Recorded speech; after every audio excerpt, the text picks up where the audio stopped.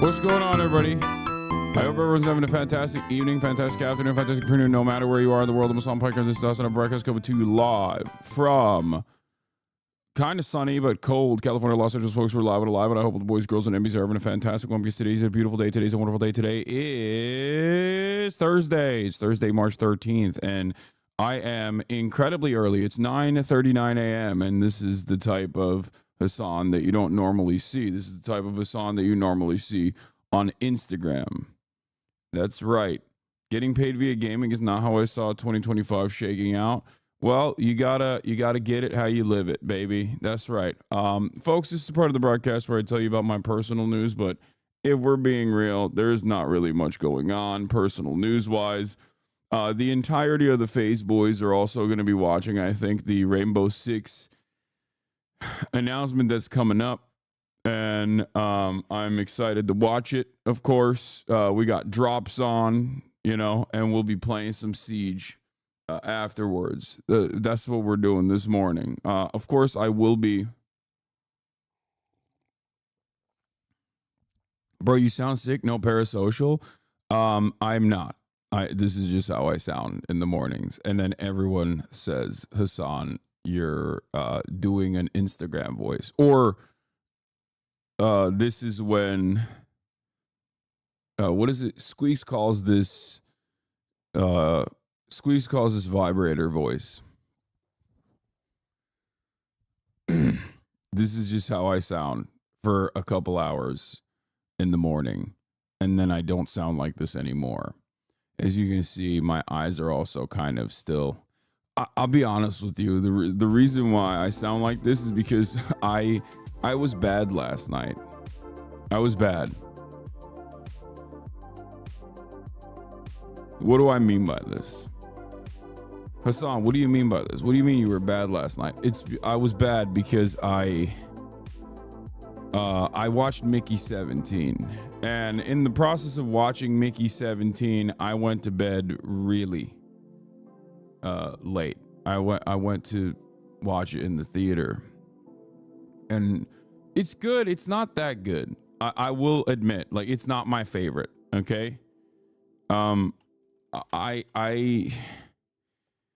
think Robert Pattinson is great. I was kind of underwhelmed with the Mark Ruffalo performance that everyone thought was amazing. I really wish that, like, good actors wouldn't try to do, like, almost corny political references, because Mark Ruffalo's a great actor, and, like, it's obvious that he's trying to do an Elon Musk Trump like amalgamation, and I did not like it at all. And I know it's supposed to be a dark comedy and it's supposed to be goofy, but, like, I just did not like it. I mean, it was, I gave it a solid 6.5. And that's because I really like Bong Joon-ho. I don't want to say his name wrong. But that's it. That's, like, boring take. I think it was so well shot. It had so much, like, the concept is kind of cool. The concept is really cool, actually.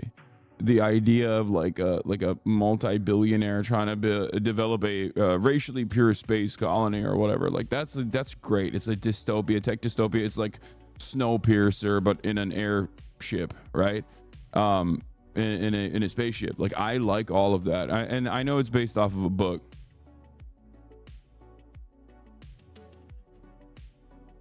Seeing only 6,000 people in here feels so crazy. It's because I'm 2 hours earlier than I normally am.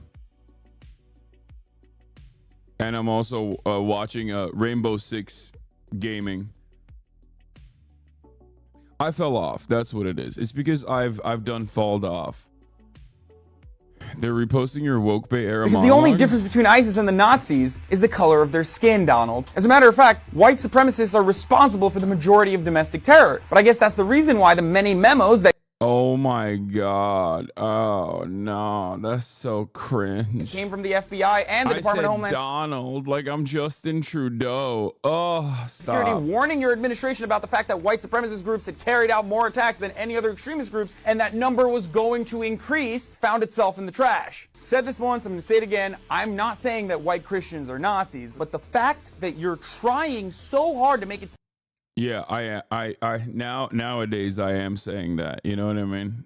I'm saying that now. Gatsu crash out video? What is that? Like actual Nazis and their sympathizers should not be condemned is the exact reason why 60 years after the civil rights movement, these assholes don't feel the need to hide their faces under hoods. Anyone and everyone who does not condemn them outright is absolutely complicit in the violence that has already taken many lives and will only escalate from here. Bro, what is going on? Why are people saying Gatsu crash out vid? Do I have like a big Gatsu constituency now? Is that what's going on? Because I watch his videos and I support him because he loves China? Is that why? Like, or is there just like an inorganic movement in the chat of Zoomers who just get paid to sell me Gatsu videos? They're like, oh, please, you have to watch America's Downfall. I don't even know if I have time to watch this. This is going to eat into the Rainbow Six showcase. I watched it. It was good. Yeah, I gotta watch the Rainbow Six Siege showcase today. Okay. Voice change user. I'm not using a voice. I am using a voice changer. I am. Getting two guide log in, you got a sponsor? Yeah. Yeah, it's sponsorship time, baby. I bet there's just crossover their audiences. Nah. Yeah, I'm locked in. I'm tapped in. Let's go. Let's get it. Unk is locked in, dude. Hold on. Let me see. I hit up. There's like hella people on here too. Oh, I have a call out. I have a call out to my manager. My manager double booked me. I don't know what the hell's going on lately. They double booked me. They booked this Rainbow Six thing, which is fine. It's cool. I said I was down to do it because I thought like, you know, a bunch of other content creators were doing it. Okay. Also, that's such a funny way to start the Rainbow Six sponsorship. Henry Kissinger in hell right now is a funny way to start the Rainbow Six.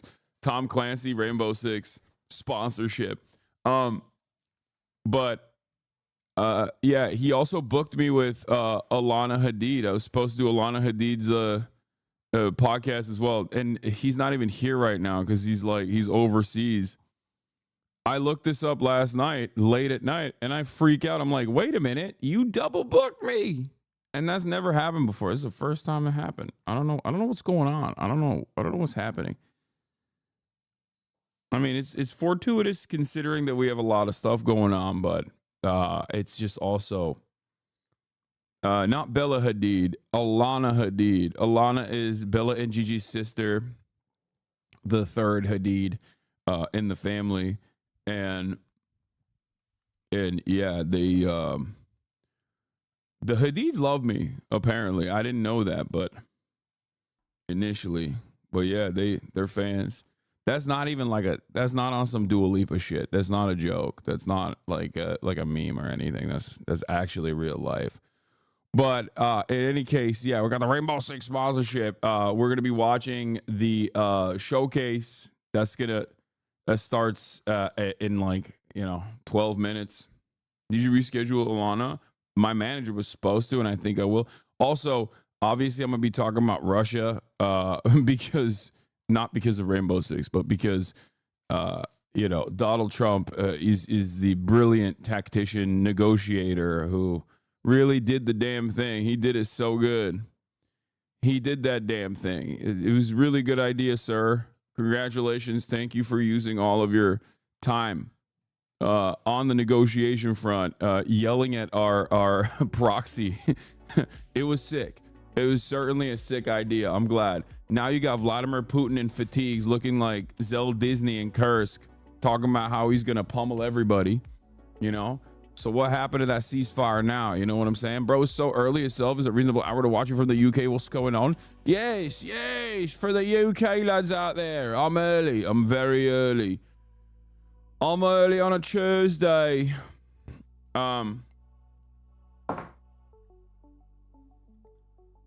But yeah, Kendrick is now on the new Cardi album coming out tonight. Will you be tuning in? I know you're gaming right now, but this is important news. Yes, of course. Unk is opium. You already know this. So obviously I'll be a part of that. Don't you worry about that. All right, well. Wait, where is the... What the hell? What the hell? Yeah, Rainbow Six. Wait, bro, I'm not kidding. Oh my god. Where is my management, dude? What is happening? Oh my god. I have to find out. I have to find everything on my own. Oh, my voice is so awful. I'm sorry. Are you sick? No, I'm not. I'm not sick. I'm not.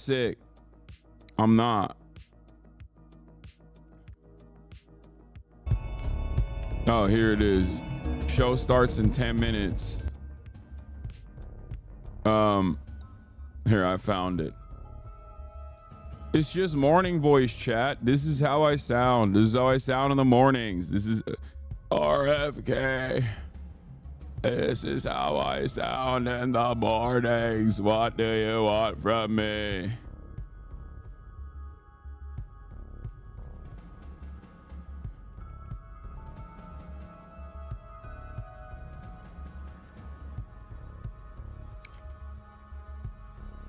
Have you done any Siege content before? Newish consistent viewer here. I've played it one time. So here, my experience with Rainbow Six Siege, it goes as follows. One time, Rainbow Six was free for a weekend in like 2018. And I had heard about the lobbies. I do obviously have a lot of people in this community that love playing it. But I heard about the lobbies, so I entertained it for the free weekend. And let me tell you something, okay? Lots of interesting people on those lobbies. All right, that's all I'm gonna say. I'm gonna say lots of interesting people in the lobbies, and let's just say lots of podcast enjoyers. Do you know what I mean? Lots of people who enjoy very specific podcast, like lots of Twitter enjoyers. That's all I can say. I mean, I'm obviously sponsored. Oh yeah, I'm a big time Ubisoft boy. You guys already know this. But we'll see. We'll see what the lobbies look like in a second. Because after the showcase is done, we're going to be reacting to the showcase. After the showcase is over, we're going to be putting the game in the bag. Unk is going to be putting the gaming in the bag early. Do you feel me? Unk is going to put the gaming in the bag early. It's official. Your morning voice sounds too fresh. I didn't know. Didn't get to the gym this morning. Don't let them gain slip, big dog. Okay, how about you calm down? I don't normally game or I don't normally gym in the morning. On this morning anyway. But the problem, shut up. I do normally work out though.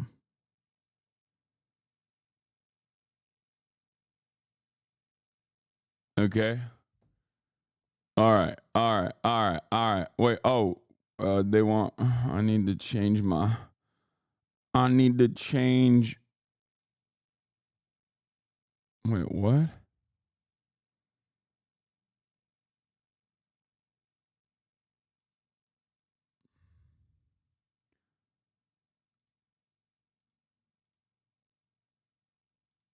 All right, I gotta take off the content label before I forget. I always have that.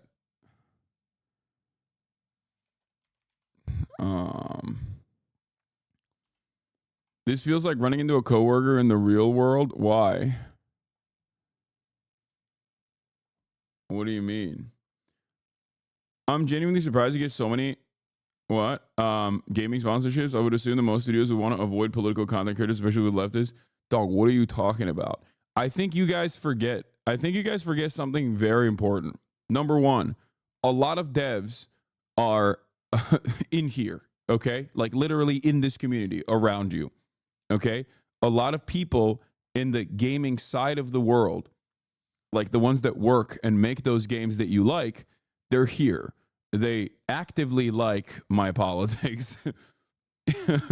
And even on the marketing side, for normies, you know, they're like, oh, this is a progressive guy, which is true. The only devs, ironically enough, the only devs that, and it hurts my heart a little bit, it breaks my heart a little bit.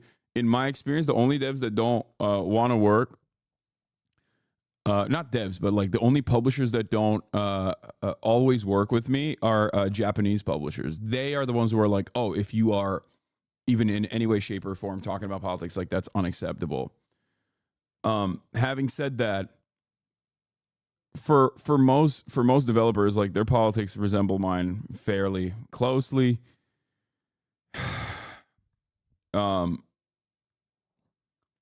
And also, like, think about who these guys, not just Ubisoft, but like everyone. Think about who they sponsor.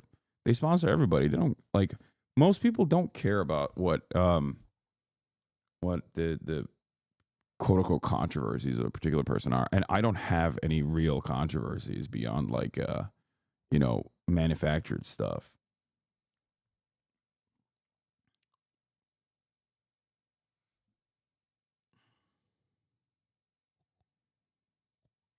But I've told you guys this before. I say no to sponsorships. Like a lot of sponsorships. It's so funny that people still it's funny that people don't realize that. They think that like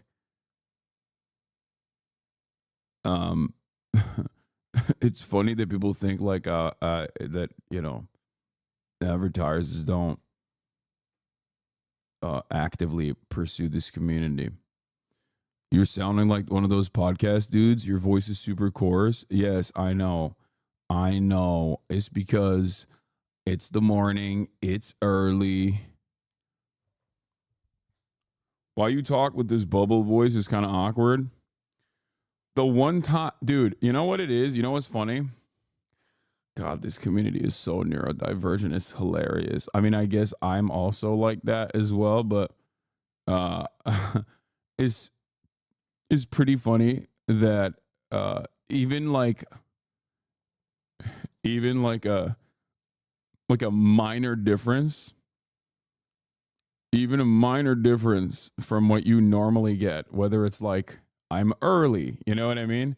I started like 2 hours early, or I didn't immediately start streaming politics. Like all of that is just like breaks people's brains. They're like, what the hell is going on?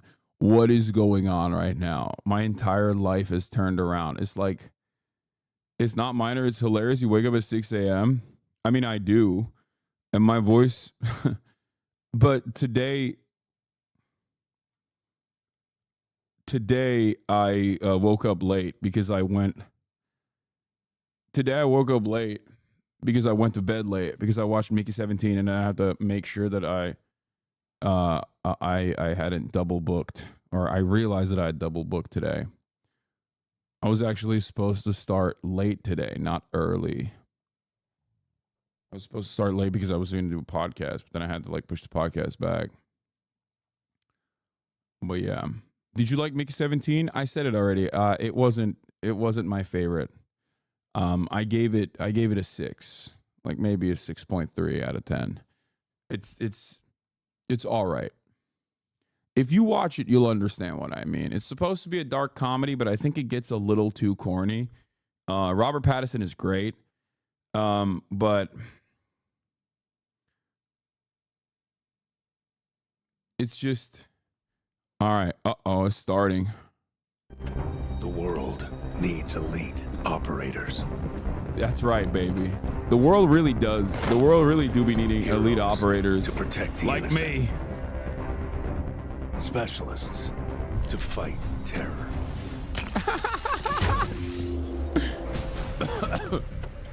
Hell yeah, brother.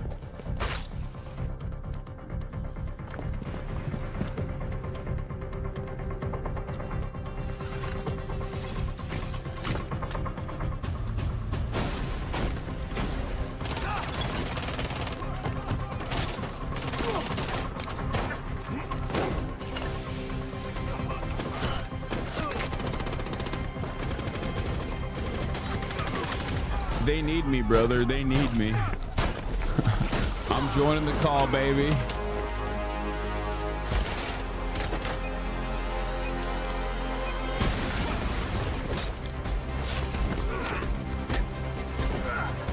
Where's the apolitical hat? No, I can't put on the apolitical hat during an actual sponsored segment, chat. What's wrong with you? That's funny to think that you think I'm gonna put on a Trump hat during a sponsored segment.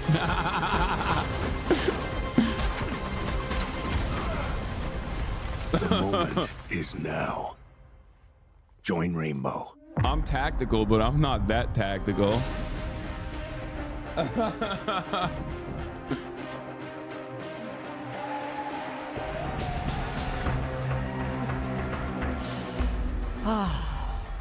The day is finally here.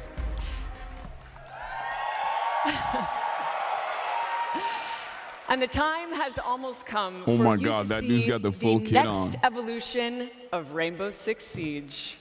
Welcome to the Siege X Showcase. Awesome.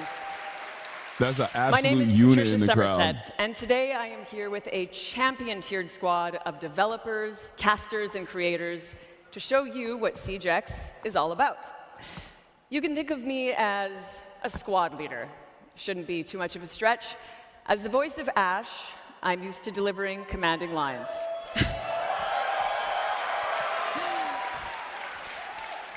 So how about this one?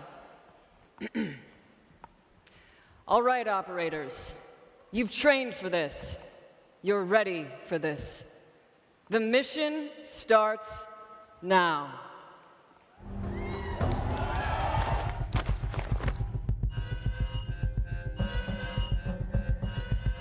What the hell is Hassan doing watching this? Is my first thought. I am the least I'm apolitical. Okay? And this is an apolitical game.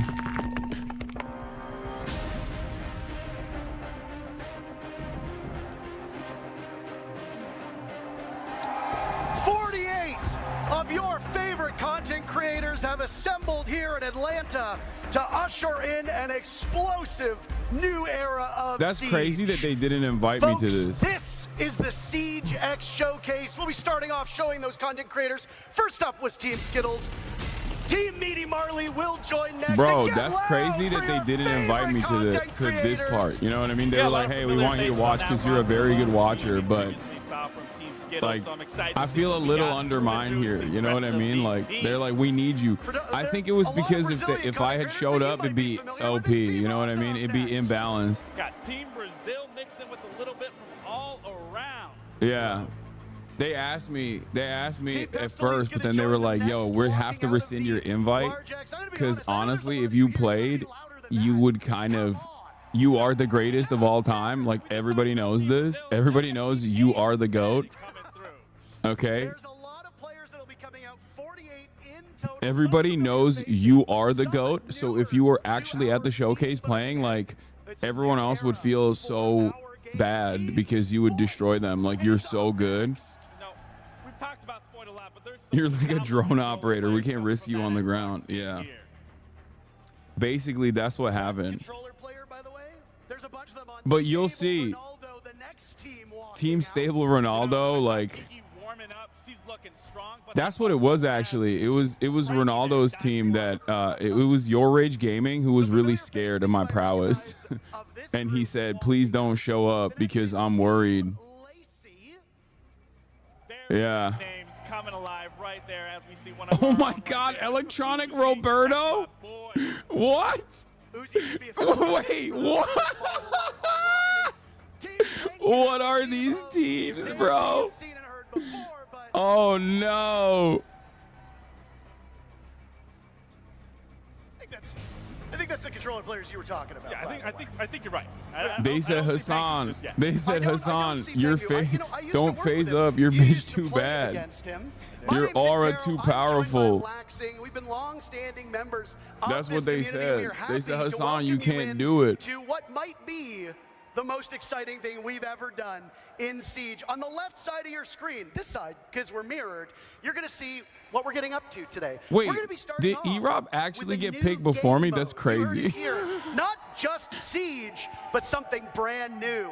After that, we're going to talk about updates. Do you have to drops? The core Yeah, of I Siege, do. The game that we know and love. I and have think they're spent much unlocked, of the but I'll last check. 10 years But I do have playing. drops, yes. And then how about we finish off by showing those changes in action in Siege X in a 5v5 show match. Hold up. Honestly, Parker, I am so excited to say the least. I don't know which one I'm more excited for. There's so much that we are going to be showing and exploring. And again, I am just absolutely thrilled to be here with you. We've got to run a tight ship, so both of us are talkers, so we're going to have to be a little bit brief. But before we get into the action, I'm going to need your help. Do me a favor. Connect your Ubisoft Connect and Twitch Get accounts. Jinxie on a call? Because Bro, later this is on in the Jinxie's day, we'll be Super Bowl. announcing Like, a I don't think he's gonna be very talking to me special about draw this.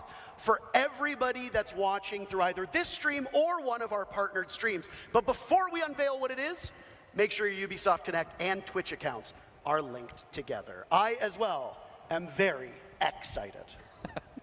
I think that's the only way to put it and put the emphasis on the X. Yeah.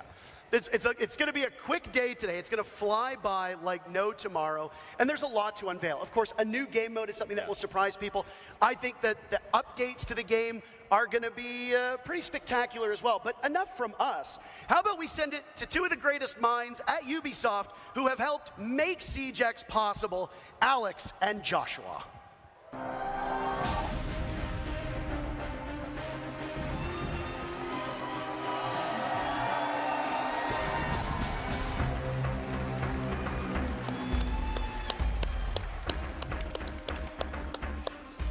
First of all, let's hear for Ash.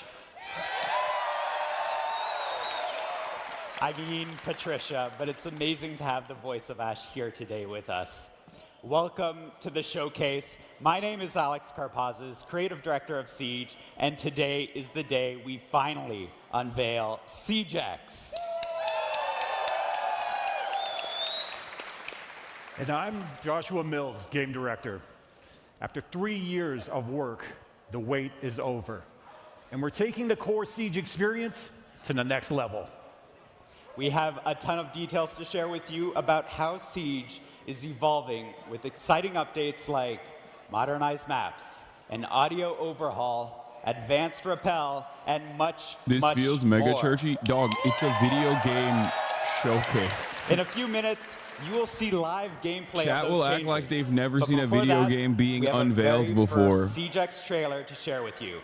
This is the new era of Siege. I am going to play the game after this.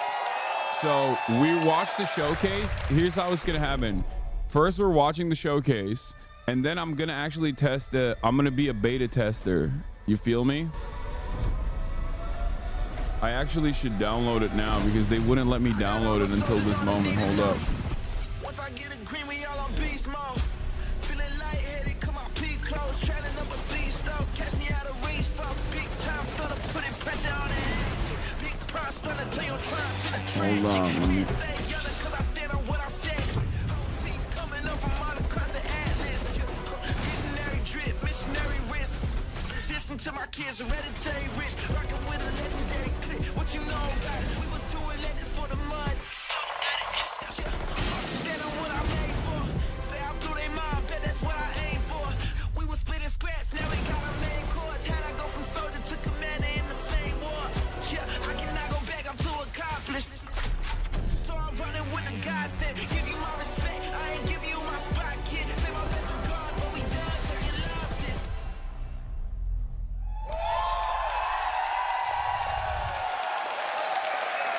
That's a lot to take in.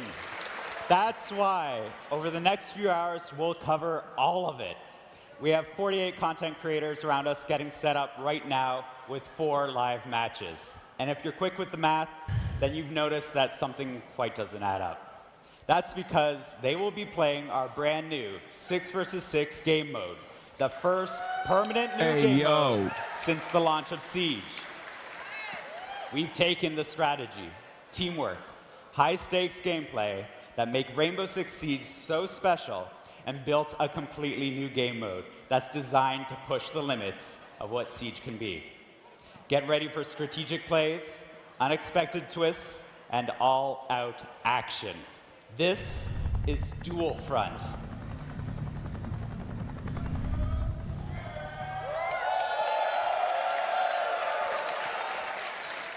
Dual Front is the culmination of years of hard work by our incredibly dedicated and talented team. They explored many different avenues and experimented with expanding the very core of Siege. I got In the end, 16 the copies. process Hell came yeah, down to chat. asking ourselves Get all the a copies very right now. Simple question. What if? What if we could expand the size of squads and have attackers and defenders work together? What if we had one persistent round to settle the outcome of a match with less downtime? What if we could expand the narrative and universe in-game seasonally? What if? One of the answers to these questions was to design a brand new, ever-evolving map where the action takes place. Welcome to District.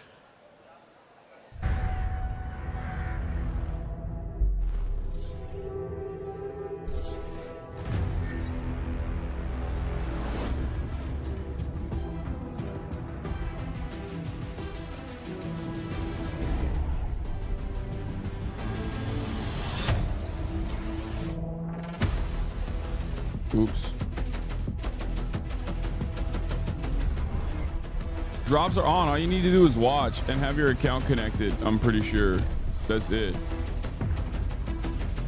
Why can't I download this? Oh, there it is. It's not light mode. I'm trying to download the game. They wouldn't let me download it before the game started. Like, they wouldn't let me redeem the beta until the showcase started because of the embargo.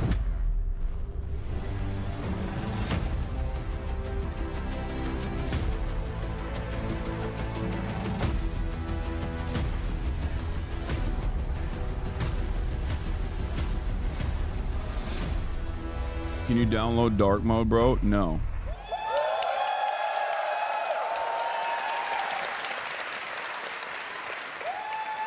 District is a new map created exclusively for Dual Front and built to change with ongoing updates.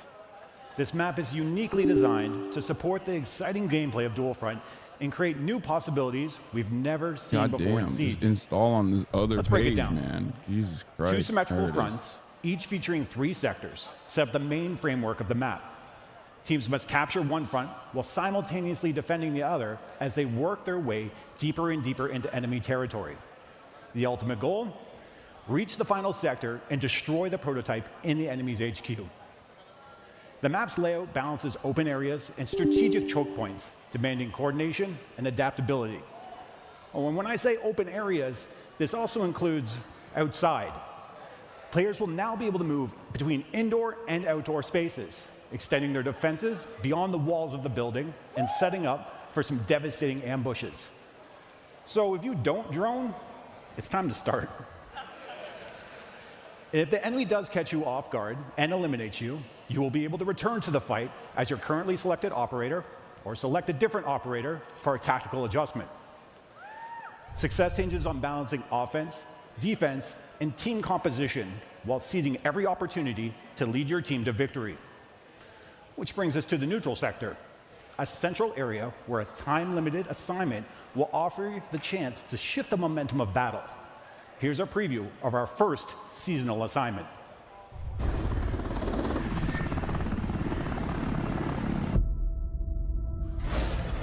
Intel has zeroed in on an available assignment in the neutral sector. The enemy has started the extraction. Move to intercept.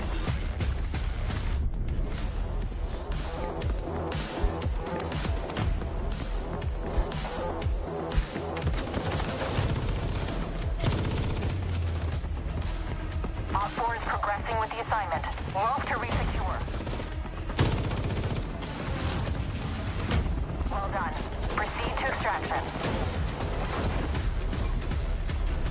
Excellent work. You've completed the assignment.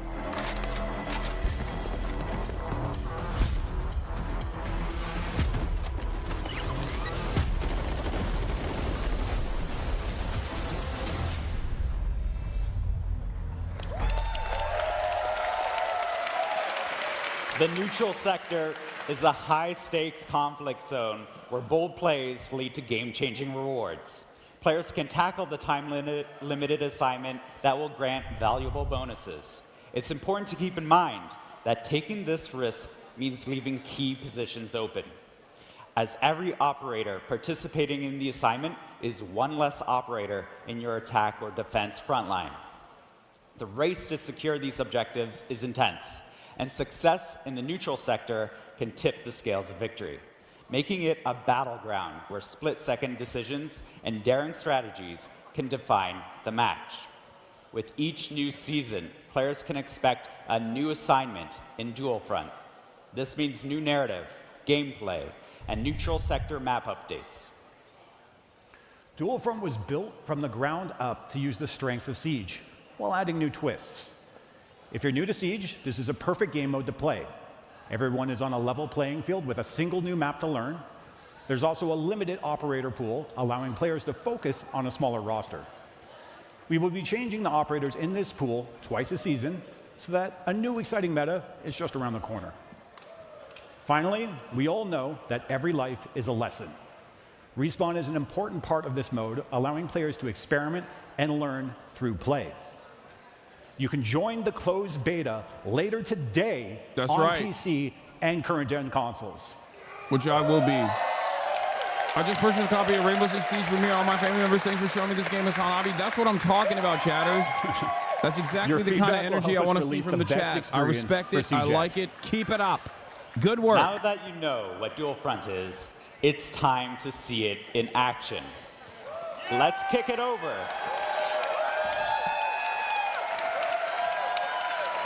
Let's kick it over to our legendary casters and see your favorite creators exploring and discovering all Dual Front has to offer right now. That's right. Keep spamming how many copies you're buying for yourself and your family. Permanent game mode that we were sworn to secrecy on. We couldn't talk about it. They said, you're not allowed to. And we said, okay, you know what? I want to hear how loud you can get. Now, remember when I said that there would be a surprise later on? Joshua just told you straight up, you can play Dual Front today. All you need to do is connect your Ubisoft Connect and Twitch accounts, and then watch about 30 minutes either on this stream or on one of the partnered streams, and you will get a Twitch drop of a beta code to try Dual Front. Servers go live when we wrap up here, so in just a couple hours. And it'll be available on PC and current That's all you gotta do consoles. is watch, baby. Kind of sucks for the people in the audience that you don't get to play, huh? Yeah, well, that's okay. You know, Don't boo me. You're excited. Hey. But how excited are you for Dual Front? How excited are you for that, what looked like a weapon inspection? They got very, very loud.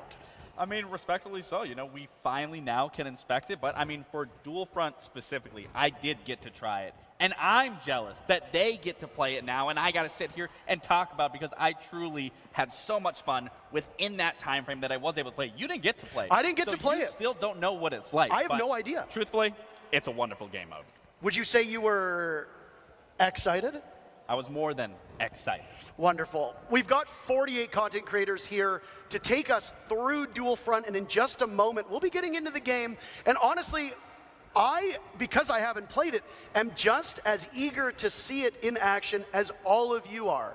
We'll be going through how the actual objectives progress. How does that neutral sector actually work? What are the rewards that they get? And how does the matchup ebb and flow? And the one thing that I am most particularly looking forward to is you and I first started playing Siege in year 1.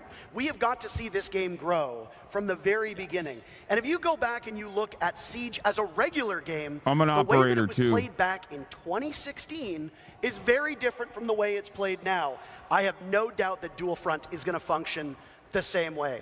Now, in just a couple seconds, we'll intro our very first set of teams, and it will be fascinating to see how they tackle our newest permanent game mode in Siegex. What are your expectations before we get into the match? To be honest, there's no expectations that can be met, truthfully, because this is a new game mode. This is an undeveloped area where people are going to be figuring out. We're going to be understanding what it's going to look like, what we can see.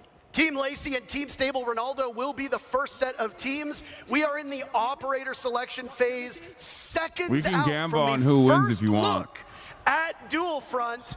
Operators are locked in. Are you ready for the next era of Siege?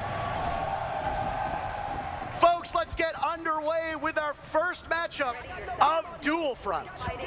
So this is already super unique. You know, when you start, you have the 6 operators that you are choosing from. I believe, if I'm not wrong, you will always be at the front, so you can always feel like you are the leader in this scenario, leading your team. But again, what's so unique about this is when you think about Siege as a whole, it's always been 5v5.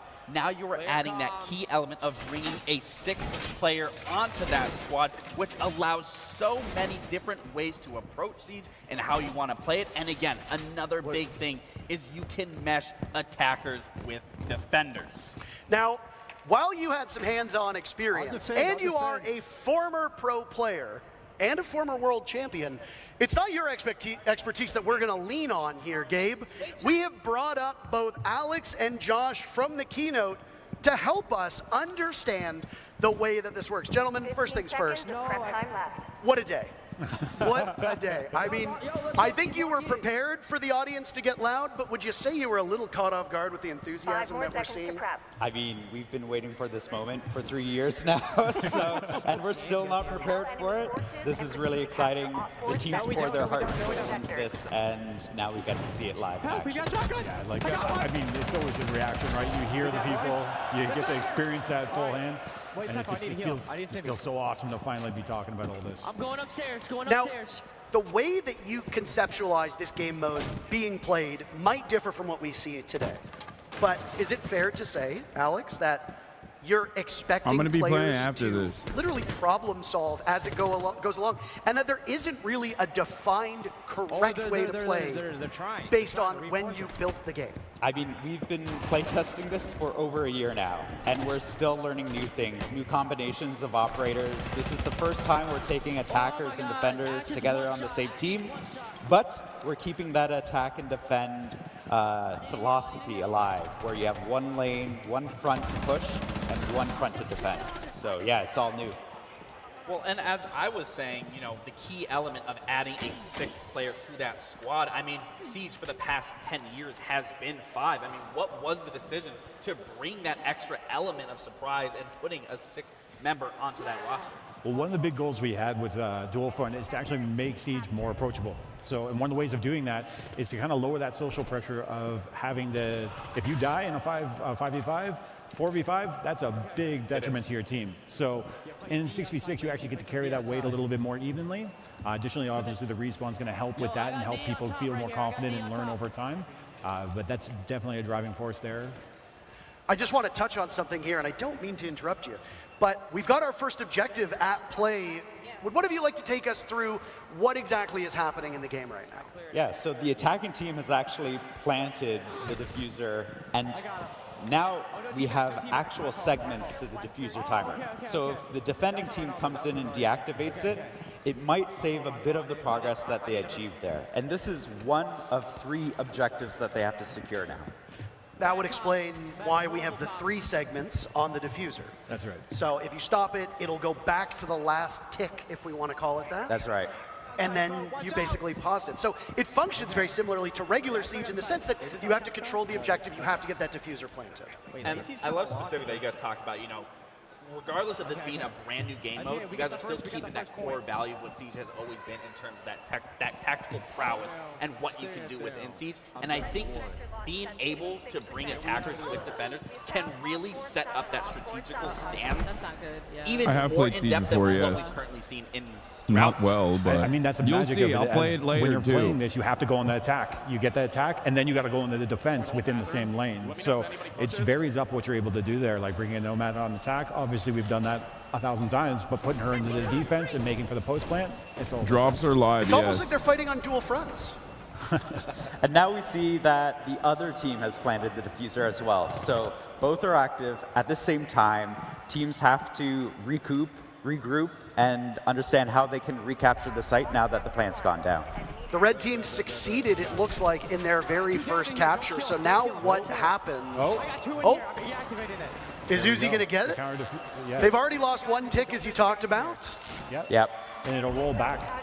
So, like, that progress they earned and they fought You for, are they get live, to by keep, the way? No but way, really? They didn't get all the way for the next Sorry, I sector was of the just doing a actual social objective, media so post that's because I lost. messed And what up I'm my seeing now social media with post as A, always. They have that first one secured. Now that timer is going. So essentially, Classic bad that now streamer. force them to now play the defense, wait for that next sector to open up, and then make that transition with that rotate. Yeah, that beat there is actually leading into essentially a prep phase for that new sector. So our attackers in that lane are going into prep using their I made a drones, funny looking one, though, forward, this time. Or they could rotate in through the neutral sector over to I'm playing defense after and the help shore up showcase, your own yes. defense. Now, I do want to ask you guys, because you've obviously had some time playing through it, what is your ideal lineup that you've ran the most, that you've experimented with the absolute most, whether that's on the defensive side or the attacking side?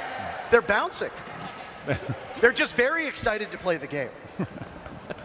It's amazing running Nomad on defense. I like it. You never experienced it before, and just doing that is amazing. I'm about to say, you'll never hear anything coming from me in terms of Nomad with how much I love Nomad. I think Parker knows that as much as well. I played flank watch aggressively, so the fact that you can use those air jabs on defense to get those sound cues, to get that quick reaction, to net one of those eliminations, I mean, Nomad's massive on defense. I mean, Gabe, when you played professionally, if there was a spot on a map to be as far away from the action as possible, you were there. Absolutely. So you would have 110% find me at that neutral sector, where I am not going to be in the thick of it, but I am going to be trying to lurk my way through and see what is open and what isn't. Now, one thing that you mentioned while talking about the game was that you're going to be swapping up the operators twice a season.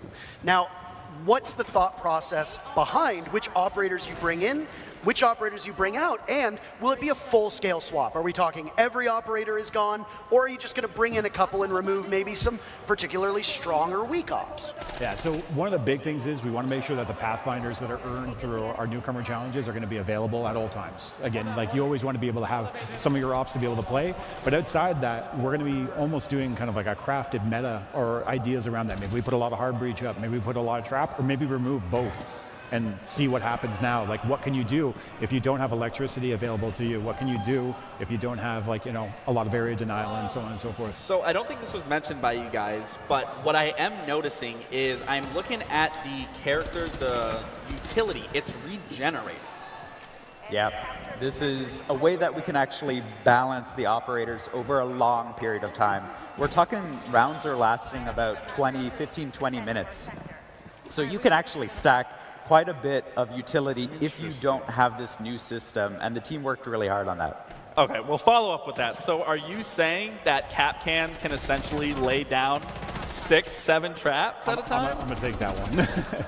So one of the things about the regenerative gadgets is that you can deploy based on the max that's been determined for dual front. Is so this some all of those values pros? may differ from the core Siege experience. No, I but don't additionally, think so. whatever your I mean, last place gadget Nephew was, is if not you a place pro and new he's one, playing. it'll destroy that one. But and then move Lacey, forward, just to make I sure think a lot of things people are in line. forget that, like, Lacey and Ron, for example, before they got on FaZe, were literally Fortnite pros. Like, they were actually, like, you got E-Rob, dude. Of course they're not pros. But there are a lot of, like, pros of different games, ex-pros. You know what I mean? Like there's a lot of stuff like that. To a different operator and then uses them. I'm thinking the Maestro. You just swap evil eye cams over and over and over again. You got unlimited laser beams. We already thought of that. So if you're repicking your operator, oops. the operator you were previously, all their Lacey is ass. Fortnite doesn't count. Okay, dude. Like, to do a new strategy. can you play that? Are you, bro? People say stuff like this, but these guys would cook you. You know, like it's so funny. You play at a normie level. These guys would destroy you. I'm not a developer. I don't balance this game.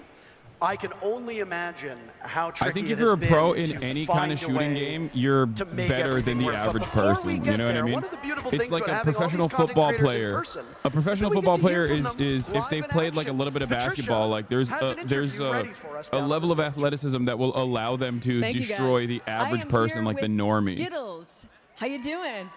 Doing great. Skittles, I would love to get your first impressions of Siege X. How are you feeling about it right now? I'm absorbing everything. This is a completely new game. We got a big map, more operators. Like it's insane. They do imbalance I'm apology just on the trying to, take showcase everything in event. right now, basically. I can imagine. Are there any particular things that you're focusing on or interested in seeing in terms of the new updates? I'm just really excited about the gun inspection. After 10 years, we finally got that, and oh my god, all the skins we have now, it's so worth it. It's so cool. Very cool. Well, I won't take too much of your time. Get you back to playing. Thank you so much. Skittles does a lot of YouTube work, and I know that the weapon inspect element will be excellent for thumbnails. I figured so it out. that This is will what make I it a was lot trying to easier for download. content Okay, creators there it is. to advertise their stuff. Let's dive into the next matchup that's happening at the same time, and it's a little bit of the old versus the present, one could say. A former two-time world champion of Pengu versus a current major champion of Spoit, as it's Team Pengu versus Team Spoit, and there's a competitive mindset between these two teams that is so old and maybe unprepared. I would say unlike Okay, a lot of the chill other out. matchups we'll have today. Would I mean, an how old competitive person can it be I mean, able to Spoit's beating up on a live retired stream old man while of Pengu. simultaneously Like, do give a him break, Photoshop let job him like breathe a this little one? bit. I'm gonna show you this. I'm so proud of this dude. I'm fascinated the way that this mode Would is an gonna be old approached, person right? be Because able to Siege do this has Photoshop such a job wide while he's there are live? people who are going to play it on PC. I didn't there are think people who are so. going to play it on console. Please. There are people who are going to play it Do you casual, understand? People Please. who only play ranked. And then Look at how you've sick got people this who are is. playing on high-end gaming I'm so PCs, proud of this, people who are okay? just sitting I at did home, this playing while I on was their couch, live. listening to music, playing casually with some friends. That's art. And when you look at a That's mode like art. Front, do you think it's I'm the type doing of game art. that can You guys catch don't all appreciate of those me. players It's and provide a messed compelling up. experience for each one? Yeah, when I'm we so were talking proud about of that dual one. fronts, I first literally of all, thought that was Siege that's is so challenging. fire. That's so, in our DNA. You're coping. We'll You're never coping if you change don't that. think it's But fire. Dual Front makes it more accessible. You can respawn. You can repick your operators. You just have pasted a more second pig players and on made the it a table, circle. so How can about try you out chill new out, things. okay? So all of this adds up to a game mode that honestly everybody's at the same level on the ground floor. Bro, they are never and going to they're able sponsor me to again. They're going to take jump away. in and have immediate impact. So I was going to follow up with, I mean, we obviously talk about the casual base, and me coming from that competitive background. I absolutely do love the approach here, especially as we do know, Siege is a very complex game, but that's what makes it so unique, so fun when you can actually learn it. But what I really like about District specifically is it's symmetrical. It does really allow you to learn from one end to the other of just the basic functionalities of how Siege is played, whether it's horizontal. In before midstream contract, Rip and asked to stop broadcasting. They'd be like, please, we saw your Photoshop. We want you to do our marketing. Yeah. They're going to be like, hey, we actually don't want you to watch the stream anymore. We want you to just do the marketing for all of Rainbow Six Siege. Of operators and continuing to grow as the game continues to go further on. So I do genuinely They're going to be like, your Photoshop prowess is completely out of control. No one has ever seen anything like I'm very this. excited to see the way that it shakes out. No Have one you has two ever noticed seen anything anything like this. At this current point in time that has caught your eye that you maybe weren't expecting at the tests you've done over the last year or so? I mean, I saw I'm so someone do proud a of it. I'm breach going to post I it on my literally have Twitter. never seen someone do, like in all our playtests, breaching in onto the stairs of the second sector. Like that side of the site, like I don't usually see people like pushing through there. They usually push from top floor or walk up the stairs, but never breach the wall and jump right into the stairs. So that's kind of the magic of the map, right? So. We've got another interview ready from TikTok to Twitch, and now here in Atlanta, we've got Titanium Rolo down on the stage with Patricia. I posted it on my Twitter too. Thanks, guys. You've got it solid. I am here now with Titanium Rolo. How you doing today, Rolo? I am doing amazing. How are you doing? Oh, wonderful, especially now that I'm with you here. I'm already like fast friends. I wanted to ask you, what do you think about the neutral zone in the middle of the map? So I think the neutral zone is actually really crucial, and I think that from the times that we've played it, we've not focused on it enough. There's so much focus on either attacking a base or defending a base, but actually so many people go to the neutral zone that if you manage to get control of it, then you can kind of completely control the flow of the map, and I think it's going to be way more crucial than we've given credit for it. And I'm also hoping, since I like Easter eggs, I'll find a couple of Easter eggs around there too. I wish so many Easter eggs for you. Thanks for your time. I'll let you get back to playing. I think it's kind Pleasure. of crazy that I'm literally like the third. Thank you, Patricia. The yeah, third the Easter eggs that are hidden in all largest of the maps, by the way. Rainbow Are we gonna Six see any of them today? watcher. Do you even want to give that away? Definitely What? first jump into the beta, check it out yourself, find them, because we have hidden some stuff around the map. Right. And for a reminder for those of you, we're going to say this a lot. I apologize if I sound like a broken record.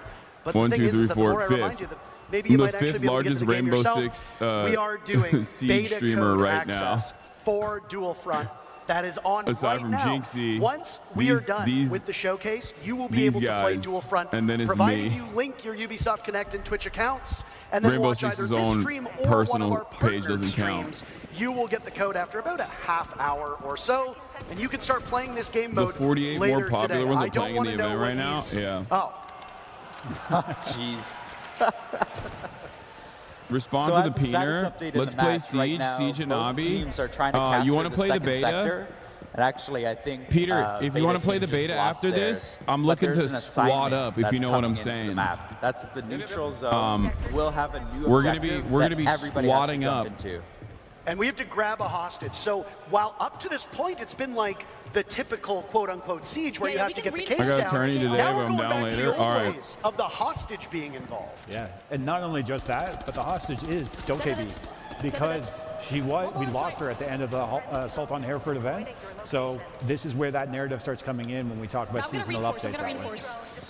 I want to say, so when you grab the hostage here, if I'm not mistaken, you have to bring it to the other side, the enemy side. So what Anne is already doing this wrong. She brought it to her, I believe, thinking that they are going to get that extraction, but they actually need to bring it to the opposite side and make it far more challenging than just as simple as, let's just bring it back to ours. Yeah, exactly. It used to, like you can see as soon as it got the hostage got picked up there, the icon shows up to show you where the extraction point is for you, and the helicopters are coming in the next 30 seconds. And that, oh man, like again, we're talking about audio and all everything. Can't wait for Hearing Hasana to helicopters ask come Chad in how during to a siege play match.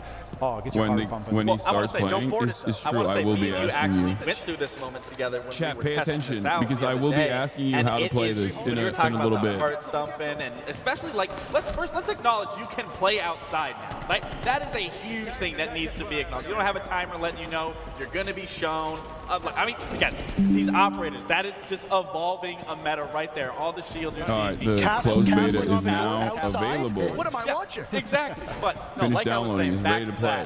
that, it is very intense when you have to run to the enemy side with this, trying to get that extraction up while they're up and coming spawning, holding those positions from outside, waiting for an ambush that you're potentially running. Tag me in, You boss. were I'm actually doing a Emerald very rank. good job Oh at no, leading I that. You're know. like, all right, Lax, I need you to get in Andrew, front if of you me. I want need to play to with clear me this. when I we need do you to the clear that. when we do And the did end beta, up doing it. pull up. Yeah, honestly, like It's gonna regardless be, if we talk about the match being like the game of being I approachable. know Ludwig is playing as well. I hit him up, Oh, absolutely. but he didn't respond to me You because mentioned he's that fake. Dokkaebi He's is fake. the one He's to phony. grab here because of the actual lore of the game. Now, there are a lot of people here at this event dressed up in cosplay, and lore in Rainbow Six Siege, yeah, give them some applause. They work hard.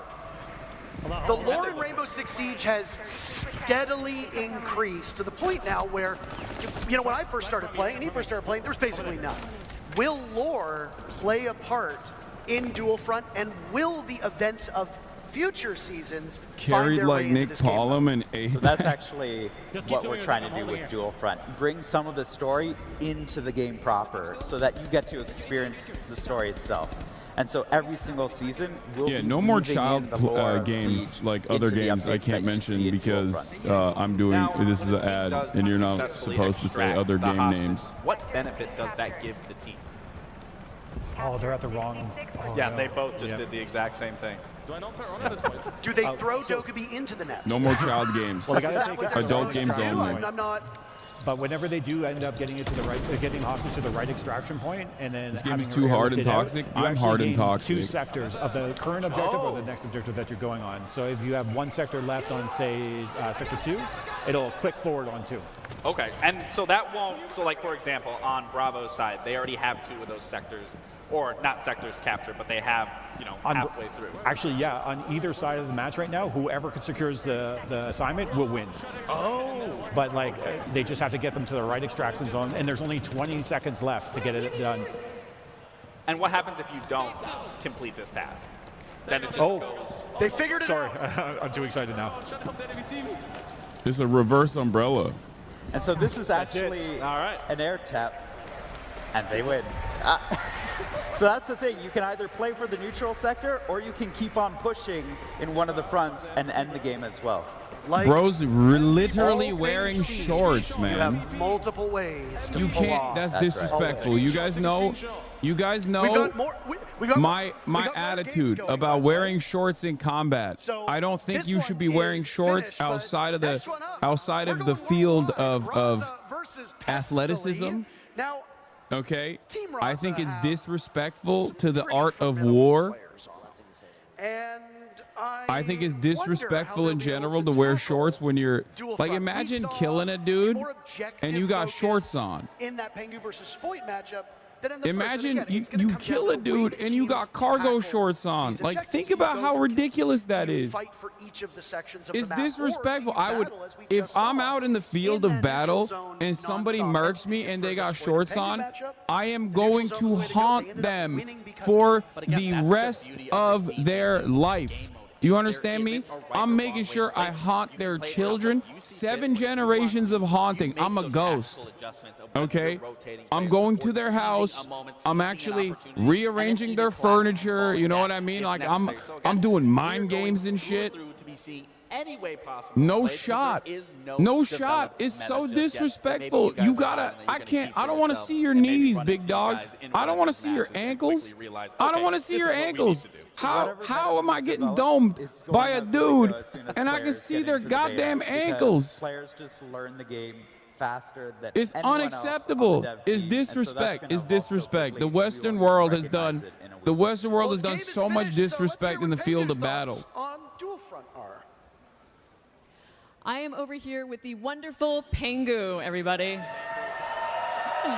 You got to let the boys breathe Thanks in so much combat. for joining us Absolutely today. How not. you feeling? Absolutely Excited. I'm not gonna lie, I was Have a bit some nervous. respect. And I came into it, I went 0-3, got no kills in the beginning. I was like, oh, chalk it. But then the teamwork started happening, and next to me started making some calls, and it clicked. We got the W. Lovely. I'm sort of curious, what do you think about mixing attackers and defenders? How's that feeling?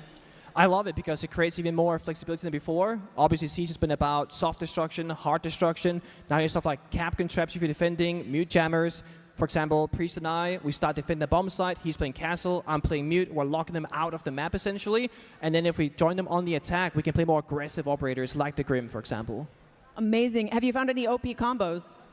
I can't talk about that because, like, what if people they copy it and they beat us, you know? So no, can't leak stats right now.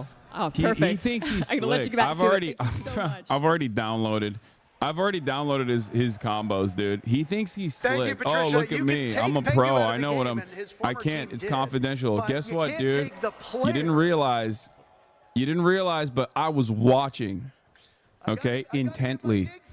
and I've already downloaded his combos. The actual match. He's not even giving away Yeah, secrets he's a 2-time in a champ. show Well, guess match. what? I'm Like, about to be a come on. 3-time champ. Yeah, exactly. He's saving strats for the next match. Team Raza versus Team Pestily is up next.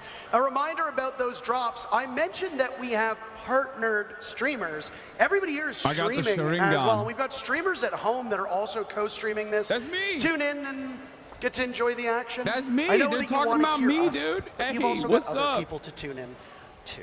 What's Now, up? that matchup between Hasanabi Spoiled and mentioned. Penguin went by pretty quickly.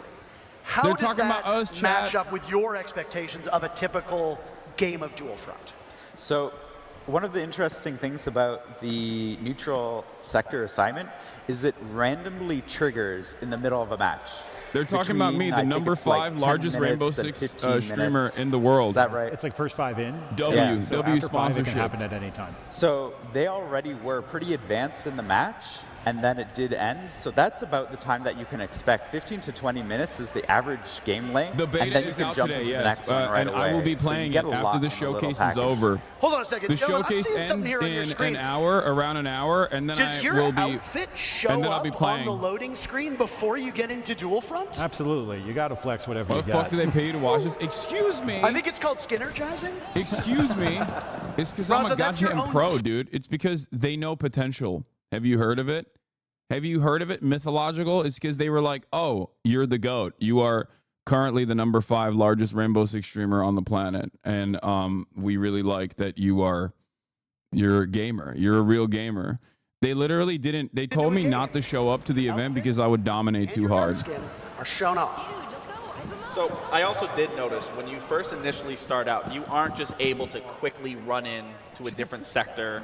You are blocked They off said, right "Yo, there. Is that Hassan, essentially similar to a prep You're phase, women too or- bad. That's exactly Your the intent swag there, is too that tough. it gives time for those in the defending lane to actually do their setup Your and get ready. legal- It gives time for the intel to be gathered by the attackers. Your legal choice I'll of let this be beverage known is that the neutral too sector strong. is always neutral. So if you want to frag it out as You're soon as you smoked start, too you can loud, go and they said.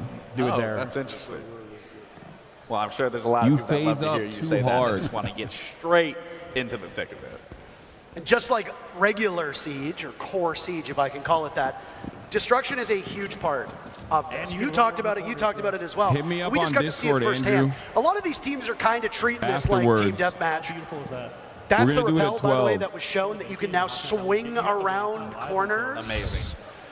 The very first time in our very first match that we just saw that, the crowd went wild. I don't know if you heard that, but no, destruction, it plays a huge part. I mean, a lot of these teams, again, are treating it like a team deathmatch, but here, you can reshape the map to your advantage. That's right. And even, we saw it before, you can reshape the neutral sector. In fact, one What of the graphic things card we've do been you playing use? with is Fifth you can try jump law? into the neutral sector 4090. before you attack, I have a reinforce 4090. where you need to, or open up where you need to, so that you actually lay the groundwork for the match to evolve. So I did notice within these sectors, there are still default cameras that are up. And we've already talked about regenerative utility. Is that the same thing with barricades? If a team just is absolutely not attacking, they're more focused on defending, where they just immediately fell off, will those barricades come back up? Or is that through and through, once that destructibility is there, it's permanent? Yeah, once the destructibility is going in place in the match, it's kind of the story of that match. So we allow that to be the permanent beats that had happened throughout it. So if Bro anything's tried to being figure out the broken GPU down, of a like political we talked about the commentator cheat 5 code where times. you get a Excuse soft me. wall, maybe not reinforcing it right away is a Bro good tried move. to figure out the GPU of the top number 4 top Rainbow Six Siege streamer in the world currently as it stands. His GPU. Okay, this is not. I'm an apolitical guy. I'm a centrist. I don't do politics. I do gaming. Okay, calm down. Another interesting thing. Calm though, when it down. comes to We've leveled up. destruction, We're you'll number see that 4 the now. barricades are Also, color-coded. number 1 at And that's Photoshop. because Look at the this. team that has their own Look color at can this. tear it down. Number 1 at And so you can Photoshop. see Number a 4 at sector Rainbow Six evolve Siege. over Number 4. time as Wait, the what? new Did it F a barricades little of bit? The attacking team come up because now they're reinforcing They it, and want the to hold me defenders have back. to recapture. Twitch server side issue. We've spent almost a decade of watching round by round things reset. It's a little bit odd to see persistent destruction in this game. So, I mean, you'd see it in TDM from time to time when eventually, you know, a map would be reduced to smithereens. I'm gonna but put myself not only here. do you see it now, but it plays I'm a gonna much put bigger myself impact here than so it it does seems in like TDM, I'm right? playing. TDM is a fun game mode, but here there's much more strategy, as you pointed That's out. right. And the way you go about it will only deepen people's Chat, look understanding at me. of I'm how playing to play right this now. game. You know, Raza just displayed that perfectly of questioning whether or not that was one of his fellow cap cans or another team's trap, and then scanned it to see if it was, found out it was, and then shot that. Again, that's another thing as a veteran player when you're going to be experienced. I hate that you that are going to have to be so aware of the utility that's placed around the map, placed I'm going around crazy. the sector. I'm because you going don't know if crazy it's with it. yours. Look, I'm You don't know if it's deploying. the I'm other team. deploying. You always Okay. have to be I'm on alert. deactivating. So I'm again, it adds deactivating. such Hold on. another core development and process that you're going to be The going Elon through Musk while playing strat. this 6v6 game mode of Dual Front. Yeah, absolutely. Yeah, I just We're blew just that moments up away myself. from starting our last match of the day. Gentlemen, it's been great having you here, and I'm assuming you'll Dude, be my riding along aim for is that so last one. good. Is there People don't anything understand that how good my you want aim to talk is. about that we haven't seen yet, by any chance? Actually, we've seen quite a bit here that we haven't dug into yet, and we're about to, because there are changes that are coming that you might I just have seen in Dual blasted Front. him They're and coming then to the double entire tapped. game. Let's so go. We'll be talking more You see about that? Look at that very lean. soon, Look at my actually. lean You're just on gonna over tease here. me? Yep, that's You're it. not I'm doing Just it. teasing I'm people, doing teasing it. us. We're Teasing up. You us. could whisper in our ears before you head I'm out. doing it. You like that Admittedly, shot, we had to chat? tease them earlier on with the new Yeah. game mode and all that It's special like I'm stuff. hacking, dude. I'm so But good good. things come to those who wait. Our very Elon last matchup of POV. the day is upon us for Dual Front, at least. Team Skittles, who you heard from earlier, and Team Meaty Marley Anyway. will do battle. Fun fact about both of these team captains, both of them started their careers hiding their identity, and we eventually got a Skittles face reveal, and now we know what Meaty Marley looks like. The question is, Yeah. game. It was crazy Will their when I got the gameplay Meaty Marley be as face handsome as reveal. they are? Oh, yeah. I think Meaty they will. Marley Something is a that really crazy sticks name, out by to the me way. on both these rosters, if you were to ask me, I who love do you think's it. the favorite here? I don't have one for the simple fact that your boy Roy and Atheno right, I look a gotta little pee. deflated I'll be in their back in a biceps. second. I Hold don't on. think they got their pumping for the day. So you're definitely going to have to rely on the five players, I should say, on each side to pick up the weight from both those two. I have a slight suspicion as to what the devs were talking about, by the way, because they said there's something that we're changing in regular Siege that wasn't mentioned, but it was briefly shown on the reveal video before this. And then we saw what looked like a pipe on fire, which, as far as I'm aware, Gabriel, there's no operator who puts down explosive pipes. No, there isn't. And I was curious of that too because, I mean, you know, as chefs, we add tons of ingredients to our meals and for people to digest. And that's kind of what I'm seeing here, is that ingredient is now being added into the gameplay that we all know and love in Siege. Again, we don't have operators that are laying down these pipes that can be shot. Is he going to shoot it? No, he's not going to shoot it. Unfortunately. And as for what that quote-unquote ingredient might be, the devs will be talking about that later on. I do like that we have a big mix of players here in Atlanta. You've got controller players, you've got mouse and keyboard players, you've got Siege vets, you've got former pros, you've got world champions, you've got people who, as far as I'm aware, might not have ever really touched Rainbow Six Siege. Yeah, I mean, Narcoleptic Nugget, he doesn't touch Siege. I mean, look at the gameplay right there. I know we know him from Siege, but I'm a little disappointed in his gameplay so far. This was the man whose biceps you made fun of earlier. Yeah, I know I'm going to regret it because, I mean... Do you think he could take you in a fight? Yes, for sure. I mean, look at him. He's so locked in. Actually, I lied. He just missed that. Well, it was through a wall. Oh, was it? There are outlines on operators as well, because as you might have noticed on the top of the screen, the teams can run the same ops. They can. So you can have two vigils on the board at the same time. We saw in one of our earlier matches, there were two docks on the board. And outlines are very important to be able to distinguish, is it a friendly dock or is it an enemy dock? Well, I mean, that's something that you're going to have to decipher, Stop like I was saying kissing. with the utility that's There's going to no be on the room map. for You're going to kissing. have to keep in We're mind a we're mental manly men awareness here. of, okay. We don't kiss. We're seeing it right What's there. this? No, We squat Macy, up. get off drone! See, he's not, you know, he's not appreciating. Okay. There it is. Oh, okay, so that's interesting. So, you know, we talked about operators not being able to lay anything like that, but in the similarity to a Capital Bolt, similar to a Goyo canister, I mean, this creates a completely different new look and what we can see in Siege X. So it's been an interesting matchup between these two teams. They're playing it very slow, which is in stark contrast That's how to I the would play it, first too. game that we saw. I would play it. That had I would play it Uzi slow, killing and then I'd play it hard and everybody in the fast. server. Now, they talked a lot about this neutral sector, and it's coming in pretty quickly. Again, it can spawn at different intervals. This one in just under a minute, and it'll be only 9 minutes into action. Will these teams pay that neutral sector and the assignment that comes with it the same respect that we saw from that Pengu and Spoit matchup? That is the question. Uh-oh. Love the color commentary, very informative. Okay, That's that flame right, actually does baby. get put out pretty quickly. It's not a Goyo canister. No, no. Goyo canister lasts 20 seconds. That looked like about 3. I don't even think 3. Maybe like 2. But I think we could be wrong. I'll wait to see. You're if gonna fight with anything. me over a single second? showed up. No. Kaya showed up to Completely watch the unrelated Siege to play. what we're just about to talk about that we might see later on. But I mean, so far, this game mode is intense. There seems to be constant action no matter where you're looking, whether you are the one defending or you are the one attacking.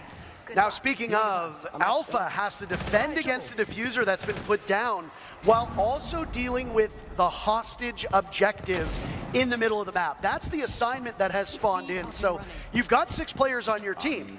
How many do you send to deal with that diffuse kit, and how many do you send to deal with the assignment? That's the biggest thing. You know, if I'm in this situation, you get dropped. I'm sending at if least you watch, 3. At least you get 3 access to play the beta, by the way, just so you For that know. hostage and keeping 1 on one end and 2 on the other. So No, that the way answer you are is still this game is covering not all political. of your bases, Clearly, look at the covering game. those sectors, making sure not only you Bronny can plays defend, this but you game? can still Oh my attack, God. but you can still go for Maybe that he'll play with me. sector. And they're trying to go.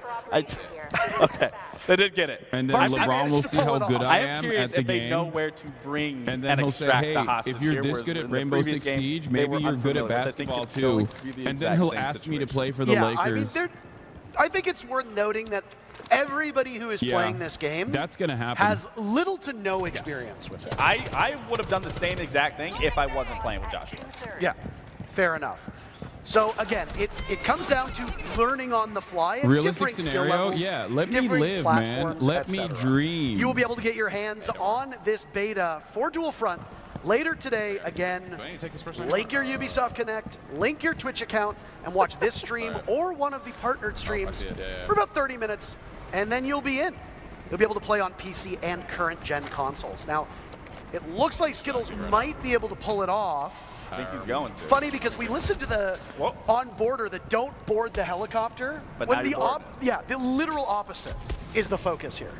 I mean, it's up to that one Brit to shut this out right here and not make sure. And Skittles, I mean, my God, that was devastating right there. And now he's going to go for it. I mean, again, this is a beautiful thing, once again, is where you're not just focused on the sectors. You do have to focus on another objective, which is, again, it's so unique, and it still allows you to be in control of any scenario at any given moment, to be able to shift, to rotate, to be elusive, that you can't just focus on one thing. You have to shift your focus in other places through and through, which, again, for new players, old players, it allows you to constantly learn and adapt, which that's what Siege has been about for years. And what you learn about this game mode is going to change very quickly. Yes. Assignments will be changing. Oh! Do it again! Do it again! Dude, this is my peak. This is how I peak too. I don't I'm so think good at they're peaking. capable of hearing us. But again, just to kind of underscore how this game mode will be supported, a season in Rainbow Six Siege is about 3 months, give or take, because we have 4 a year, just like regular seasons. Twice a season, the operator lineup will change, which means that for a lot of players, as you're finding your footing, things will shift. And then at the start of each new season, the assignment will change. Right now, it's rescue Dokkaebi, pick up the hostage, get her to the helicopter, save her, but who knows what's next? There's one thing that I've noticed that isn't present, and that's anything to do with secure area. If you look at the original 3 game modes of Rainbow Six Siege, you have the regular bomb, which is the whole premise of Dual Front. You have hostage, which is the special assignment, but where is secure area? Could it be coming next or coming at some point in future seasons. Well, we're already getting something brand new with Dual Front, and it already being a heap loads of different things involved. So we could see an entirely different, brand new mode introduced. Well, I mean, you know what I mean entirely. I know what you mean. Yeah, exactly. So, I mean, honestly, everything's up in the air of what could be brought in. And it allows the developers to toy with the game, frankly. The Siege X formula has been around and has been tweaked over time. And you're going to see some more of those tweaks coming up in the next portion of this showcase in the core gameplay update section. But you can't really reinvent Siege. But if you want to experiment, Dual Front is a great game mode where you can take those liberties and try out some new stuff, and who knows? Just as right now, original core Siege has influenced Dual Front, something could be cooked up for this game mode that is popular enough, maybe one day down the line, we see it in the core game. Maybe not. This is us idly speculating, but again, it gives the devs a chance. It gives the devs a chance to talk about this new game mode. And of course he's MVP. Of course. We've got our last interview for Dual Front with Fastan and Patricia. Thank you. Hey, Fastan, how are you doing? I'm doing very good. I didn't know I'm so you were going to stream excited to so be early. here. The Hell game's yeah, been a lot baby. of fun. It's been great. Oh, amazing. Thank you for letting me take the time to pick your brain. I actually wanted to ask you about strategy. How's the team strategy been? How's that evolving? Well, our team's doing really good on the strategy front. I feel like, with the people that we're playing against, people said we were not going to stand a chance with some major winners against us or something like that. We played 2 games yesterday, 1 game today. All I want to say is we are 3-0 up in games because we are taking Dokubi as our win condition. If you get Dokubi and you extractor, you actually get 2/3 off a sector, and that's been helping us win 3 games in a row, and it's been absolutely amazing so far. Oh, amazing insight. Thank you so much, Fastan. Really appreciate your time being here. Can't wait for more gameplay.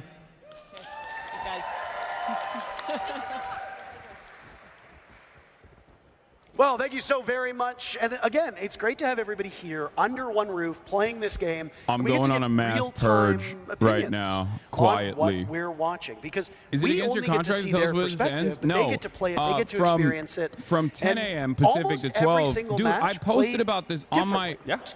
Man, Well, it goes nobody into what pays I was saying. attention to This is a anything I brand new post. game mode. It's I unexplored. posted in the Everyone is going in to the be Twitch approaching it entirely Twitter different, comms. whether it's going to be here or you guys later once this all wraps up. Okay. It is an unfamiliar 10 a.m. area to 12 for p.m. Pacific. everybody. I'm So watching again, the there Rainbow isn't Six going to be a announcement, then I'm meta playing just the new yet. Rainbow Six Who knows, for there an might not hour. even be a meta in general And because then, there is many factors and then to after take that, into we're here gonna do the that we news. just have not seen throughout Siege's history. And if you're new to this stream and just catching up to speed, the game mode we just watched, the new permanent 6v6 game mode coming to Siege X, is going to be playable later today. We'll be Funny giving how out people only pay beta attention to keys your to those bathtub who have their pics, Unc. Ubisoft Connect Yeah. and Twitch accounts linked together. So you can get the keys here. You can get it from the partnered streams as well. You just got to watch about 30 minutes. Then you'll get Yeah. access to the beta code. It'll go live when the show wraps up later today. But we've got Patricia ready yet again. As I said, this show's going to go quick. I didn't lie. Patricia, take it away.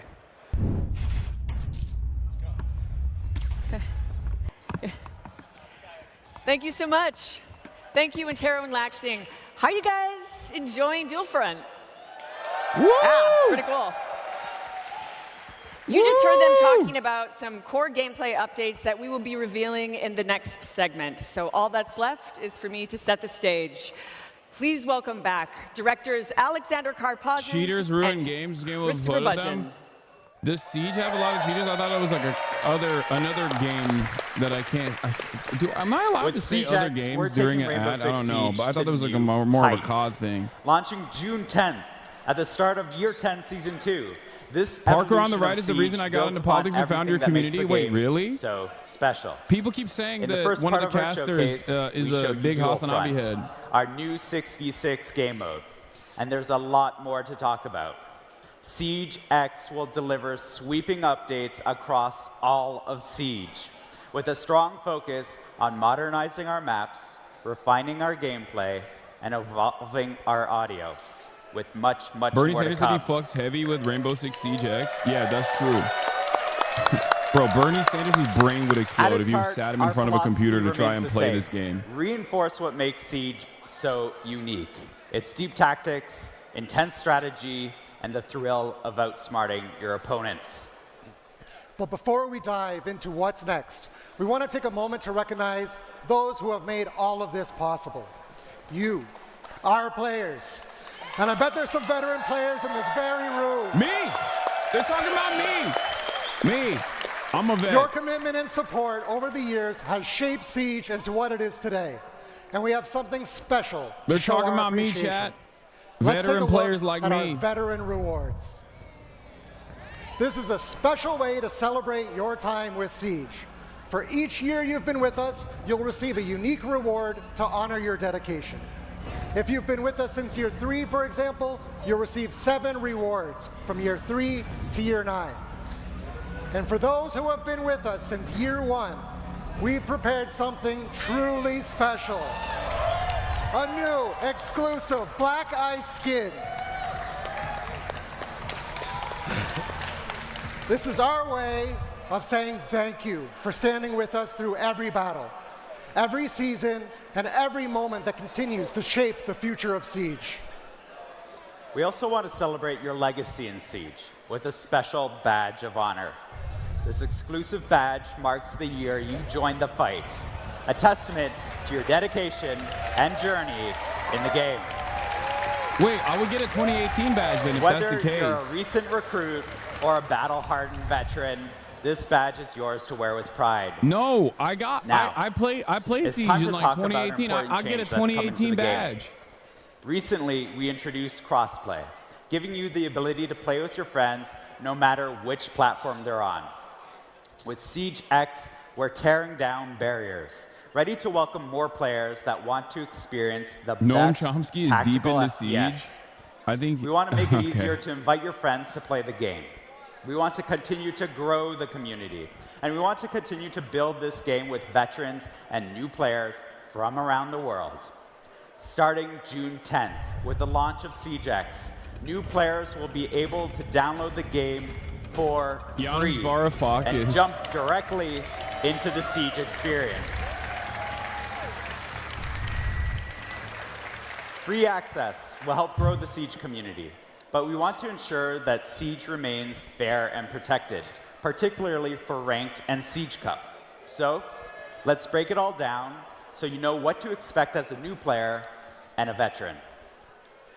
With free access, players can dive into our brand new game mode, Dual Front. Learn the mechanics through our onboarding playlists, sharpen their skills in Quick Match, have fun in seasonal events, and we heard you. Unranked is making its long-awaited comeback.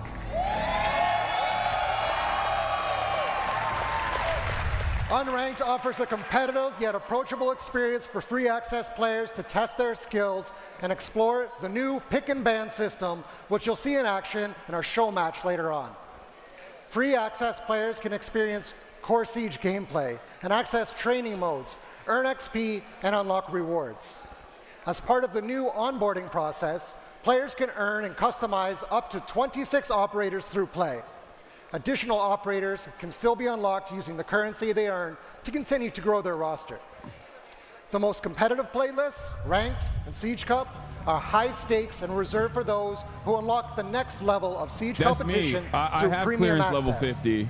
And as always, you'll need to be level 50 to participate. Also, I want to reassure our dedicated players. You will keep access to everything you have. Bro, you level 5? Chill, dude. That's right. Don't worry, veteran players. You'll keep access to everything you've earned over the past 10 years. Your access to our competitive playlists, such as Ranked and Siege Cup, your progression, your operators, your inventory, will all be yours to keep and to continue building for the future. No payments or action required to transfer your progress. As Siege continues to grow, we're not just preserving your legacy, we're refreshing the experience for every player. With Siege X, our totally revamped UI will be more than just a new coat of paint. That dude How looks you like navigate Noah through game Colwyn. modes, browse your battle That operator pass, looks like Noah and Colwyn. interact with Siege is faster, it's more intuitive, and more immersive. The UI overhaul also streamlines your experience as you track your journey as This a whole Siege show player. has an E3, has So such whether an you're a E3 veteran vibe. bringing in new friends Yeah, it's a or gaming fresh recruit, showcase. we've revamped Siege's global progression system.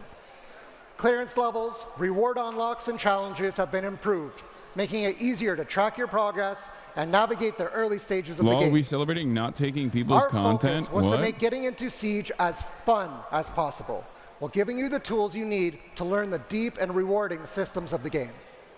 Are you okay? We're thrilled to welcome new players into Siege with free access. And we know that a growing community comes with responsibility. With SiegeX, we're making sure the game is the most secure it's ever been. That means industry-leading player protection, fairer matchmaking, and continued efforts to encourage a positive game that welcomes everyone. First, let's talk about game security. Last month at the Six Invitational, Is this we an ad? introduced Is R6 this an ad? Shield Guard, Is this an our ad? latest Is this an anti-cheat ad? initiative. To Chatters catch up don't on know the how to current read, status man. of R6 Shield Guard, let's hear from programming team lead Adrian Fress. Dog, look at the title. Read the title. Read the title. Read the title. Read the title. Read the title. Read the title. Cheating Read and the toxicity title. has no place in Siege, and we won't rest until it's a thing of the past. At SI, we introduced our new initiative, RAINBOWSIX Shield Guard. RAINBOWSIX Shield Guard Shield takes a Guard. multifaceted approach to anti-cheat. Our QB system distributes different executables to our players, preventing tampering and issuing sanctions when detected. Binary hardening is the act of encrypting and hardening of There you game go. code Chatters were asking about to make cheaters. it Look even at that. more difficult to tamper with. Our security measures have rendered cheat makers' capacity to come back online much harder, with some of them exiting the scene entirely. Gameplay violation, our in-game defense system that allows for Canadians detecting need players performing subtitles? impossible That's funny. behavior within the game, like sprinting while shooting. This system basically renders raid cheating a thing of the past, and we are working to keep it that way. Our next line of defense, Mousetrap, detects the use of mouse and keyboard in console pools. Our final line of defense is data. We use AI and analytics to detect irregular and exploitative behavior in the game. With SiegeX, our Shield Guard updates live without the need of a scheduled maintenance. Cheats will be harder, more difficult, and costlier to make, and cheat makers won't be able to anticipate security updates before they come in. Our Shield Guard is a long-term investment. We're here to stay, and we can't wait to share more.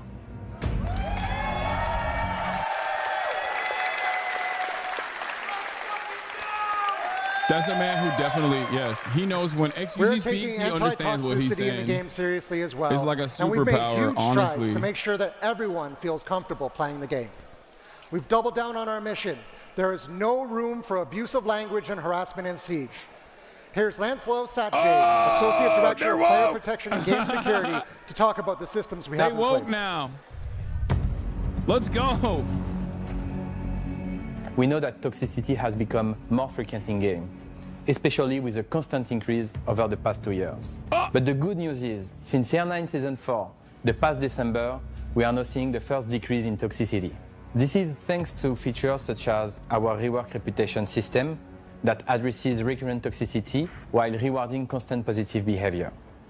Plus, our recently implemented automated text chat moderation. Since its release in Year 9 Season 4, the number of unacceptable messages has been divided by 2. We are constantly working to improve and balance detections. We are also dedicated to protect potential targeted players with our privacy setting features. In Year 10, the reputation Someone system in the is YouTube fully chat activated. It typing means that the drops most is toxic so players, funny to me. the one with a dishonorable standing, have been removed from ranked, standard, and Siege Cup matches as they were impacting 25% of games played.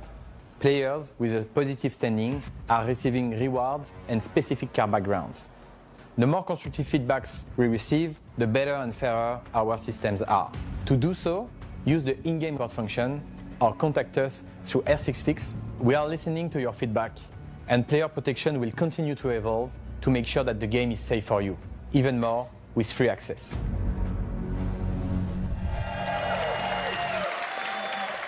Anti-cheat and anti-toxicity are top priorities for Let's us on go. Siege. And I want to thank Adrian and Lancelot and their teams for their work making the game the most competitive Anti-cheat and and fair it's anti-toxicity. ever That's been. my jam. Now, let's talk about the maps and visual updates we mentioned at the Six Invitational. We've been listening, refining, and working behind the scenes to bring you game-changing updates to core Siege gameplay. Siege X isn't just about the new experiences. It's about making the 5v5 Siege you love even better.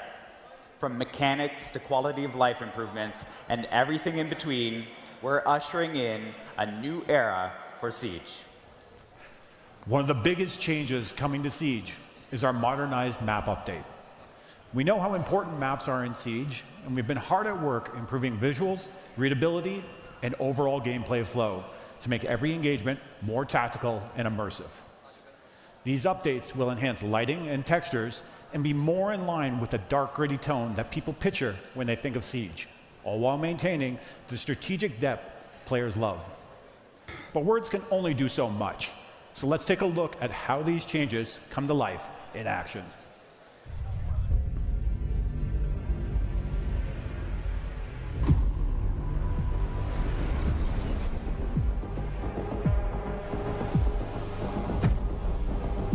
Permission to swag out. Permission granted.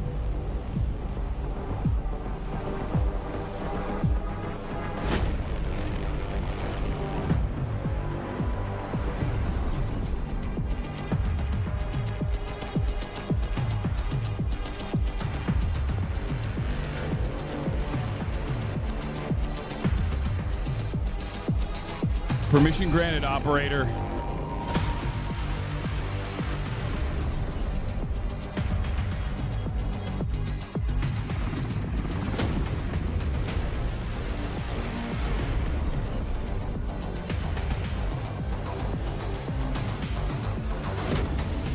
RTX on.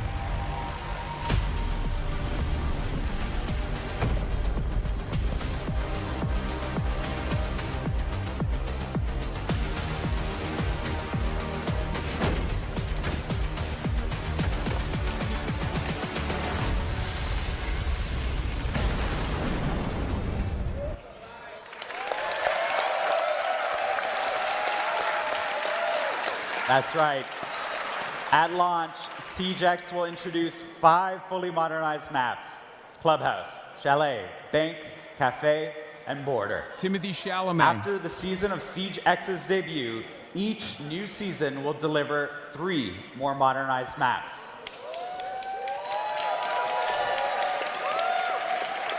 We've done significant work on these environments. We've rebuilt the lighting engine to bring more realistic atmosphere with richer contrast and colors. All major surfaces have been redone, with materials looking more real thanks to updated, physically based rendering standards, displacement mapping, exposure compensation, and increased resolution. For PC players, that means an optional true 4K texture pack for the sharpest, most detailed environments possible. For those watching the stream, we'll be sharing all of these videos today at full resolution so you can see the difference. Building on the technology of lighting and modernized maps, we're also introducing a feature that adds a whole new layer to tactical awareness: first-person shadows.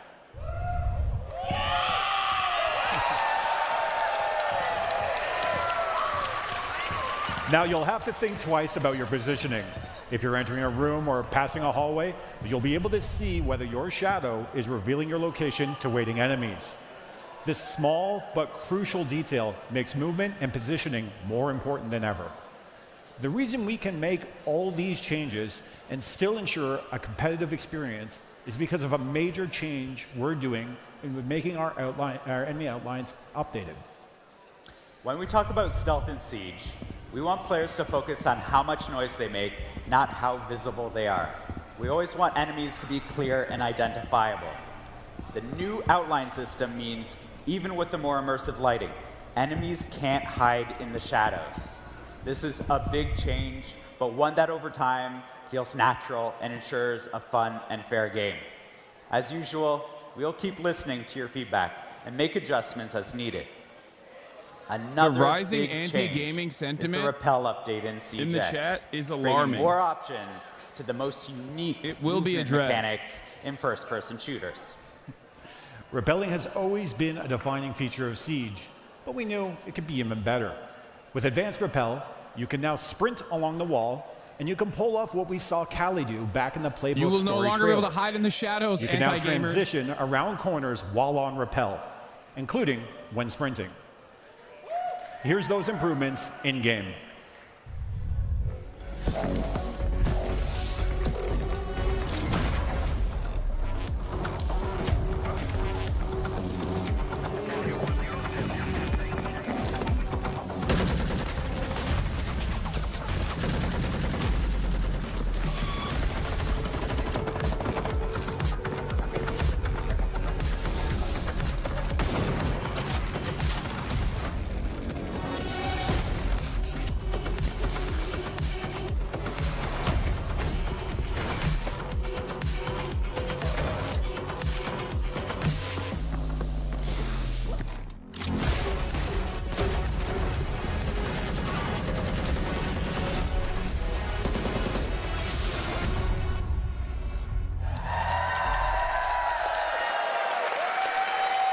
Smooth cornering and sprinting makes rappelling on a wall and executing a plan so much more satisfying.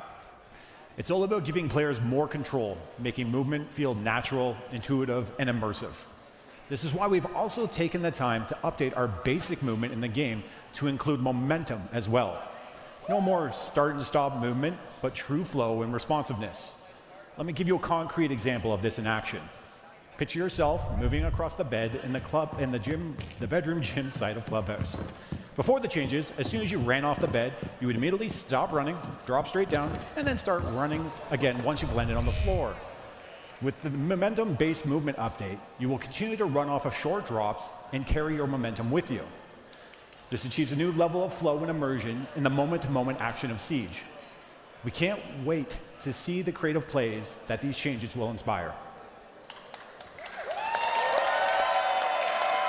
Your ass got me to re-download the game after literal years. That's the whole point. That's why it's an ad. Hashtag ad. Let's Hashtag dive sponsored. into something that's going to shake up gameplay itself. Let's go. Say hello to destructible ingredients. During an operation, every detail matters. Your intel, your loadout, your position, but above all else, your environment.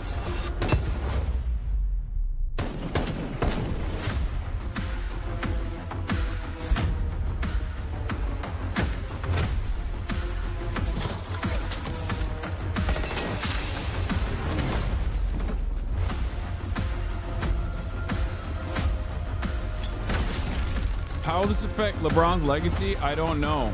I mean, I guess Bronny plays a lot, is what chatters were telling me, which means that Bronny, considering that Bronny is LeBron's legacy, if he plays too much of this game, he's not going to be able to play basketball well. So I guess it negatively impacts his legacy. I freaking love these things. Destructible ingredients are shaking things up in Siege, bringing fresh tactical opportunities for both attackers Bronny getting and defenders. diamond. These aren't just Siege. environmental details. They're strategic tools that Bronny getting swing the diamond in outcome Siege. of combat engagements in modernized maps. Streamers and dual installing front. sneakers in real life for silent First up, gameplay. Yep. Fire extinguishers.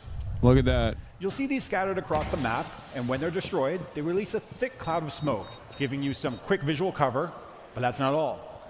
If an enemy is standing too close when one bursts, they'll be concussed, setting you up for the perfect push.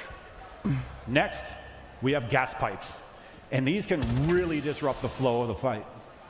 Shoot it, and it releases a controlled flame, cutting off rotations and forcing roamers to move. But here's the catch.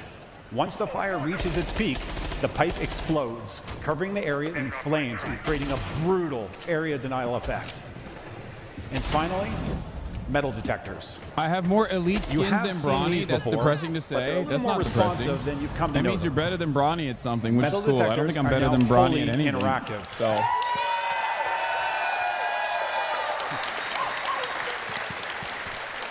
you can disable them temporarily or permanently, giving you the control over when movement is detected.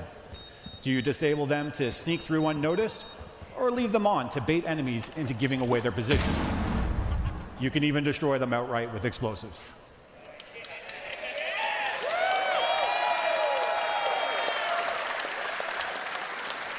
These destructible ingredients introduce new tactical possibilities, giving players more ways to manipulate their surroundings and outplay their opponents. Each of these destructible ingredients adds a new layer of strategy and creates fresh opportunities for creative play. Whether you're using them to gain an advantage or counter an opponent's plan, they'll keep every round dynamic and unpredictable. We can't wait to see the tactical strategies you'll come up with. Destructible ingredients will be available in modernized maps and in the dual front game mode. And we're not done working on destructible ingredients. We'll be listening to all of you to see how we evolve them in the future. Speaking of listening, audio in Siege is one of the most important tools a player can use to get a competitive edge. That's why we're introducing the biggest audio overhaul Siege has ever seen or heard. Oh yeah, audio perverts eating Every good. gunshot, Audio pervs footstep, eating good. and explosion will be more accurate, more immersive, and more clear than ever before. You're going to want to turn up your volume and put on your headphones for this one. Get ready to hear the difference. Oh hell yeah.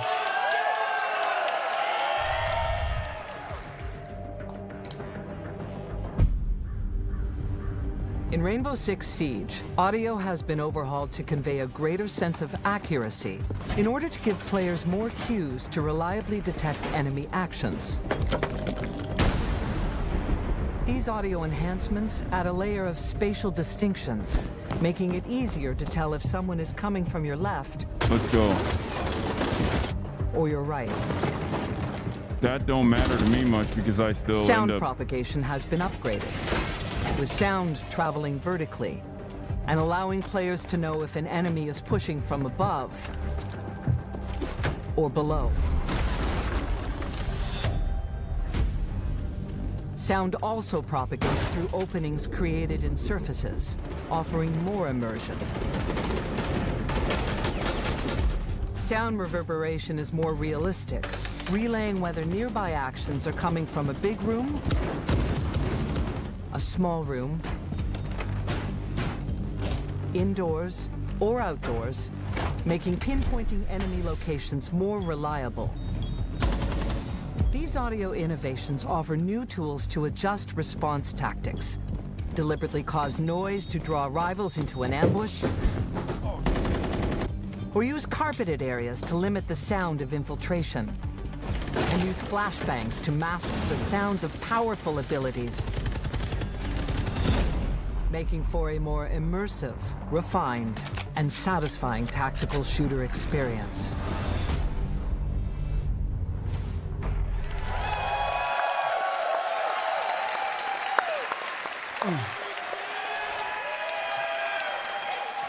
I get goosebumps every time I hear the new audio. With this audio overhaul, every sound in Siege is more precise and immersive than ever. You'll be able to pinpoint gunshots, footsteps, and explosions more accurately, whether they're coming from the left, the right, above, or below. Intel makes or breaks great plays in Siege. With these enhancements, audio has become an even greater Intel asset and is more reliable than ever. Audio will be able to provide the intel you need to succeed, but to truly dominate, teams need to be able to share that intel, coordinate attacks, and call out enemy positions. But we know that not everyone is comfortable using voice comms. That's why we're introducing the Communication Wheel, a new tool to design communication faster, clearer, and more accessible for everyone. In the heat of battle, communication is key. That's why the Communication Wheel is so important. It's your new way to call the shots and keep your squad in sync. Need help with a breach or a rotate? Call out the spot for your play. Is an area clear? Let your squad know it's safe to reposition. Ready to make a push? Tell your team you are moving in and lead the attack. And when a teammate makes the right move, confirm it with an okay or send them a quick thank you to keep the teamwork flowing. The Communication Wheel gives every player the tools to share their strategy regardless of their playstyle, keeping your team one step ahead.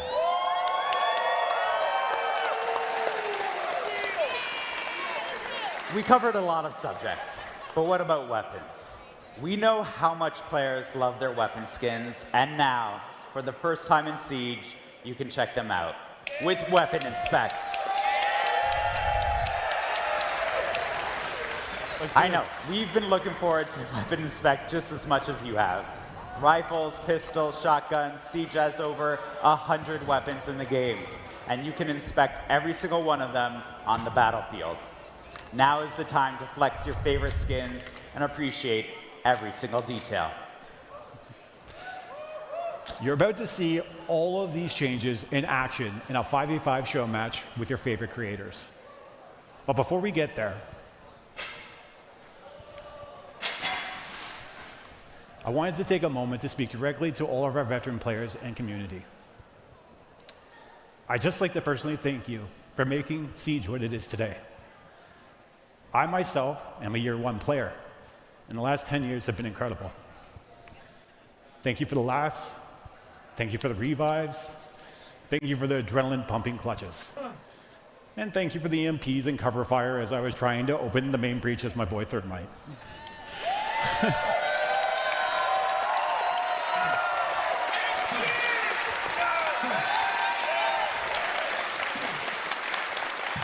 Ten years of this game and the moments that have come with it are truly something to celebrate.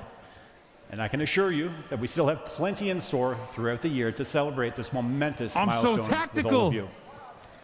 We've been building towards this moment for 3 years. Woo!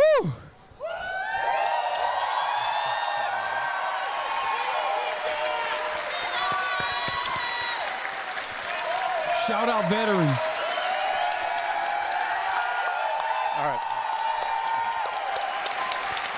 We've been building towards this moment for 3 years, and it feels unreal to finally be able to share it. Siege X marks the beginning of a new era of Rainbow Six Siege. This is our commitment to keeping Siege at the top as the best team-based tactical shooter out there.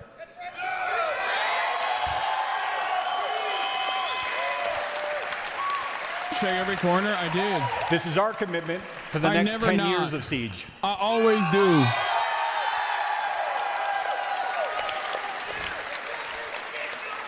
And this is our commitment to you, our players, for being here this whole time. I'm Thank Mr. you. Tactical Corner Clear, dude.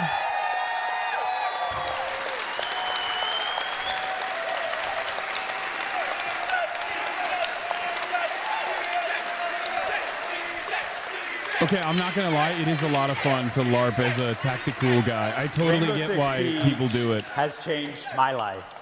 Like, And I I've feel had like many I'm in the players middle. from around the world I feel tell like me I'm the in a same Hideo thing. Kojima production. Siege X is the continuation of this life-changing game. And on behalf of the entire team, we're working so hard to build on the amazing legacy, we would like to thank you all.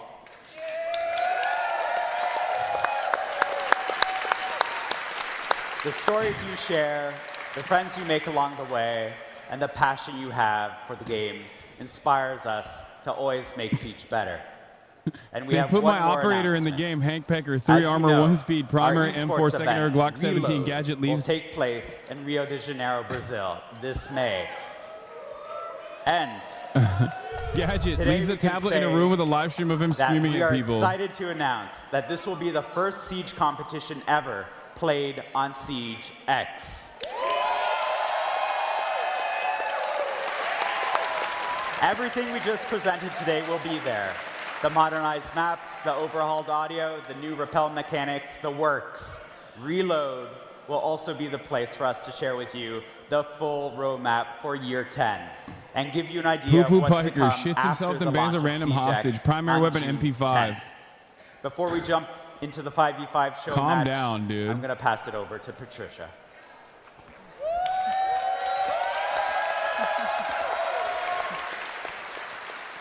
Wow. Thank you so much, Alex and Josh. Incredibly exciting updates. Wow. And now, a little surprise for all of you Ash fans out there. I looked like Batman or Let's take a Halo. look.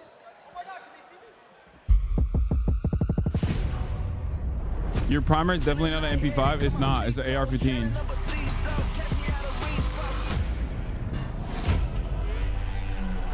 Wait, is this woke?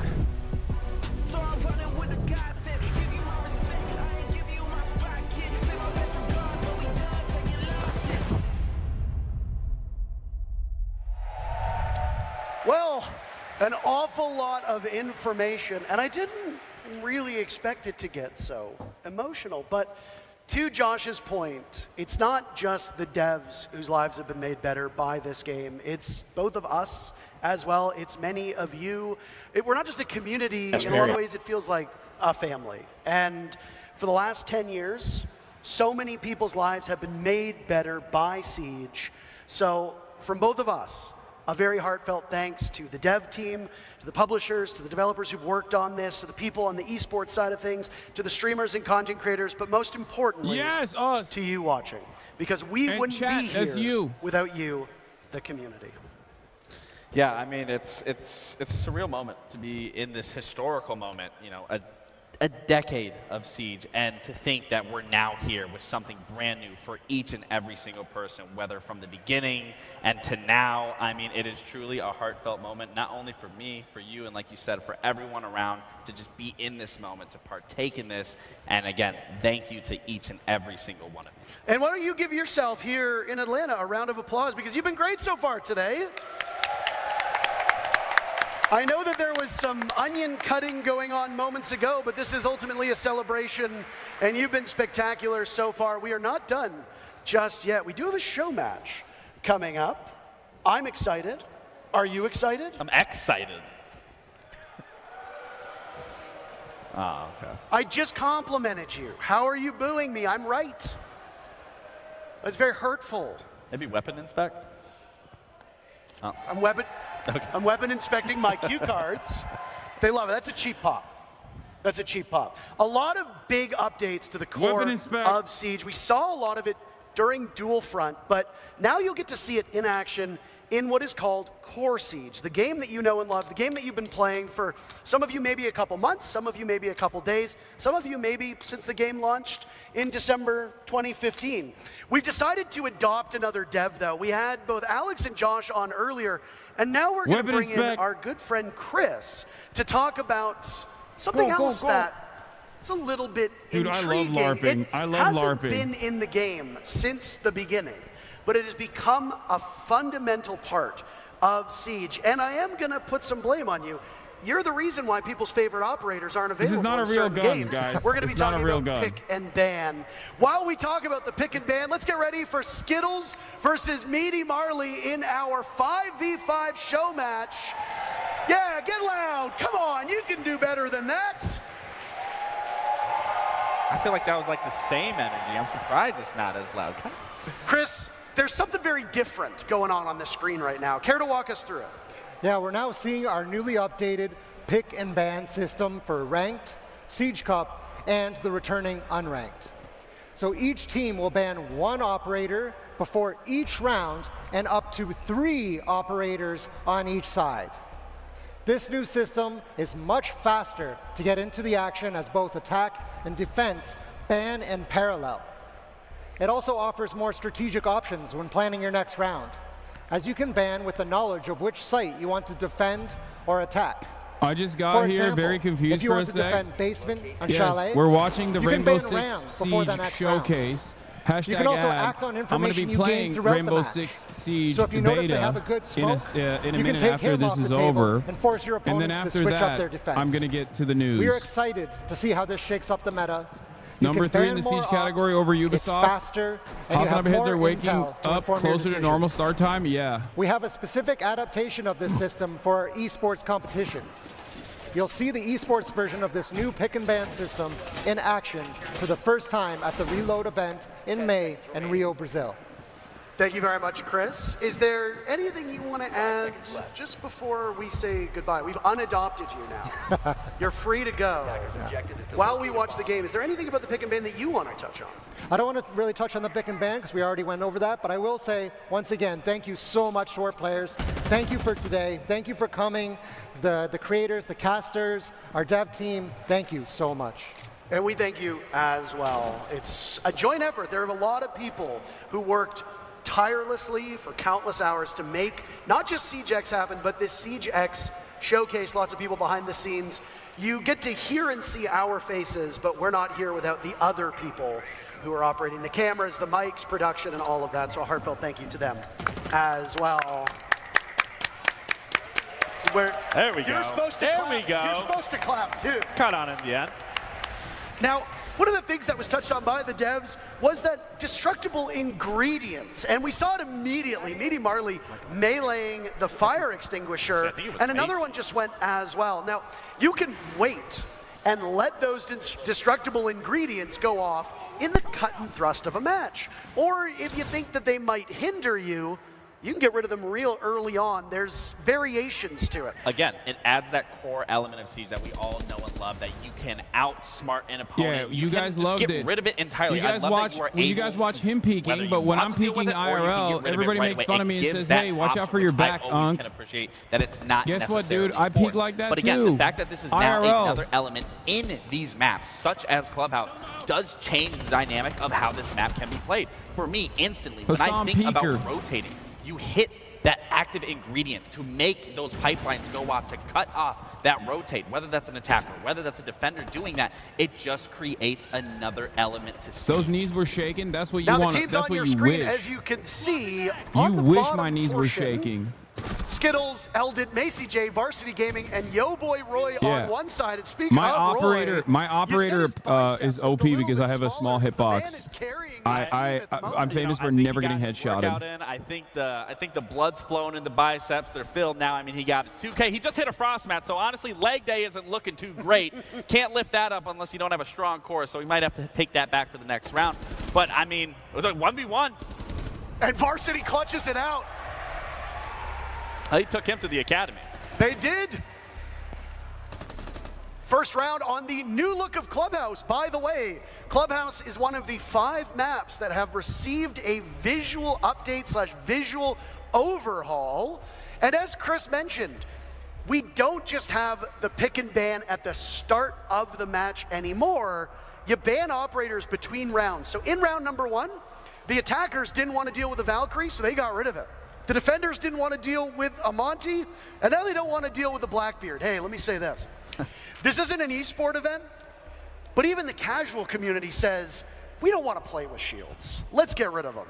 So a Blackbeard ban and a Bandit ban, and the one thing that you can lean upon from your experience playing is a Bandit ban by the attackers comes in because you are expecting your defending opponents to go to a certain bomb site. Now, it looks like Team Meaty Marley will go down to basement, where Bandit isn't necessarily as critical. Kaid tends to be a stronger operator here, but no Bandit means that church wall downstairs, it's gonna stay News, intact. please, when? This is a and will gaming require channel some now, other buddy. type of Come back denial, at which, 1 by the way, p.m. Meaty Marley his team is not bringing at all. Yeah, and again, it creates a completely What is different... this? For those who are new to Rainbow Six Siege, don't do that. What is that? Hey, it's okay to do that. This could be used in a way that we've never seen before. Do you think that we're about to witness a new competitive esport meta? Absolutely. With a triple unreinforced panel and a lone mirror window? Yeah, absolutely. I've seen, you know, what haven't you seen in Siege? It's endless opportunities, abilities. I just saw 3 cap cans at the front of that door. I don't typically see that. So the fact that we're seeing a mirror on an unreinforced church wall, it makes sense. Going for a spawn kill here, but Ross can't get it done. But back to your point of just, you know, getting rid of certain operators through and through without each round instead of it being at the very forefront of it, again, creates such a different level in how you want to approach Siege. And that's always been the beautiful thing about Siege, is you can't get too comfortable. The meta is constantly shifting. And I think we can all agree that you need to be on your toes when you're playing Siege. Thank you to Rolo for showing us how the weapon inspect plays in. I will say, with all the changes we've seen, the audience did seem the loudest at the weapon inspect. It has been rightfully so, but I gotta also very say, well received. The visual enhancements as well. Clubhouse looks absolutely beautiful. That drywall looks like it was put up yesterday. I think you could smell it if you were in the lobby. I can. Smells like a new build. Which, by the way, seems like CJX is. Now, we both come from esports, so we're going to take some time to actually cast this like a real esport match. We'll also take some time to be a bit more casual in the way we go about this. And all of these players currently competing know Clubhouse. It's one of the oldest maps. It came with the game in launch. I'm not gonna lie, it was chat. the first I am a map little to nervous about receive playing an Siege update later. tweaking it to make because it I more don't like. competitive I'm gonna for be where so Siege was at. butt As the cheese. game evolved and we got more Everyone is gonna clown on me. I don't want you guys to make fun of me. Please don't. I'm a little rusty. I'm a vet. I played in like 2018. I'm a veteran. I'm a veteran of the Rainbow Six Siege Wars. Farming clips, but it's talking about Varsity just got put down. Yeah. If we're gonna be real for a second, Diffuser running away, and a counter disable as Macy you know, sweeps I am a in. little nervous. And he blows the doors off of the defense. Macy as well, one of the OGs, making content since the game basically first launched. There's a We lot will make of fun of Siege you. Don't make veterans. fun of me. Siege royalty, if you could say that, in this lobby. Without a doubt, and of course Macy's going to know how to play those post plants. I mean, you see his videos that he uploads. Macy does a very good job at capturing how Siege is played at a tactical I've played mindset. consistently He since has year a 2. I very, average 1 kill a very game. Don't good worry. Oh my understanding God. of Okay. the ability to outplay an opponent. And again, Anyone for you that know post among the plant, sponsored content easy, creators? he Yeah, gets it done. But Ludwig again, is the seeing these one bans I come know. out, now, the Dokkaebi makes sense. Vigil on a Clubhouse, little skeptical of that ban coming through. I think there are some operators on that list that you could get rid of that would help you on those defensive halves. But, oh wait, no, I believe that's the attacking half. That is my correction. I don't think for the attackers you really need to get rid of a Bro, Vigil play Capcan and on place here. your But ability again, on random the fact doors, that you are now trust. able to just get rid of these many operators throughout the game. Yeah, Nephew is playing. Again, it's a I completely thought Nephew different was look. playing from We home are like running out me, of time for but you it to turns get out Nephew is access actually there. to the dual So front I can't play beta. with Nephew because So he's if already you are there. just tuning in, hurry. Link your Ubisoft account with Twitch and then watch either this stream or one of our partnered streamers, and you'll gain access to the beta code after That's about me. a half hour or so. Yeah, all you need to do is watch for half an that hour Team and then you Meaty get Marley are able the to beta bring this code, one the back. drops. Because typically Clubhouse is a defender-sided map. The fact that Team Skittles are already off to the races with 2 rounds is a bit abnormal for what we see out of Clubhouse. But hey, it is a show match. This is not the epitome of competitive, and most importantly, it's not an esports competition. Well, I think it's just, you know, when you look at Roy and you look at Varsity, he's kind of just taking him to school, and Roy's taking him to the gym. You know, they're both educating Team Meaty Marley on some degree. Yeah. It's a cheeky little angle that we just saw from Rolo in a spot that was popularized in Majority esports called Report, the thank you for the Adam raid. spot, as there was a What player an named interesting, Adam, what who an at one interesting point in time stream hit to there raid as a into. vigil, went undetected, We are currently and then got watching an Rainbow ace Six as he came Siege, the showcase, hashtag ad. And later I'll be playing Rainbow Six Siege. You can watch, if you watch for 30 minutes, you can get the beta and you know, enjoy playing the game yourself. Unkraid. I will be doing news coverage after at 1 p.m. Pacific. We're not even a minute. Show them the Weapon Inspect RP. Okay, hold on. Watch. Rainbow Six Siege Weapon Inspect roleplay is There we go. Get the 2-piece happening with right the C4 now. Hold on. from Let me zip Rolo. up real quick. Again, Oh, shit. that's going to be a TikTok clip that I'm sure I just dropped my gun. she's going to upload Fuck. as for soon sure. as possible. They're all, hey, they're all farming clips. They're all farming clips. Side swap has now come in, so as was discussed by Chris, but Gabe, you can touch upon, when you're on attack, you ban a defender. Correct. When you are a defender, you ban an attacker. So gone are whether you want to remove one or the other. Now it's just locked in, you tackle it head on. Team Skittles, whatever bomb site they go to, which looks like it'll be one of the upstairs bomb sites, CCTV and cache, they don't want to deal with a thermite. Thermite is so strong on this bomb site, not just to open up that CCTV wall, but additionally to open up the other portion of the upstairs, which would be the jacuzzi wall or the construction wall. It's going to hinder the attacker. Which we're not only seeing a bandit brought successfully, but we are also seeing that mute just for that little extra bit of reinforcement to make sure that any bit of denial on those walls is going to be thwarted off. But that goes into, once again, the picks and bans. That the fact that it falls off on the half, that you are now seeing what the other team had to go against, what that defending side wasn't successful with, you can essentially get rid of once you get to that level and know exactly kind of the approach and how you want to play your defenses or how you want to play your attackers just based off that first half. Bomb located by attackers. looking like it's going to be a pretty default setup from the side of Team Skills. Nothing too crazy here. I am expecting Varsity to either bandit trick this wall, which I think that's what we're going to see here. We're going to bandit trick the server wall. And then the real question is, how is Team Needy Marley going to play into this attack? For those that are unfamiliar with Siege, and I mean, I suspect there's a few people watching who haven't had full hands-on experience with the game, when you reinforce a wall, it means that you need a specific gadget to cut through that steel reinforcement. Thermite is one of those operators. He was the one that was banned by Team Skittles. You see that Rasco, playing that ace, will have access to it. Atheno also has access to one of those gadgets. When a bandit puts down those batteries, it electrifies the wall, which prevents that hard breach gadget from going off. Varsity just put down a new battery, destroying one of the gadgets, but he wasn't able to get both walls in time. Yeah, so my there is operator now an is actually through that reinforced my operator wall has a that dog the attackers can use to their advantage, but holes work both ways. Defenders can use it too.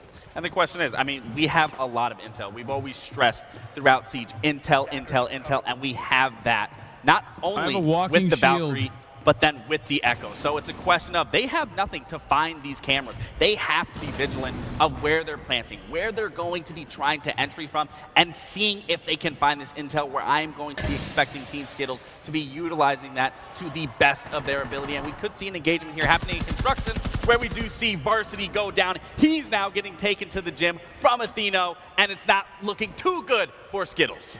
I mean, when you're playing on Bandit, your primary job is to keep those walls electrified. And Varsity did that for the most part.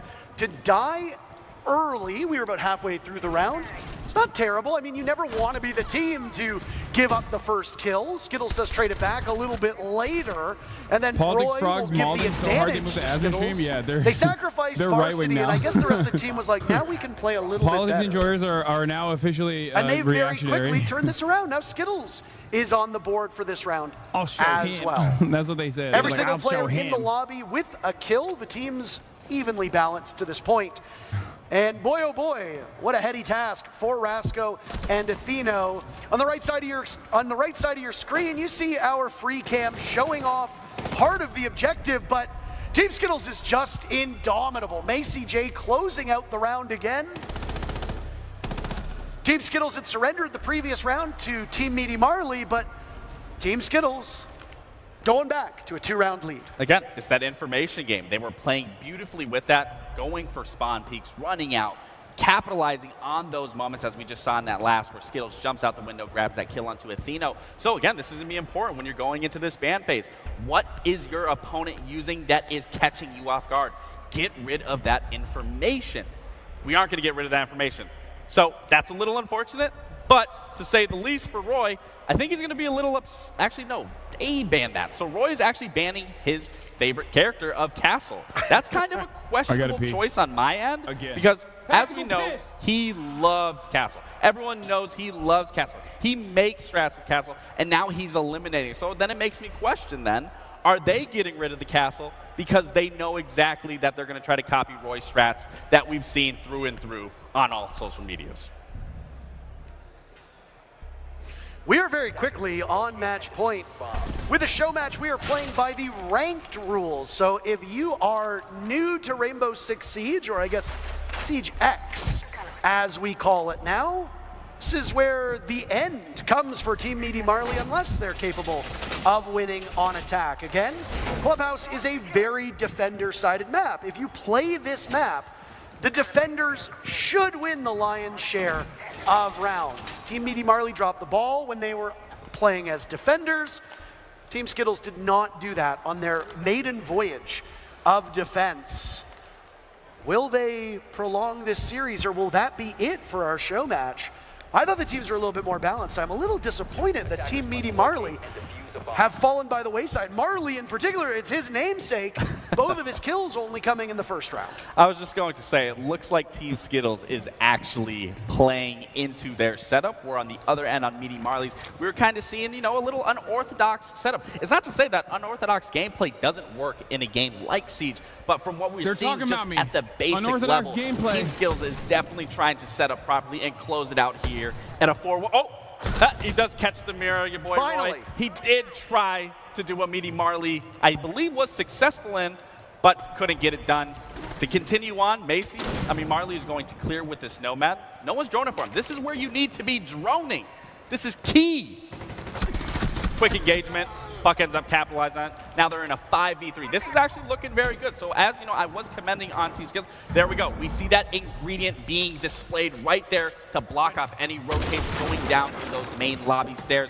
Wonderful catch from our observers. But again, this is looking good for Meaty Marley. They just have to play this man advantage. And these players in the lobby likely have hundreds to even thousands of hours playing on Clubhouse.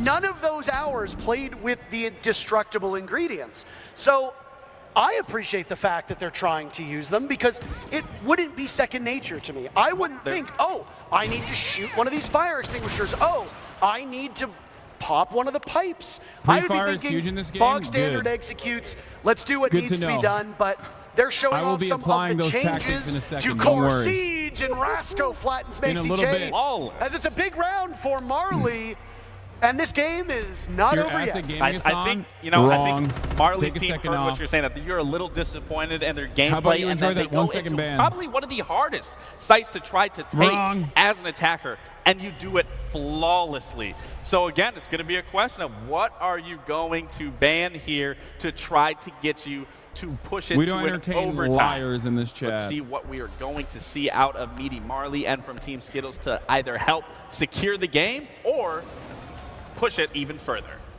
So now we're seeing the Bandit. I would have rather seen the Bandit come out sooner when you are on that attack, but we are seeing the Ace, so they are getting rid of 2 hard breachers and that ability of Thatcher being able to help assist with those. I mean, I think the thing with the Bandit ban is that when you go into that second half, you don't know what bomb site it's going to be played on, right? And Bandit really isn't the strongest denial operator on that bottom floor bomb site. You like to see Mute, you like to see Kaid. Sometimes teams won't even run any denial. So if you ban a Bandit on that church bomb site down, or on that church bomb site down below, it's a bit of a suboptimal ban. Now that that bomb site has been locked out, they're not going to go to it again because they, you know they're going to rotate through. You know they're going to go to one of the upstairs bomb sites. Now you can leverage that knowledge into a better ban, and that's exactly what we saw. Bandit is far better Now, upstairs. I think Team Skittles learned their lesson. They aren't going to play as aggressive. They have a lot of stall. They have Macy on tuber route to be able to use those tuber route canisters and to be able to slow down those hard breaches. Oh, you don't take damage in prep phase. That's actually good to know. That's it. Okay. Yeah, you don't take any damage in the prep phase. That is actually, I think, farly beneficial that you don't take that damage if a teammate accidentally shoots it, punches it, whatever that is. I do enjoy seeing that. I think it's pretty understandable that in the onset, teams will destroy those destructible ingredients early until they figure out how to use them to their advantage, right? You don't want to be in a position where suddenly a rotate is cut off for you as a defender, or suddenly there's a burst of smoke that you're not accounting for. Take care of them in the prep phase. Beautiful shot by Nugget to get rid of Macy J. Team Meaty Marley on attack. Minimum watch time for drops is I guess it's just an attacker-sided clubhouse. Now, I am minimum watch time for drops is 30 minutes. Many things across the board. Now, obviously, with those pipes, I they will are be destroyed I will be playing the fire. game in I am 5, curious with a Zoto canister if and that you then can does still watch freeze me up play the fire, game and still get the delays drops. it, and then it will explode almost immediately after. I would love to see that if we are able to, but not sure if we will, but we'll be able to test it ourselves. These are questions that will Your be Cook answered brother, when's the last time you played this? Obama administration? No, I played it in the first Trump administration. A reminder to everybody about getting access to that But beta like code. early It in the is first Trump administration, like almost. It was close enough to the Obama admin is the last time I played this. To be fair. play regular Rainbow Six To be Siege fair. at the moment, but the beta code that will give you access to CJX is for Dual Front. Your favorite creators will continue to stream for about an hour once we're done the official broadcast. They're talking about us! Which is in a couple minutes, frankly. Once this show match is done and we talk to the winning team, we'll be saying goodbye, and then your favorite creators will continue to stream. And if you watch them and one of the partnered streamers, you can still gain access to the beta code. All you got to do is link your Ubisoft Connect and Twitch account, and you'll gain access to the beta code for Dual Front. That's available on PC and current gen consoles. Well, Parker, I am as excited as everyone else is to get my hands on it, but what I'm even more excited is to see this. To be clear, schedule is R6 event, hour of gaming, news, Playboy Cardi listening party. Yes, Slatty Matty. Yes, I will be doing a Playboy Cardi listening party to school. It is on after, Marley okay? for his team After, to keep later them in the day. alive. If Marley fails here, that's the ball game. This fool thinks Cardi's actually going to drop tonight, dude. He's not. Varsity Gaming. He's not. I know music. Will win the very first Siege X showdown. Look at how happy he is. You can just tell how much it meant to him. I mean, look at all of them. They're stretching. It's just another day in the office. Look at Macy. He's like, oh, look, this was easy. I mean, show matches are for fun. We're here to showcase the new goods, but these are ultimately for fun. Teams are going to play operators that you might not see all that frequently. They're going to play operators that might not be in the meta. They're going to play bomb sites that you might not see very frequently. But we got to see in that particular map what the visual overhaul for Clubhouse looks like. We got to see Kopi and Boo, you are not who I look to for listening parties. We got to see those destructible ingredients and how they factor. This is the premier destination for Rainbow Six Siege and the premier destination for listening parties to Playboy Cardi. Duh. I'm a political big dog. Overhaul, whether it's the picks and bans across the board. If you lie about the listening party, you are just as bad as him. No, I'm worse. All over once again for this. Well, you heard from him earlier today, and he's the winner. So why not hear from Skittles again? We've got Patricia down on the stage. She's having a preliminary chat with him. Hi there. I am here with with Skittles and Team Skibbles. Please give it up one more time. How you feeling with this win? Easy. I mean, you know your way around Siege so well, 10 years, right? Yeah. Do you have any advice for people who are yet to get their hands on Siege X? Take everything in. It's a completely different game. There's so much to learn. As you guys all saw, there's like a whole new band system, new lighting, new sound, gun inspection. There's so much to learn now. Just take it all in. This dude is tall as hell, Amazing. bro. Well, thank you so much for your time, Skittles. It's been an absolute pleasure to watch you play. Thank you. All right, guys. So I'm about to take off, about to conclude, but before I pass you down to Intero and Laxine, I just have a quick word of gratitude. I have been a part of this game for 10 years now. I can't believe it. Yeah, woo, Siege. And in that time, I have met so many incredible casters and fan artists and creators and devs and cosplayers, and it really is my honor to be a part of what is very much a global community that is Siege, right? And so I just wanted to say I'm so thrilled for you all, so thrilled to see what's coming next and how it continues to bring you all together. Thank you again, everyone. Appreciate it. Awesome. Okay. All right. Thank you very much. That concludes the watching part of the Rainbow Six Siege broadcast. We are now going to move on to the playing part of the Rainbow Six Siege broadcast. Okay? That's right. You already know what it is. It's time. You've been waiting for it. You've been saying, Hassan, show us how it works. Show us how it's done. I'm actually going to hit up Lyric too, see if he's down.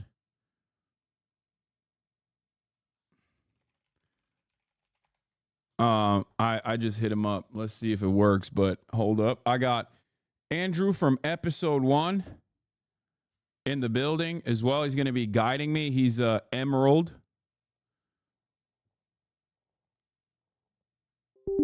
I hope Andrew's watching enough that he also has the beta. Andrew, you got the beta, right?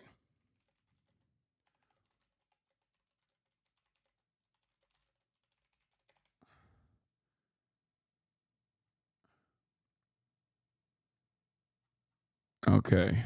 Why is it not turning on? Installing DirectX.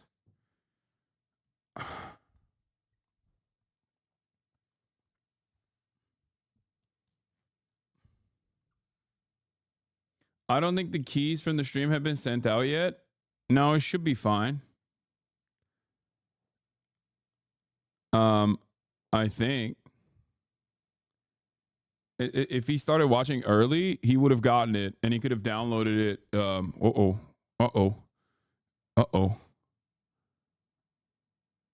Okay, well, I'll be waiting. I'll be waiting for him to get the key. I'll be playing by myself then before he gets the key. Beta keys are out. BattleEye launcher. Yes. Yeah, frames are dropping because it's like my PC is trying to update and do the BattleEye service. Asmon is covering you now. Why is he covering a gaming streamer? What is he covering a gaming streamer, dude?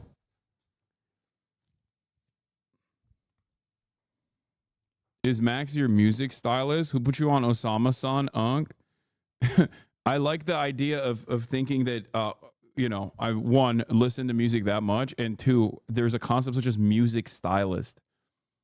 Zoomers are so funny because they think that like there's like a secret conspiracy for everything. Like a person can't. Nobody personally will encounter music in the wild on their own, and then like there must be someone who's like styling their music. Not everything deserves a style guide, okay? You don't have to have like a person who puts you on new shit. You can have.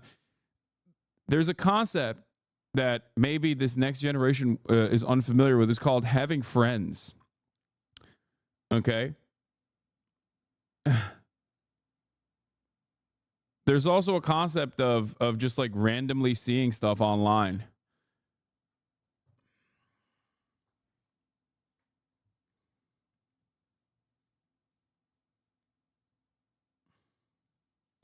Kai has a music stylist? What? I doubt that he has a music stylist. What? Listen to Netspend, please. I want to see your reaction. I have listened to Netspend before. Dude, I'm tapped in. Listen, Unk is literally tapped in. A lot of you don't know. Just because I don't listen to music frequently doesn't mean I don't know about music, okay? I know about music. All right, it's okay, it's working. It's finally turning on, but it's not full screen. So I'm going to have to fix that stuff real quick. But you know, we're waiting. We're waiting to launch it. Creating squad. Thank you for joining the closed beta. Okay, how do I full screen this, bro? What the heck is going on here? Graphics. Overall quality at ultra. Display. Resolution. Display mode full screen. Windowed. Borderless.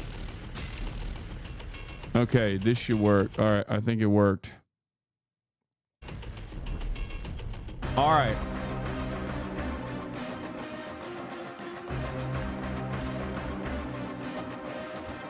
All right, so we're going to do dual front. Let me see. Last time you played on a 720p? Yeah, I did. I had a 720p screen last time I played. Low key, but also high key. Hold on. Let me hit up Lyric. You want to play big dog?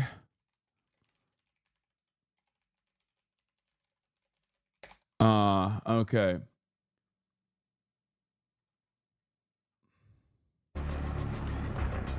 Okay. You know what?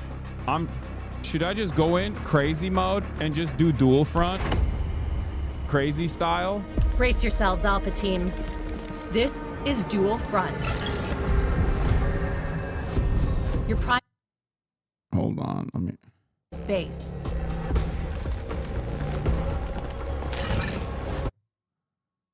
Let me turn on the chat too. Hold up. Sorry. Style zones. And protect it until the timer runs out to permanently secure enemy sectors. Intel shows that OPFOR has a similar plan, so be sure to also guard our base. Remember, sectors will eventually destabilize, making both sides increasingly easier to capture. Y'all have to help me. For this mission, operator restrictions have been lifted. Unit sizes have been increased to 6, and operators are cleared for redeployment in the event of casualties or for tactical Press adjustments. left mouse button to shoot. Okay, got it. That's good. That's easy enough. What does right mouse button do? It's a live combat zone, so be prepared for secondary assignments in the neutral sector. What is assignments will provide powerful assets What is the that can shift the WASD tide of movement? battle. Okay, that's Complete good. them whenever possible. What else? Dual front will be unlike any challenge you've faced before, so be ready for anything. Stand strong. Stand together. Q and E is We're to counting lead. on Okay, you, got Alpha that. Team. Click heads. That's easy. I always click heads. All right, it's in matchmaking. Operation prep phase for dual front. Let's look at the operators. Okay, this guy looks cool. He has an Argus launcher that deploys cameras which can pierce through breakable and reinforced surfaces to surveil. Okay.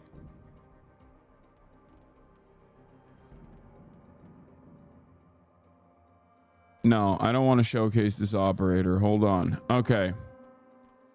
On the attackers front, we got Striker. Slow, don't use it. Which one should I go with? Which one should I go with? Which one should I go with? Which one should I go with? Chat. Was that Sam Fisher actually? Because that's crazy. Kawan Hive Launcher launches a fire canister, releasing a swarm of bots that reveals opponents passing through it for a limited time. Nomad Air Jab Launcher, rifle attachment shooting at adhesive repulsion. Lion play Yana. Bro, everyone's got. Okay, this guy looks cool. He uses EMP grenades. Sam Fisher's the third in line. Okay, this guy literally looks like Noah Colwyn. This is the most American. This is the most. You guys can't see his face because I'm covering it, but he looks ridiculous. He looks like Noah Colwyn. Okay, what is the difficulty 1? Let's go with the difficulty 1 character. 40mm grenade launcher firing explosive pellets. Okay, I think I'm gonna go with Hibana. Wait, why are all the girl characters difficulty 1? Fuse, charge that's deployed on soft and reinforced surfaces to operators and devices on the other side. I want someone that has like good speed, decent health. Like I want an operator that has good speed, decent health, minimal difficulty. Just play Ash. No, this is her difficulty is 2. Sledge. IQ, Finka. That sounds like a Swedish. Dokkebi. Zofia, double barrel launcher. Play Thermite or Ying with breaches. Sledges, basic. Oh, match has begun. Okay, we're going crazy. Wait, did I pick one on accident? Did I already pick one? Oh no! Uh-oh. Well, GG's, boys. We're doing it. Okay. Objective location. Should I go with front A or front B?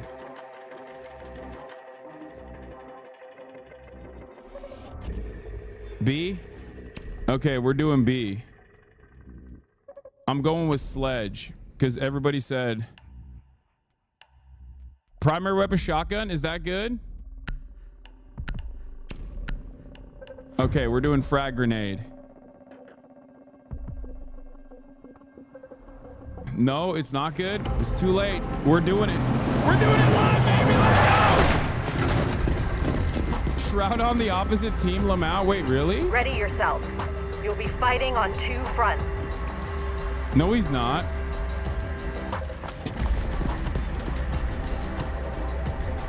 Prepare your offense strategy and defenses. Uh-oh. I have no idea what to do here.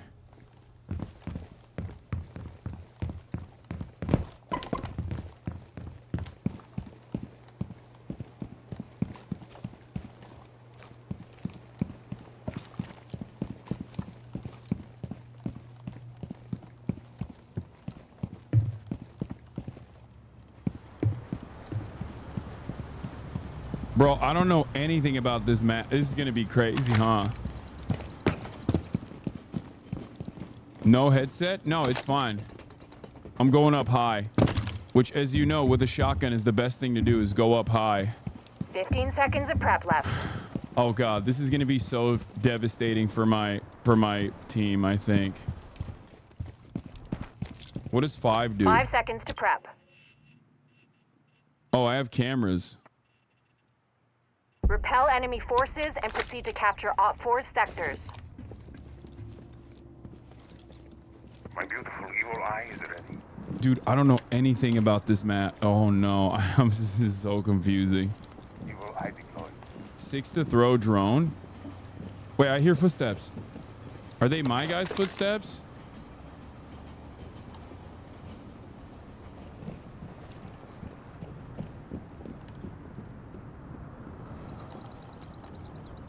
Is 5v4?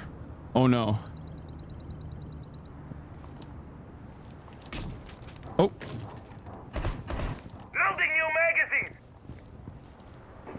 You just camp in this game, right? That's what you're supposed to do, right?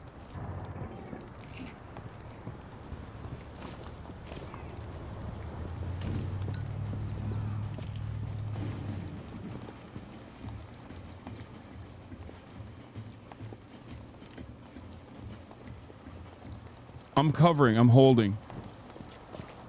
I'm holding this area. It's a good area to hold, I think. Just vibe. I'm so scared. Oh! Oh! Wait. I saw a guy right there. How do I tell him?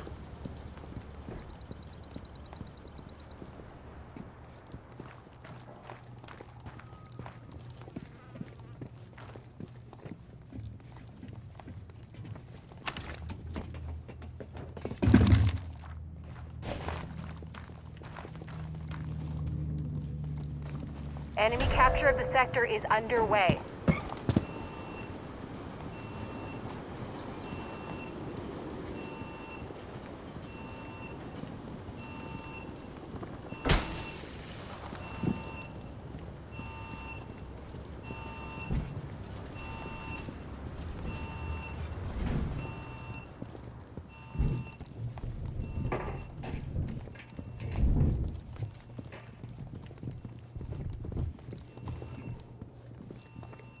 How do I go up?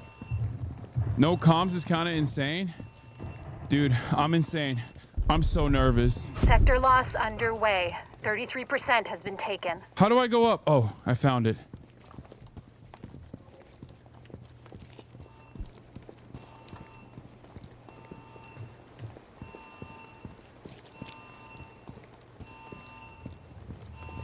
Watch this, watch this. I'm about to pop off, dude. Oh, what do I do here? Oh! I'm dead! I'm hit! I'm hit! I'm hit! I'm hit! Oh. That sensitivity is wild. I was about to pop off, dude. It's crazy that I didn't. It's crazy that I didn't pop off right there. You know what I mean? I was about to. I was so close to popping. What were you aiming at, bro? Dude, I don't know.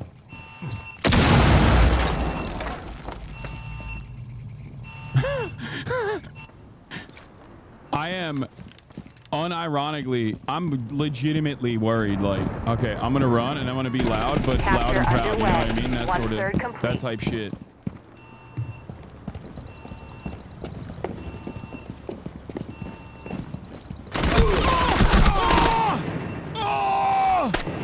I got eliminated by Doc again! Sector 1 has fallen into enemy hands. This guy is too good. He's cheating. He must be cheating.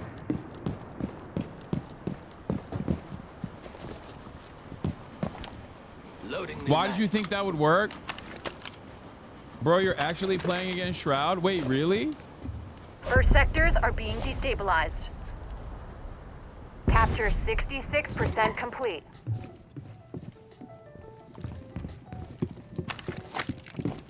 Yo, all right, let's move in. Let's move in. Let's move in.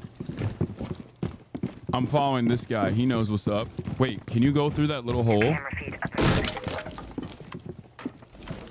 watch this. I got you.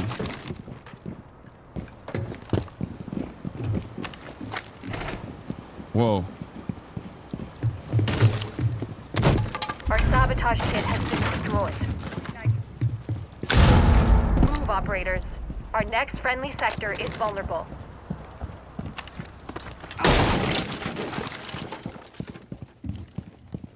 Am I being too loud? I'll go in for first. Don't worry. I got the shotty. Is my sense too high, chat?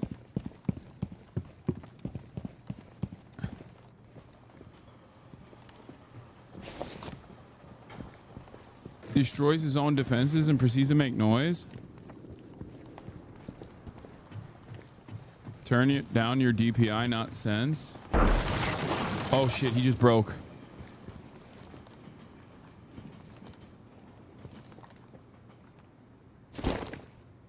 Activating jammer.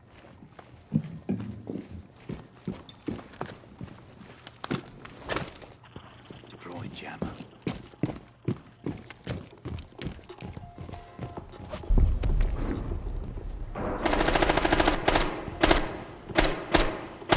Loading mag! Nice. Can I grab his gun? No, I guess not.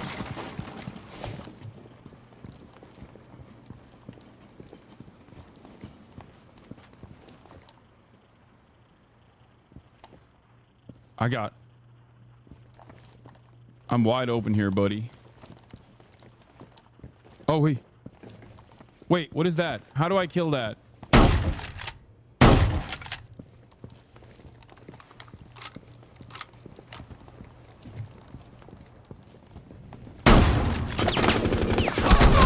How? Oh, I almost got him. At least I killed something. Right? Always ADS before shooting. Wait, oh, you got an ADS? Can I change my operator or at least like change my loadout, dude? What the heck is going on here? I'm gonna autofill. I'm gonna go with sledge. I'm gonna go with this gun and respawn. Okay, I think I need to not do a shotgun. Swarming mags! Pre-aim ADS. Oh my god, ADS takes a while, huh? Wait, I'm going the wrong way. Didn't hit confirm? Yes, I did, bro. What are you talking about? You have captured Sector 1. Easy peasy. I think I'm going behind enemy lines right now. Sector loss underway. Proceed to disrupt.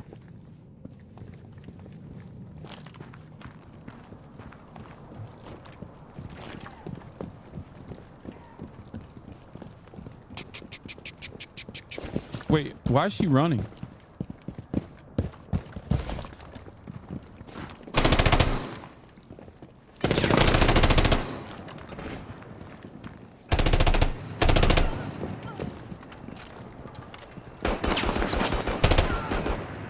Oh, what? Oh, I thought I had him. The enemy has captured 33% Still of bleeding. our sector. Oh! Friendly fire? No! Who shot me? The next enemy sector has been unlocked. Wait, who shot me? Bro, increase FOV. I don't know how to do that. Hold on, I'm gonna do that right now. What the hell, bro? Oh my god, my FOV is crazy. It's dusty. Okay. Deploy, soldier. Oh yeah, respawn. Oops. Why am I not respawning? Move quickly. Our sector loss is at 66%.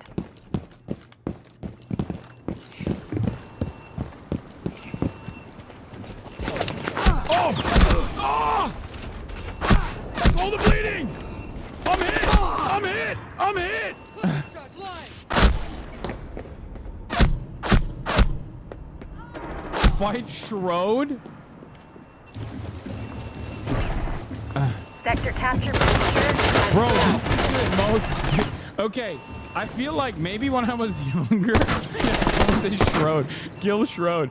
Maybe when I was younger and I played this game, I feel like I got more kills or something. Or maybe people just got a lot better. The enemy enter our base. People, I think, got a lot better in the years that I haven't played this game. Because I'm getting one-tapped over and over again. I mean, I'm having fun, but it's a bit confusing.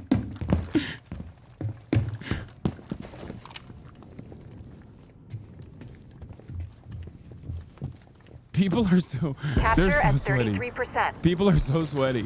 People are so sweaty. I know you're gonna say like, oh, dude, well, you know, you're exposing yourself too much. You're not like walking slow enough or whatever. But like, honestly, it is low key because like the game is kind of difficult, dude.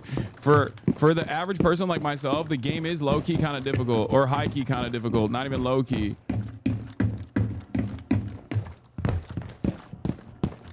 How do I get upstairs? Op 4 now has access to our next sector. Bro, they have eaten up all of our sectors. Like, it's crazy. We got no sectors. Capture oh, shit. 66% complete.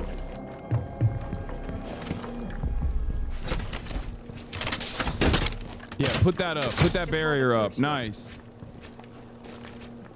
If they come through... Oh, shit. What? How? What is that? What do you mean? I shot him. Is this like a no movement shooting? Bruh! I shot him. Dude, that was my moment of glory. That was my moment of glory. Yo, hey, yo. Woo! That was some Schroed gameplay right there. Almost. I got robbed, I think. I got robbed. Chat, I got robbed, and you saw it. Don't even deny it. You know I got robbed. I got robed. I almost Schroded him. All right, I'm running. This is a run and gun shooter game for me now.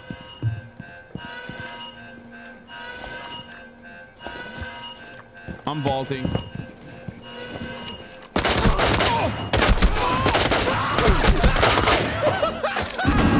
This guy!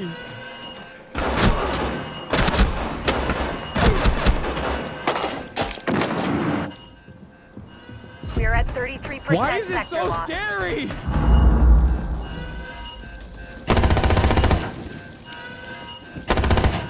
Okay, I'm not alone. This guy is also shooting around his enemy. Like, I'm not alone in my...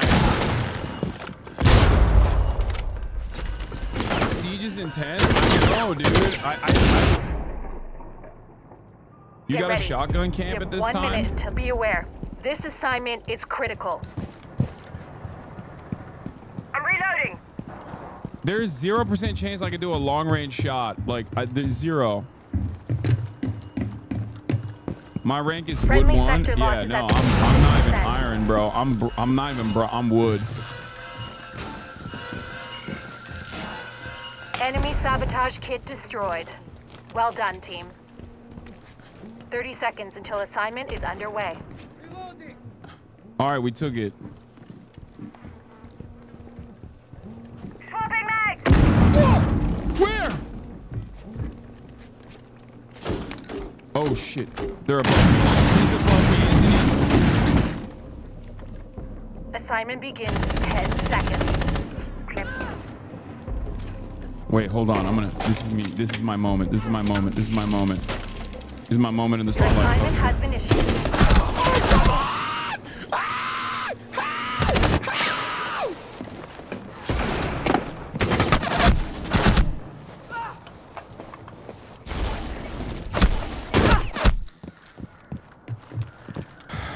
Dude, what the heck, man? I'm gonna go with this guy. We're losing the sector. 15 minutes to go. Second sectors are undergoing destabilization. Why is that happening to me? You have to hold an angle? changing the scope helps. I'm holding.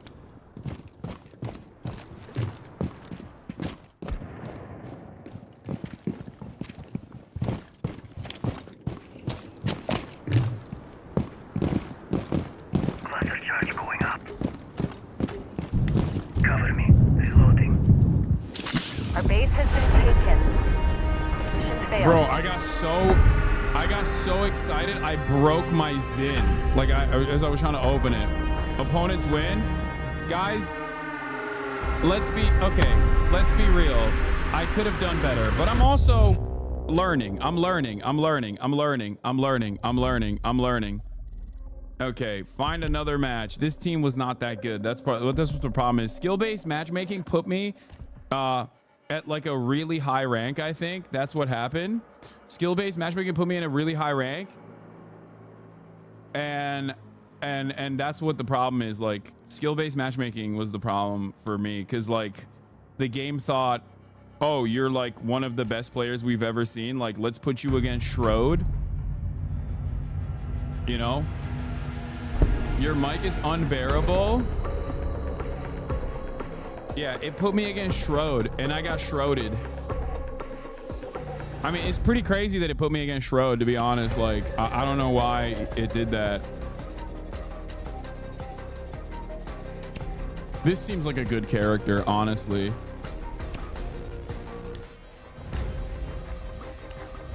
Whoa. Red dot. Dot dot.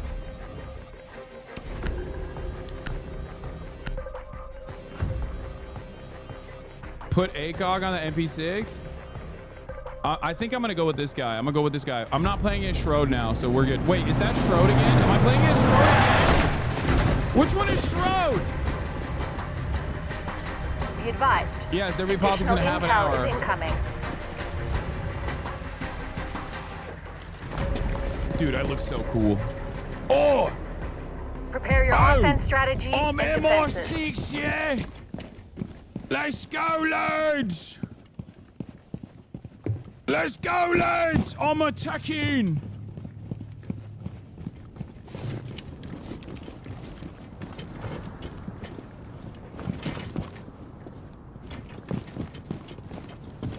Alright, I'm gonna go after this guy because he has a shield. And I feel like he's gonna protect me because he has a shield. What do we think, chat? Do we think he'll protect me because he has a shield?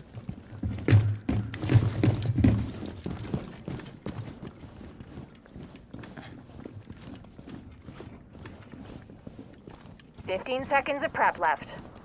What prep?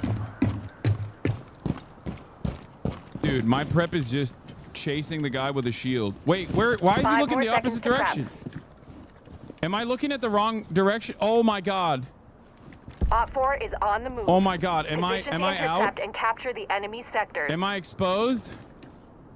Use your mutes. Oh my god, how do I do that?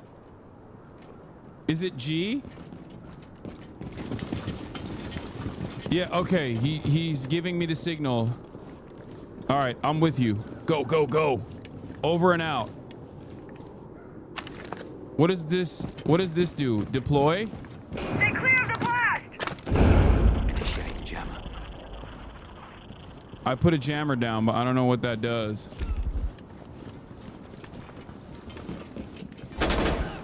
Oh shit. Get clear! Is there a team kill on this? Oh shit, right side, right side, right side. I heard noise.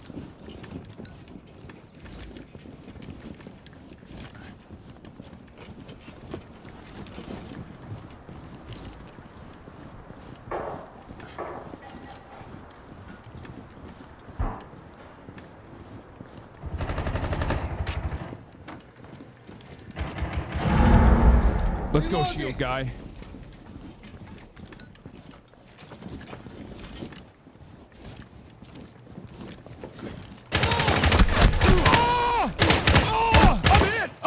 I'm hit!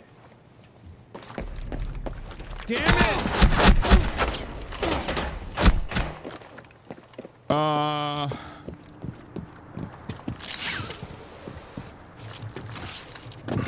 Let's lower the sends a little bit.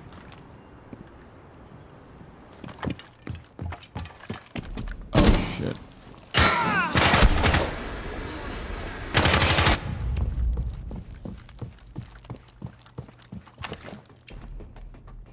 Tyler run Shroud and Justin getting team diffed. Turn on mic. No, I'm good.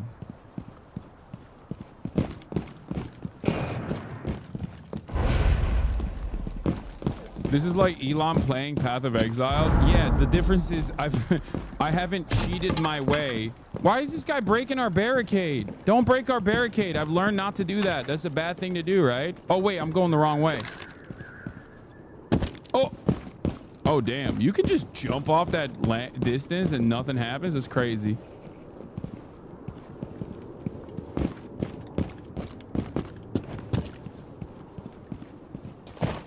I'm going in. Behind enemy lines. Sector is being captured. Over and out. Wait, that's my sector. They're capturing the sector I'm in.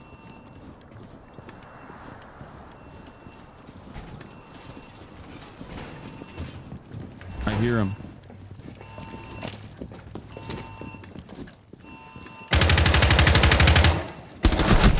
What? I got a shot off on him. Come on.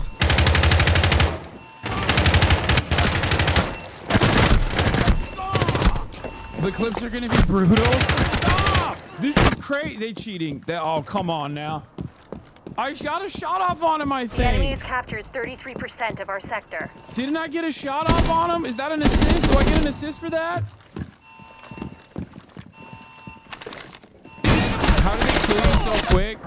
I think I'm just doing something bad. I'm doing something wrong that I just don't understand or don't know. And that's the reason why I just keep dying like foolishly. I mean, I don't know the map. I don't know the movement. I don't know the I don't know the tactics. I don't know how to shoot. I can't aim. Destabilization has commenced in first sectors. I pretty much have nothing. I am Move quickly. I might literally be the worst possible player We are taking the enemy like sector. in the entire planet for this game. No joke, no meme.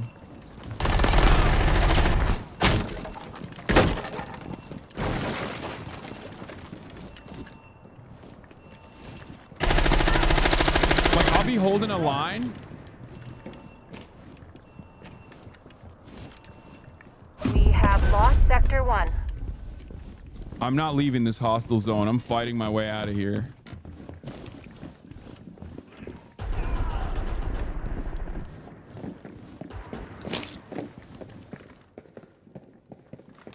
Oh, almost had him! Ah! Ah! Ah! Don't do that! Disrespectful!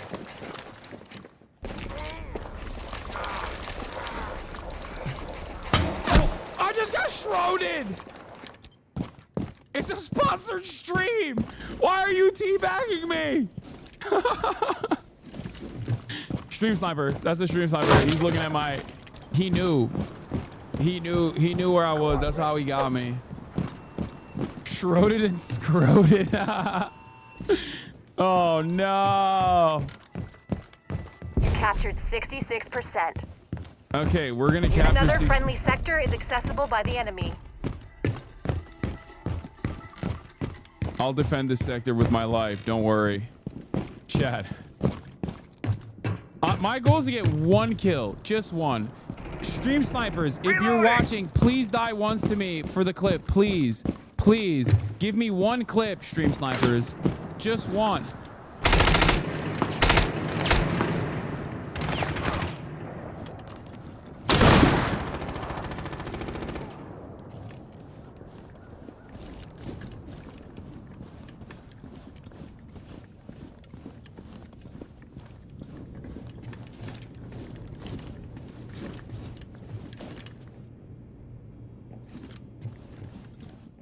The enemy is capturing the sector. Wait, is that a guy? No. That was just a shadow, right? Enemy sector unlocked. Yes, I'm crouched, yes.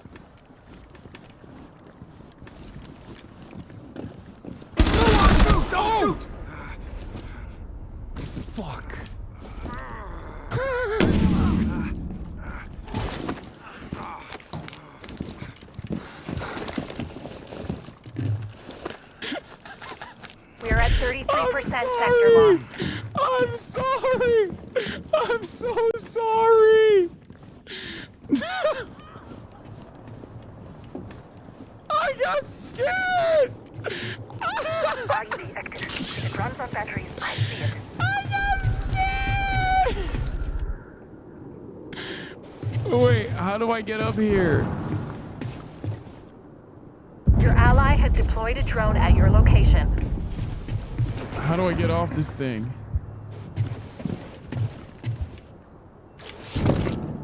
Okay. Sector loss is at 2/3.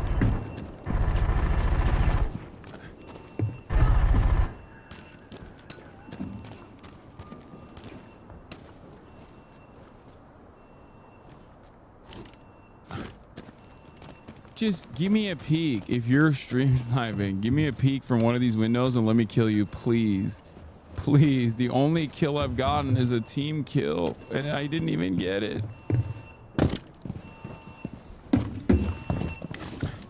Oh, wait, is that mine? Ow.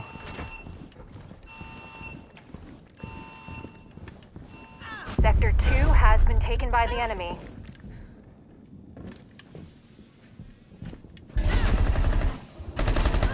Oh, God.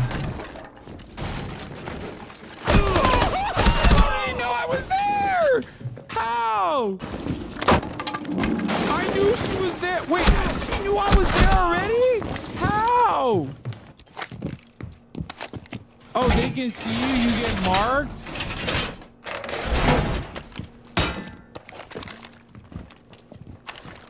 My anti-war moral compass is guy. That's what it is. Oh my God, that's copium, but that's really good copium, chatter. Yeah, no, here's the problem. It's because I'm a humanist. It's because I'm a humanitarian, a humanist. That's the problem. Wait, this seems scary. Harmful fumes. It's printing a bomb. Keep door closed until print finished. Optimal. The enemy Peak has temperature access to our room next 10 sector. degrees. Turn off chamber fan when not in use. Okay, I'll do that. I'm a conscientious objector and a pacifist. I'm doing the pacifist run.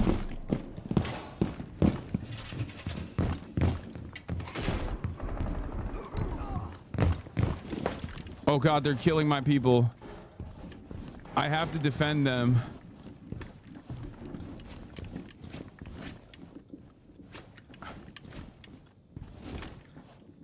I really want one kill, please.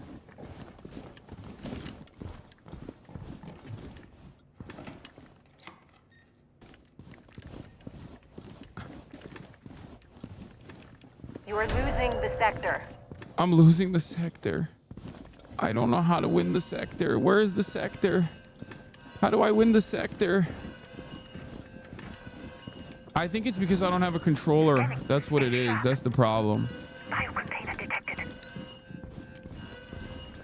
Enemy sabotage kit spotted. Where are they at? Oh God. Oh, that's so scary. I don't like that. I don't like the sound of that.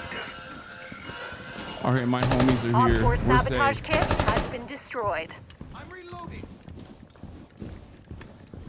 Okay, we defended the sector. Let's go. If it runs on batteries, I see it. Oh, swarm. Is that friendly swarm or enemy swarm? Wait. They're trying to come in through here. I heard them.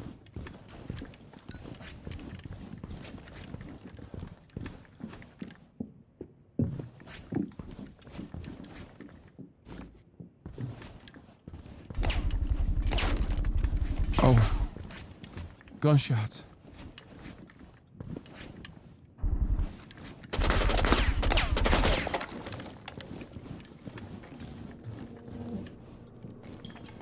Oh! Scary. My ears are ringing. Oh! Wait! Oh, God! I think I got him! Did it work? He's in there.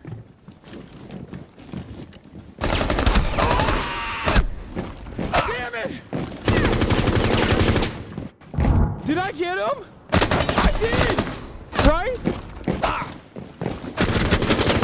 Yeah, and I body blocked this person and then they died too. That's... Enemy sector is being captured. You need headphones? No, I don't. I have a surround sound audio system. Yeah, I got two assists. I got 2 assists.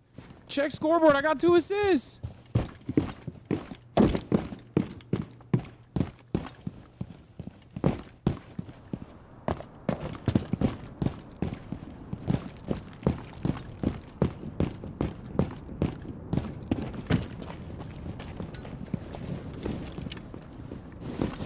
I'll tell you what, I've never actually been this scared playing a tactical shooter before. It definitely puts the fear of God in you. Assignment begins in 1 minute. Enemy capture of the sector is underway.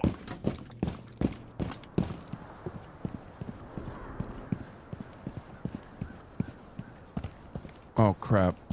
I went the wrong way. I was trying to follow that guy, but I went the wrong way.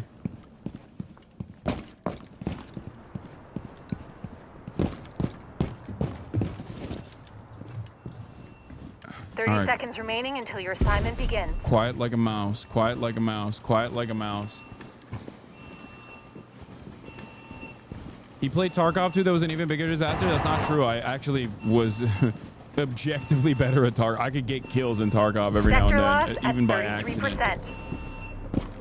15 minutes to go. Second sectors are undergoing destabilization.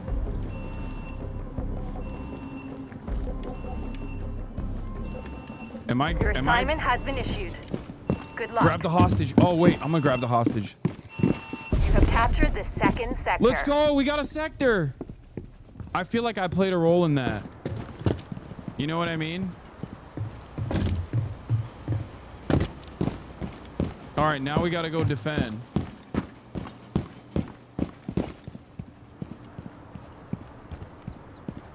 Friendly sector loss is at 66%.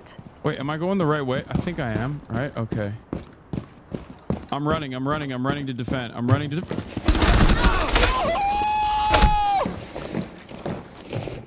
That was so... We have visual confirmation on Op 4 side. Wait, I didn't get a single shot off on him? Karn, Hassan, come to me. I'm with Hostage, says in the team chat. I thought I shot her foot. Logged in just to be target practice. Bro, y'all are ruthless, okay? I lit that person up, actually. I did. I surely. Wait, what is Andrew saying? You're defending like NATO, bro? Chill. No, we almost won. That was close. When you're running, switch to secondary. Okay, I'm gonna find a different match. Best advice I've ever heard on Siege is just to click their heads. Makes the game super easy. I don't know if you're right about that, because I've been clicking on their heads. It just hasn't been working a lot for me. I've been focusing on their heads quite a bit, as a matter of fact.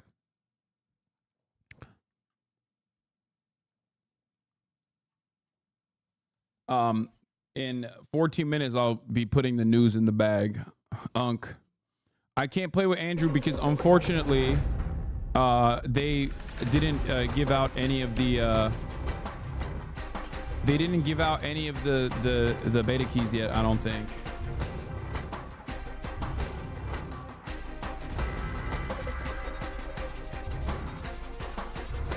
That's what the problem is, I think. I'm playing with people who are like professionals. Wait, oh, it is a streamer. This is a literal streamer. I wouldn't. It's like borderline unplayable. Trust me, I would not.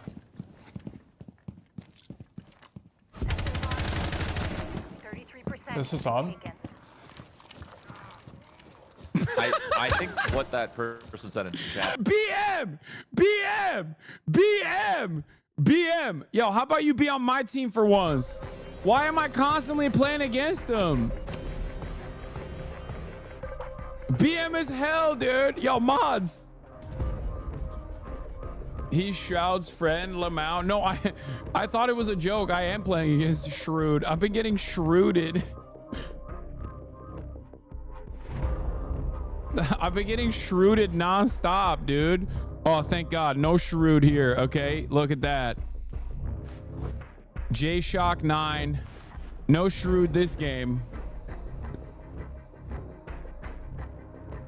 Bro teabagged me, dude. What the hell? He shrewded and screwed me. He's troubleshooting his performance issues. He's not playing that much. He shrewded me so freaking hard.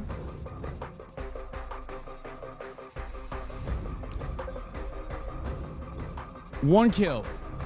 Gamers, our objective is to get one singular kill. Will it happen this round? Ready yourself. You'll be fighting on 2 fronts. Is there a Turkish operator? Maybe that's the reason why I'm not playing as well as I could be. Prepare your offensive and defensive strategies. All right, guys, huddle up, listen up, huddle up. Okay, no one's listening to me. All right, it's fine. Do your thing. That's what I was going to tell you anyway. All right, good luck, everybody.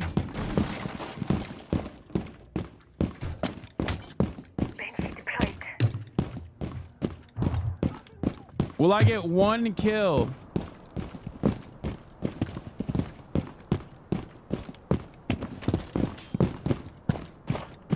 I don't even know where I'm going. Am I going the right place? What's up? You got shorts on, my boy. What is that? Oh shit, wait. 15 seconds of prep left.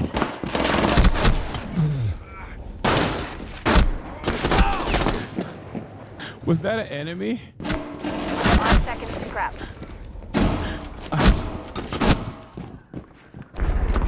You're on the clock. Finalize defensive and capture Op 4 sectors.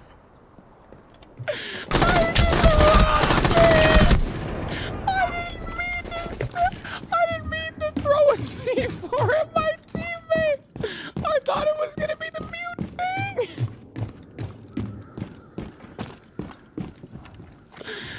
No, bro. If I tried to be this bad, I wouldn't be. If I deliberately did this, I wouldn't be able to do it. Okay, if I deliberately tried. You're losing the sector.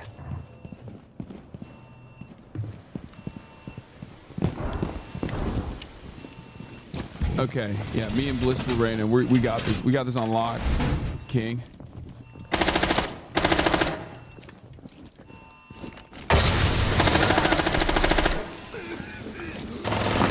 I got you with the gas. I got you.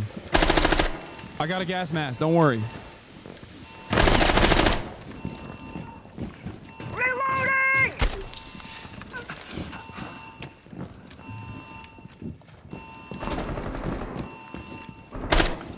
We're at 33% sector loss.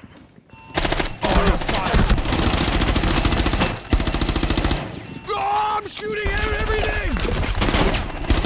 Oh, no! Slow the bleeding, slow the bleeding. Help me, help me, help me, help me. I'm down, help me, I'm bleeding. Oh, I'm dying. Oh my God. Bro, how do you see me through the wall, dude?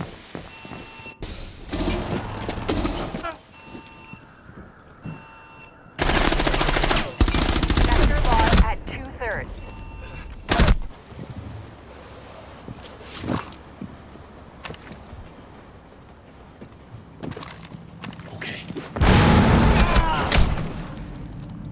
You got revved? You got rezzed? You were literally rezzed, dude? Wait, I was? I didn't even realize. I wasn't looking. Hold on, I'm gonna defend this. I'm gonna defend our honor here. Oh shit. You're taking the enemy sector.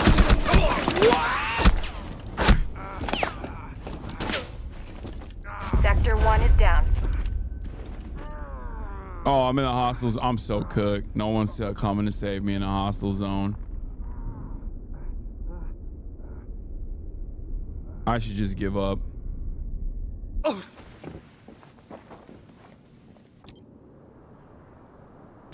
So, I thought I almost got that guy. Pick 7 and pick 0. Which one is 0? Capture 33% complete.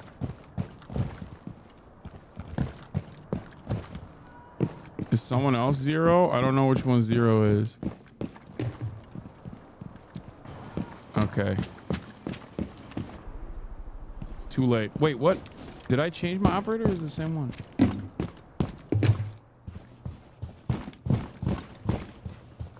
I'm so loud. They're right above me, aren't Move, they? operators. Our next friendly sector is vulnerable.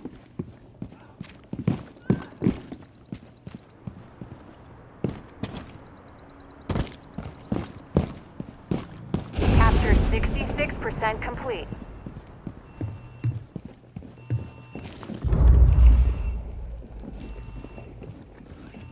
First sectors are undergoing destabilization.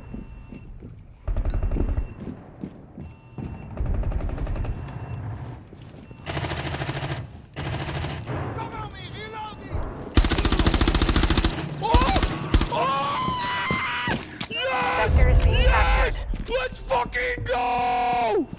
You have captured Sector 1. Let's fucking go! You just got dunked on by a 33-year-old geriatric! Get wrecked!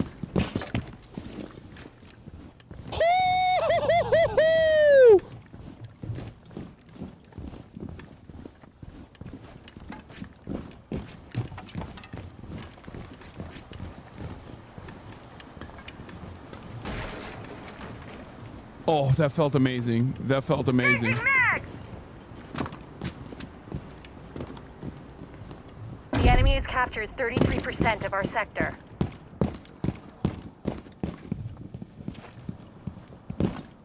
We have found Op4's sabotage kit. Can I get over this? No.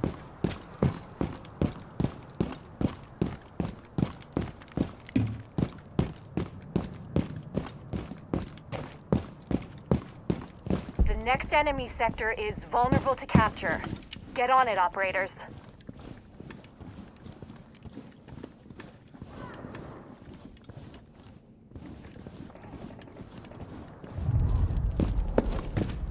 Sector loss at 66%. Everyone was talking shit saying I need a headphone. I need headphones. I need headphones. Where are they at now? I got that kill without headphones. I lasered him. Ratatat. Hostile sabotage kit rendered inactive.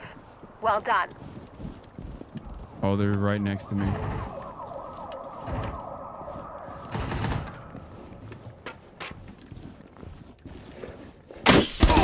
What the fuck was that? What the fuck was that?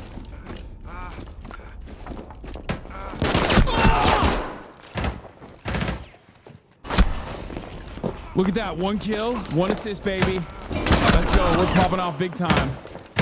There's people worse than me on this map. There's people with 0 kills. There's 2 people with 0 kills. I'm officially better than 3 other people on this map.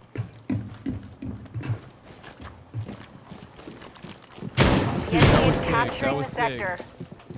I'm still riding that high of that 1 kill.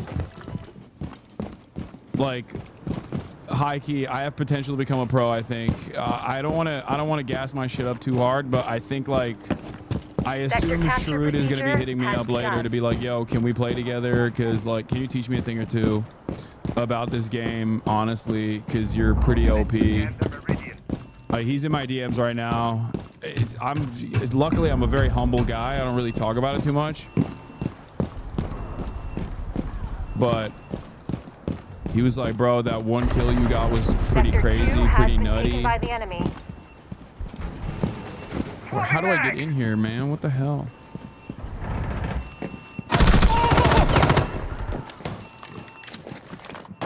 Oh, come on, 2nd kill. We gotta get a second. We gotta get a second one. We gotta get a second one. We gotta get a second one. We gotta get a second kill. We gotta get a second kill. We gotta get a second kill. We're gonna do that. We're gonna do that. What were you saying? I was saying I'm just trying to give them a leg up by helping them eliminate the best player on our team, me, so that it's like the other guys can get some. You know what I mean? Blast area! Op 4 has destroyed our sabotage kit.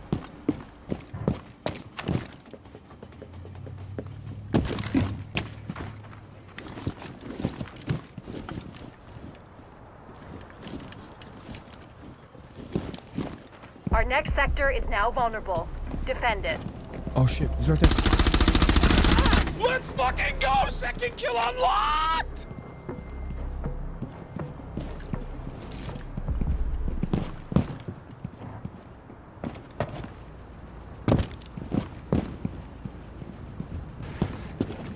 Will he get a third? Will he get a third? Will he get a third? There's a guy here somewhere. I saw him. I'm pretty sure.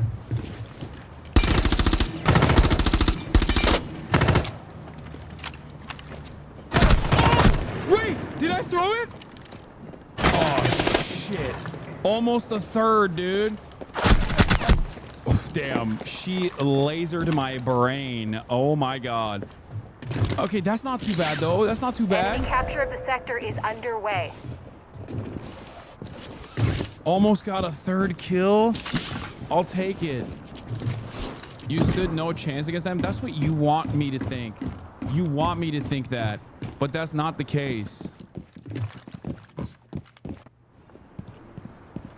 This is the last game, by the way. After this, I'm going back to putting the news in the bag. Unk is putting the news in the bag after this game, so don't worry.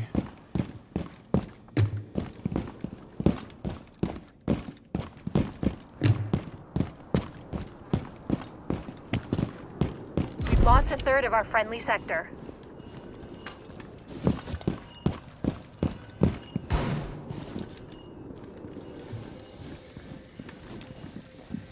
Enemy sabotage kit spotted.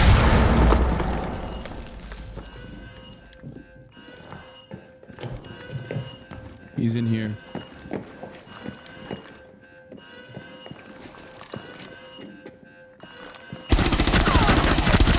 Let's go! Third kill, baby! Oh, almost a fourth, too! That was almost a double! That's close! Bro! The kid's popping off! The kid's popping off! Who is this guy? He's a god gamer!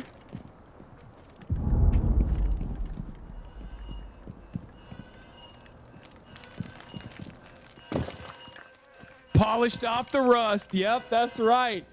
Tactical. Yo, I'm basically a pro. Jinxie has to review my tapes now. Jinxie has to review my tapes and talk about how good I am. I don't even know if I'm going to the right place, but I'm gonna attack this thing. Mission failed. No! Our base has been captured. Ah, well earned. A defeat that we fought hard for, but we still lost.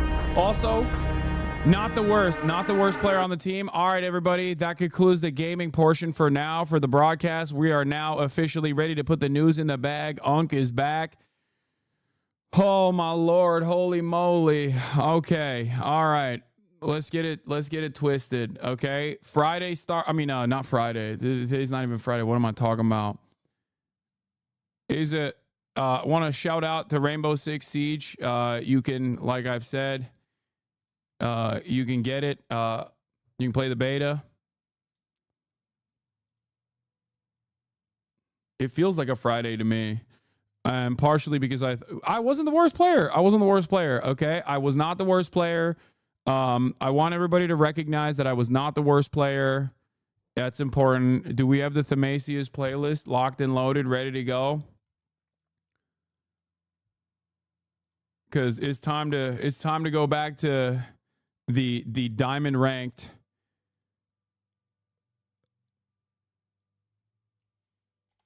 We're going to talk about Ukraine, Russia.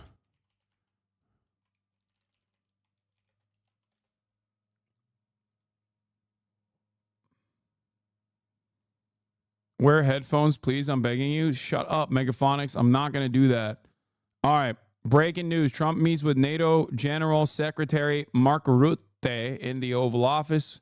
We'll get started. I'll blast off again as well.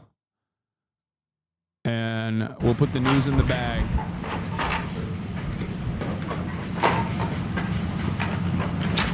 Hello, everybody. It's great to be with a friend of mine who was Prime Minister of the Netherlands. I got to know him very well. We had a great relationship always.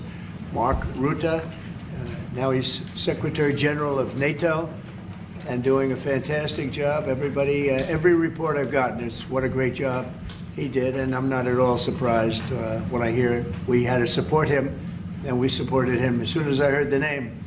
But he was a fantastic Prime Minister, and he's doing a fantastic job. An even tougher job. Which is tougher, being the Prime Minister of Netherlands or? This job is quite tough. I would think this is a little but Dutch politics is also brutal. So. Yeah, but this is pretty tough. But you're doing. All right, ladies and gentlemen, it's news time. We're going to now. be I got discussing 3 a lot of kills. things. That's the Obviously, news. We'll be discussing what's happening with respect to Ukraine and Russia. At this moment, we have people talking in Russia. We have representatives over there, Steve Witkoff and others. Goatkoff is in Russia. In very serious discussions. As you know, Ukraine I'll put the has content tag agreed, back on as subject well. to Don't this, worry. What's happening The politics today to tag. a complete ceasefire, and we hope Russia will do the same. Thousands of people are being killed, young people, usually, mostly young people. We were just talking about it. Thousands of young people are being killed a week, and we want to see that stop. And they're not Americans, and they're not from the Netherlands for the most part. No. They're from Russia, and they're from Ukraine, but they're people. And I think everybody feels the same way. We want it to stop. It's also a tremendous cost to the United States and to other countries. And it's something that would have never happened if I were president, and it makes me very angry to see that it did happen. But it happened, and we have to stop it. And Mark has done some really good work over the last week. We've been working together, and he's done some really good work, so I'm very happy about that. We'll also be talking about trade and various other things, and I think we'll have a very, very strong day. We're going to have lunch afterwards. That'll go, and then we'll see you all later. But Mark, would you like to say something? Yeah. First of all, thank you so much, Mr. President, dear Donald, again for hosting me, and but also for taking time in Florida. A couple of weeks after you were re-elected. That's right. And of course our phone call a couple of weeks ago, and I must say, Trump 45, you originated the fact that in Europe we are now spending, when you take it to aggregate, 700 billion more on defense than when you came in office in 2016, 2017. But that was Trump 45. But then when you look at Trump 47, It'll be hard to tell. what happened the last couple of weeks is really staggering. The Europeans committing to a package of 800 billion defense spending. The Germans now, potentially up to $500 billion extra in defense spending. And then of course you had Keir Starmer here, the British Prime Minister, and others, all committing to much higher defense spending. We're not there, we need to do more, but I really want to work together with you in a run-up to the Hague Summit to make sure that we will have a NATO which is really reinvigorated under your leadership, and we are getting there. We also discuss defense production because we need to produce more weaponry. We are not doing enough. And not in the US, not in Europe, and we are lacking behind when you compare to the Russians and the Chinese. And you have a huge defense industrial base. Europeans buying 4 times more here than the other way around, which is good because you have a strong defense industry, but we need to do more there to make sure that we ramp up the production and kill the red tape. So I would love to work with you on that. And finally, Ukraine. You broke the deadlock. As you said, all the killing, the young people dying, cities getting destroyed. The fact that you did that you started the dialogue with the Russians, and the successful talks in Saudi Arabia now with the Ukrainians. I really want to commend you for this. So, The Hague is my hometown. I love to host you there in the summer and work together to make sure that will be a splash, a real success, projecting American power on the world stage. What Mark is saying is when I first went to NATO, my first meeting, I noticed that very few people were paying. And if they were, they weren't paying their fair share. There were only 7 countries that were paying what they were supposed to be paying, which was... 3. Yeah, it's even worse. Could be even worse. But there were just very few countries that were paying, and even the paying, it was at 2%, which is too low. It should be higher. It should be quite a bit higher. But you had Poland, and I remember Poland was actually paying a little bit more than they were supposed to, which I was very impressed with. They've been actually terrific, and some of the others. But most of them weren't paying, or they were paying very little. And I didn't think it was appropriate to bring it up there, but I said it's going to be brought up at my next meeting. And my next meeting, the first meeting, you want to give them a little break. The second meeting, it began, and I was able to raise hundreds of billions of dollars. I just said, we're not going to be involved with you if you're not going to pay. And the money started pouring in, and NATO became much stronger because of my actions and working along with a lot of people, including Mark. But they would not pay for other presidents, and I don't think other presidents even knew that they weren't paid. I asked first question, has everybody paid up? And literally, I mean, they told me 7. You could be right, it could be 3, but that makes it even worse. But they just weren't paying. And I said, no, I won't protect if you're not paying. If you're delinquent or if the money isn't paid, why would we do that? And as soon as I said that, got a little hit from the press because they said, oh, gee, that's not very nice. But if you said the other, nobody would have paid.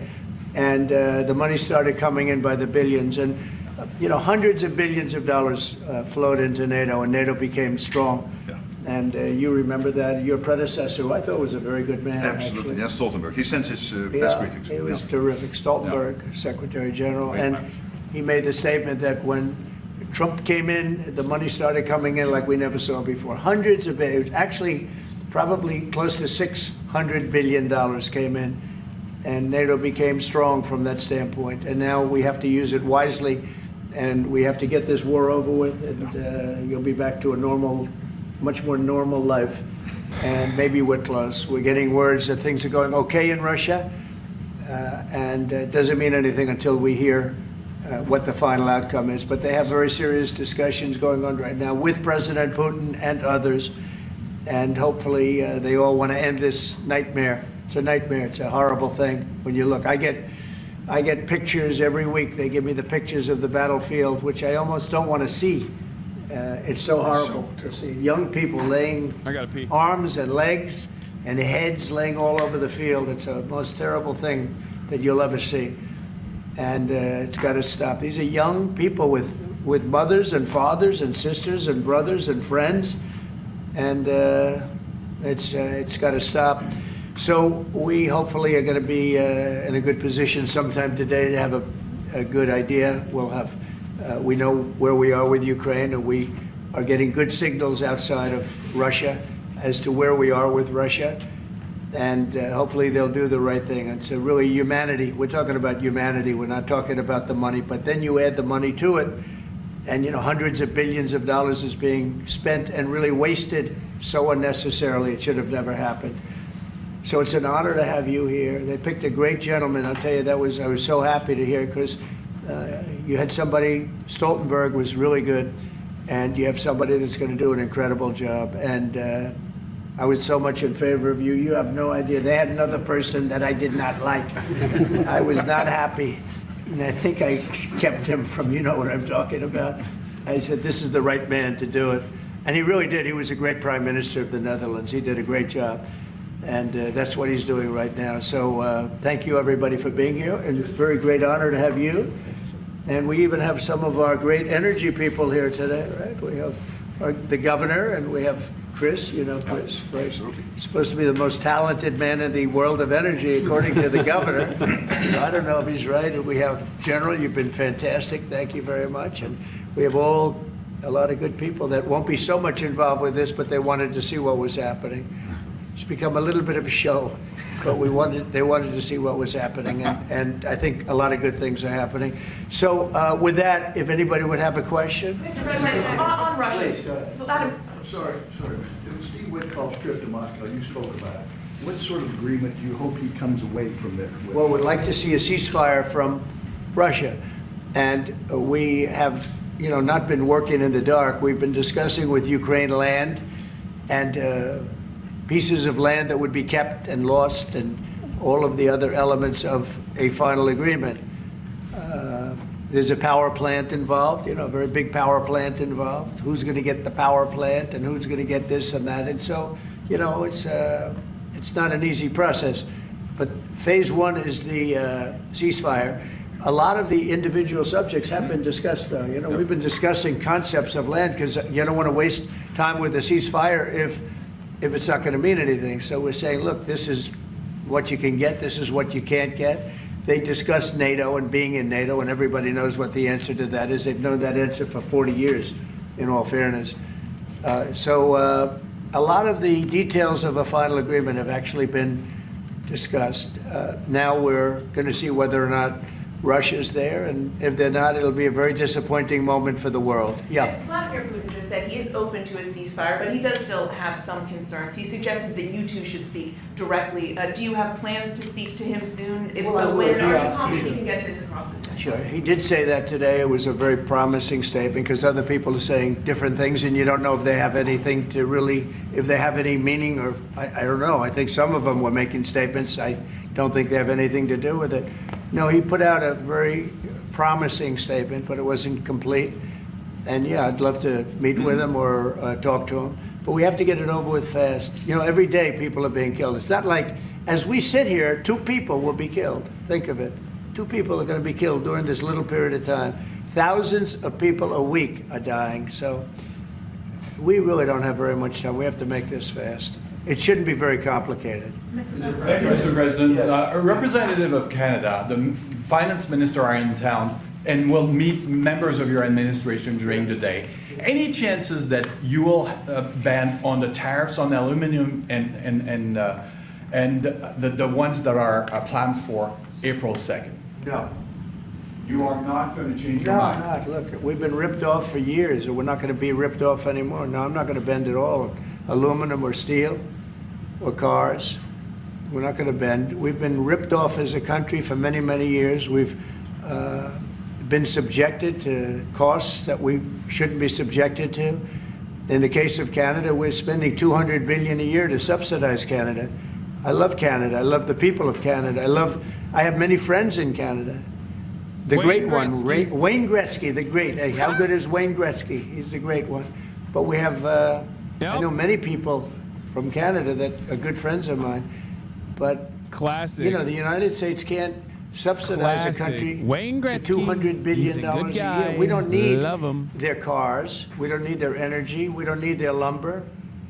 We don't need anything that they give. We do it because we want to be helpful, but it comes a point when you just can't do that. You have to run your own country. And to be honest with you, Canada only works as a state. It doesn't. We don't need anything they have. As a state, it would be one of the great states anyway. This would be the most incredible country visually.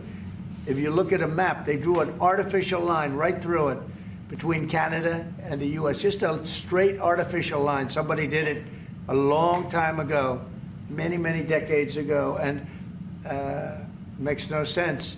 It's so perfect as a great and cherished state. Keeping "O Canada," the national anthem. I love it. I think it's great. Keep it. But it'll be for the state, one of our greatest states. Maybe our greatest state.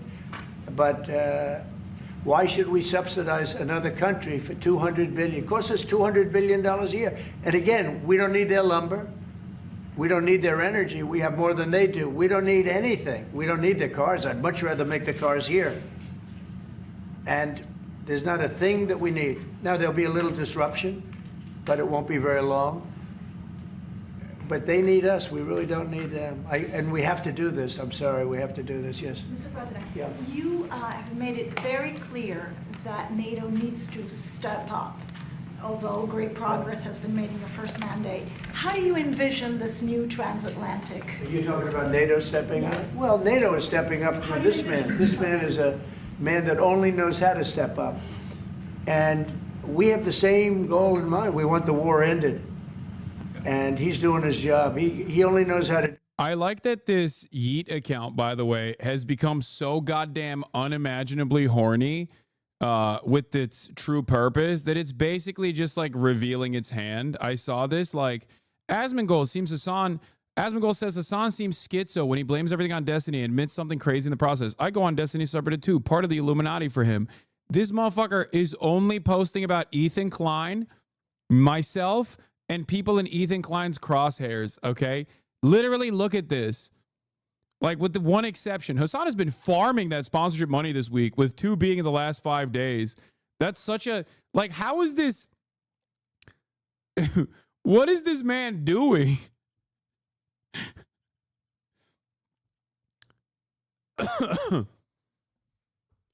Look at this. Ethan took time out tonight to call on IG to call out Matt Lieb, who was a role on Good Mythical Morning with Rhett and Link. Asmongold denied Hassan's request to speak about Mahmoud Khalil. Here's his first attempt. Just a farm, dude. Look at this. How the fuck do people not realize this is just like a farming operation? I mean, I guess people are just also horny to hate. Brother, if you want to do a better farm job, you have to spread it out. You can't exclusively and entirely focus on people that Ethan Klein is targeting and then also put in like irrelevant random shit.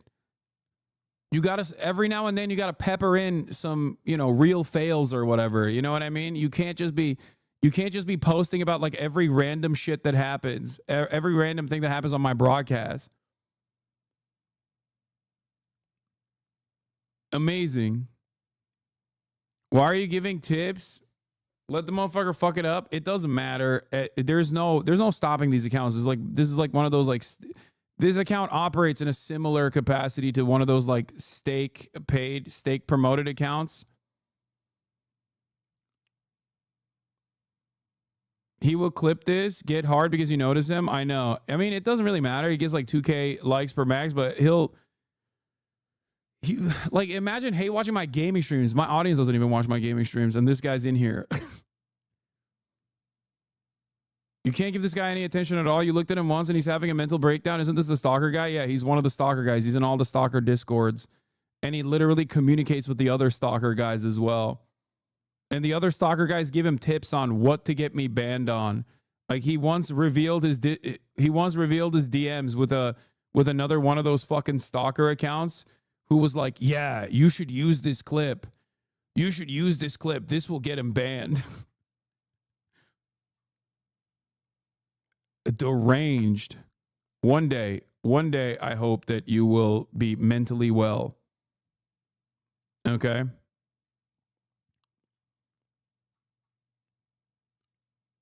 That's why I fought for him to get that job. Because they had some other candidates that I'll tell you would not have done a very good job. He just wants you to cover the news this way? Of the move for my family. Yeah. Yeah. Based.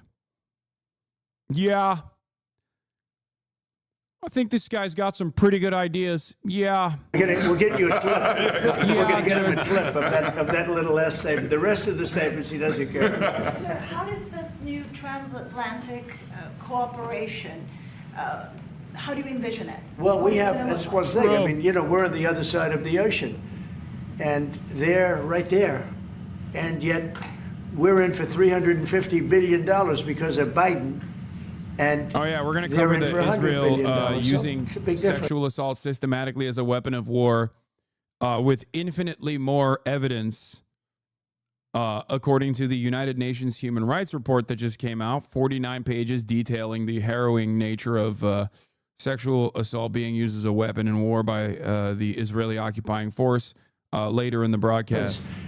And it's unfair. And I said, you have to equalize.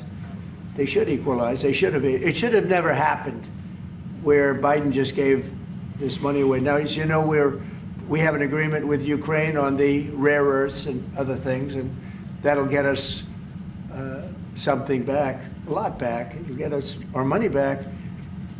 We're not doing it for that, though. I'm just doing this to get the war stopped. I'm doing it really to save lives, but at the same time, we were treated very unfairly, as we always are by every country. And we're in for very substantially more than the European nations are in for, and that shouldn't be. You know, they're much more affected by it than we are, because we do have an ocean in between. But I don't know. I think good things are going to happen. I really do. I think good things are going to happen.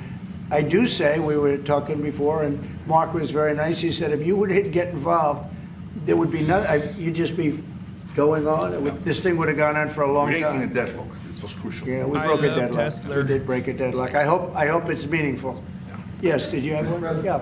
Yes, sir. Thank you, Mr. President. Amanda Head with Just the News. On the southern border, you've got DHS and ICE who are reporting that there was a little bit of fudging of numbers during the Biden administration on both the catch and the release side with respect to reporting the number of illegals coming into the They country. cheated on the numbers. The numbers were, I love that question. Who are you with? Just the News, Amanda Head. Very nice. That's good. That's Do you good. know how many of those are criminal illegal What? aliens? Just the and News? Biden's What the out hell of is that? office, Alejandro Mayorkas, who gets No, held Biden accountable? fudged the numbers. The numbers were totally fake. And he gave fake numbers. I knew they were fake. Everybody knew they were fake, but now it came out. And terrible what they did. That administration was a horror show for this country. Can you hold anyone accountable? Well, I don't know. They gave phony numbers. And phony numbers are a very bad thing to give, but I'm not sure about that. I don't know how it would play. We want to get it straightened out. We're after many, many bad people that were let into our country, and Kristi Noem and my friend Homan. How good is Tom Homan doing, right? And they're after him, and I mean, you see they're taking him out in record numbers. Gang members, gang leaders, drug dealers. There's a problem the Netherlands does not have. The Netherlands never had this problem. If you'd like to take it, I could deliver some people. I could deliver some nice people to the Netherlands if you'd like. I'm not sure. No, what he did to this country, letting 21 million people flow through an open border. Many of those people were hard criminals from prisons and jails, from mental institutions, and I always say insane asylums because they were seriously deranged. And they're here from, not South America, from all over the world. From South America, but from all over the world.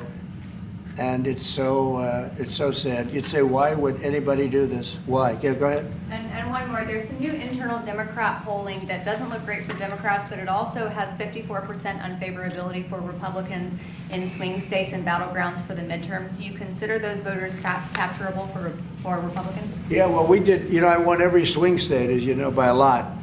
And I won the popular vote by a lot.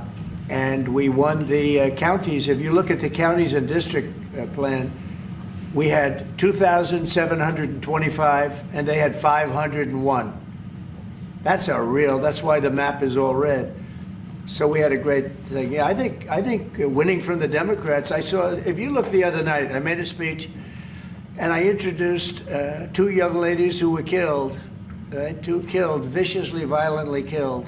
Young, unbelievable, both outstanding people that were killed by illegal. It's good that Mark Rutte is in the Oval for this conversation. Aliens, and the Democrats wouldn't get up and applaud. The mothers were. This is my favorite flex that Trump does, where he just like sits global leaders right next to him and then just like rambles on about other shit.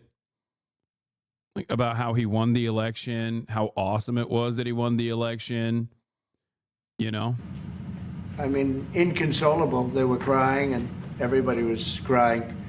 The Democrats sat there with stone faces. They didn't clap. They didn't stand. They didn't do anything. We had a young man with very serious cancer. His dream is to be with the police department someday, and he was introduced. They didn't even clap. I mean, they were disgusting. Frankly, they were disgusting. There's something wrong with them. He's talking about not clapping. They're deranged, like like Jack address, Smith. like They're still. deranged people. And I never saw anything like it. I'm standing up and I introduced the mother and the parents of these two young girls that were just recently essentially killed, violently killed. And the Democrats are like this. It's so sad. And I saw this morning where one of them is pretty well known, one is fighting like crazy over men being able to play in women's sports. I said, I thought that was tried. I thought that was about I think it's a 95% issue. But in a way, I want them to keep doing it because I don't think they can win a race. And I tell the Republicans, I said, don't bring that subject up because there's no election right now. But about a week before the election, bring it up because you can't lose.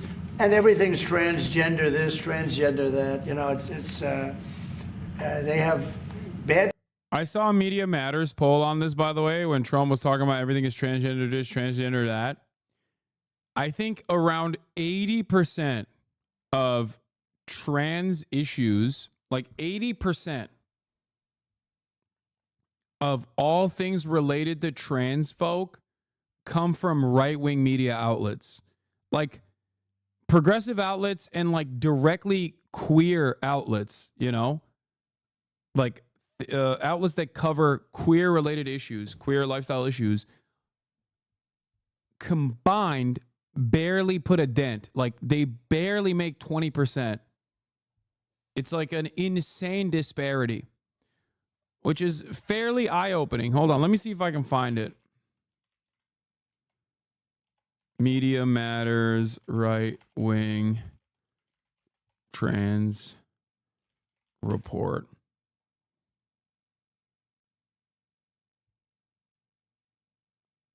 Is this it? Hold on. New analysis reveals the extent of Fox News' obsession with Trump's anti-trans orders, but this isn't even it. Hold on, let me see if I can find it.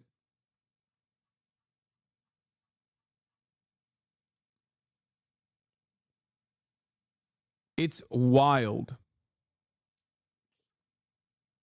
Like the content about trans people are almost entirely coming from right-wing outlets. Those are the only outlets that talk about trans people. Like they dominate the pipeline, and it's crazy because it's like, oh, here it is. Thank you. Fox News outstripped CNN, MSNBC in first month covering Trump's anti-trans executive orders, but this is not even it. No, this isn't even what I'm looking for. There's another one. Right-leaning Facebook pages earn nearly 2/3 of interaction. Yep, there it is. Right-leaning pages made 77% of the top-performing trans-related posts.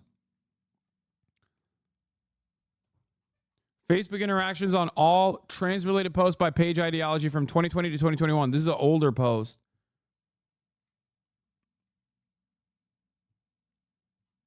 I will become an LGBT foe if you don't click. What is this? This is trans-friendly. The worst 1v1 of 2019. Dude, no. Take an hour off. I'm not. You're crazy. Look at this. Left-leaning pages, non-aligned pages, right-leaning pages. Number of Facebook posts about trans issues by page ideology. Interactions on trans-related issues, right-leaning pages. Trans-related posts earning up to at least 50,000 interactions by page ideology. Now, you might say, oh, it's because right-wing is dominant. And I agree. Right-wing is dominant on Facebook. Right-wing has always been dominant on Facebook.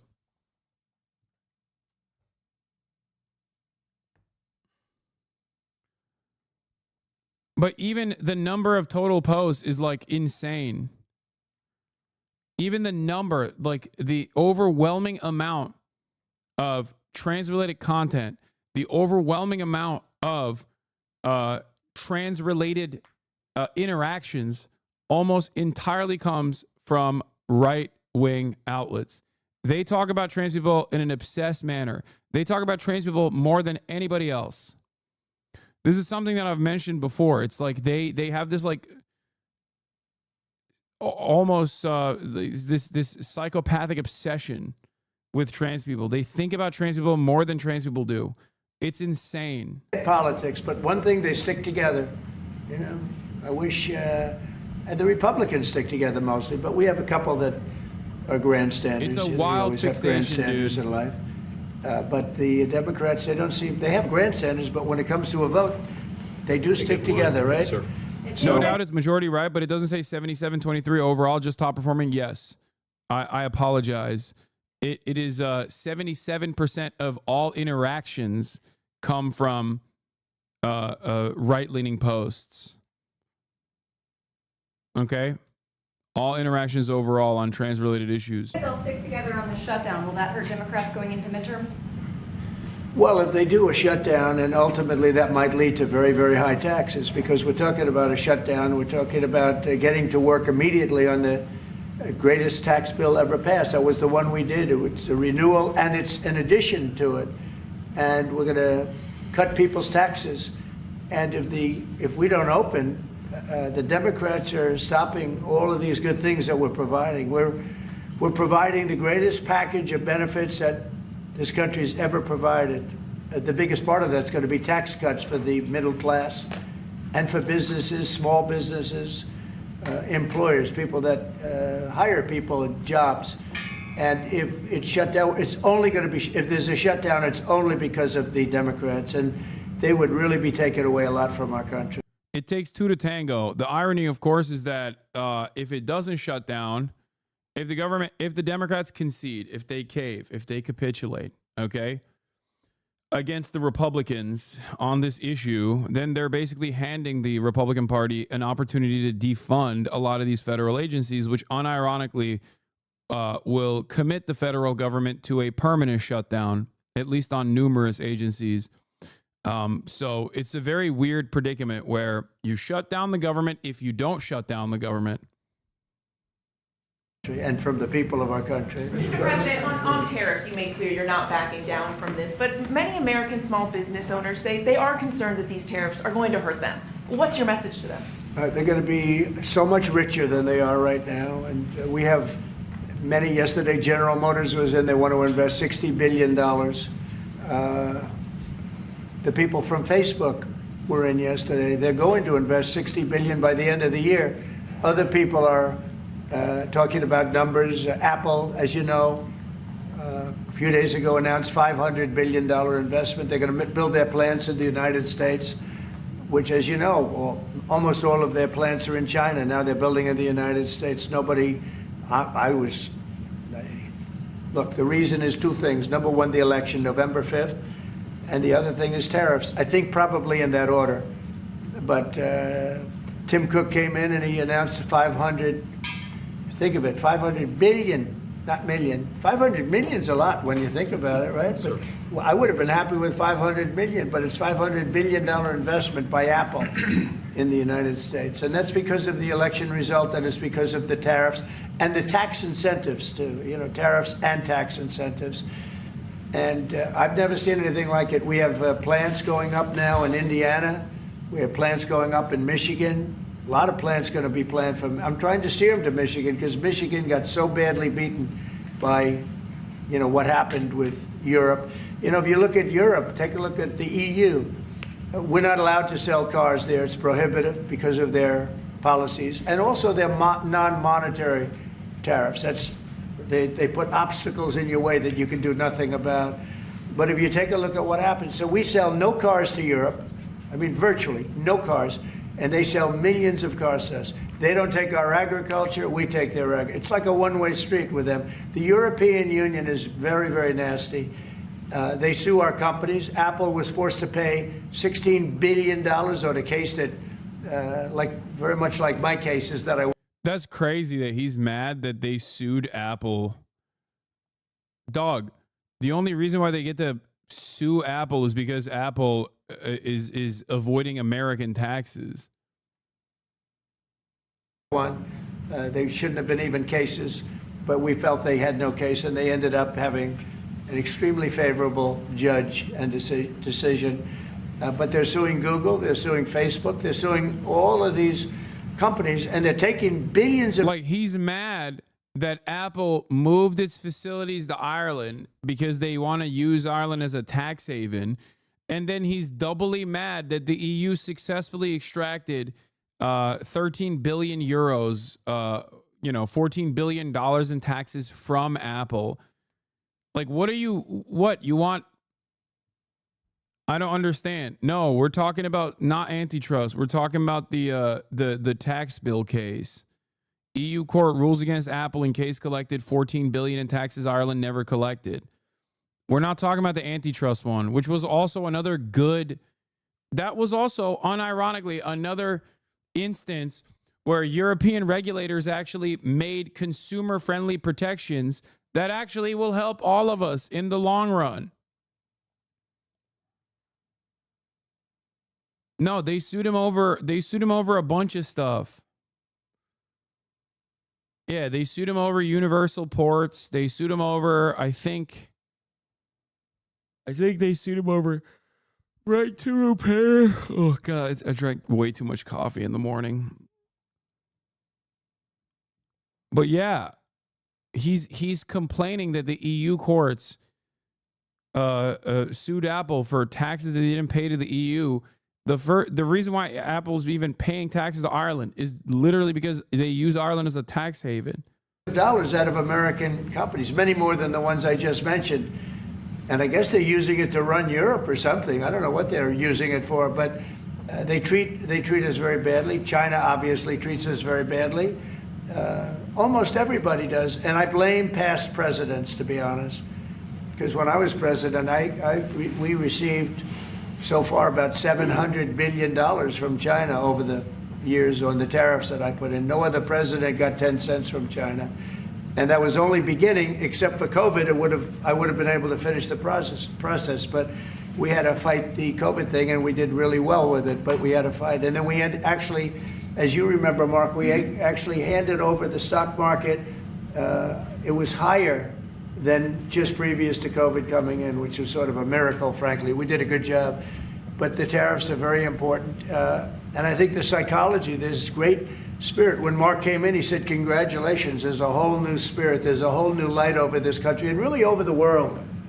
Because you have somebody that, a whole group of people really, because I talk about this whole group that we know. Can you please emphasize to your audience that Trump is a liar and an idiot? Mark Rutte is not a good guy. He's a sociopathic demon who destroyed our country for 14 years. Fuck him. And his motor, yeah. Yes, I think I emphasize it quite a bit. What we're doing, and a lot of great things are happening. But I've never seen investment like this.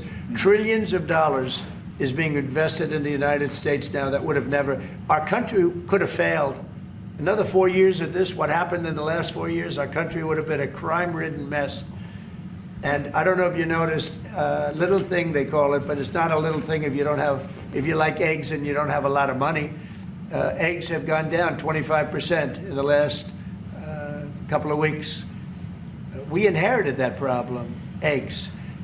Groceries have gone down a little bit. Energy's gone down. Do you want to speak to that for a second, Governor? Would you just say a couple of words, you and Chris, about energy, what's happened? Well, happy to, but I think that Chris and I just came from CERAWeek, which is the largest conference in the world, so global leaders, people from the EU, officials from all the energy producing countries, all there, and all the global nationals, all the US.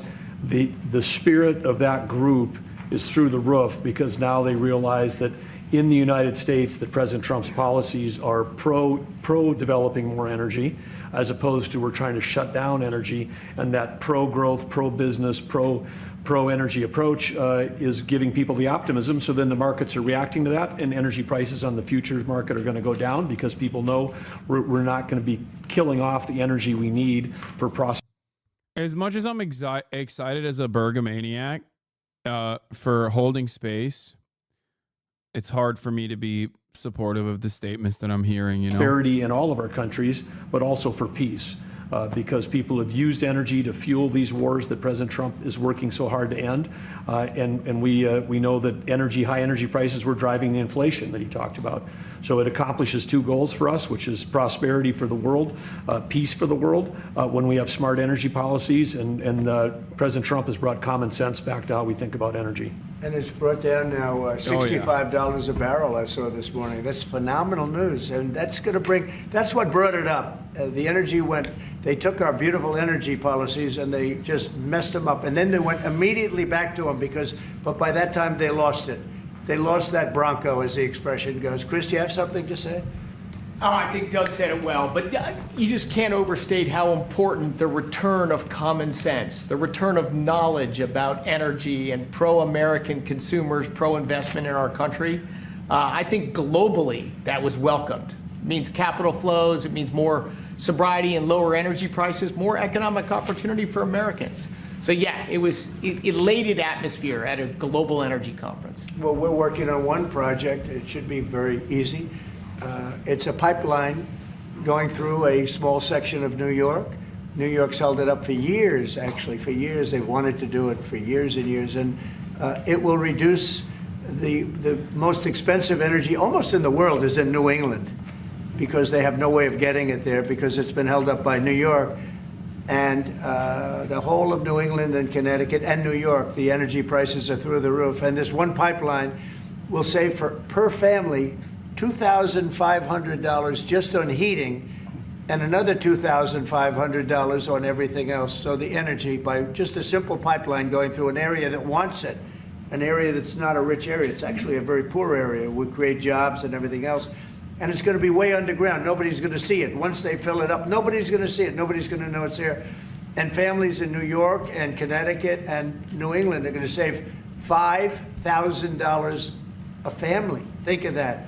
Because right now they have the highest energy prices maybe in the world, they say. New England is a disaster. So we're working on that. In fact, the governor's coming in, Governor of New York, Kathy Hochul, who's a very nice woman. She's coming in tomorrow morning at 9 o'clock to meet me on that and other things. Not only that, but other things. So I hope we don't have to use the extraordinary powers of the federal government to get it done. But if we have to, we will. But I don't think we'll have to. I can tell you Connecticut wants it and all of New England wants it. And who wouldn't want it? And it's also jobs on top of everything else. So that's going to be very exciting. So we're meeting with the governor tomorrow morning. Mr. President, some people question. Thank you, Mr. President. Greenland. What is your vision for the potential annexation of Greenland and getting them potentially to Well, I think it'll happen. And I'm just thinking, I didn't give it much thought before, but I'm sitting with a man that could be very instrumental. You know, Mark, we need that for international security, not just security, international. We have a lot of our favorite players, cruising around the coast, and we have to be careful. And we'll be talking to you. It's a very appropriate, really a very appropriate question. There's an issue in the high much. north, so the Arctic. So what you did, so when it comes to Greenland, yes or not joining the US, I would leave that outside for me, this discussion, because I don't want to drag NATO in that. But when it comes to the high north and the Arctic, you are totally right. The Chinese are now using these routes. We know that the Russians are rearming. We know we have a lack of icebreakers. So the fact that the outside Russia, there are 7 Arctic countries working together on this under U.S. leadership is very important to make. NATO Secretary laughs as Trump threatens to annex Greenland, Denmark, NATO country. Yeah, he's been getting he's always hot and cold when it comes to this sort of stuff, but this interview provided a lot of interesting takes, to say the least, whether it be agitating with troop presence in the Panama Canal, or agitating or promoting a troop presence in Greenland. It's just like there's not really much you can do if you are a NATO country or a NATO leader, because NATO itself is basically designed for the United States of America. It's built entirely for American empire, American imperialism. Anyone who doesn't recognize that is being a little silly. I think at this stage, perhaps it's a little bit more revealing, considering how Donald Trump is actively talking like NATO is his own personal fleshlight, and these leaders have to sit around and laugh as though he's just memeing, ha ha ha. And I know you say diplomacy, but like, if America wasn't as powerful and didn't have this much presence over NATO and this much command over NATO, I don't think European leaders would allow anyone to talk like this. Viktor Orban is a great example. Viktor Orban talks like this sometimes as a European leader, and we all know how the rest of the European leaders behave around Viktor Orban, or how they treat Viktor Orban. Viktor Orban. Make sure that that region, that part of the world stays safe. And we know things are changing there, and we have to be there. Well, we just had an election there the other day. Do you see a referendum, a plebiscite, where the people of Greenland would be in a position to decide if they want to become part of the United States? Yeah, it was a good election for us, as you know. It was not a referendum. It wouldn't be called that. It was an individual election. But the person that did the best is a very good person, as far as we're concerned. And so we'll be talking about it, and it's very important. Mark mentioned the word icebreakers.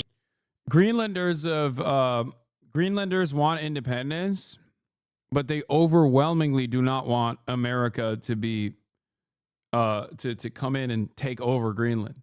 So it seems like even if the majority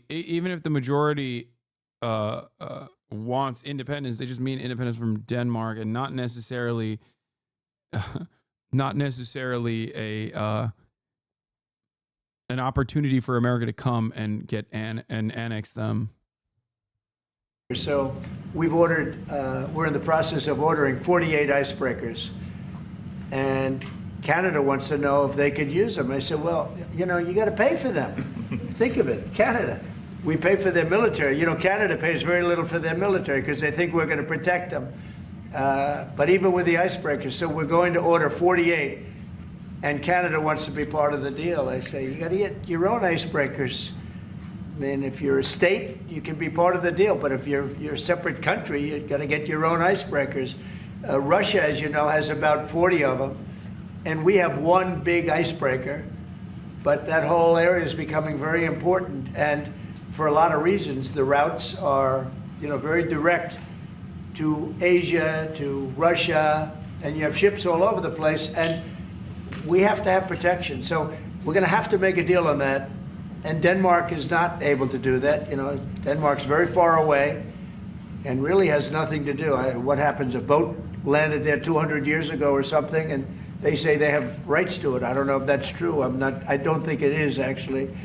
But we've been dealing with Denmark. We've been dealing with Greenland, and we have to do it. We really need it for national security. I think that's why NATO might have to get involved in a way, because we really need Greenland for national security. It's very important. You know, we have a couple of bases on Greenland already, and we have quite a few soldiers, and maybe you'll see more and more soldiers go there. I don't know. What do you think about that, Pete? So, don't answer that, Pete. Don't answer that question. But we have bases, and we have quite a few soldiers on Greenland. Because it's a question, your commitment to NATO. Will anything change? Your commitment to NATO. Will anything change? Same amount of money? Well, I think they made a great step by putting Mark in charge. I think, to me, that's a great step, because he and I have seen eye to eye on everything for a long time. We've been doing this a long time now. 9 years now. And so that's a great step. You have to keep NATO strong. You have to keep it relevant. But the biggest thing we have to worry about right now is what's going on right now. I think the rest is going to take care of itself. I don't see this happening. This was a fluke. This was something that, if we had a competent president, it would not have happened. The man was grossly incompetent. All you have to do is take a look at, he signs by AutoPen. Who was signing all this stuff by AutoPen? Who would think you signed important documents by AutoPen? You know, these are major documents you're signing. You're proud to sign them. You have your signature on something. In 300 years, they say, oh, look, can you imagine? Everything was signed by AutoPen, almost everything. Nobody's ever heard of such a thing. So, should have never happened. Tomorrow with the Justice Department about law and order. Could you tell us a little bit about that? Yeah, we're going to be with the Justice Department. We have a great Justice Department. Pam Bondi is so fantastic, and Todd Blanche, and Emil, you got to know him a little bit. He was acting for a little while.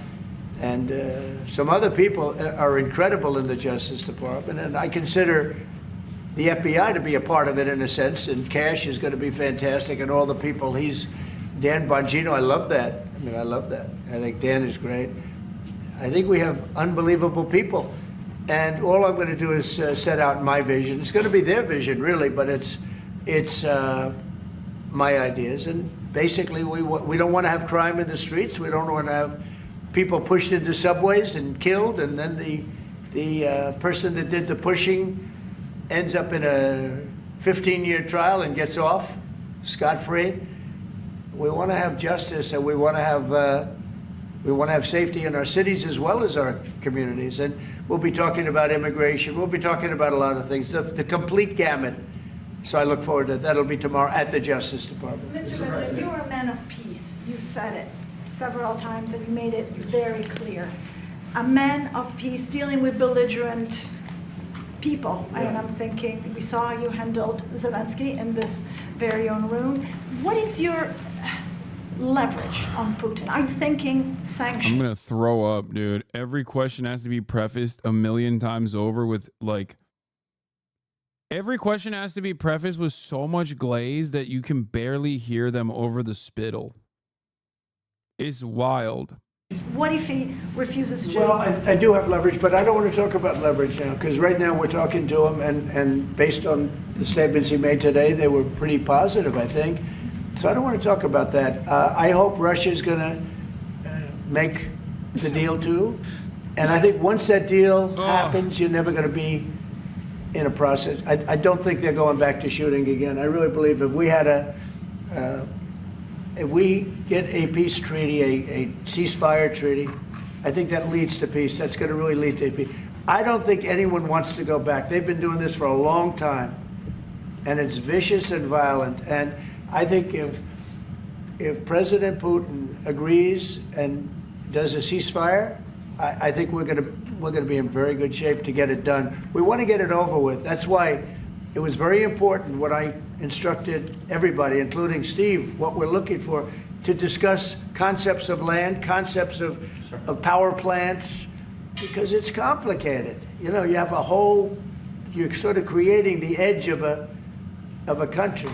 The sad part is that country, if this didn't happen, and it wouldn't have happened, I don't know if they would have to give anything back. I guess Crimea, you know, I said it last time, Crimea was given by Obama. Biden gave him the whole thing, and Bush gave him Georgia. And Trump didn't give him anything. I gave him, you know what I gave him? I gave them javelins. And the javelins were very effective, as you know. I gave them nothing. 2019. And then also, if you take a look, I was the one that stopped the pipeline going into Europe. It was totally stopped. Nord Stream 2, nobody ever heard of Nord Stream 2 before I came along. He's like, but, I'm the most anti-Russia. Very well with President Putin. I got along with most of them. I get along great with President Xi. I got along great with Kim Jong-un. I got along great with all of them. And we had no wars. We had no problems. We wiped out ISIS in record time. General Raisin Kane, and he wiped him out, and he was going to be our new chief, right? He's going to be the head of Joint Chiefs of Staff, and he's a highly respected man. He's going to be great. Pete's going to be fantastic. I have no doubt about it. We have a great team, really great team. Yeah, please. Go ahead, please. Mr. President, some of our allies have said that they're worried that they could be the next to be attacked by Russia. You've spoken directly with the Russian president. Yeah. Do you think those fears are justified? No, I don't. I think when this gets done, it's done. They're going to all want to go home and rest. I don't see it happening. Nope, I don't see that happening. And we'll make sure it doesn't happen. Not going to happen, but we'll make sure it doesn't happen. Yeah, go ahead, please. Leaders from Russia and Iran are heading to Beijing tomorrow to discuss nuclear programs. What do you hope to get out of that? Well, maybe they're going to talk about non-nuclear programs. Maybe they're going to be talking about the de-escalation of nuclear weapons, because, you know, I was talking about that with President Putin very strongly, and we could have done something had that election not been rigged. We would have had something. I think I would have made a deal with Putin on de-escalation, denuclearization, as they say, but we would have de-escalated nuclear weapons, because the power of nuclear weapons is so great and so devastating. And right now, Russia and us have by far the most, but China will catch us within 5 years. China doesn't have, but they're in the process of building, and they build. And within 4 or 5 years, they'll probably have the same. And by the way, this is a Republican tradition. Ronald Reagan, when he negotiated with Gorbachev in the 1980s about bringing down the number of nuclear weapons, it's what you have been doing your first term, and it is important. It would be a great achievement if we could bring down the number. We have so many weapons, and the power is so great. And number one, you don't need them to that extent. And then we'd have to get others, because, as you know, in a smaller way. Kim Jong-un has a lot of nuclear weapons, by the way, a lot. And others do also. You have India, you have Pakistan, you have others that have them. And we'd get them involved. But we started off with Russia and us. We have by far the most. And we were going to denuclearize. And that was going to happen. And then we were going to China. And I spoke to China. I spoke to President Xi about it. And he really liked the idea. North Korea mentioned POG. Once again, DPRK getting a seat at the table again. You know, like not to spend trillions of dollars building weapons that hopefully he's never going to have to use. And because they are very expensive also. So that would have been great. Okay, one or two more. There's been tension in the... Thank you. We're looking at an impending government shutdown Friday midnight. Yeah. Democrats for 30 years straight have said if there's a shutdown, bad things happen. Do you anticipate direct negotiations yourself with conference leader of the like even this journalist is trying to ask a newsworthy question. He's trying to get a quote out of Trump that will, that will actually be newsworthy, right? Will you actually face-to-face negotiate with the Democrats? But he can't actually ask it directly, so he has to start off with like, well, the Democrats are hypocritical cowards, don't you think, Mr. President? But will you actually negotiate with them face-to-face if push comes to shove? This is how it works with virtually every question now in the press pool. Even if you need to do journalism and want to get like a newsworthy quote out of Trump, you have to start by saying, well, the Democrats are cowardly assholes, don't you think, Mr. President? Will you bravely face them in the field of negotiation? Democrats, Chuck Schumer. If they need me, I'm there 100%. It's right. I don't really like this. I think this is definitely, God. We've always had access journalism in this country, especially post 9/11. It's gotten significantly worse.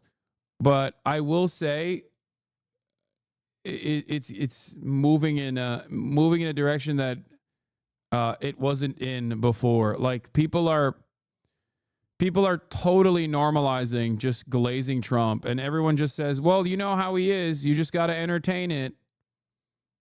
And it's not good. Meanwhile, the Democrats are also seemingly not putting up as big of a battle in the Senate as we thought they would about the shutdown, which is not great either. Now I'll get to that in a second. 2 or 3 people. If it shuts down, it's not the Republicans' fault. You know, we passed a bill where we had an incredible Republican vote. We only had 1 negative vote, a grandstander. You know, 1 grandstander. There's always a grandstander in the lot. But it was amazing. People were amazed that the Republicans were able to vote in unison like that, so strongly. If there's a shutdown, even the Democrats admit it'll be their fault. And I'm hearing a lot of Democrats are going to vote for it, and I hope they do. This is an extension. But ultimately, we want to vote for one big, beautiful bill where we put the taxes in, we put everything in. We're going to have big tax cuts. We're going to have tremendous incentives for companies coming into our country and employing lots of people. It'll be, I called it, in a rare moment, one big, beautiful bill. That's what I like, and it seems to be that's where they're heading. And we'll have to take care of something to do with Los Angeles. A place called Los Angeles almost burned to the ground. By the way, I broke into Los Angeles. Can you believe it? I had a break-in. I invaded Los Angeles, and we opened up the water, and the water is now flowing down. They have so much water, they don't know what to do. They were sending it out to the Pacific for environmental reasons. Okay, can you believe it? And in the meantime, they lost 25,000 houses. They lost, and nobody's ever seen anything like it. But we have the water. I'd love to show you a picture. You've seen the picture. The water is flowing through the half pipes. You know, we have the big half pipes that go down. 25 years ago, they used to have plenty of water, but they turned it off for environmental reasons. Well, I turned it on for environmental reasons and also fire reasons. But and I've been asking them to do that during my first term. I said, do it. I didn't think anything could happen like this, but they didn't have enough water. Now the farmers are going to have water for their land, and the water is in there. But I actually had to break in. We broke in to do it because we had people that were afraid to give water. They were, in particular, they were trying to protect a certain little fish And I say, how do you protect the fish if you don't have water? Fuck the They didn't have fish. any water, so they're protecting a fish. And that didn't work out too well, by the way. So they have a lot of water going down We're throughout melting the California, smell. all coming out from the Pacific Northwest, even some from Canada. Thank you, Canada, very much. I appreciate it. Next thing you know, they'll want to turn the water off. They want to charge us for the water. But it comes up from the Pacific Northwest, and it's a beautiful thing to see. I mean, it is brimming with water. Now, if they would have had that done, you wouldn't have had the damage because the fire would have been put out. The fire hydrants would have been loaded. The sprinklers in people's living rooms and bedrooms would have been loaded up with water. They had no water. The government makes them put sprinklers, and they had no water in the sprinklers because they had no water. So the water is flowing, and we're going to have to give a lot of money to Los Angeles to help them. And the Democrats are going to want to do that. So that's the one thing different. And frankly, I think that makes it a lot easier. But one of the big thing is we have the big, beautiful bill. We got to get that done. And that will put our country in a position like it's never been. It's a reduction of taxes. It's tremendous incentives for companies to come from all over the world into our country. It's great environmentally. But it's not this environmental scam that we went through, that we all went through. It provides for everything. It's a big, beautiful bill, and I hope we can get it approved, and that'll be next. But in the meantime, we have the continuing resolution, and the Republicans have approved it, and now the Democrats have to approve it, and I hope they will. And I think a lot of them, I can tell you, they want to. I've spoken to some of them. They really want to. Their leadership may not want them to. And if it closes, it's purely on the Democrats. One more? On Korea, sir, we've seen tension increasing in the peninsula. You've talked about Kim Jong-un. Do you have any plans of re-establishing the relationship you had during the first mandate? Well, I would. I had a great relationship with Kim Jong-un, North Korea. If I wasn't elected, if Hillary got in, you would have had a nuclear war with North Korea. He expected it. He expected it. And they said, oh, thousands of people. No, millions of people would have been killed. But I got in. We went to Singapore, we met. We went to Vietnam, we met. We got along really good. We had a very good relationship, and we still do. We still do. You don't have that threat that you had. I mean, look, when I was running the first time, it looked like there was going to be a war with North Korea. You know that better than anyone. Tensions were high. Yeah. And everybody it started was startled that you invited him for talks. Right. But you did. It started off very rough. And he wouldn't meet with Obama, wouldn't take his calls. I said, how many times did you call? They called a lot. He wouldn't take their call. He told me I wouldn't take his call. But with me, it did start off rough, if you remember. Very rough, actually, very nasty. There was a Singapore. And yeah, but then, no, before that, then it stopped. The rhetoric was extremely tough. It was. You had it was a little bit. UN, I remember. Yeah, that's right. It was a little bit dangerous. And then we met. They asked for a meeting, and we met. And the meeting caused the Olympics, which was in South Korea, to become a tremendous success. Nobody was buying tickets for the Olympics because they didn't want to be nuked. And I met, and not only did the Olympics become successful, but North Korea participated in the Olympics. His sister visited. It was an amazing thing. And that was something that was an achievement of the Trump administration, great achievement. And so I have a great relationship with Kim Jong-un, and we'll see what happens, but certainly he's a nuclear power. Okay? Thank you very much, everybody. Thank you. Thank you very much. Thank you, guys. Thank you very much. The official that you spent more time as the minister of predecessor. So how... Russia's Vladimir Putin, after adorning the combat fatigues yesterday in Kursk, has come out once again, this time in a suit, and is now talking about the ceasefire conditions. And it turns out he has conditions of his own. Let's take a look at what he had to say and figure out whether or not this will hold. How are they going to use these 30 days? Are they going to use it in order to continue the forced mobilization in Ukraine, in order to supply weapons to those areas, in order to newly mobilized units to undergo training? Just came to say goodbye. Hasanabi's going down a path I can follow. Just like Anakin, he's letting his anger get the best of him. All the fighting with other streamers isn't good for my health. I wish you the best. Thanks for all the work you do, Hassan. Still going to watch YouTube you, but I just can't watch the live stream anymore. Peace. Love you all. What? Just because he's on camera doesn't mean he's a streamer. That's Vladimir Putin. And the previous guy who was on camera on a live stream was the current president of the United States of America, Donald Trump.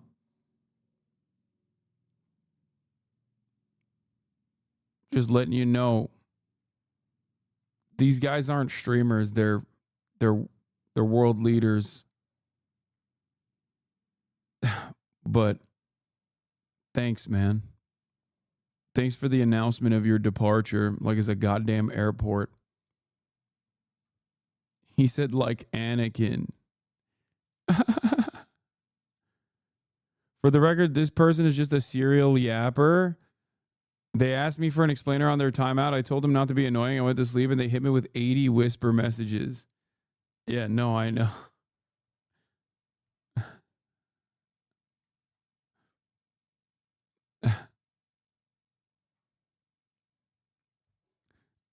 Like, there are moments where I do talk about other content creators, especially in terms of like how much propaganda that they're doing for a genocidal apartheid regime or whatever. But it's pretty funny to come in right now when I am not doing that and be like, it's over for me. I'll still keep watching and I support you. But this Putin guy, this Putler guy, this Trump guy, this Putler guy, not exactly a big fan of these streamers. I feel like, you know, your Rainbow Six content was good. I've never seen them get 3 kills in any Rainbow Six Siege game. And the very fact that you're still focusing on these guys when they got no motion whatsoever is kind of unacceptable to me. Gotta say, I'm out. This stream is like 50% bitching about another influencer. Yeah, for once. Yeah, finally, for once, this Hasanabi guy is covering the news, dude.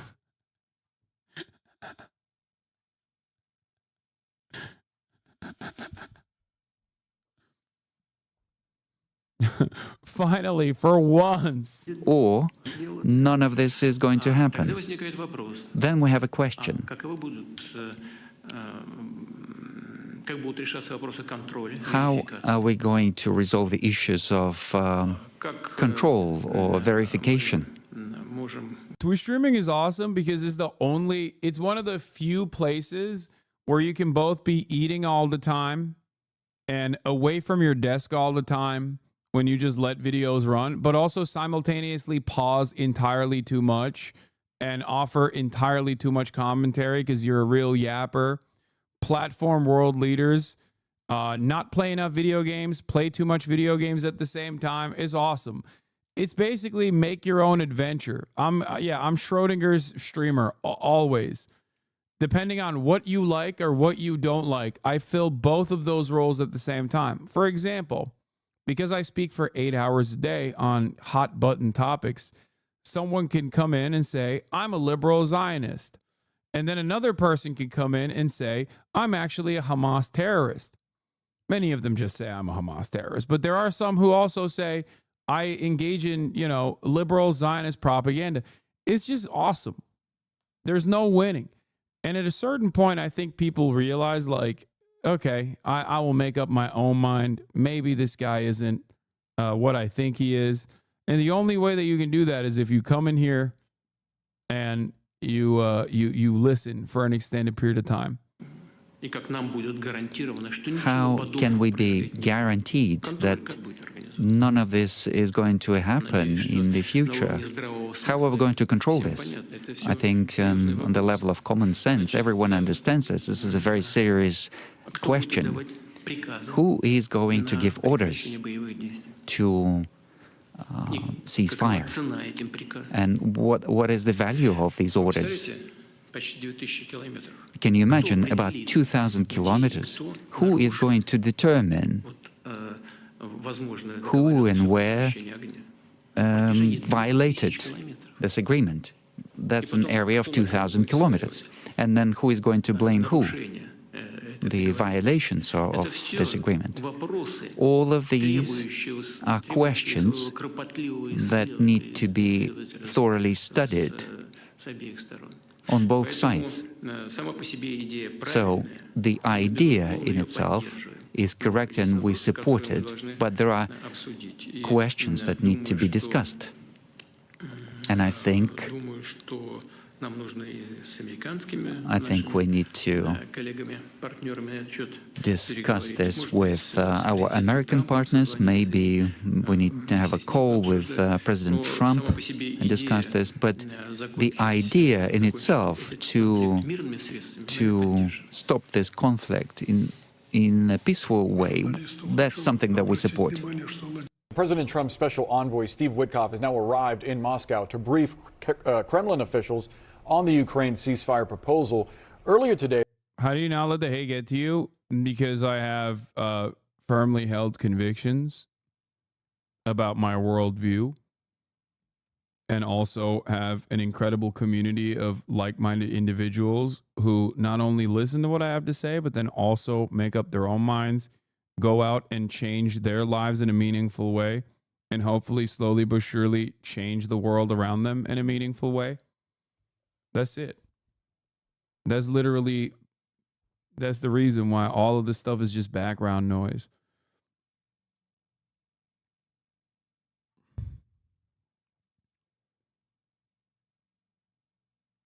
You know? He has a ton of, he also has a ton of money. I mean, that definitely doesn't hurt. Yes. That certainly doesn't hurt, you know? C-Star, thank you for the 25 get the subs. Right after a chatter said I have a ton of money. It's all, and I also have good friends and family around me.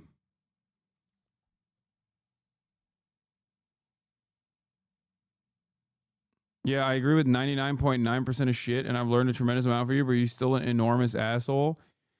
Yeah, but I like to think that I'm an enormous asshole to people who are being enormous assholes to others, you know? People who are being ginormous assholes to marginalized communities, minorities, people who are vulnerable. That's it.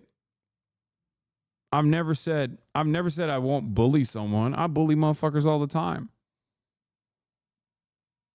I just bully people who I think deserve it,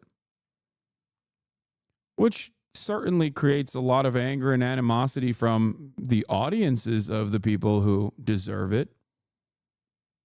But yeah, I'm gonna, you know, if you don't think I'm gonna make fun of a Nazi or a pedophile or a psychopath, like, you're in the wrong place. Though Russian President Vladimir Putin said he has, quote, reservations about the 30-day ceasefire, adding that there are still many things that need to be discussed before a deal gets done. We agree with the proposals to end hostilities, but we proceed from the fact that this end should be such that it would lead to long-term peace and eliminate the root causes of the crisis. But I think that we need to talk about this with our American colleagues, partners, maybe call President Trump and discuss it with him. But the idea itself, to end this conflict by peaceful means, is supported by us. CNN Chief International Correspondent Clarissa Ward is live in Kyiv. Clarissa, taking a look at the reaction from Russia, which is so essential, right? You heard White House officials saying if Russia does not accept this, then they'll know who the impediment to peace is. How are you? That's so funny. Yeah. I mean, come on, dude. I think, yeah, they're probably, they are an impediment to peace. They are the ones who invaded. Like, this is also partially the reason why I categorize like Crimea's annexation entirely in a separate category than like what Russia has been doing since invading the rest of Ukraine. Okay. There is a difference there. Like, you are an aggressor, a very violent aggressor. You're an aggressor in both instances, But at least on one, you had like a lease agreement and more sympathies from the people that lived there, as opposed to what you've done since then. The reality of the matter is, Russia is an impediment to peace. Like, it's fucking ridiculous to make it seem as though they're not. They're literally in Ukraine. They've annexed Ukraine. Now they want to take 4 of the territories permanently from Ukraine. Are you reading what we're hearing out of the Kremlin? Well, I think it's a somewhat enigmatic response, but roughly along the lines of what we expected, in the sense that President Putin was very keen to heap praise upon President Trump. He called the idea in principle great. He expressed gratitude, but then he went on to basically delineate a number of issues that Russia would want clarification on. Whether this is a stalling tactic designed to give Russia more time, or whether this is an act of sincerely engaging in this process in a meaningful way, remains to be seen. One of the issues that he brought up was the issue of Kursk, where Russian forces have essentially now isolated the Ukrainian forces and a withdrawal of Ukraine. He also said he would treat mercenaries as terrorists in Kursk, and that like, you know, he's gonna capture Kursk and most likely torture every Ukrainian soldier and torture the foreign mercenaries extra hard. That's basically what he was spelling out. Ukrainian forces. Looks like it's already underway, but certainly we're talking days, not weeks, before Kursk will likely fall back under complete Russian control. He also raised the issue of, will it be possible for Ukraine during this 30 days to remobilize? Will it be possible for them to regroup, reconstitute, rearm? What kind of guarantee? No, Kursk is a Russian city. It's not inside of Ukraine. It was a Ukrainian counteroffensive in the midst of the Russian expansion into Ukraine, where mostly foreign, the foreign battalions pushed into Kursk, the oblast, Kursk Oblast in Russia.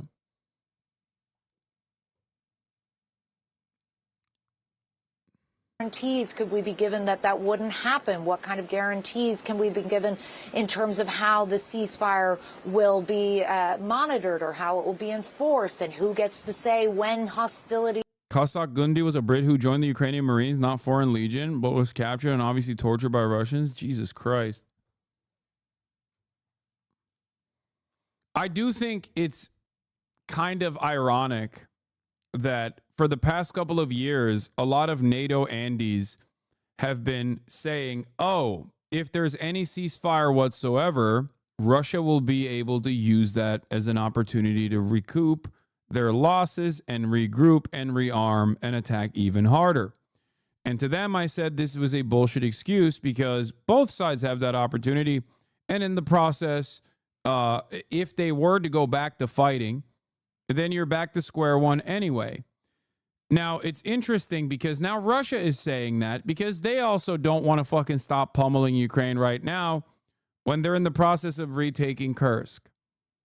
Now Putin is using that same excuse. It's fucking ridiculous. Okay? It's ridiculous. It's idiotic. It's bullshit. Anyone that says that is a direct impediment to peace. But of course, Vladimir Putin was an impediment to peace. Now, how have we arrived at this situation? Perhaps it would have been better if the fucking American leader, our glorious president, Donald J. Trump, didn't spend the past month or and a half shitting on our proxy that we have used and abused in this fucking process that have a very valid claim to, you know, want to rid their borders of a Russian invasion, perhaps you wouldn't look like such a fucking asshole if you didn't actively, seemingly defend Adolf Hitler. Okay? They are so goddamn bad at diplomacy, it pisses me off. Because on the one hand, I do agree that you have to bring Russia to the table to set the stage for a ceasefire and permanent negotiations and a permanent cessation to hostilities. You have to do that. There's no other way to do that. You can't defeat them militarily, so there's nothing you can do in that process. But also at the same time, you probably shouldn't undermine your side of the bargain so aggressively at the behest of the dudes who you are supposed to be negotiating against.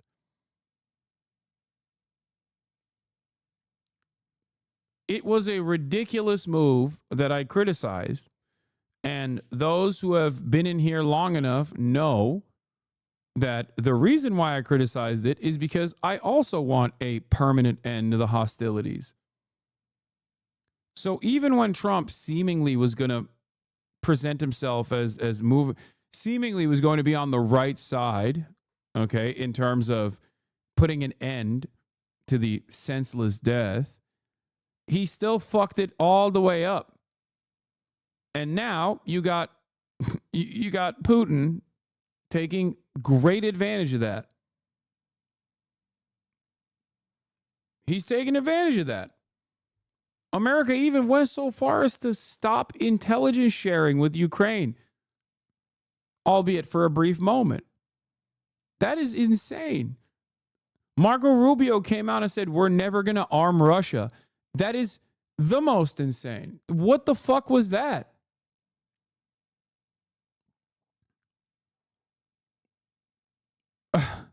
Like, why did he say that? What is happening? My "we're never going to help Russia invade Ukraine" shirt is bringing up more questions than the shirt itself answers. A real "I'm not a pedophile" t-shirt wearing moment here, you know? It's ridiculous.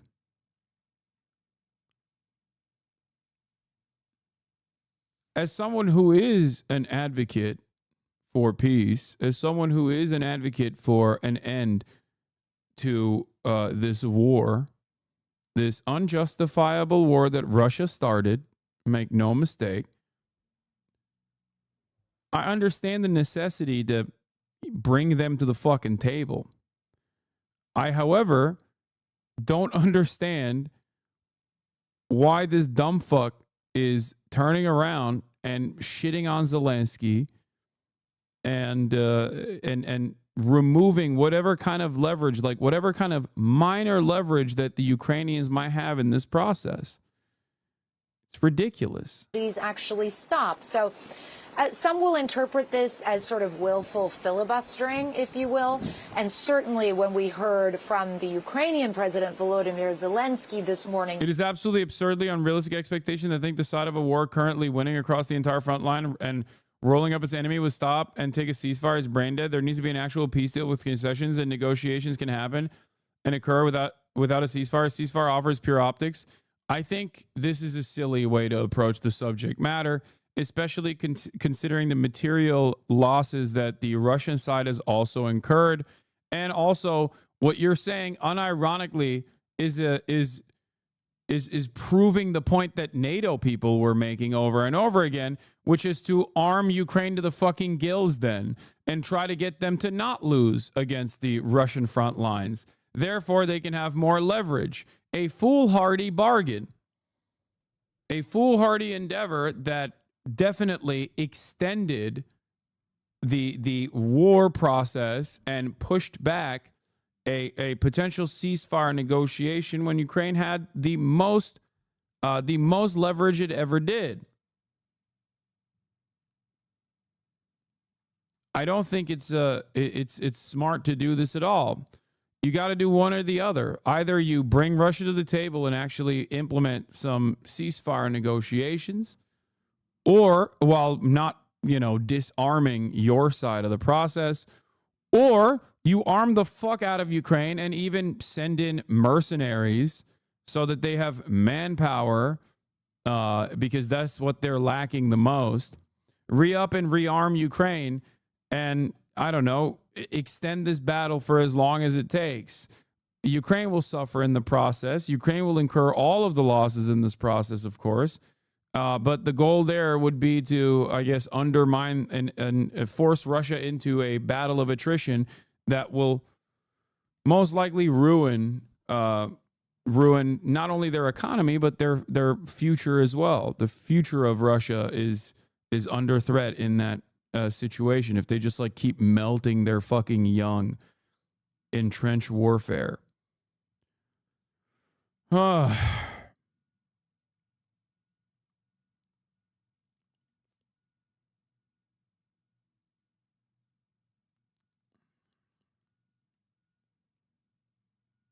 It's a really shitty situation, especially for Ukraine.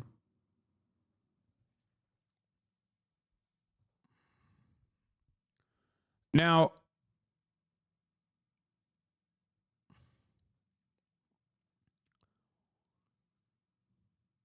they're young. You sound like you're talking about aliens. They're youth. They're an entire generation lost in the flatlands of Ukraine.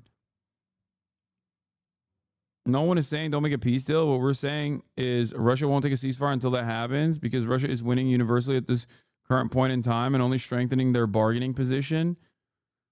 I mean, what matters in that process for Russia is also, is it worth? I don't think it's worth. Yeah, the Russian lady didn't hold back when asked about the war. This channel also, this was filmed in Moscow in May 2023. Question, are we losing? I wish we had lost, because I don't like it at all. They're killing civilians in Ukraine. It's not, M-Huz, it's nice seeing young Russians be candid about their country's choices in interviews, something that takes way more bravery to do than most places. Yeah. Убивает мирное население Украины, украинцев. Хотя, по сути, мы все славяне, мы. Ukrainians, we're all Slavs, brotherly people, although now they don't like it when we say that. They destroy homes. Bakhmut was completely destroyed. Mariupol. Everything is destroyed in Melitopol. People have nowhere to live. My friend lives in Donetsk. They're bombing there, and he can't apply to university. They're in total shambles over there.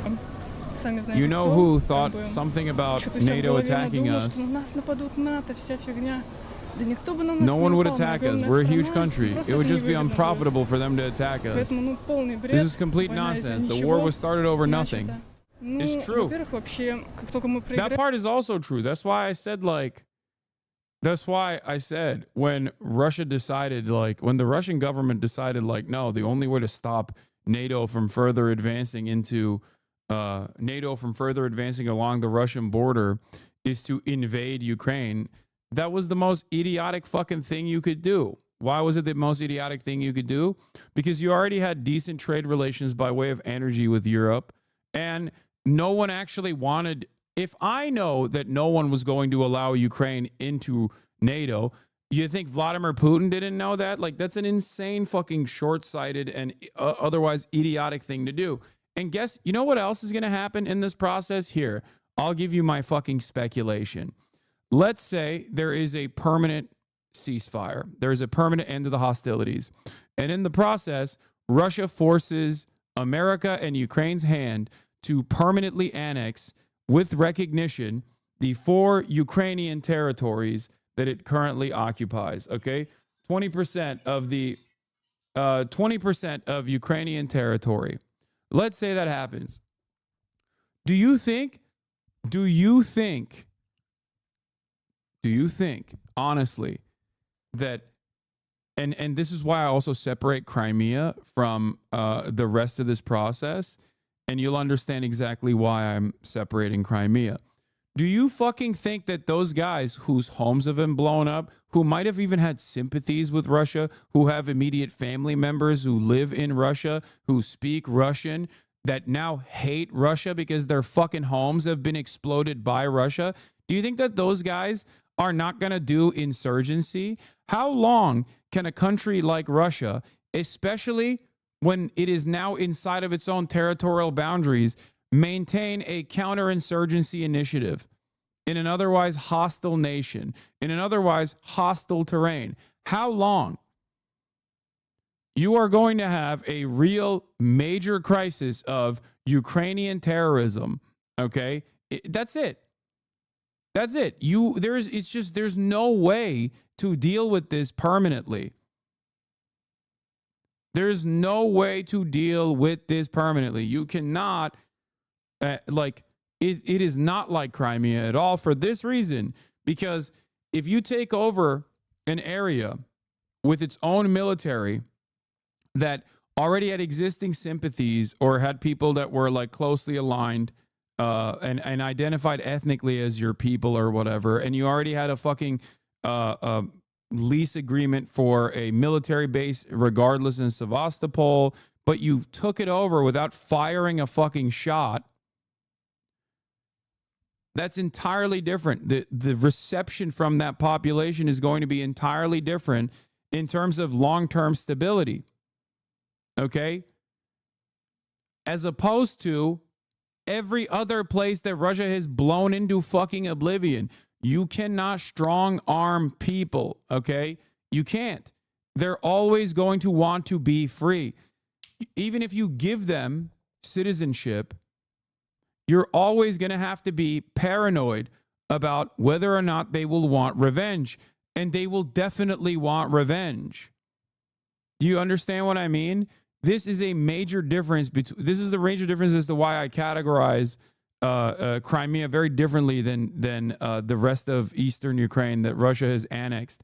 They will never be able to permanently fucking maintain annexation in eastern Ukraine. Okay, Russia has won counterinsurgent wars, though, dude. There's a very big difference between Chechnya and even Dagestan, if you want to consider that, and Ukraine. Okay, there's a big difference. First of all, Chechnya didn't have fucking NATO weapons, NATO training, and also an entire national identity that revolved around being rid of the USSR or anything like that. There's a difference between Ukraine and Chechnya in this regard. Ukraine is a fully established, Ukraine is a fully established nation. Sure, it was very poor even before the Russian invasion, but it doesn't matter. Like, these are people with a sense of national identity and comfort and security that they got from being not a part of Russia, but also being a part of a sovereign nation.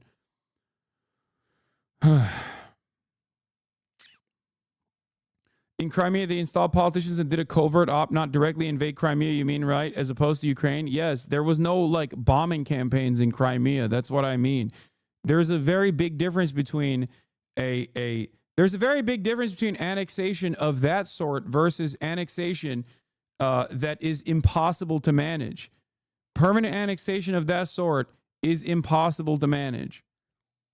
Unless you literally bring in settlers, unless you literally bring in ethnic Russians. But the problem with Ukraine is that how do you distinguish between someone being of Ukrainian heritage or someone being of Russian heritage but now fucking hates Russia because Russia bombed their house and bombed and killed their fucking neighbors and bombed their school and is going to want revenge against the people that perpetrated those acts?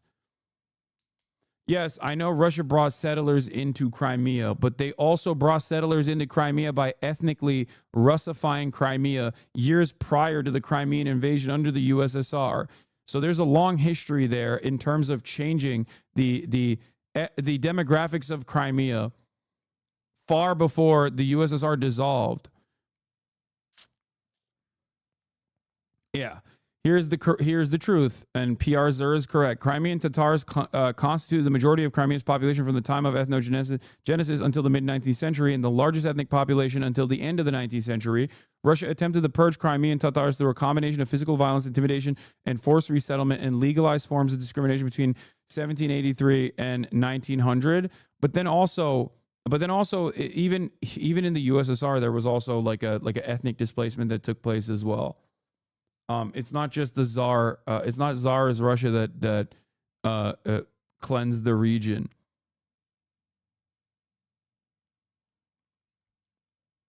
Like there was also there wasn't a significant attempt to, like USSR did a lot of Russification. This is true. Like that. Let's not act like that wasn't the case. So. I don't know. I mean, this is part of the reason why. I often will talk about Crimea versus Eastern Ukraine, and why it is a major issue for, why it is an unimaginable issue for Russia to invade Ukraine and then try to permanently annex these territories inside of Eastern Ukraine. It's just not. It's not something that's going to make. It's not something that's sustainable. That's just the way I see it. I don't think that Russia will be able to permanently have a sustainable permanent annexed land in Eastern Ukraine. It'll open up so many opportunities of espionage. It will create it is basically a weapon to wield against Russia permanently. Okay? You let in all of the, let's say you offer citizenship to every single Ukrainian in the annexed territories. A lot of them are understandably going to be seeking revenge. Many of them are trained. There are plenty of people who have taken up arms against Russia. Let's say that they actually join like covert operations against Russia. When you talk about Russia, all of the former Soviet states will have a lot to say to you. Okay, so what? I think that is going to inevitably lead to more volatility for Russia.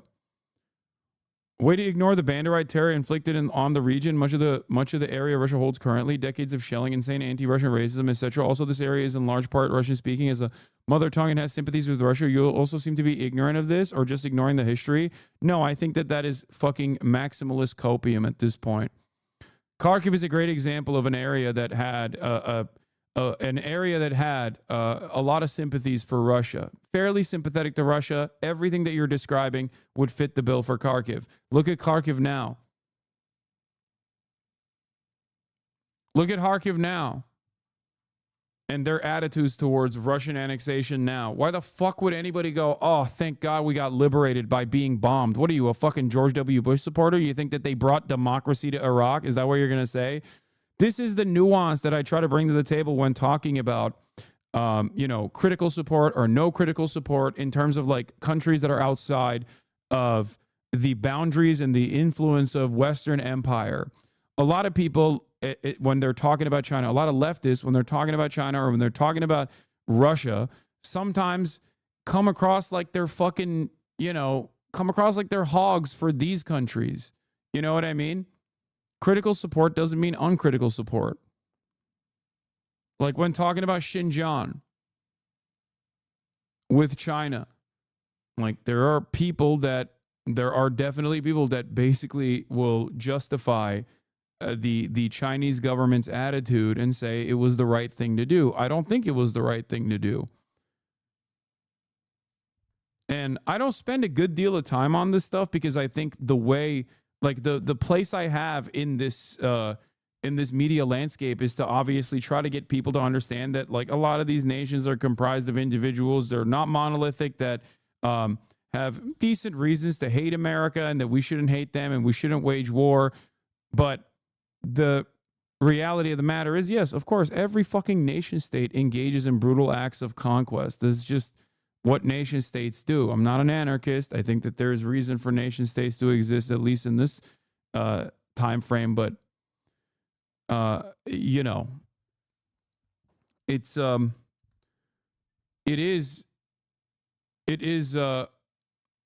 ridiculous to make it seem as though the incredibly inherently violent action that the Russian government has taken in terms of like blowing up every fucking territory that they conquered, okay, that they're trying to physically, militarily annex, was actually done in an act of liberation. That's not how that works.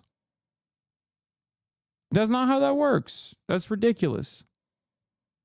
Like, oh yeah, they're doing it for liberation. Vladimir Putin said he's going to save Donbass. That's why he killed more people than since 2014, Green Men or like the Azov battalion blowing up and using artillery in LPR and DPR against like their own citizens.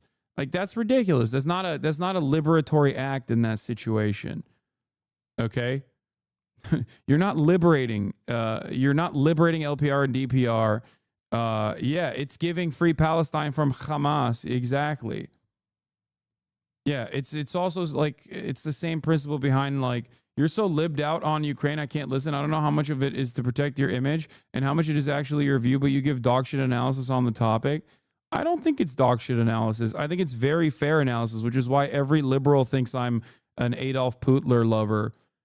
It's okay to say that a right-wing kleptocracy that unjustifiably invaded another nation, a nation that did have a lot of fucking nationalist sentiment, did the wrong thing by invading that nation, because now those nationalists are going to overtake the country. They're going to be the next leaders of Ukraine eventually. I hope that doesn't happen, but it feels like that is probably what's going to happen. And they all have fucking, they all have training, they have American weapons.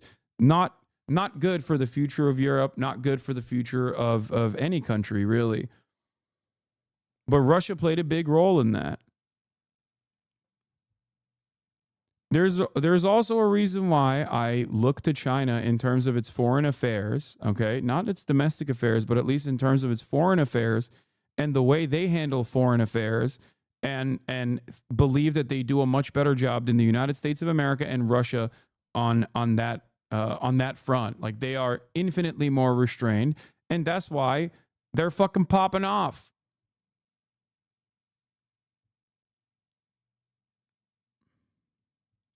Начнется, Россия будет выплачивать кредиты Украине, всем, пострадавшим каким-то городам, Украине. Вот, то есть это ударит по нашей экономике, у нас начнется рост цен. Мы это почувствуем, потому что налоги. We're going to feel it because of taxes and stuff like that. It's going to be very difficult for us. I was just reading the article that's calling the foreign policy strat the reverse Kissinger to align Russia to weaken China. Makes sense, but seems futile because Sleeping Dragon has awoken and just further alienated the U.S. Yeah. I think so. I think it's a silly strategy as well. I mean, that's my suspicion as well.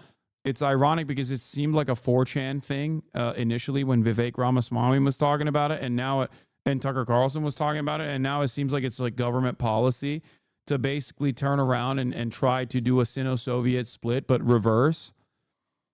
I just don't know if that's even remotely possible. The USSR did not have global trade was not where it's at in the time of USSR. The USSR did not have a network of trade that directly tied its existence to the existence of empire in the way that China has. China's economy is on an upwards trajectory and slated to beat out the United States economy by probably the end of this decade, if not earlier. And America's trajectory has obviously stagnated, or maybe even on a downward shift. Like, this is a very, very different. This is a very different circumstance. So I don't know if I'm Russia, okay, the one thing Russia did, even if I were to remove myself from the morality of what Russia's actions were and try to figure out why Russia did what it did. It wanted to penetrate and show the rest of the world, specifically the global South and every other global leader, that America had a dent in its armor and that Russia would poke through it militarily. saying like, no, the international rule-based order is gone. Gone are the days where America is the world police. We have nukes. They have nukes too. Guess what? We can do whatever the fuck we want to whichever country we want to. And it's one of the only countries that is one of the only great powers, if you want to call it that is like willing to combat America, even by way of proxies, right? So like that's somewhat the goal here from Russia's perspective. But if that's their goal here, then why the fuck would they turn around and be like, all right, we're going to separate ourselves from China. We're going to separate ourselves from China and then join the American side. You know? I just don't think that is, because if that is the only logical reason for why Russia militarily invaded Ukraine, eastern Ukraine specifically, then they have no reason to try and split from China. They have no reason to split from China at all, especially looking at what China's trajectory is and looking at what America's trajectory is.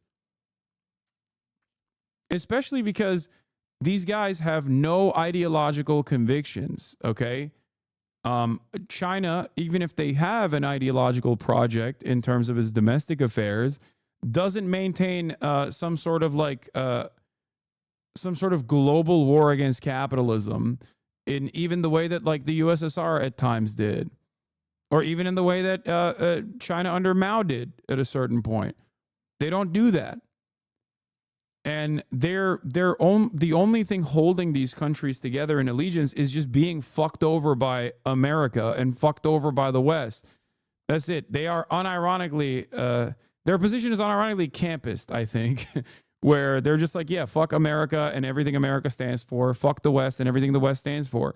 And if you close your eyes for a brief moment and try to understand the world from their perspective, it is a fairly understandable perspective to have. The Western powers destroyed the USSR and didn't just like humiliate the USSR. They literally materially destroyed the USSR, picked it apart for scraps. The people that are fucking in charge now were placeholders created by those who were in the KGB that had sympathies towards the West. And those guys still also kind of feel humiliated and still understandably feel mad. Like there was so much death and destruction in the aftermath of the dissolution of the USSR. Like these guys still have an understandable frustration against Western powers. They were there when it collapsed. They watched it happen. They'd made the most of it by stealing as many state resources as possible. And I don't think they let go of their hatred for the United States of America or Western powers in general, even if they themselves are capitalist, okay? So what holds these countries together is not dissimilar to the way that a secondary market has been formed because of American sanctions. The American sanctions regime has created a secondary market of trade around the world now, because if you sanction everybody, then you might as well be sanctioning yourself. And that's what's going on here. It's the same as like the resentment and the allegiances that you watch unfold around the globe.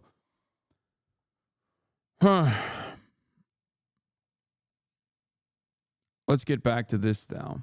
This was before Putin spoke, I should add. He said, look, it's pretty much clear from the silence that we're hearing from Russia that they're not interested in meaningfully engaging with peace, that they want this war to continue grinding on. I don't think that we can make that conclusion deductively from what President Putin said during his meeting, during his press conference with the Belarusian President Lukashenko. But it will be very interesting, I would say, Brianna and Boris, to hear later on, after all those meetings and conversations with Trump's envoy Witkoff come to an end, whether there is a sort of plan of action for moving forward. Because, again, Putin had left that pretty ambiguous. He said maybe he would talk to President Trump in the coming days. None of that giving any sense of urgency that this is an issue that is going to be addressed and clarified and put into practice in the near future as the U.S. had hoped. David, I wonder what you make of the timing here. The NATO Secretary General meeting with Donald Trump. We're set to hear from them directly in just moments. As we're hearing Vladimir Putin say sort of yes to this deal, but also no.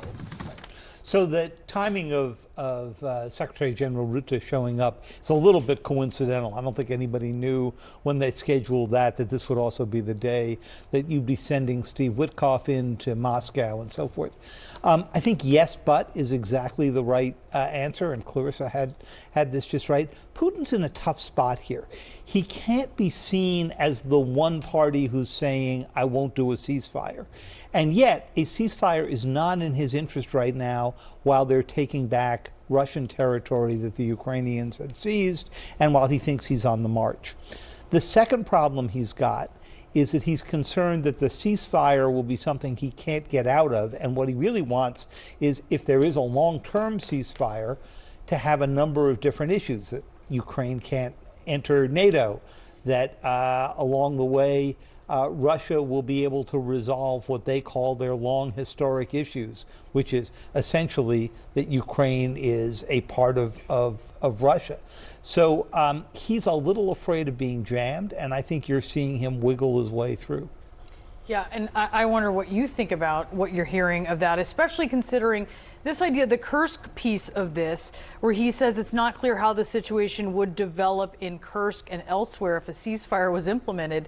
That development in Kursk of Russia taking back that territory is something that happened since the U.S. suspended, it's now been reinstated, but suspended military aid to the Ukrainians. So in a way, there's almost this cycle. The U.S. takes an action, we see Russia taking back Kursk, and now that seems to be dissuading them in at least one of these elements from wanting to get on board. Well, they haven't completely taken Kursk back, but they've almost got all the territory back. That's right. They're saying it's the vast majority of it, yeah. right?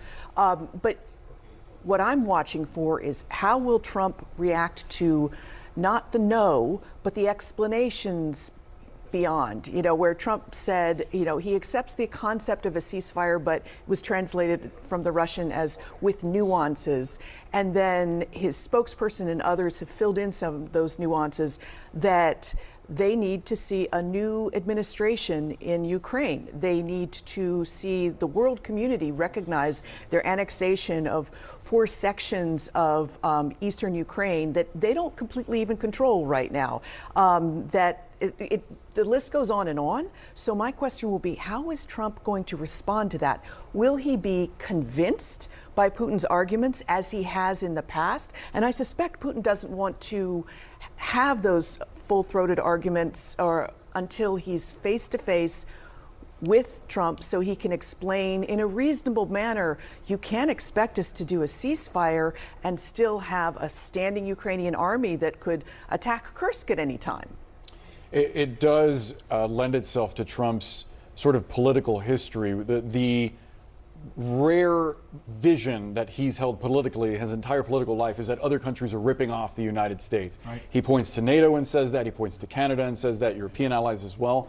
How does that play politically now that he's actually pursuing that as a policy? Well, what's interesting is that in theory, you would think the United States public appreciates NATO, right? They understand that NATO protects us. However, reality is that these folks are also hurting at home. They're also seeing their friends being rounded up who have lived in their neighborhoods for many, many years. They're seeing a chaotic country right now. They're seeing the federal government being cut, people losing jobs. Then they look over at NATO and say, why isn't NATO paying their 2% of GDP? Why are we doing that? Look at my family right now that is hurting. So politically, it plays well for Donald Trump. The reality is way down the road, I mean, talk to Kim or David, and they will tell you if we don't have the United States and NATO together, then we are in big trouble. And Clarissa, I wonder, especially as we hear Putin saying that they have to look at the root causes of the crisis, which of course we've heard before. One of those being the current Ukrainian government, we should say. My theory on this is very clear. In order for capitalism to continue, well, this is not my theory, this is Lenin. But in order for capitalism to exist, you have to constantly seek out new vectors of profit. And in order to continue doing that, you have to dominate the global south. Imperialism. Imperialism is a necessity for capitalism to continue. Okay? My theory, beyond plagiarizing Lenin, is that in order for American capitalism and American imperialism to continue, the American media has to sometimes manufacture consent for wars, but more significantly than that, pull back on doing any sort of propaganda or any sort of talk about wars at all. And because imperialism happens out there, Americans don't necessarily think about that. They don't think about the bounties of empire. They don't think about the benefits that they get as being a part of the labor aristocracy, right? Because for those of you who don't know, labor aristocracy just simply means that like there's hyper exploitation happening in the global south, and that is the reason why you can get a fucking t-shirt for $5. Okay? Now, that is the reason why America as a nation, is an incredibly violent one, but Americans themselves, without recognizing the empire that keeps this country materially wealthy in the ways that it does, is always on the background. It's never in the forefront. We never think about the consequences of these actions. So Americans themselves can feel like they are a peaceful nation.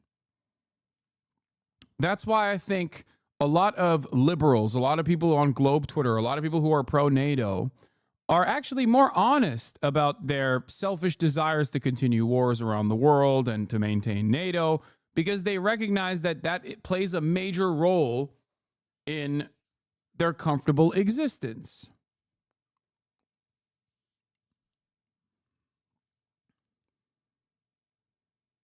Why are you saying please? What?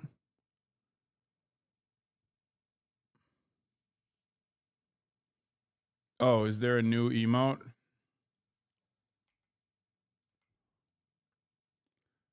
Oh, you guys are so stupid. Anyway. But this also presents a unique opportunity because Americans don't think about global war all that much and how it factors into their day-to-day existence all that much, and the benefits that global war gives Americans in terms of like how cheap certain goods are. You can actually convince them that permanent war is bad. And that's precisely the reason why a guy like Donald Trump can come in and portray himself as a peaceful dove. That's the advantage here, that like the majority of Americans see themselves as peaceful people of hating war. And especially as material conditions worsen here, then you can make an even stronger, more convincing argument that we probably shouldn't be spending all this money overseas and we should be spending it on ourselves. Now, of course, Donald Trump is lying about that because he will continue doing wars all around the globe, obviously. But that's my position on the matter, on why Americans are like so anti-NATO. And that's partially because they just don't recognize that, you know, NATO, albeit a very violent force, is what allows America to continue dominating the planet.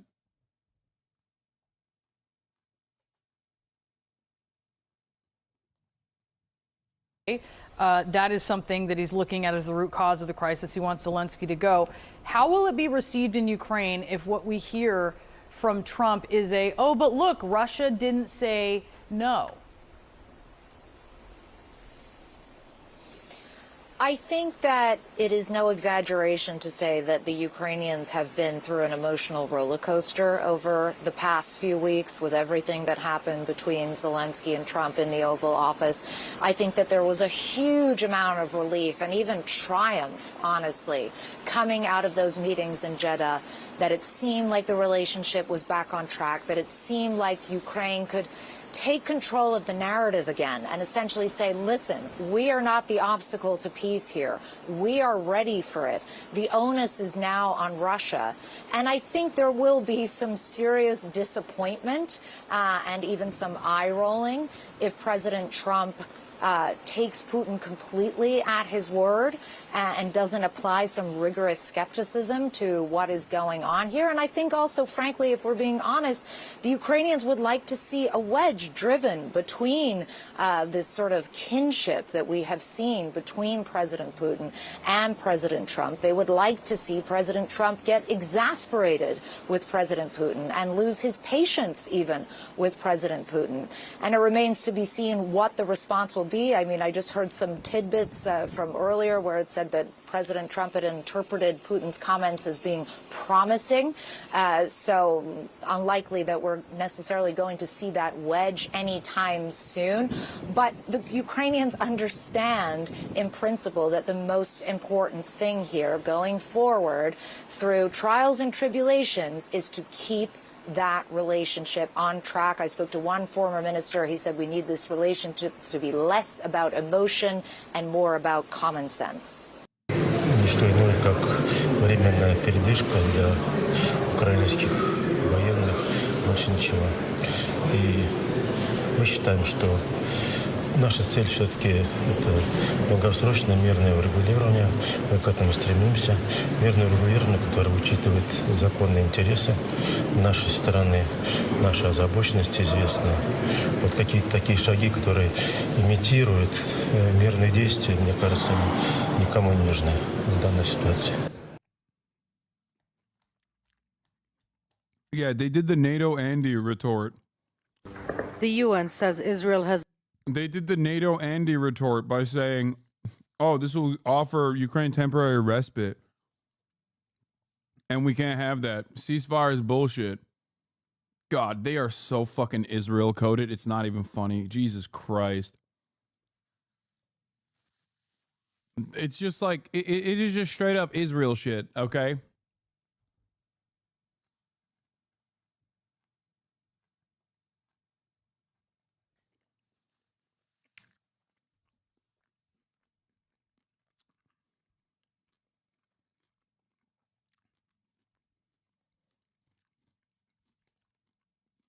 I don't know any. What?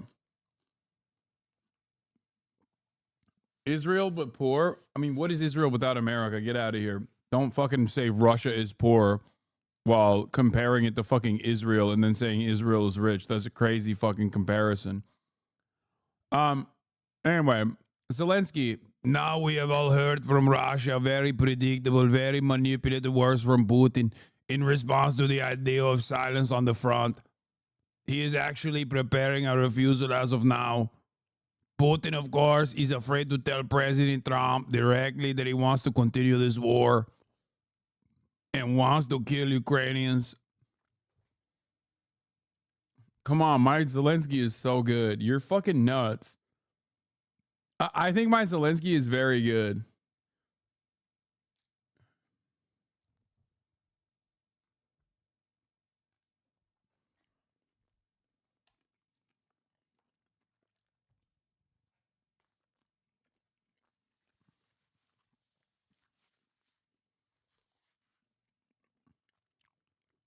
Anyway,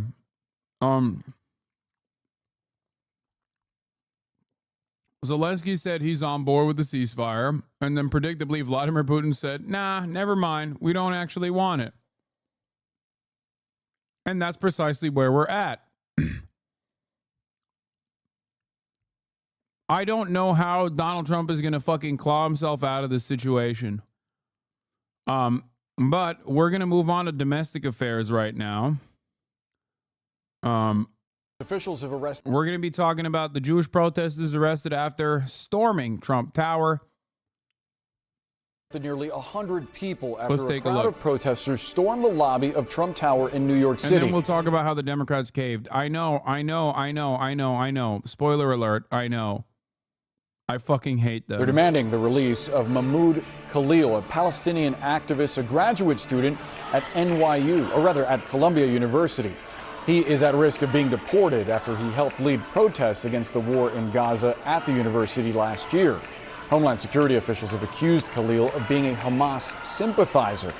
Let's go right now outside live at Trump Tower with CNN's Omar Jimenez, who is on the scene. Omar, give us the latest. Yeah, so Boris, about 100 people were arrested as part of this protest that took place inside Trump Tower behind me on multiple levels, 2 different levels of that main sort of lobby entrance to the tower here, as we understand from police. And they were protesting on behalf of Mahmoud Khalil. Jewish Voice for Peace was the group that was leading these particular protests that we saw. And when we first got to the scene, we saw dozens of protesters in zip ties being loaded onto buses, where they were taken to central booking, as we understand from New York police. But the chants that we heard from supporters that even gathered on the outside of some of these barriers that police put in place to keep crowds sort of at bay were things like "Fight Nazis, not students," and protesting on behalf, again, of Khalil, who is still being held in ICE custody as those legal proceedings play out as well. We spoke to one of the organizers of Jewish Voice for Peace about why they wanted to come out here. And to them, they said they did not want the First Amendment entrenched on, which is what they believe Khalil was doing over the course of leading some of the protests we saw out of Columbia University. But also they wanted to show solidarity from the Jewish people as well. As those were the words that one of the organizers told me as we spoke to her, as some of her protesters were being loaded onto these buses. There were no violent incidents in regards to the arrests themselves. Once they were taken into police custody, there did not seem to be any resistance. We did not hear of any resistance. This is awesome, and it's a good thing. I think civil disobedience and getting arrested, especially for groups like Jewish Voice for Peace, is an incredibly important tactic. I think it's the appropriate thing to do. I think it's the right thing to do. And I think that they are incredibly brave for putting their bodies on the line like this and using their privilege. Okay? The reason why I say that is because a lot of this conversation in the Western world revolves around how this is a Muslim versus Jew situation. Okay? This kind of stuff gets reported on by mainstream news, and it educates people who are maybe living in the rest of the country, maybe not around Jews, for example, that this is not actually a Jew versus Muslim situation at all, and that it's not like a scary terrorist that was arrested in this process. It reinforces that reality that this is about people's collective conscience and has nothing to do with like their ethnic background or, you know, centuries old Islam versus Judaism battles or whatever the fuck. It shows solidarity. It reframes the conversation away from the ridiculous propaganda that you see from mainstream media. It plays a very important role that forces people to address the root cause of the issue and the lies that right-wingers tell about this issue, or the lies that Zionists tell about this issue. Doing it at Trump Tower is great because everybody hates Trump. All the liberals hate Trump. This will cause them to also, look at the protests in a positive manner, like liberals who might be somewhat conflicted on this stuff, on the issue of Zionism, because at the end of the day, public discourse and public awareness is still fairly consequential, and you have to fucking bring normies on board. It's not the entire way, okay? It's not the only way. It's not the only method. And I will not discount other methods. Having said that, this is a fairly significant way to reframe the narrative back to the truth, to take the reins of this narrative and reshape it so that people understand what is actually going on, what the dynamic truly looks like. There is always a multitude to complex problems, especially structural and especially systematic issues that exist and persist. There's always going to be multiple different avenues of attack, pressure, all the way from militancy down to peaceful civil disobedience, all the way down to like broad awareness spreading campaigns. And that's why this is a good thing. Okay, this is a great thing. It's a wonderful thing, and I think that it's the right thing to do. It is the appropriate thing to do. It's the moral thing to do. From police as well, but definitely a protest that grew to over 100, as we understand, from both organizers and police. Took place inside Trump Tower, organized in just a matter of hours, and happened very quickly. As we understand from a law enforcement source, the protesters initially walked into the building with jackets on, and then when they undid their jackets, it revealed the red shirts that represented the Jewish Voice for Peace. But again, a protest that resulted in about 100 arrests. No serious charges expected outside of things like trespassing of that nature. But again, a moment where organizers tell us they wanted their voices to be heard in support of Mahmoud Khalil. Omar Jimenez live for us in Manhattan. Thank you so much, Omar. Brianna? Joining us now, CNN senior national security analyst Juliette Kayyem. So Juliette, over 120 people entering Trump Tower, a law enforcement official telling CNN at the height of this. Tell us a little bit about that security setup there now that it's not Trump's official residence. Yeah, so I'm surprised by this. I would have assumed that just given the public nature of Trump's commercial activities, it would be very difficult to have 100 people come. It was clearly a secretively planned protest, and they were arrested. I knew it was going to happen. May or may not know some people that were there and may or may not have gotten arrested. Wasn't that big of a secret. But, you know, she's right. It was planned ahead of time, deliberately. Arrested, as they should be. They trespassed, but they were also nonviolent. And this country has a long tradition of nonviolent protest. We'll see what happens in the courtroom or what's decided about them.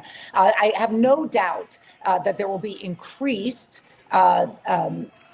surveillance and security around Trump's commercial entities. And this is the interesting thing about Trump, without getting into whether he should or shouldn't do it. And we saw this with Elon Musk with the Teslas. Because they've broken down the distinction between their public roles and their private commercialization, monetization roles, you are seeing these protests touch them in their commercial space. We saw this with Elon Musk and attacks on Tesla, as well as now this protest. Donald Trump cannot close down Trump Tower. It's a commercial space. It's a residential space. And so they are sort of dealing with, I think, in some ways, the consequences of that merger of monetization and policy and the First Amendment. So these arrests, charging people with obstructing government administration. By the way, these people are very openly, unapologetically, and deliberately showcasing that they are Jewish.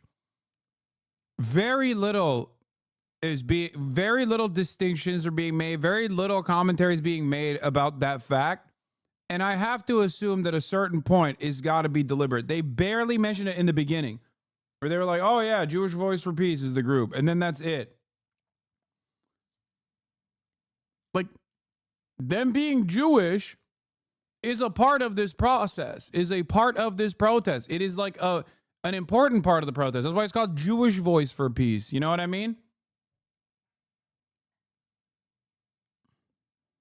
That's why they put it on their fucking signage. And it's not because of Jewish exceptionalism or whatever. It's because in order to break through the pre-established narratives surrounding Islamophobia, surrounding the way to normalize or obfuscate the truth about Israel by claiming that it's directly tied and associated with Judaism around the world, and certainly in America, is by doing shit like this. Okay? For failing to move when the dispersal order came because the location is private property, and in certain cases resisting arrest. Tell us about those charges. So those charges will, I mean, it's going to depend on each individual and what they did at the moment. So there's recordings, there's going to be police reports. Do they have past criminal activity? For some of these people, it may be a fine, community service, a guilty plea, and nothing much happens. I have no doubt Donald Trump will ratchet it up, at least publicly, in terms of his criticism of this kind of activity. The interesting thing about this is this was organized by a Jewish group. So the narrative of, sort of pro-Hamas, pro-Palestinian equals pro-Hamas Arabs that is often used, and it was used in Mahmoud's case. Khalil's. Why did you say the quiet part out loud, bro? What the fuck? She's like, yeah, normally we would be like, if they're Arabs, they love Al Qaeda, but they're Jews, so we can't say that. That's insane. Normally we'd be like, hey, they love Hamas. Look at these fucking dirty Arabs. They love Hamas. But when they're Jews, we can't say that. It makes it harder to say that.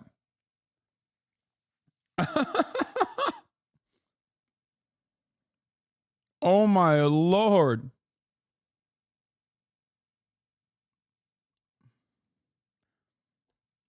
Ay, ay, ay. What a fucking insane moment of honesty right there.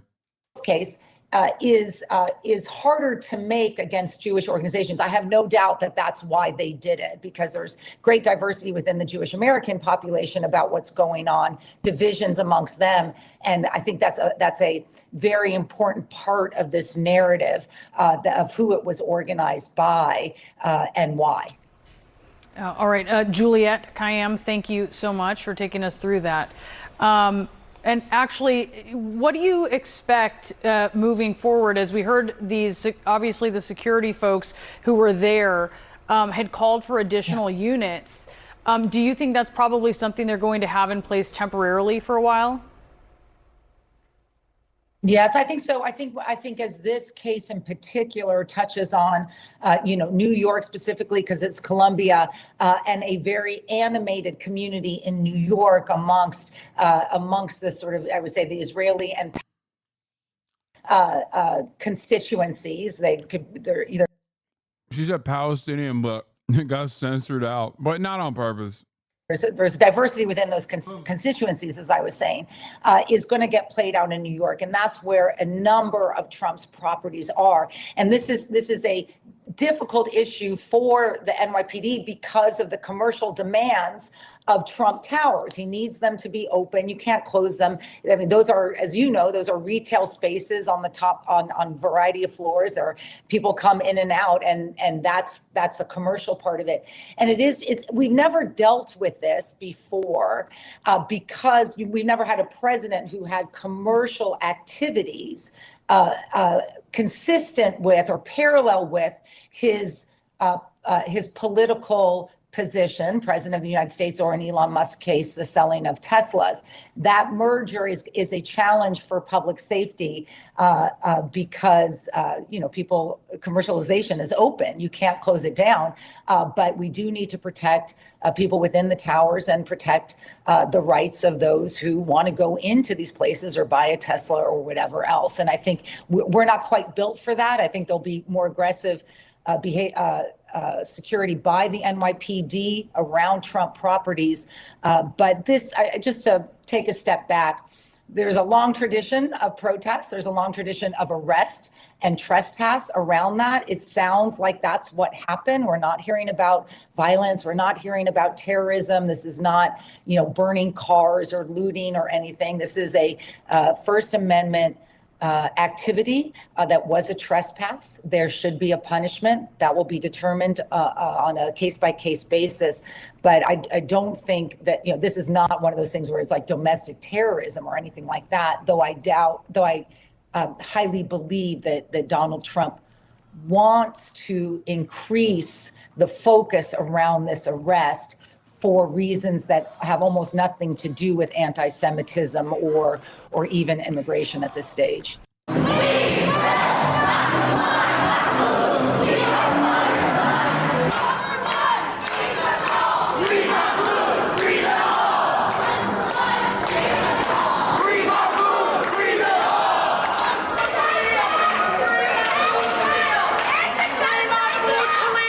We are here.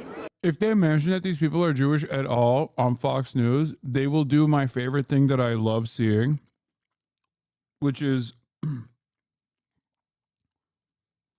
I call it Gentile confidence, where a bunch of the most Christian looking motherfuckers will sit there and be like, yeah, these Jews are bad. They're not real Jews, actually. We should put them in concentration camps, actually. And it's like the most golden retriever looking ass blonde lady you've ever seen in your life saying that. And you're like, how does this not ring any alarm bells? You're not Jewish.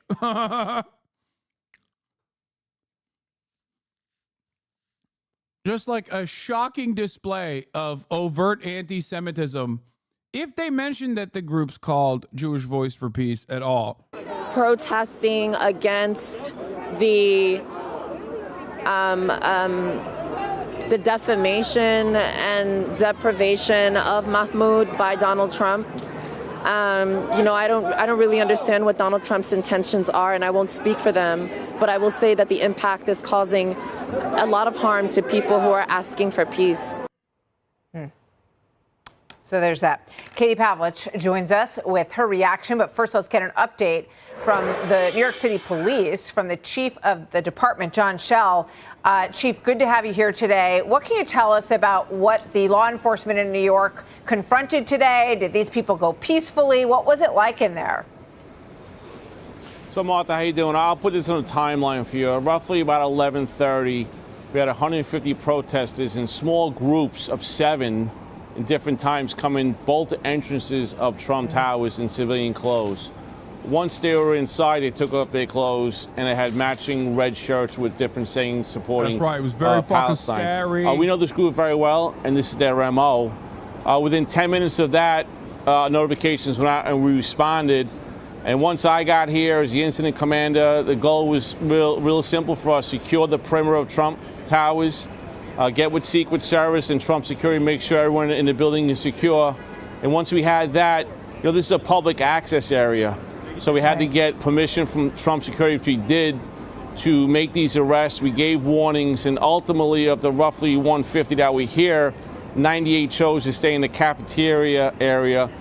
We made those arrests. Those arrests would be for violation, trespass, but also obstructing government administration and resisting arrest, which are Class A misdemeanors due to the fact that we had to carry them out.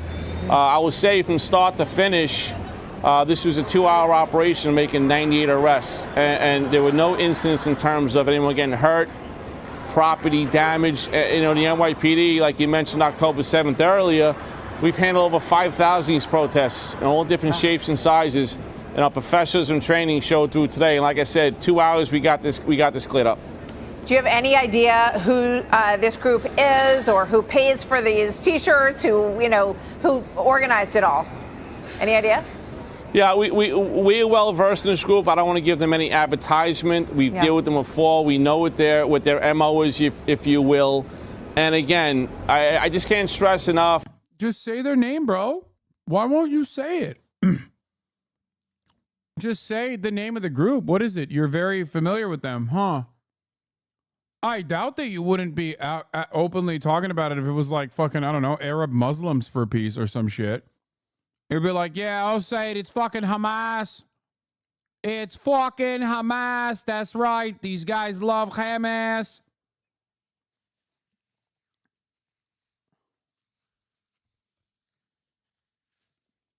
Yeah. Roach Man suggesting that they were paid. Yeah, Jews controlled this protest. Is that what he said? Yeah. Seems like Jews are paying for this protest.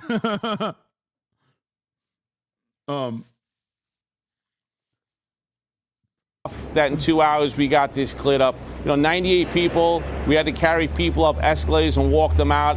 It's not the easiest thing to do in the world, but our training and Oh my God. I feel so bad for you, sir. Jesus Christ.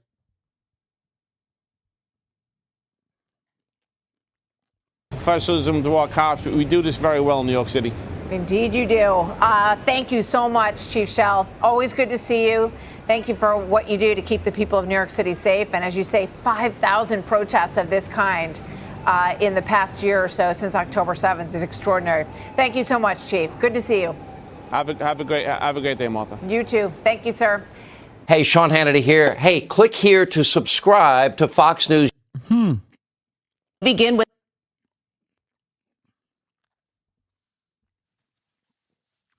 Interesting. Not one mention of the name of the organization.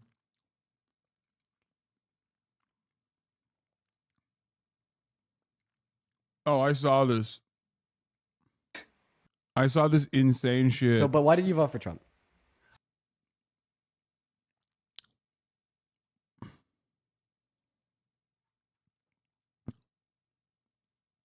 She asked who funded them. Yeah. With that protest in Let's continue with this, and then I'll watch that video because this is one of the most insane videos I've ever seen. Midtown, police say about 150 people staged a sit-in inside Trump Tower this afternoon. 98 people have been arrested for various charges, and the protests come on the heels of the arrest of Mahmoud Khalil. He's the pro-Palestinian Columbia graduate detained by Immigration and Customs Enforcement. This happened over the weekend. Lisa Rosner is live outside of Trump Tower right now with more. Lisa. Well, Alan and Christine, things are. You housed the criminal? Yeah, I know. Damn, 2 minutes ago.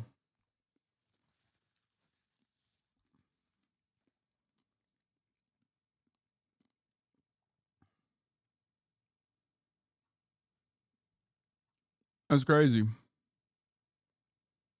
Also, Columbia University said it expelled or suspended some students who took over a campus building during pro-Palestinian protests last spring and had temporarily revoked the diplomas of some students who have since graduated.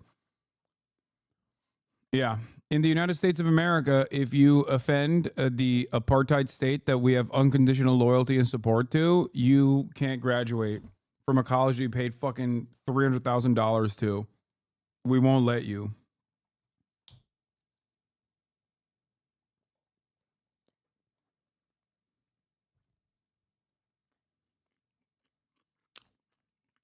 It's just funny because, like, they'll claim they're doing this because they're scared that the Trump administration is going to revoke, like, grants. But it doesn't matter. Like, they're going to keep clamping. The real reason is because of their donors, to be fair.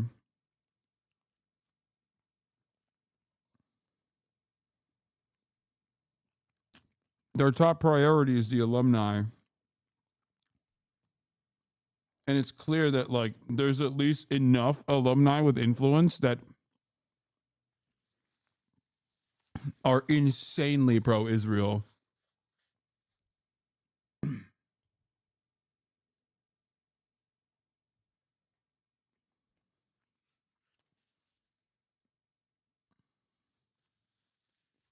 Refuse to believe they're all students. They're coming from, wherever they're coming from with pre-printed T-shirts. There's some money behind this, Lisa, and there's no doubt about that because we've lived through this before. So this is what open borders potentially can bring you. I can't believe everybody. Bro.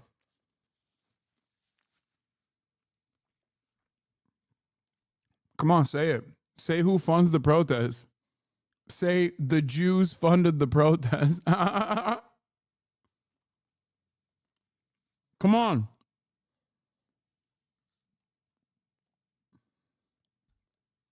Come on, say it. Oh, shit, look at Noah. He's right there.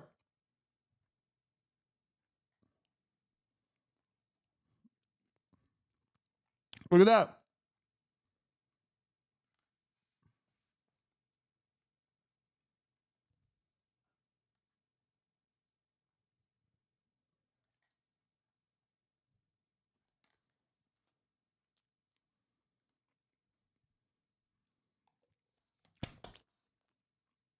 They should have never let this criminal back out in the streets.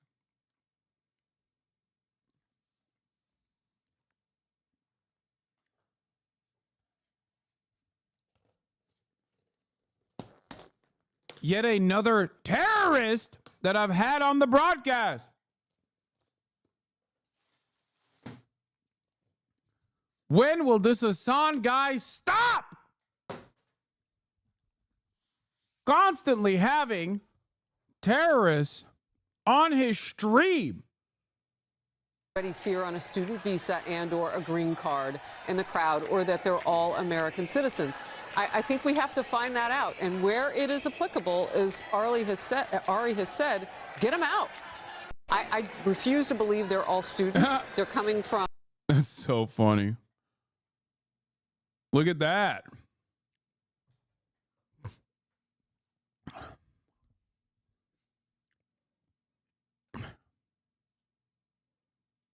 I'm gonna screenshot this.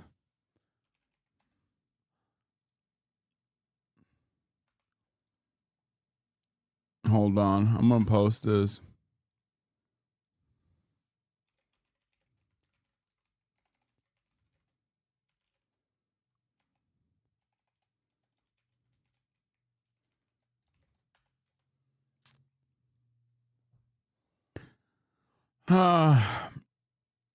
That's funny. That's a good photo. I'll give photo credit to William Turton. Oh shit, I can't tag him in it.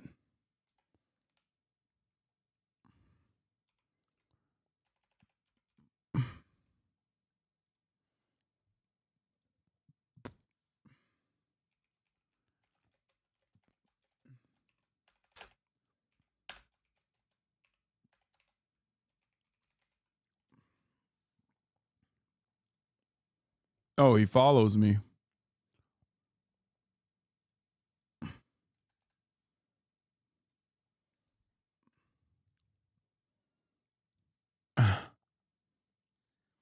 I can't believe Noah tricked you by hiding his radical beliefs.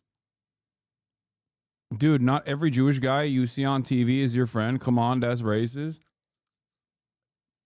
That's what you think.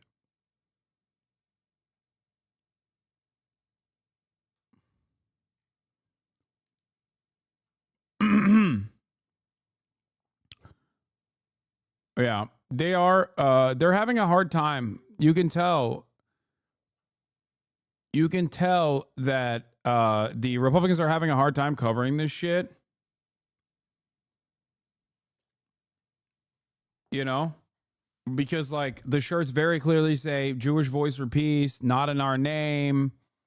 You know, and the people that are being arrested are Jewish. Like, it's difficult. It plays a role in this, in the narrative that you want to craft as like, this is a entirely Arab Muslim thing. Okay. And this isn't to say that like, I mean, Islamophobia is very real. Okay. Trust me. I know personally. Okay. But because Islamophobia is so fucking real, like they, a lot of the media narratives around this stuff revolve around this being like a purely Muslim issue or whatever. And they set it up that way so they can easily undermine it. Now, there's two different ways to go about it. One, to combat the Islamophobia directly, but also simultaneously explain to people that it's not like a Muslim Jew issue at all. It's an issue for those with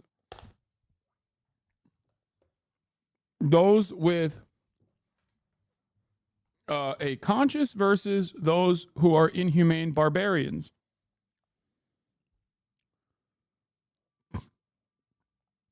Calm now, but it was a chaotic couple of hours inside Trump Tower. The NYPD says among the charges in these arrests is trespassing and obstructing governmental administration. The NYPD says around 150 people entered Trump Tower in plain clothes. But once inside, they revealed protest shirts and signs and staged a sit-in. Within 10 minutes, we started responding here from the police department. Within 40 minutes, 50 minutes, we started making arrests. Police carried out demonstrators like Josh Dubnow. We have a right to express our opinions, but I refuse to allow my fear to stop me from expressing my First Amendment rights. The demonstration organized by the group Jewish Voice for Peace, which is an anti-Zionist Jewish group. We're seeing the Trump regime weaponize anti-Semitism to attack freedom of speech. The Anti-Defamation League says it does not represent the mainstream Jewish community. Attorney Gerard Falitti is an activist with the group End Jew Hatred. The issue is not students saying that they support Palestine, but it's rather students taking action, blocking Jewish students from accessing parts. Oh, God. They're not blocking Jewish students from accessing certain parts of the campus. Shut the fuck up. Suck my dick. Why are these people still oh, my God. Oh! I mean, it's like, look at this. I mean, obviously, look. This motherfucker's got a CIA mug behind him. No shit. God damn, dude. God, I hate. Lying is OP. Lying is so OP. Lying is so OP. It's just like, there's no interest in the truth. The Democrats, liberal media, everyone in fucking positions of power have unironically gone along with this like lie over and over and over and over and over and over again. That it has basically become the established truth. It doesn't fucking matter. Everyone imagine the barricades law, okay? They never blocked fucking Jewish students from entering their classrooms. You are out of your fucking mind, okay? The protests were led in many parts by Jewish students. What are you talking about? How do you not understand that this is a very delicate and very deliberate way to frame the issue as like the protests are anti-Semitic when it's not. It's anti-genocide. Stop being a fucking baboon. Stop being a moron. Stop being a sucker. Stop being a rube. The hell is wrong with you?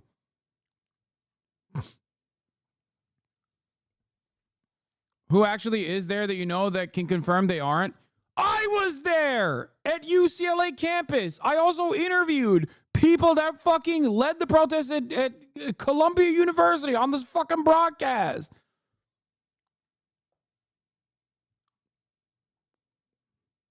I know many of these people. Many of them are in this community. What the fuck are you saying?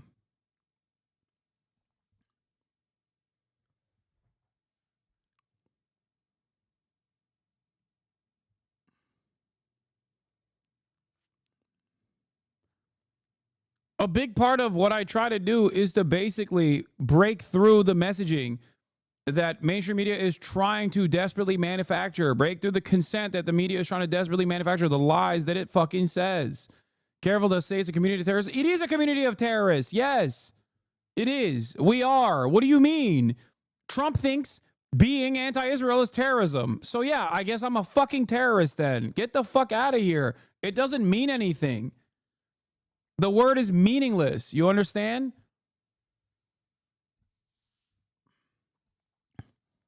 You go to a fucking anti-Israel rally, you're a terrorist.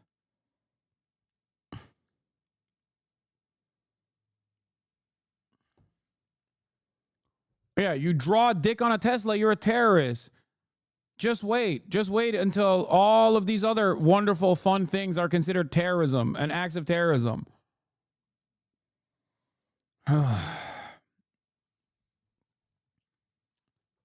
Meanwhile, yeah, the RNC unironically announced themselves at a rally and said that we are all domestic terrorists. They actually do domestic terrorism. Peaceful protest is not terrorism. Standing against genocide is not fucking terrorism. Genocide is terrorism. Standing against genocide is a courageous act, and it is what everyone should be doing. Troy Egger, second in command at the Department of Homeland Security on Mahmoud Khalil. Is there any criticism of the United States government? Is any criticism of the United States government a deportable offense? Like I said, if you go through the process and you're a student and you're here on a visa and you go through it at any point, Is any criticism of the government a deportable offense? Question again. Let me put it this way, Michael. Imagine if we came in and filled out the form and said, I want a student visa. They asked him, what are you going to do here? And he says, I'm going to go and protest. We would never have let him into this country. Martin says, is protesting a deportable offense? You're focused on protest. I'm focused on the visa process. He went through a legal process. They are doing the thing that I was trying to describe to Asmongold when he just simply did not understand. As it stands, there is no rule in the rule book that says you can fucking deport someone for exercising their First Amendment rights. Okay? Non-citizen, citizen alike. That's not a thing. Okay? That's not a thing. You can, however, waive the visa of a person if you believe that they are interested in protest, or you can deny them entry into the country. But once you're in the country, it's over. You get the same protections as everybody else. Okay? What these guys are trying to do is play fast and loose with the pre-existing law that is already stupid, by the way, that like, oh, we can waive your visa up until the point of entry into this country if you fucking say that you're going to protest or whatever. That's ridiculous, okay? Not only is that ridiculous, but also that would require a tremendous amount of surveillance, to figure out like, whether or not someone is demonstrating Palestinian sympathies and shit like that. That's insane.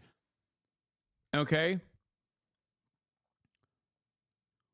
The very fact that we are discussing this as though it is just simply a back and forth, okay, is terrifying. And the very fact that people don't understand it, the very fact that people don't understand how gross of a violation of people's human rights this is, and how this desecrates the Constitution of the United States and the free speech protections it affords everyone unconditionally, is shocking, genuinely shocking. We are officially directly in the throes of fascism. We're not one step removed from fascism. We're not bouldering towards fascism. This is fascism. If they can retroactively apply visa waiver denials to people that have already become legal permanent residents, they can denaturalize people too. This sets an insane precedent. And if they can retroactively decide and denaturalize people, they can deport people. They can deport American citizens. Why can they? And they can do it for virtually any reason they choose to do so. As long as you fucking call someone a terrorist, you're good to go. And considering that the Trump administration has talked about vandalizing Teslas as an act of terror, trust me, it's coming. You are a fucking moron if you don't recognize this. I am not saying, I'm not like I'm not exaggerating. I'm not freaking out for no fucking reason, okay? This is truly unique, new levels of depravity for the American government. They are moving towards denaturalization. If they can revoke someone's green card over, I felt like it because I didn't like what he was saying, then they can do that by denaturalizing people as well. Yes, I'm not fear-mongering. Thank you. I was forgetting the word. I am not fear-mongering when I say this. I am looking at the logical conclusion by making assessments off of what the administration is saying and also their proclivity to follow through on some of these promises that they've made on the campaign trail, whether it be Project 2025 and its implementation or whether it be directly denaturalizing people. Oh, this is Nazi shit. This is straightforward Nazi shit. Okay? Here's the audio of this back and forth. The transcript has been posted here, but if you're going to listen to this exchange, unwilling to answer, the Deputy Secretary Troy Edgar, unwilling to answer a simple question. Is any criticism of the Israeli government a deportable offense?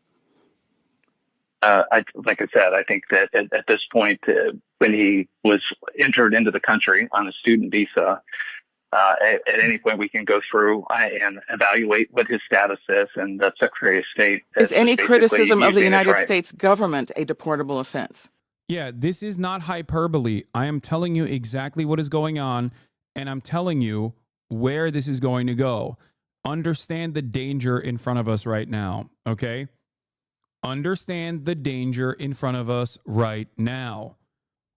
And our institutions that are supposed to be, at least to a certain degree, interested in upholding, peaceful education for its students and and maintain some semblance of normalcy, are completely fucking caving. They are caving to the right-wing reactionary neo-Nazi fucking administration and its Nazi-ass policies. That's where we're at. We are there. We're there. Donald Trump also earlier today talked about how he wants the Supreme Court to allow him to end birthright citizenship. Again, directly a violation of the Constitution. This is constitutionally protected. Okay? He wants to reverse the 14th Amendment. That's where we're at.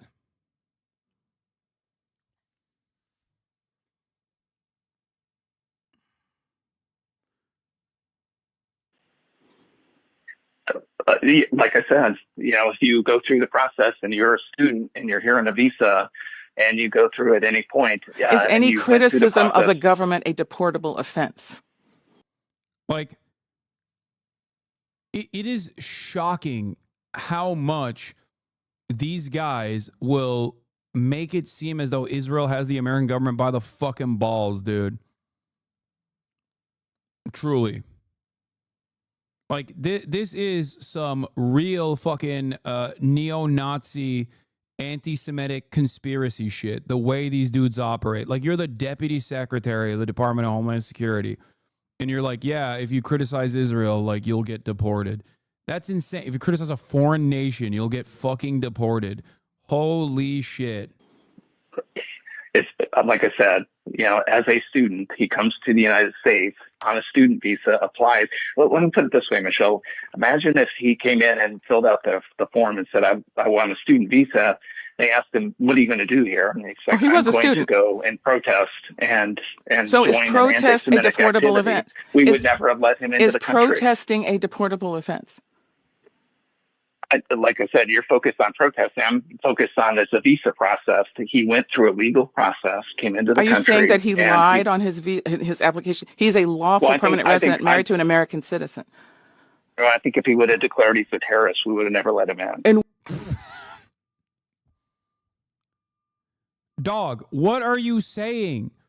He didn't do terrorism. You're just racistly saying he's a fucking terrorist. That is not, oh my God. Oh my fucking God. Dude, we're no longer just like black bagging random like Muslims that were in Pakistan and claiming that they're fucking terrorists and torturing them. We're just black bagging American legal permanent residents, and not even for like any sort of tangible association or loose association, because I'm not saying that during the war on terror, the American government didn't literally fucking arrest innocent Muslims, innocent Arabs who were also legal permanent residents for the suspicion of being terrorists or whatever. We're just straight up openly saying now, you don't even have to have any sort of associations whatsoever. We're outwardly saying you're a fucking terrorist because you hurt Israel's feelings, and we're going to fucking black bag you and deport you. It is insane.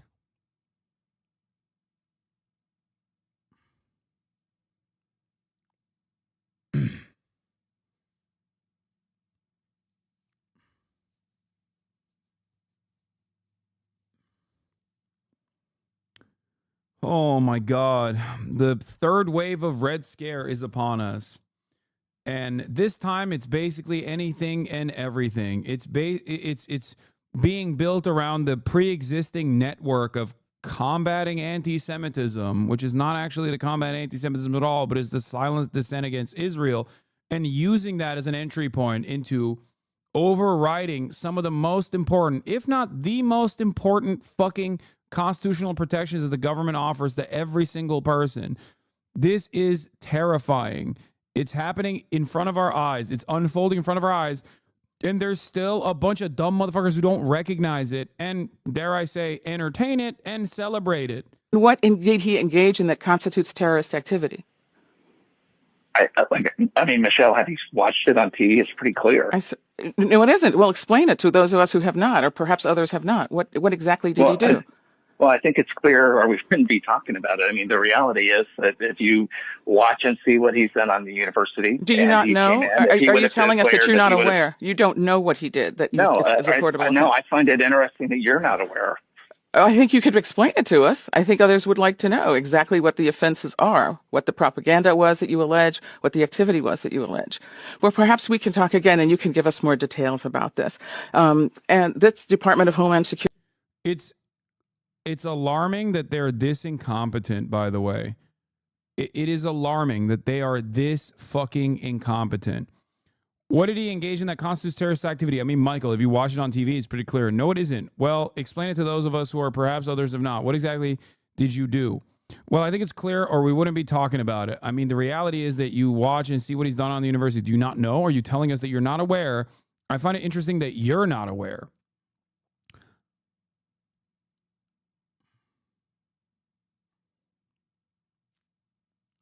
Oh, Michelle, not Michael. Sorry. It's just...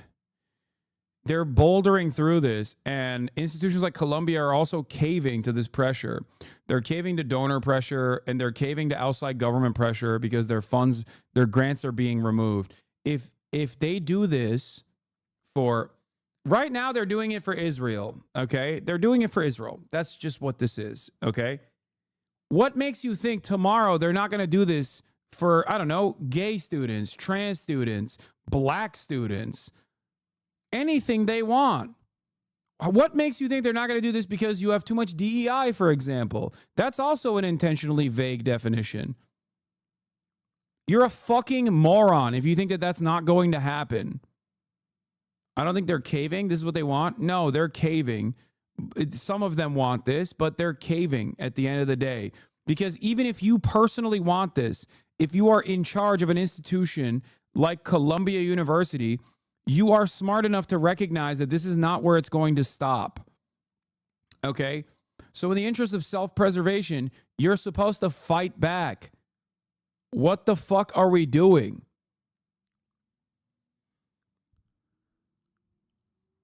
They are unironically too stupid to recognize that this administration eventually is going to come after them too in ways that they do care about. So you have to put a fucking stop to this right at the tippy top, right at the moment where a new precedent is at the precipice of being created. The U.S. government is adopting the point of view of the Israeli government wholesale here, wherein supporting Palestine is automatically support for Hamas and everything that could possibly be legally and criminally downwind of that. That's it. So what? How did he support Hamas? What exactly did he do?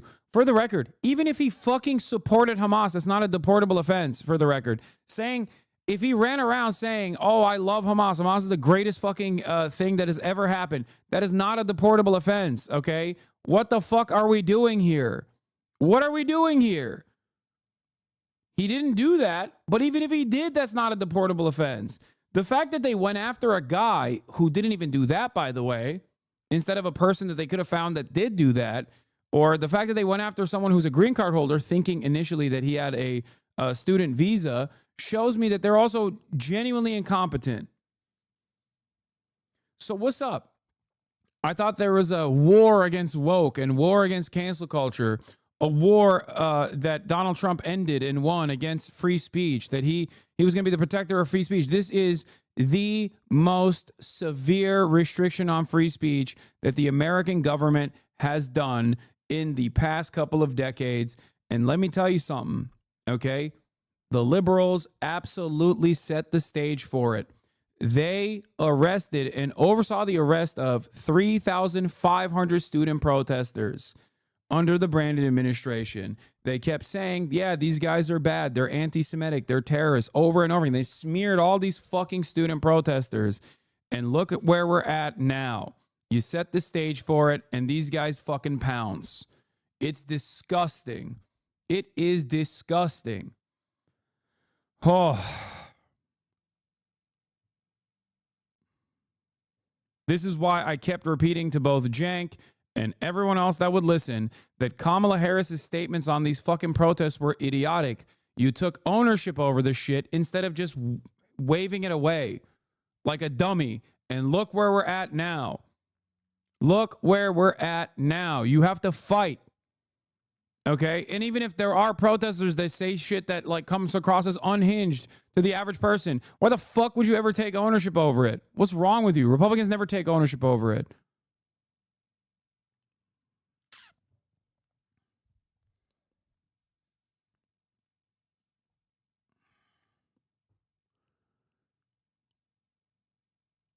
People think because Mahmoud Khalil has a scary Arab name, or because he was a student activist leader that was anti-Israel, that like maybe he's an undesirable that will get hit with this, but it won't happen to them. That's what people falsely assume. You are wrong. Okay? You're wrong. You're out of your fucking mind.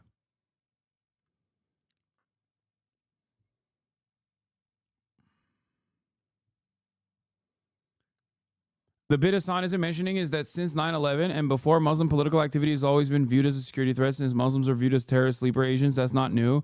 To be Muslim in the U.S. necessitates a higher standing of unshaken loyalty to U.S. global interests. What? No, I know that.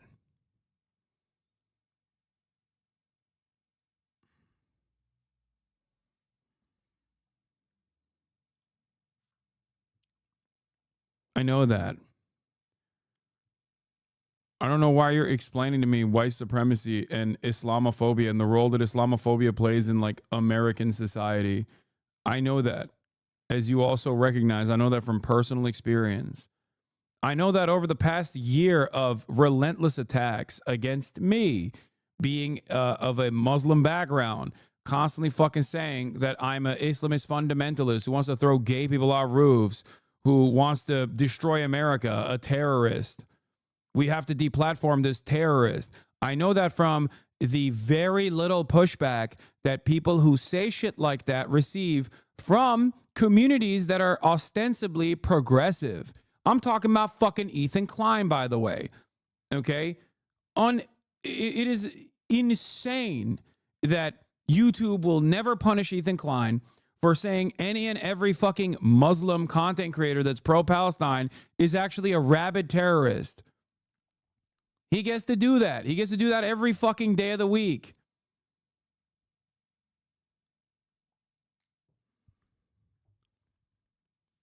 The comparison to this would literally be like me running around every day being like Ethan Klein is a part of the Jewish media apparatus or some shit. Okay? Can you imagine? That would be unimaginably anti-Semitic. How fast would I get fucking banned if I said that? Understandably, I would deserve that ban.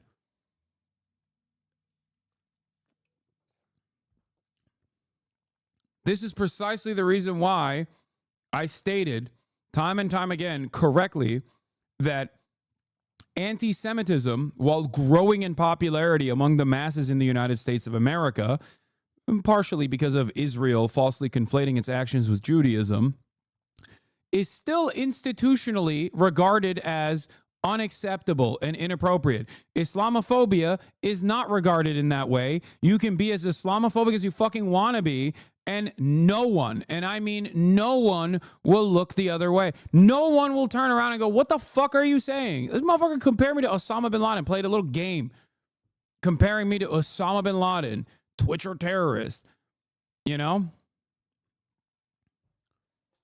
Ridiculous. Completely ridiculous.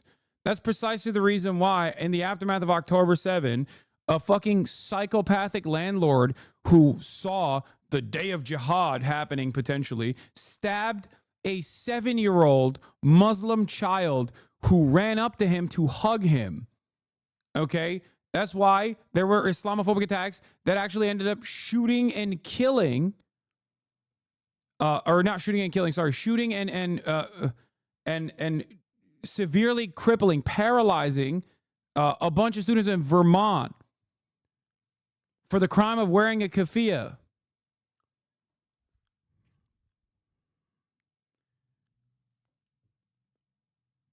Islamophobic attacks are constant. Nobody ever fucking talks about it. There is a double standard here. That is the fucking reality. If you don't see that, I don't know what to tell you. It's fucking ridiculous.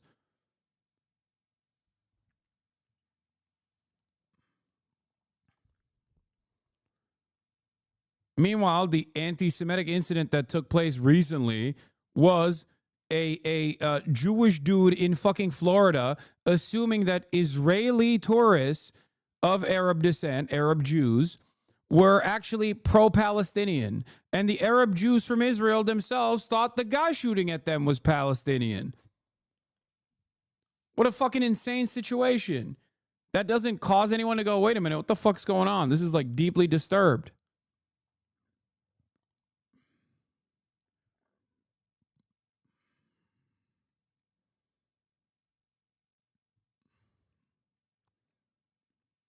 Paranoid delusions are being entertained. Yeah. Meanwhile, people fucking turn around and they're like, I'm unsafe. You're black bagging pro-Palestinian protesters with a crime of fucking saying things that hurt Israel's feelings. And you still have motherfuckers being like, in the Upper East Side as a Jew, I feel so unsafe. Like, what the fuck are you talking about, dude? What do you mean? What are you unsafe by? Pollen? Like, are allergies fucking acting out? Like, what do you mean you're unsafe in Manhattan? Ridiculous.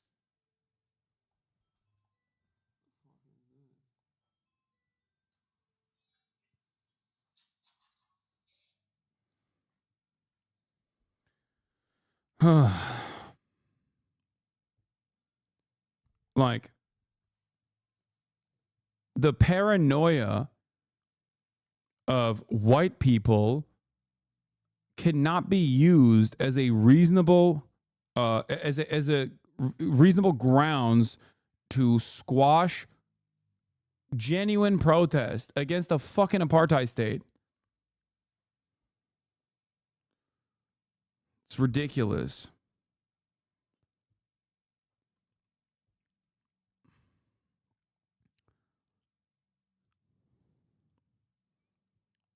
Parts of campus. When you're talking about globalizing the Intifada is known as specifically violence targeting Jews in Israel. So you are selectively discriminating against an identifiable group of people, which is, in this case, anti-Semitic. This comes on the same day the Council on American Islam. Please, it's not just white people. No, man. I'm talking about, when I say white people, I mean Jews as well, okay? I'm talking about, like, the most common thing that has existed in perpetuity in American history is white supremacy. White supremacy has made it so that white fears and white paranoia is more significant than like reasonable demands being made by non-white people, black people usually, okay? And the exact same thing is happening right now.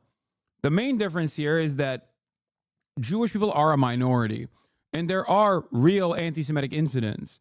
So it creates this like unique opportunity where even liberals and progressives who understandably don't want to come across as anti-Semitic, understandably care about not spreading anti-Semitism, are listening to a fear being like the paranoid fucking ramblings of a random college student being like, I got so scared because I saw a bunch of Jewish and Arab students and Muslim students protesting against fucking Israel. And then that's enough for the anti-terror squad to come in and bust people out. It's crazy. It's completely ridiculous. Yeah, it's a deliberate weaponization of victimhood. That's precisely what it is. It's being done at the behest of a fucking insane, rabid, violent apartheid regime doing a fucking genocide. After talking to Hamas, U.S. hostage negotiator Adam Baylor reportedly removed from position. There it is. There it is, dude. Benjamin Netanyahu sends his regards, you know? Islamic Relations New York filed a lawsuit against Columbia University and the Congressional Committee on Education and Workforce. Plaintiffs are Khalil and 7 other students who say the school handing over student disciplinary records to that committee a few months ago violated the Family Education Rights Privacy Act. Allowing Congress and institutions like Columbia and others to target you or someone else because of a viewpoint you hold is an epic danger to American values. Columbia University said it does not comment on pending litigation. A rep for the Education Committee told me, in part, the lawsuit changes nothing. Our committee will continue its work to protect Jewish students and hold schools accountable. Now, coming up at 6 p.m., I speak with the attorney for Mahmoud Khalil, and she shares with me a little information about a phone call she had with him last night. We're live in Midtown. Lisa Rosner, CBS. People really believe it's a big deal. Howie Mandel said he's scared when he goes out. What does one say to a Jewish person who hears that they're beating up Jews at UCLA? Ugh. We are turning into England every moment, dude. Every fucking day that goes on, we are getting closer and closer to Britain status, England status. Okay? This was the psychotic delusions that you heard in London about Jeremy Corbyn. Okay? They're like, if Corbyn wins, there's gonna be an anti-Semitic pogrom and shit like that. It's just, yeah, I don't know how to explain to someone who goes, dude, depending on your closeness, because I do have friends. I have friends who have insane mania like that as well. And I'm like, dude, shut the fuck up. You don't believe that. Okay? That's the way I entertain it. That's the way I deal with it. I'm like, get the fuck out of here. What do you mean you're unsafe walking down fucking West Hollywood streets? Like, get the fuck out of here. You have to snap some sense into people. You know what I mean? I don't know about Howie Mandel personally. I don't know why you brought up Howie Mandel, but like, if you think that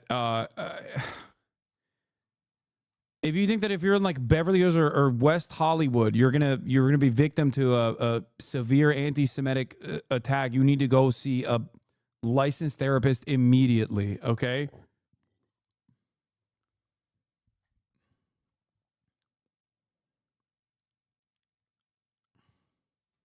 It's like Austin. Yeah, it's like Austin coming here and feeling unsafe. Many women are unsafe walking the streets. You think that's the same? There's a valid reason for women to feel unsafe. That's not paranoia. That's not like born out of no real reason. There's a difference between black people feeling unsafe in a fucking sundown town or feeling unsafe when they get pulled over by cops versus someone saying like, oh, there's going to be an immediate anti-Semitic attack against me on Columbia campus or on UCLA campus. Like, get the fuck out of here. You know?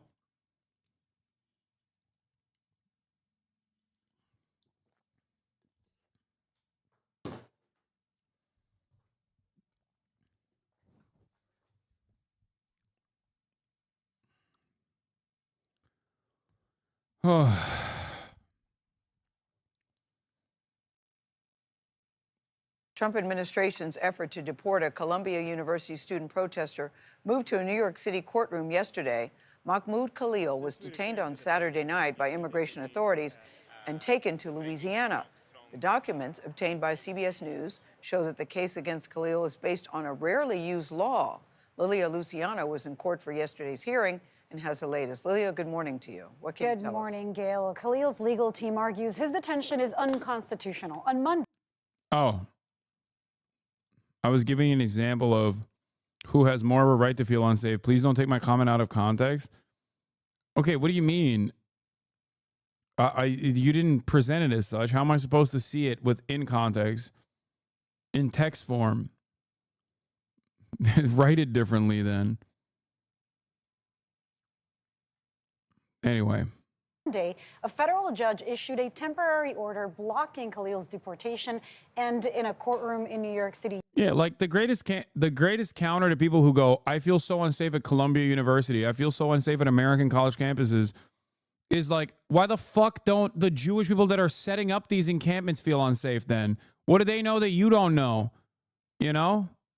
That's it. And if they say, oh, those are bad Jews, then you already know what fucking level of Zionism this person is operating on.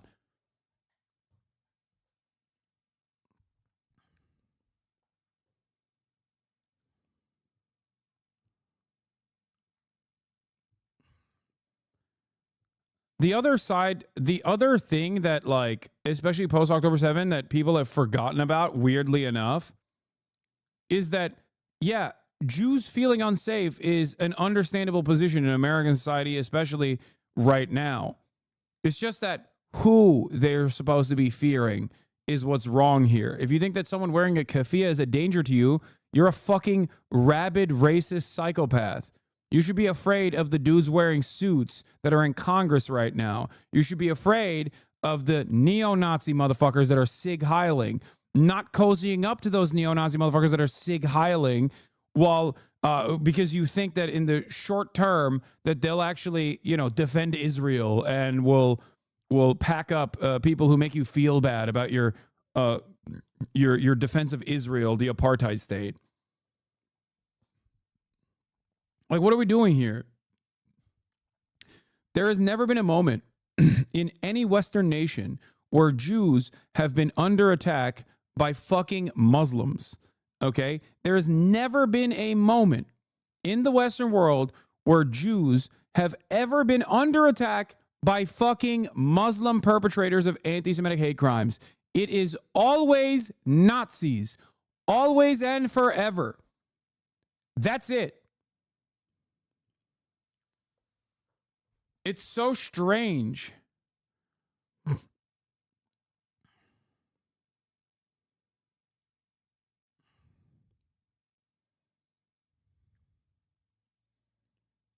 What the fuck? Stalin, Mao, and Hitler didn't murder millions of people. Their public sector workers did. Elon Musk reposted. I don't know about that as a blanket statement, considering there might be isolated incidents, but as a broader sentiment, yes, agreed.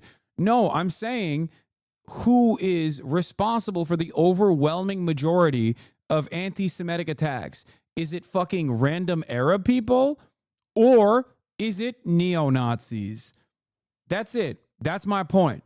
There has never been a moment in American history where there has never, ever been a moment in American history where there has been a tremendous amount, like there's been an overwhelming amount, or even a majority, or even like a significant percentage of anti-Semitic hate crimes against Jewish people conducted by Arabs, Muslims, yada, yada, yada. Okay? Never. And that's precisely the reason why the ADL, in an effort to present this as a Muslim versus Jew dynamic, will desperately cling on to the notion that, like, oh, well, these guys went to a Jewish community center and they protested outside of a Jewish community center. That's an Arab protest against Jews. That's a Muslim protest against Jews. Meanwhile, what the fuck were they doing at the Jewish community center? Not Jewish shit. Let me tell you what. They were fucking selling real estate in the West Bank. The fuck? Of course people are going to protest that. What do you mean? Yeah, who shot up a synagogue in Pittsburgh? Exactly. Who? It was a fucking Trump supporter. That's who. A Trump supporter who outflanked Trump and said, the great replacement is happening. And Jews are doing the great replacement, so I want to punish them. That's the motherfucker who shot up the synagogue.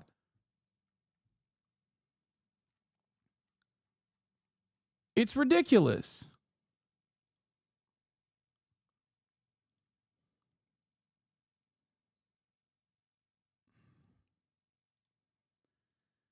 Oh. Cry more, please. Nice, man. Thanks. Yeah, I do think it's really fucked up that hatred, bigotry is growing in this country, and there are otherwise reasonable people who on this issue lose their fucking minds, okay? Otherwise reasonable people who just have lost the plot entirely. Here's an example of this, okay? Apparently, this guy is one of Ethan Klein's fans. And he called into Dean's live stream. As you guys might know, Dean is a TikTok. He's liberal Spider-Man. He's a TikTok debate guy. I recently talked to him on his own live stream. And ever since I talked to him on his own live stream, his fucking Ethan Klein fans have been like swarming his shit nonstop, telling him to stay away from me. I'm scary. I'm a scary anti-Semite. Here, let's listen to a conversation that took place. I voted for Trump because I really don't like the way that the left party is going socially. I feel like it's extremely toxic. Well, you can take like one of the biggest examples, I believe the biggest streamer on the left, Hassan Parker. He's just extremely, radical, and gets people just really worked up. Okay. Yeah. Okay, well, how about we look on the right? Nick Fuentes. Which one do you think That's is a more good point. harmful? Honestly, between them, Hassan Parker, he literally plays Hassan Parker.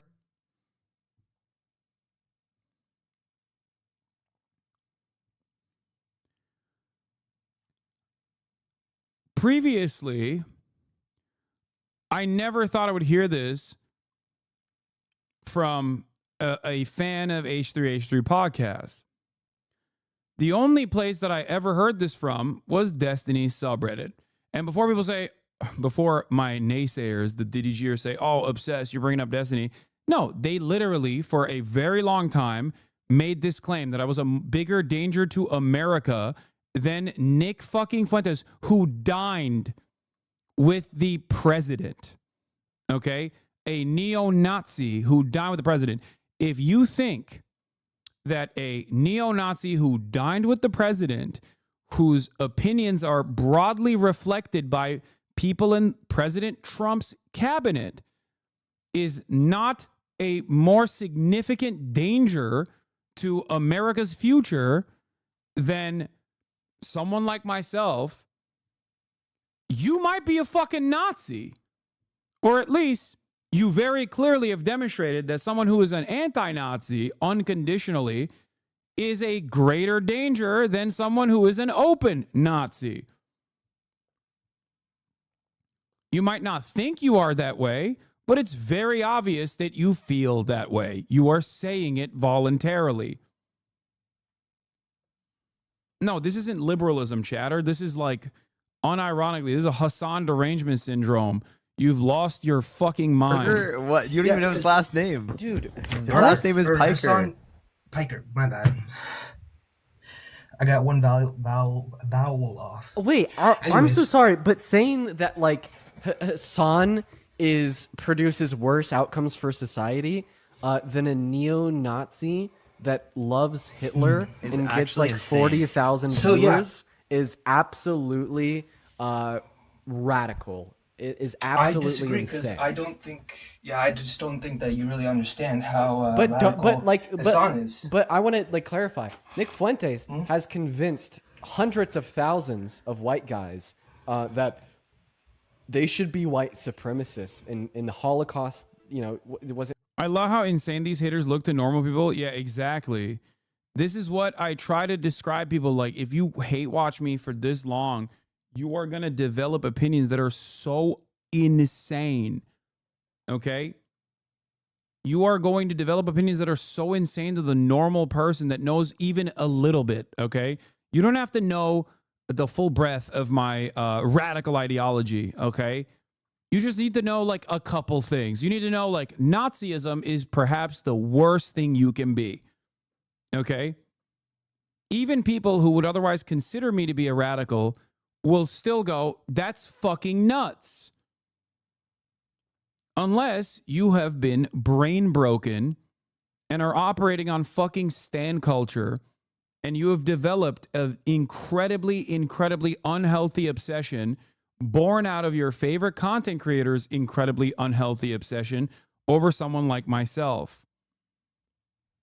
Discovered caller posts in r/destiny and r/depression. Always. Isn't real and Hitler was good and whatnot. Sure, Hassan just got banned for trying to incite somebody to kill a fucking CEO or something, or not CEO. It was. I have my critiques of Hassan. I actually don't hold this one too far against him because watching like the entirety of the clip, it was made incredibly fucking clear that he was saying that if these other Republicans really cared about Medicaid fraud, as they'd pointed out, that they had unalived this Rick guy because Rick committed the largest instance of Medicaid fraud that has ever occurred in our country. And then Hassan went on to own up to it, take accountability, and said that that was an incredibly hyperbolic statement and there was a billion ways to word it better. I don't think that that's comparable to making hundreds of thousands of young white guys want to like kill like Jewish people. I don't think it is at all. I don't think that's comparable in the fucking slightest. So Dean, I know you're smart. I know you know what a dog whistle is. When you say something like, I want you to respond. I want you to respond. Okay, What's worse, what Hassan did, or like radicalizing hundreds of thousands of young white guys into thinking that Jewish people are subhuman, black people are subhuman, women don't deserve rights, etc. Hassan does the exact same thing. Hassan has literally pushed propaganda against Jewish people, called every Jewish. Yeah, I'm sorry, man. I'm just not even going to That's just like not true. That's just actually not true. Yeah, no, I have my critiques of Hassan, and I've spoken very publicly about them, but to say that Hassan has a worse impact on society than Nick Fuentes is actually delusional. It's actually delusional. It's one of the most insane things. I'm glad that these guys are pushing back on it, but apparently this is the fucking guy.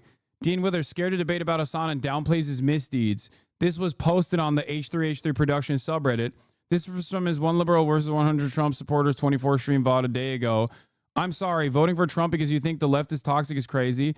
I'm actually the one who was on the video. Didn't actually vote Trump. That was just the only way I could get him to talk about Hassan because he was only talking to Trump supporters. Damn, even more disappointing, but very good job of getting onto the call. Thanks. He only put me on eventually because I said he was scared in the chat, lol. Big ego.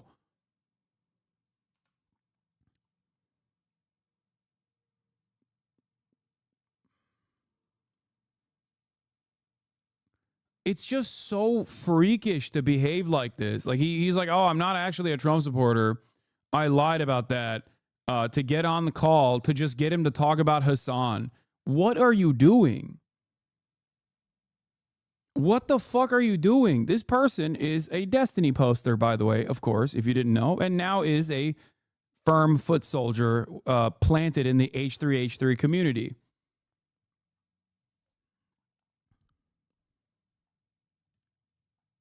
Like, I genuinely think Destiny's unhealthy obsession over the course of the past 5-6 years now has caused these people to not even be Destiny fans. They're just like, I'll go anywhere that says fuck Hassan. They will move on from Destiny if need be, if they can find a new weapon to wield. Like, they don't even know why they fucking hate me. This guy doesn't even know my name. Like, that's psychotic. You don't know my name. You don't even know what my fucking last name is. And your obsession is to this degree. These guys also personally think they're smarter than fucking liberals, by the way. They're snarking over the randomest things. It's crazy. Muda throws down the gauntlet with Hassan. What? Mudahar offers to pay for an entire trip to Palestine with Hassan so they can do journalism. It comes after Hassan questioned his genocide stance. Never seen this guy do anything of substance. On my own dime, I will fly both of us down to Israel and drive across the border. Is Mudahar trying to get fucking murked? I already... Okay. That's so funny. I don't think he understands how this process goes. If he thinks that I haven't done my due diligence in terms of like doing exactly that, he's a little silly. That's what's so... You're getting Substack hit pieces now too? Yeah, whatever. That's... Dude, none of that means anything, okay? It's all fucking background noise. We're giving it more attention than it deserves, okay? Yeah, money was stopping me. Mudahar's like, in order to make sure that we can, in order to fucking entertain this beef, to shit on Hassan, I am going to die to a fucking Boeing rocket.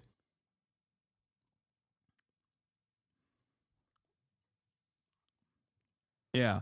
I like to think that the only thing stopping me from going to fucking Gaza is money. That's what it is. You're right. And not like valid security concerns. And not from Hamas, by the way, from fucking Israel. You'd think a certain content creator for over a decade would sense a sudden schism and shift in their audience and perhaps question whether there are new long-term dedicated followers or just people using you as a vehicle and cudgel against their ideological enemy. But what do I know? No, I think when you're that desperate to find allegiances, you don't give a shit.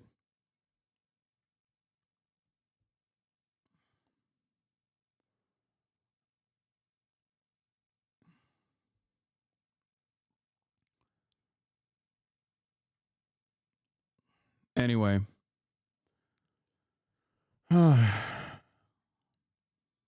Bro's about it. He's willing to get drone strike for drama. Yeah, I know. It's so fun, dude. Dude, the other part of this is, once again, the other part of this also is the fact that people who are going to hype up that fucking delusion, the other people that are hyping up that delusion, that fantasize about how, like, it's only dangerous in Gaza because of Palestinians and because of Hamas or whatever, are the same people that don't understand that Israel has fucking assassinated 170 or 142 journalists in like historic numbers, okay? Historic numbers of assassinated journalists. More journalists were killed in this past year than fucking World War II. And their families. And you're over here being like, oh, dude, it's just totally safe. Why? Why isn't there American journalists in Gaza right now? You know, Hassan Piker is a terrorist supporting piece of shit and he's going to get deported soon. Waited 10 minutes to tell you that. The army gave me a particular set of skills. My patience is endless, lol. What are you going to do, bro? You're going to come over to my house and suck my cock? Is that what you're going to do? The army gave you a particular set of skills and you're going to use that to what? Get fucking assassinated by the police? Is that what your skill set is? You dumb fuck. You pathetic fucking loser. You sold your body to the fucking Defense Department. I'm one of the motherfuckers that actually is actively trying to get you health care, and your delusions are like, this guy's a terrorist, okay? I got a special set of skills. I'm going to use them to get killed by a fucking cop on my way to go assassinate a Twitch streamer who wants me to have a better fucking life. Moron. Thank God, dude. Yeah, you're not going to do shit. You want to know why I know that? Because this is the maximum amount of fucking, this is the maximum amount of activism that you're engaging in. I waited 10 minutes to say this to you, that I'm going to come and kill you. Patience is the skill, you idiot. Okay.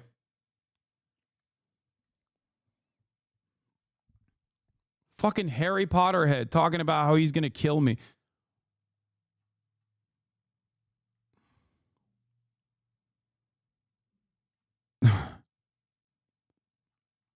And now he's immediately backing down and being like, no, it's the army gave me the skill of patience, actually. The what? Wait out that I get fucking deported? Keep fantasizing about it, dipshit. So many of these dumbasses unironically think that, like, if I got deported or if I went to prison or if I got fucking killed, their lives would be better. It wouldn't, dude. It wouldn't, okay? Your life would suck dick in the same exact ways that it sucks dick right now, okay? Fix your fucking life. Stop blaming other people. Stop thinking that I'm ruining your fucking life to that degree that you would, like, put together a veiled, not so veiled threat. It's so dumb. Ask yourself, who has caused you to feel this level of resentment and anger and animosity towards a motherfucker who is just a Twitch streamer online? If you at any point think like this about any human being that, let alone a human being that wants you to have a better life, by the way, you have lost the plot.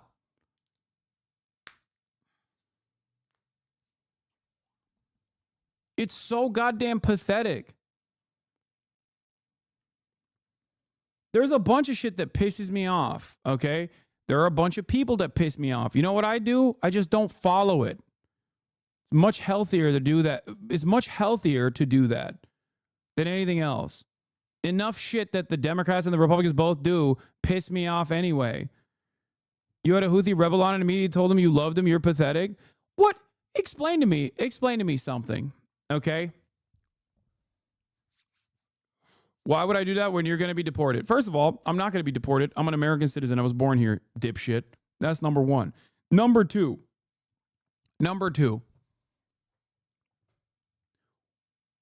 That person was not a fucking Houthi rebel. You've been told that he was. It's fine. He's not. Even if he is, what the fuck has he done to you? What has he done to you? How has anyone in Yemen ever impacted your life? Aside from being the recipient of a metric ton of munition that cost $1 billion under Operation Prosperity Guardian for the crime of trying to stop a fucking genocide that Israel was conducting that was causing $30 billion of American taxpayer funds to go to Israel so they could kill fucking babies. And then we spent another billion on Yemen. That's $34 billion that could have gone back to the American population. That's $34 billion that could have been used to fix the fucking potholes here, to make sure that you have the best possible health care, to make sure that your children are adequately educated. Here you are yelling at a fucking guy that says, that's a very dumb way to operate. Think. Please open your fucking minds. Israel never conducted a genocide. That's what you and your friends want for Israel.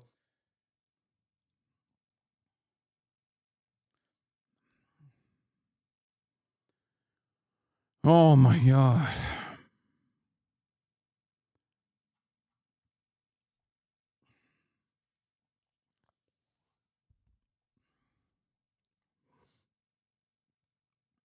Brother, stop falling for clickbait. This guy is baiting you. I don't think that this guy is that. No one is this stupid, right? Yeah.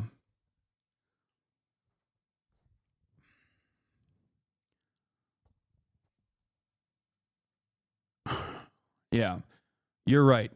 Every international organ of justice, virtually every single human rights organization, they're all lying about Israel doing a genocide. Okay? They're all lying. You know who's telling the truth? Your friends, I guess, or whoever the fuck told you, some random drama YouTuber.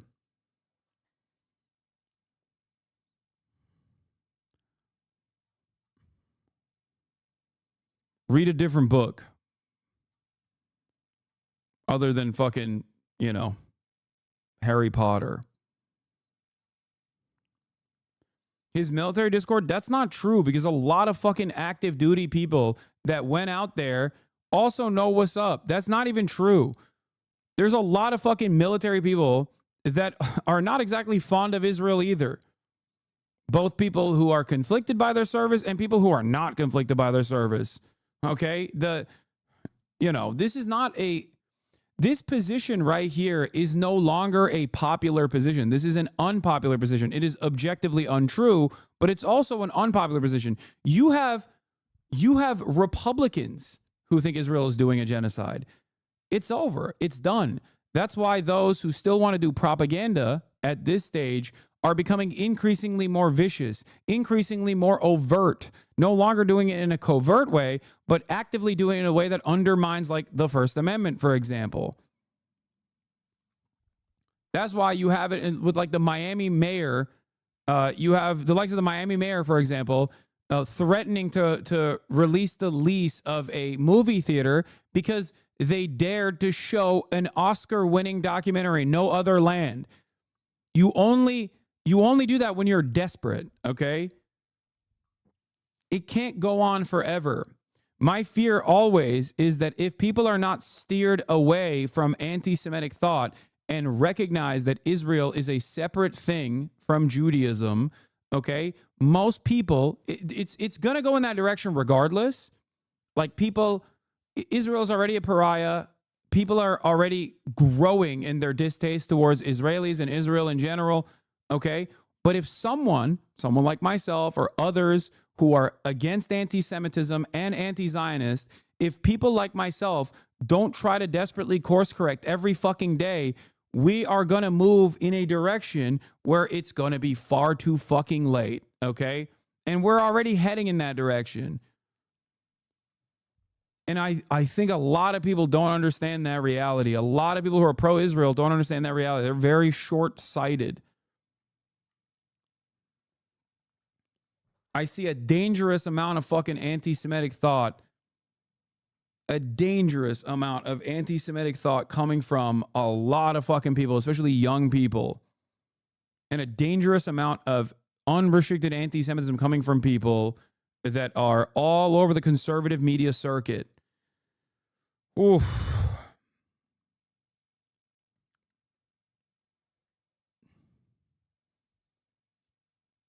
Motherfuckers talking about the Talmud and shit.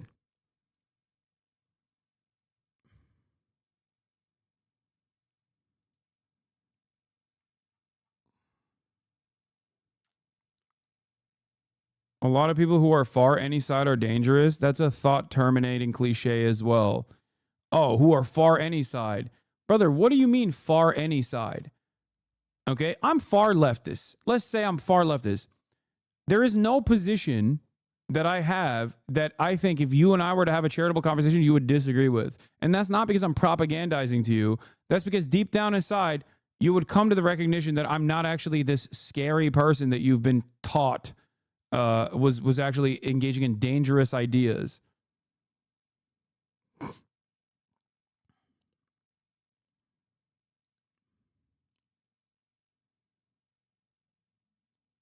Yeah, my most radical position is that I'm too much of a fucking anti-Nazi, too much of an anti-fascist. Fascism of any sort, whether it's Israeli fascism in the form of Zionism or Nazi fascism.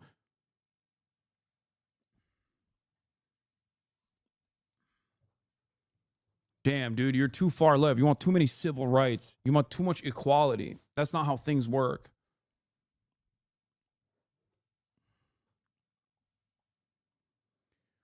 Can you explain to me a bit more about what happens if we don't course correct? There's already a fucking insane amount of anti-Semitism, like actual anti-Semitism, not like anti-Israeli sentiment, anti-Israel sentiment, but genuine anti-Semitism growing on fucking TikTok amongst the youth who literally listen to what people are saying when they say, you know, Israel's doing this for Judaism, and if you criticize Israel, then you know you're anti-Semitic, and people go, okay, I don't like what Israel is doing. And maybe there's a deep, dark secret here that that it is actually Jews that control American government and American media or whatever. And every time you got the fucking dumbass Trump White House going, Shalom, Mahmoud, we're deporting you for fucking criticizing Israel. What do you think happens to a dude in Arkansas who's never met a Jew in his life? What do you think that guy thinks? He goes, I really like Donald Trump, but goddamn, these Jews do have him by the balls. Okay, that's what he thinks. And it starts right there, and it fucking gets completely out of hand.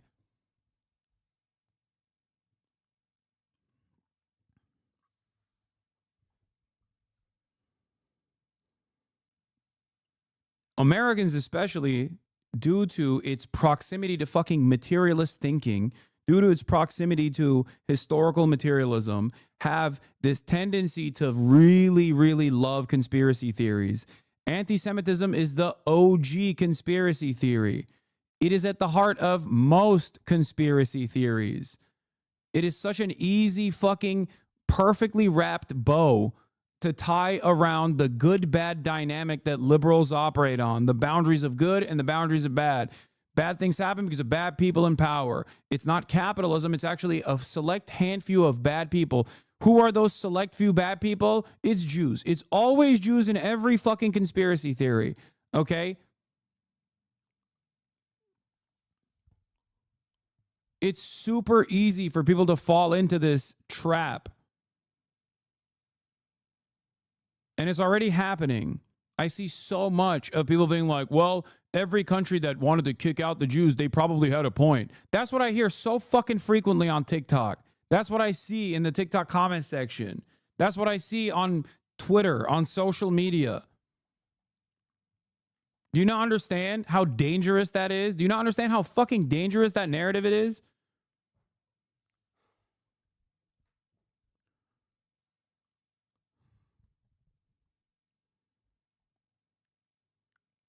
It goes from reptilians to Jews so fast. Yeah, I mean, reptilians, globalists, all of these are interchangeable with Jews. That's what it is.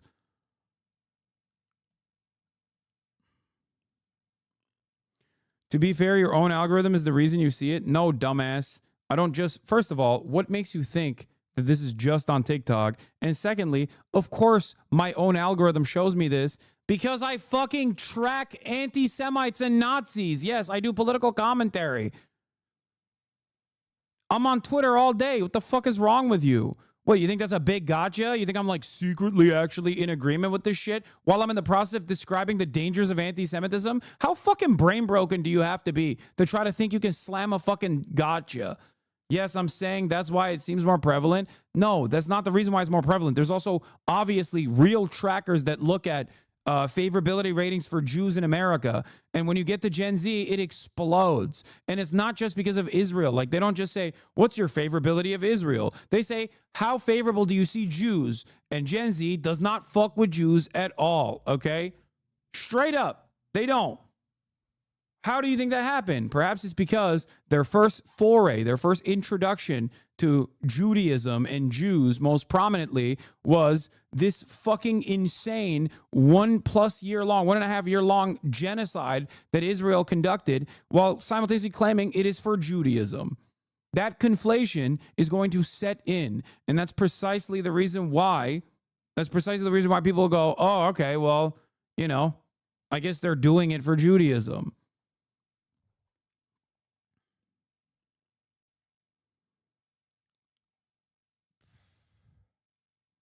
And yeah, it's not just my algorithm. Been a Minute did a video. Obviously, you guys saw that where the algorithm almost always lands you on far right politics. It starts off with like center right politics from the field of podcasting and podcasters, and it goes firmly into far right politics very quickly. They've also started doing this thing with normal looking meme pages. They do 1 second of a Hitler speech at the very end of the video that gets thousands of clicks because the rest is unrelated, which makes it look like popular content and mixing literal Hitler and funny videos. Jesus Christ.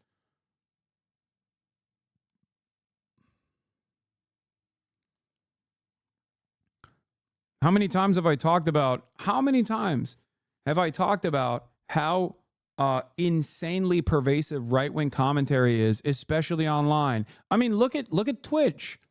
Over the course of a year, over the course of a singular year, the largest political commentator on this platform became a right-wing guy, okay? That he was already a very large content creator on this platform, one of the largest, but now he's even larger and doing political commentary and growing as a consequence of political commentary. He's also the largest right-wing commentator in general, larger than fucking Daily Wire and Ben Shapiro ever could dream of.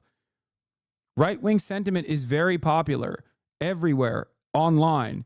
It gets algorithmically boosted, and then that feeds another cycle of like more people seeing it and more people normalizing it and more people thinking this is awesome, this is good.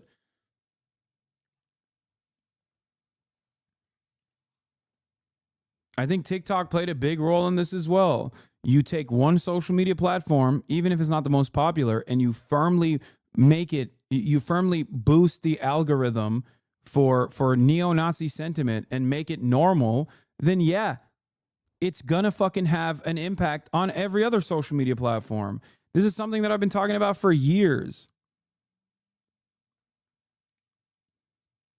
And it's everywhere, and it's seemingly impossible to avoid. You've been making the same point for 2 years. I've been making the same point for not just 2 years, chatter. I've been making this point for the past decade.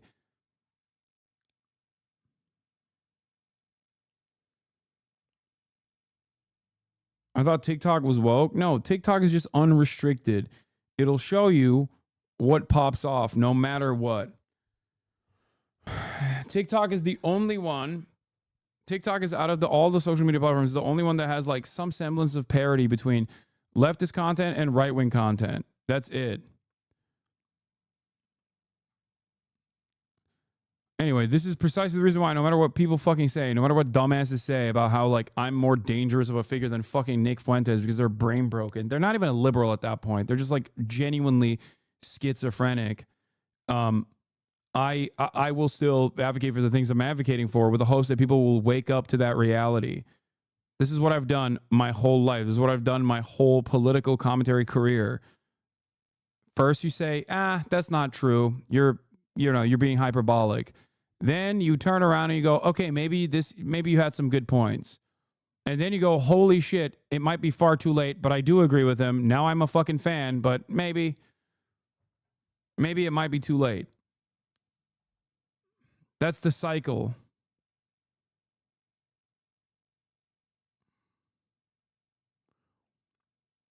Yeah, I saw this post. Ex-Asman fan jumping ship over here. I'm officially jumping ship over here. I can't stand Asman and his brain rot community any longer. He should have stuck to gaming instead of the dumb shit he's spewing on this politics arc of his.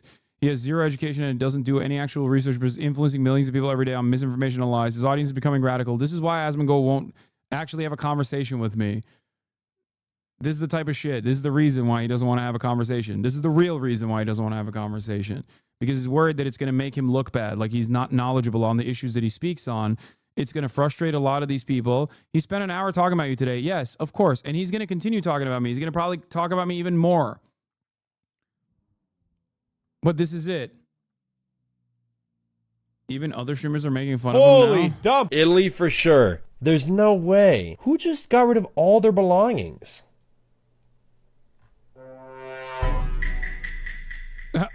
We might be in northern Italy. Oh, okay. Asmongold's house. Honestly, I could see it. There's no more soul in his community no more. It's all just racism and extremism now. I came across this on the past couple of weeks, and it's been such a pleasure seeing someone with the balls to call Asman out on his bullshit instead of sucking him off like most content creators. So yeah, I'm happy to be here, and hopefully I'm accepted here. Edit. I'm surprised there are so many other ex-Asman fans in here as well. I feel right at home.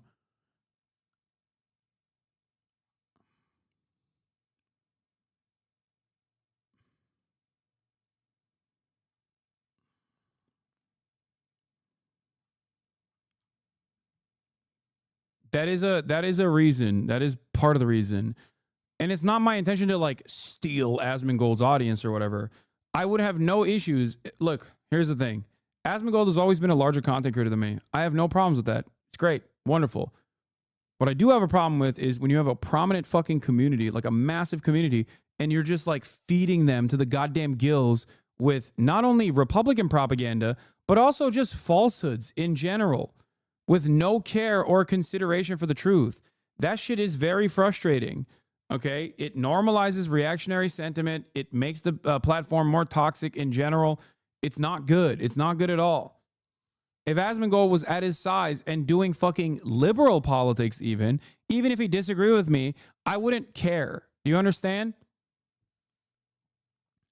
As long as he wasn't spending all of his time being like, this guy Hassan is a very dangerous terrorist. We need to deplatform him. And he's not doing liberal commentary. He's doing right-wing commentary and doing that at the same time.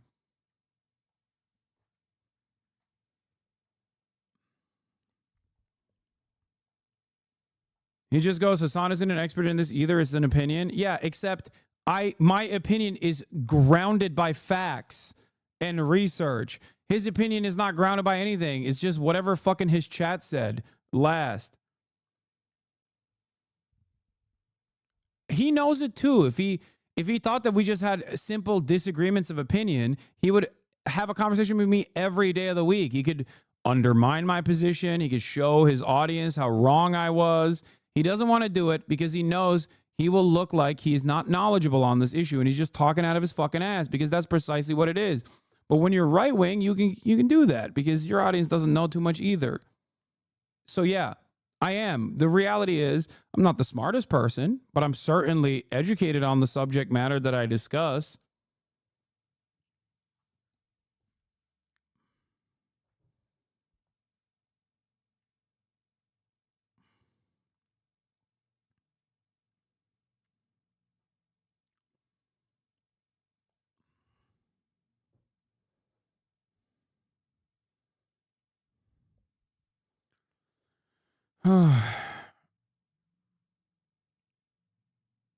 I did cover Asmongold's video on Khalil, Mahmoud Khalil. I did. It was dog shit.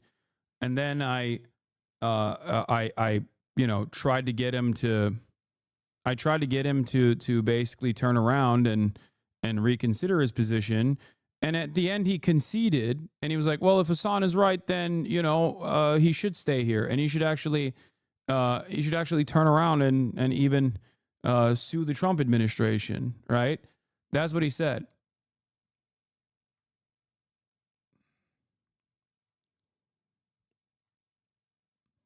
Yeah, I said Asmongold thinks it's a violation of free speech when devs make video game boobs smaller, but when the DHS openly kidnaps a green card holder for being pro-Palestine, he thinks it's awesome and not a violation of the First Amendment. Classic free speech defender stuff right here. This went viral on Gaming Circle Jerk.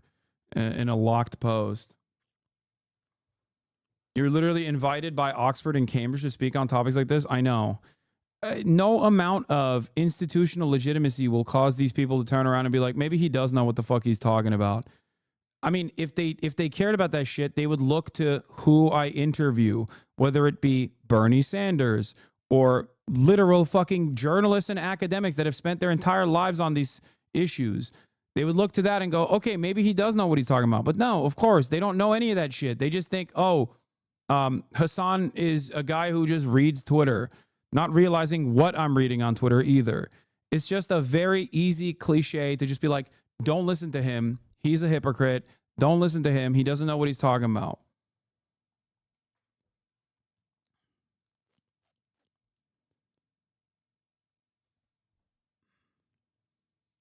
They will either say that, all these institutions that rely on my commentary to a certain degree, or at least consider what I have to say to be worthwhile, are woke and gay, or they won't even know about any of that shit.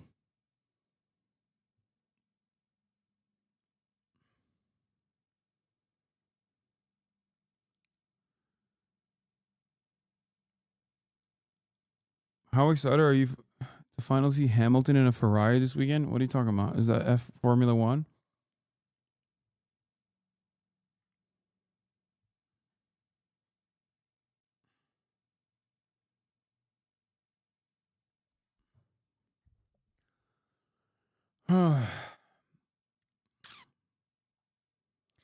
The worst part about all this is that it's like kind of turning me back into a fucking debate lord, and I despise that. It's like so many of these slop tubers have decided that like the easiest meta here is to just never actually talk.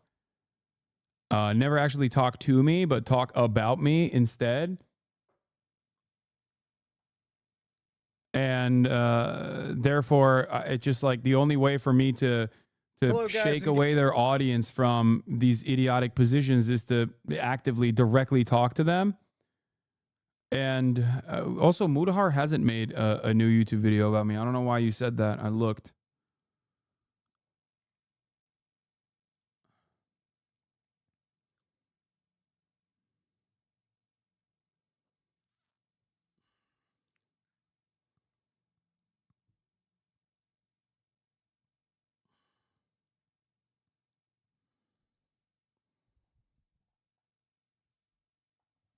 Foodahar? Anyway. Literally saw people on Twitter urging others to not watch or engage with the Noah video because he's the last person who's qualified to be talking about this. Is literally just stop, look over here, please. Yeah, I know.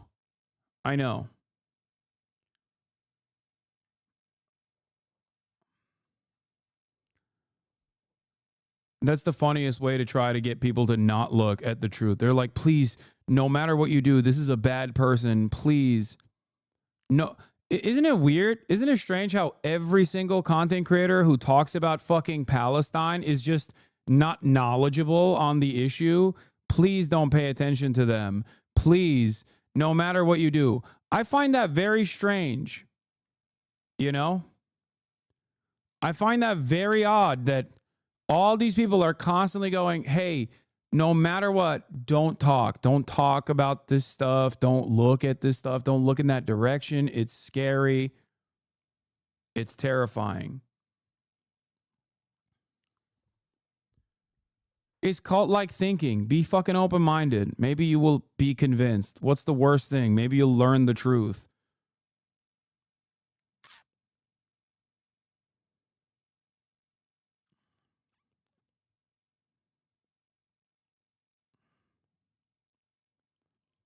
They were saying Noah wasn't a trusted source because he recommended watching Bad Imp and other idiots. Yeah. Not Noah Colwyn chatters, Noah Sampson, who made a really good video, which is what kickstarted this like Mudahar shit too. He made a really good video on YouTubers who deny the genocide. by way of hitting like a centrist position on it.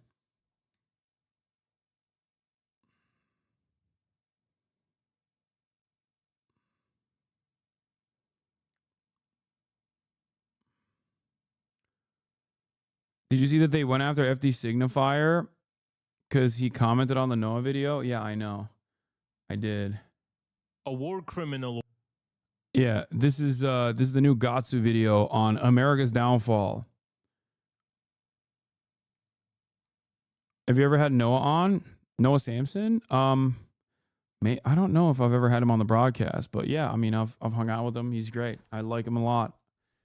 I think he's also very intelligent, very thoughtful, and puts a lot of effort into his videos, especially when the ones that I've seen. I can't speak for all of his videos, but certainly the ones that I've seen. Anyway, yeah, Democrats are not going to save us. Once again, Democratic leader Chuck Schumer has announced that he will vote to keep the government open, signaling a path to averting a shutdown. These goddamn fucking cowards, dude. We also got Columbia University, as I was saying,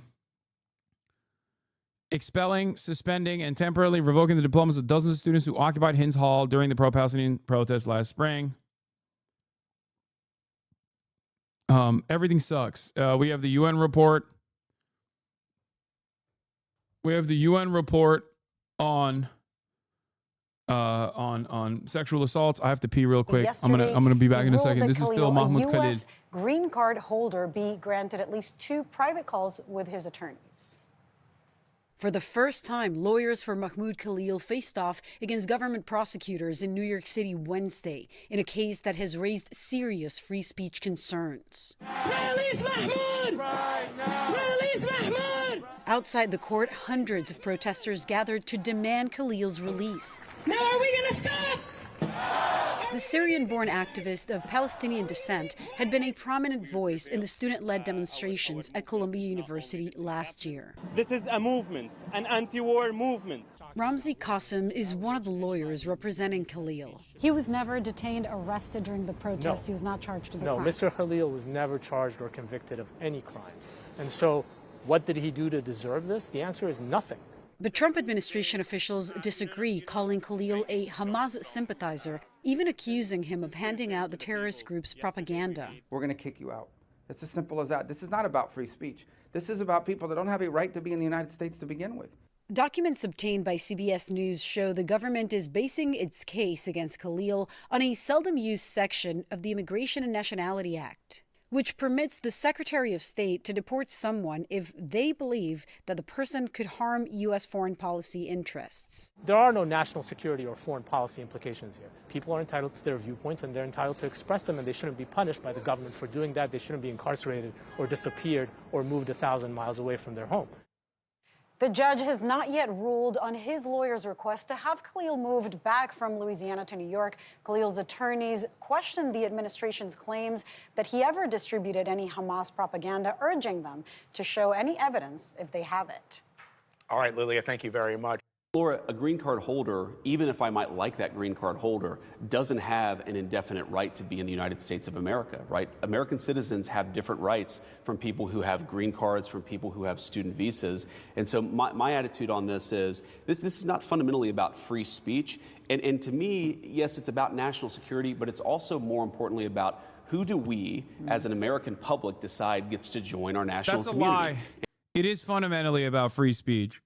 Even when you say American citizens have different rights than non-citizens, and then say it's fundamentally not about free speech, where you're basically saying the truth of the matter is that, yes, fundamentally, we want to change free speech restrictions for non-citizens.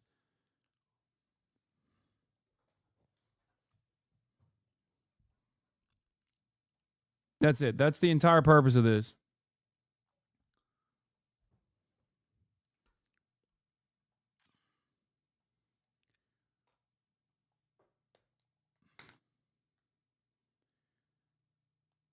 It's fundamentally about free speech. This entire issue is about free speech.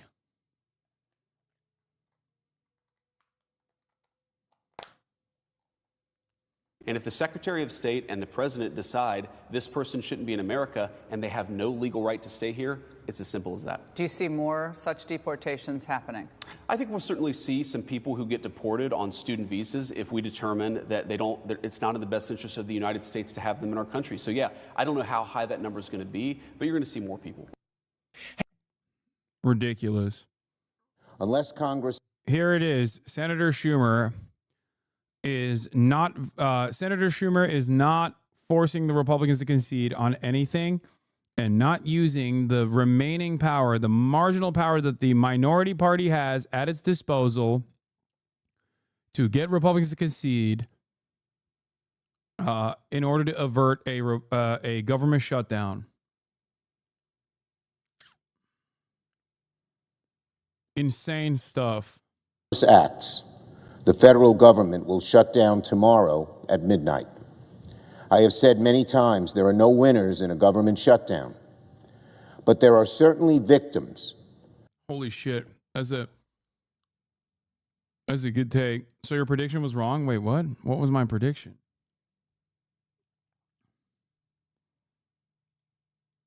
I said that the Democrats might force concessions out of the Republicans, or at least push this battle seemingly because they said they would. But I didn't make a prediction that they certainly would not. Like, do you think I'm a believer in the Democratic Party? What are we, crazy?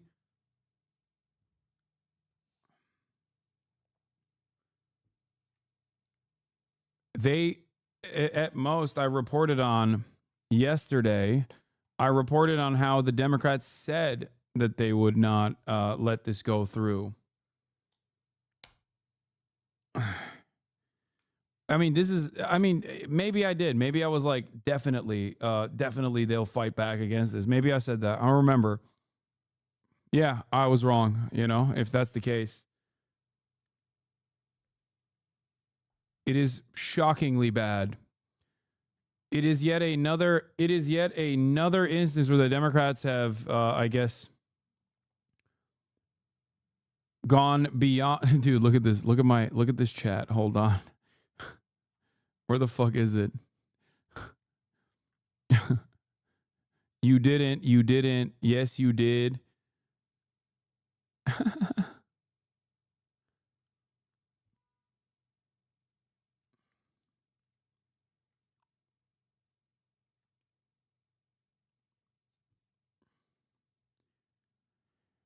I don't have any confidence in the Democrats, but they did say that they were going to fight back against this yesterday and that there wasn't going to be 60 votes for this and that they would have pushed it into a filibuster and or they would have pushed the Republicans to come back and bargain with them and get some assurances. I wanted them to do that. I urged people to do that. I thought the Democrats, at least judging by their response initially, would do that potentially, but I have no real firmly held convictions about the Democrats doing the right thing ever. So there's 0%. I don't think I fucking was actively talking about how they definitely are going to do they're definitely going to do a push here.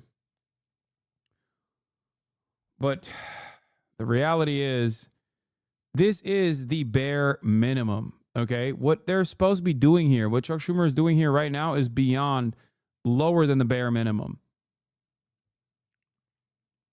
It is alarming. Everything fucking sucks.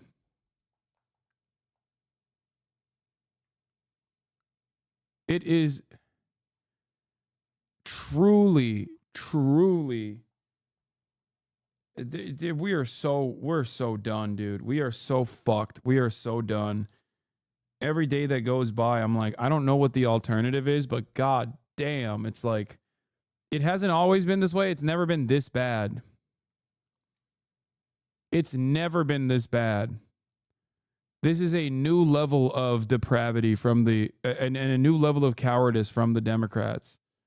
Why are you so doomer? We're going to get a fire-ass Dem TikTok dance over this? I'm going to Brian Kill Me.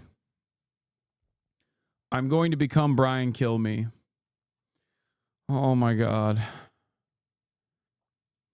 The most vulnerable Americans who rely on federal programs to feed their families. While the CR bill is very bad, the potential for a shutdown has consequences for America.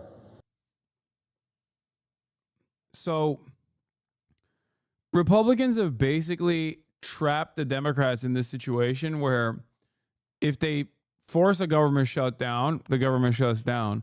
If they don't force a government shutdown, they permanently shut down federal agencies. That is where we're at. All of this We'll win. We will win. Oh God, stop. It was bad during the Reagan years. Trump is a modern Reagan, but even worse, God help us. We are so fucking cooked. I don't see any way out of this other than Trump triggering the second Great Depression at this point. Like, straightforward business plot succeeds style American fascist governance during a Great Depression style economic collapse. And there is no, you know, the Democrats are not going to help us. That are much, much worse. A shutdown would give Donald Trump and Elon Musk carte blanche to destroy vital government services at a significantly faster rate than they can right now. Under a shutdown, the Trump administration would have full authority to deem whole agencies, programs, and personnel non-essential, furloughing staff with no promise. They've lost the stencil. Democrats, you are being betrayed. It just came out that Chuck Schumer, the minority leader in the Senate, is pushing the caucus to vote. That's crazy. Will fucking Stancil is shitting on the Democrats. Holy fuck. That's like Matt Iglesias is the one person left out there. Like once Matt Iglesias is like, God damn, Democrats, I didn't think you'd cave this hard. Is done. They got no one left. It's Vote yes for cloture to close debate on Trump's funding bill. This would allow Democrats to lie and pretend they oppose the bill while taking a vote that would ensure the bill passes. This is their only leverage over Trump, and for months they've been saying they're going to use this bill to force negotiations with Trump to cut Trump's power and Elon Musk's rampage through the government. But now, with the opportunity to do so, they're giving up their leverage without a fight because they're scared to use it. They're not even trying. They are betraying you. Primary Chuck Schumer, primary every last one of them if you have to. This is unacceptable. They're not fighting. They are leaving you to rot.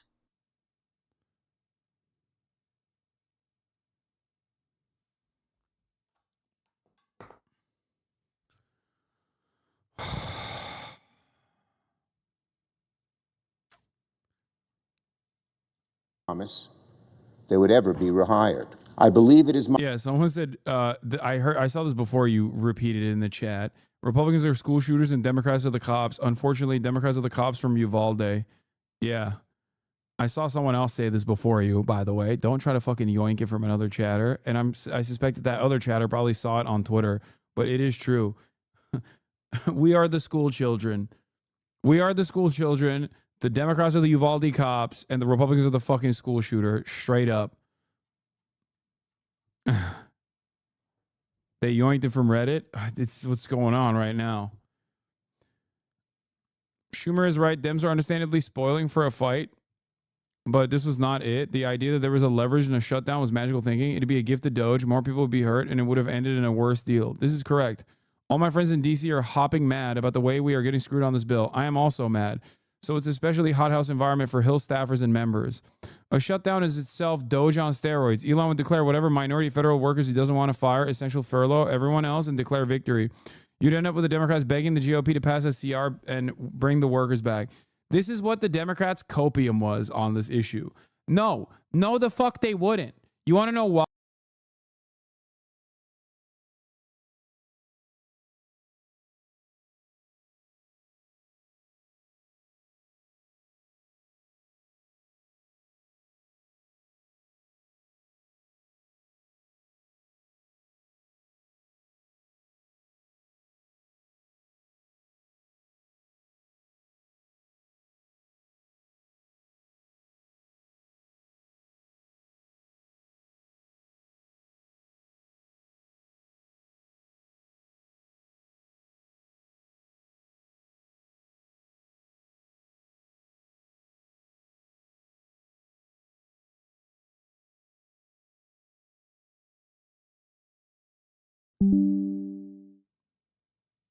What the fuck was that?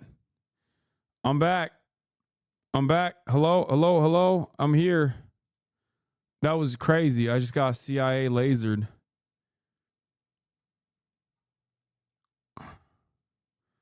I got hit with a CIA heart attack beam. My stream did. All right. We're back. We're back. We're back. We're back. We're back.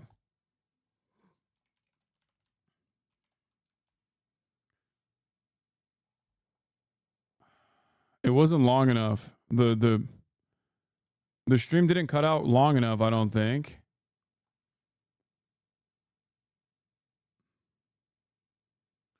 Left us on a cliffhanger? Yeah, I said, you want to know why? And then I got shut down like the government. Okay.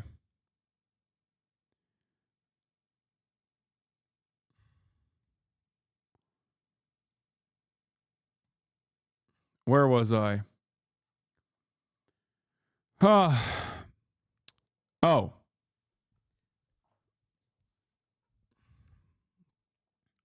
The Democrats, a shutdown goes in either direction. Okay. Nobody likes it. Nobody wants it.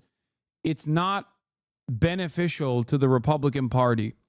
People are coping when they claim that, like, oh, it would be Doge on steroids. It's a lie. The reason why it's a lie is because the clean resolution, which is not a clean one, or the clean continuing resolution, which is not a clean continuing resolution, is actually going to change your Wi-Fi password. Trust me. Okay.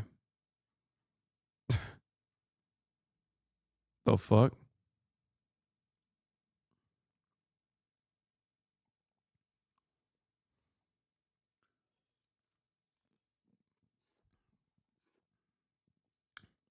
What do you know, chatter?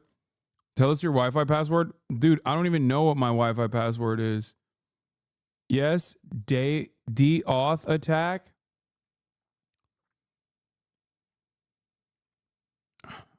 What is a DAuth attack?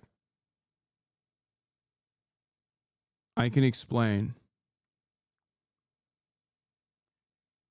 I do it to my neighbors. I do it to my neighbors to get free Wi-Fi. Okay. So you think there's someone in my neighborhood that is doing a 1 second deauthorization attack?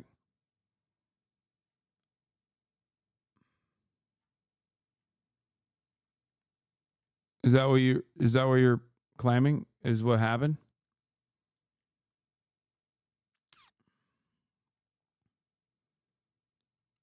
I'm not on Wi-Fi, but you know, I feel like they would have to be pretty close to my house to be able to do that.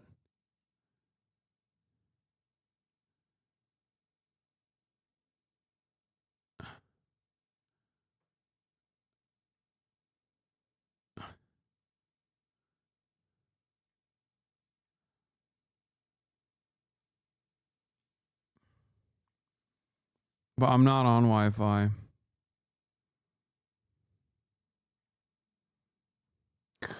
Anyway.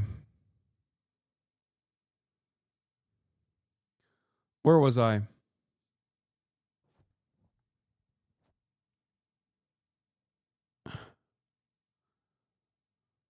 Oh, yeah, so what's going on here is Matt Iglesias coping. This was cope coming from some of the Democrats who were like, well, a government shutdown is kind of exactly like a government shutdown is exactly like Doge. You know, they're just shutting down certain government offices that they don't like and keeping others open. The problem is that is not a good position for the administration to be in. which is precisely why there is a very limited amount of time that they will entertain it. Because a lot of people, a lot of federal government workers being furloughed is insanely fucking unpopular, and it will very quickly turn sour. It'll very quickly turn sour for the administration in charge. Having said that, however,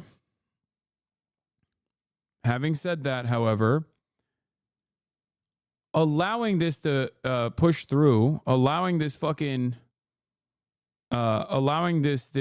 supposedly clean continuing resolution to be pushed through will cause permanent damage to those federal agencies anyway. Okay? Especially without assurances. This is unacceptable.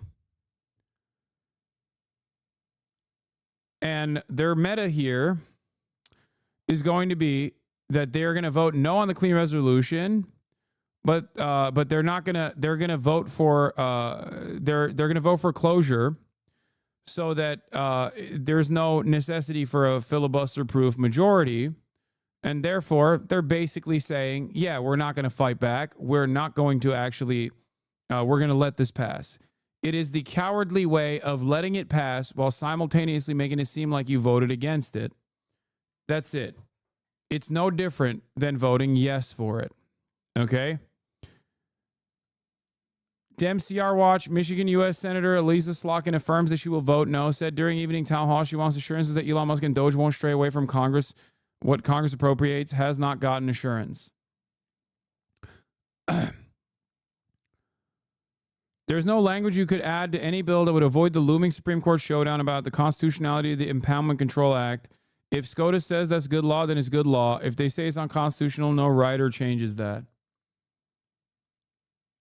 Here is AOC on this issue. Republican extreme spending bill removes all of the guardrails and all of the accountability measures to ensure that money is being spent in the way that Congress has directed for it to be spent.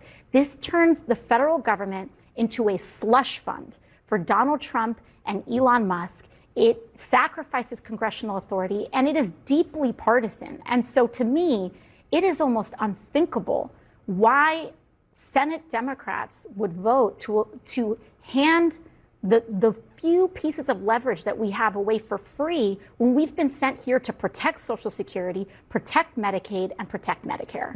Yep. There's also this part from AOC. AOC later sidesteps questions from Jake Tapper on if she challenged Schumer for a Senate seat. I think that what we need right now is a unified Senate Democratic caucus that can stand up for this country and not vote for cloture and not vote for this bill. And I think that the strength that we have is in this moment, reconciliation. Republicans do not need Democratic votes for that. They need it for this. And so the strength of our leadership in this moment is going to demonstrate the strength of our caucus. And I cannot urge enough how bad of an idea it is to empower and enable Donald Trump and Elon Musk in this moment. It is dangerous. It is reckless. Asked if she thinks Schumer is a weak Senate leader considering his reported support for cloture, AOC responds, I think that that would be a mistake. We have time between now and tomorrow, and I hope that individuals are considering that. Reconsider it. Yeah, I saw this already.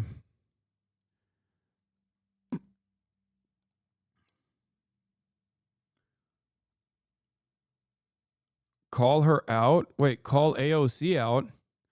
Why would I fucking call AOC out right now? She's right. What? Are you guys okay? Call AOC out for what? Saying the correct thing? Like what?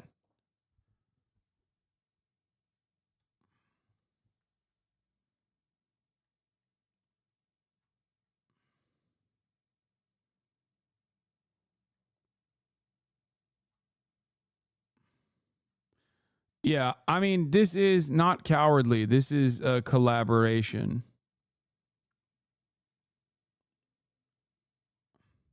The Democratic Party is led by the politician equivalent of the dad who went out for cigarettes and never came back. What do you think it would take to call for an American Morena? The Democrats are collapsing. The base despises them. I think the Democrats have a fucking war chest that they would not even... I've thought about this a lot. and I know where your opinion is. You want a third party, and I totally understand that, especially now more than ever. I think that the Democrats will spend every waking moment absolutely destroying any kind of third-party initiative. Like any kind of third-party initiative. I don't know if this is the right time. I think that there will be a right time, though. I do. I think it's gonna have to happen eventually.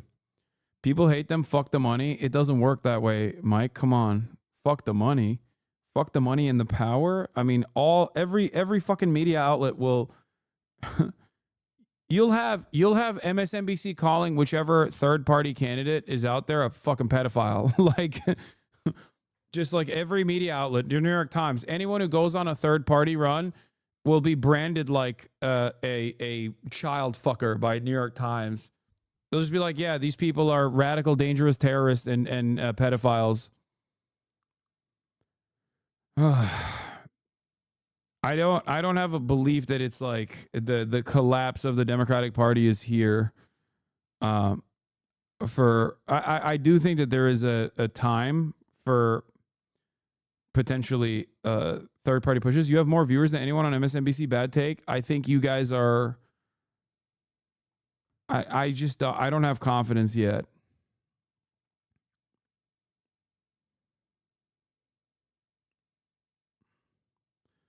The media trust is at an all-time low, but that doesn't mean that people like the left. Make no mistake.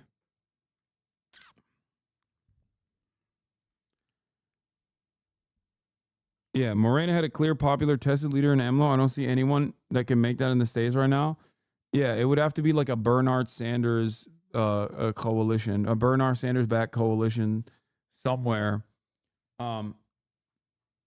But I don't disagree with you on the long game. I just don't know if this is the... I don't see the environment being habitable for that, even though this is the least popular that them has been. For very good reasons. I think a lot of Americans are losing confidence in them. Let's see what Chuck Schumer is saying on Chris Hayes.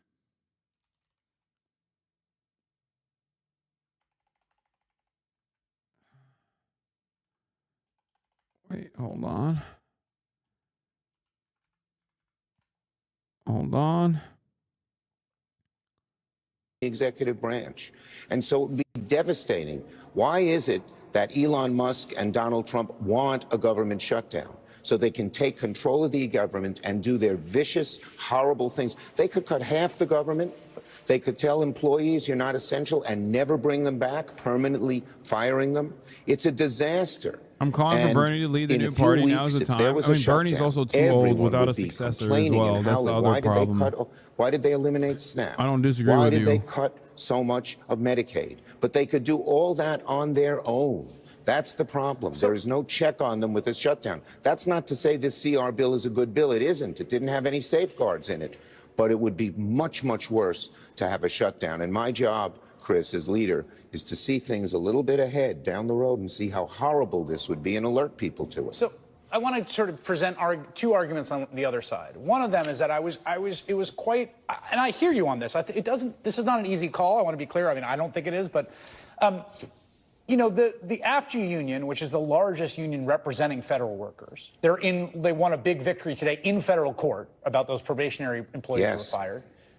They came out against the CR, which really surprised me, right? These are the people that seem to have the most skin in the game on precisely the terms you're enunciating. And they said, the fact that this CR has no protections that will actually be followed means that we can't support it. If the people whose livelihoods are on the line say you cannot go along with this thing, why are they wrong?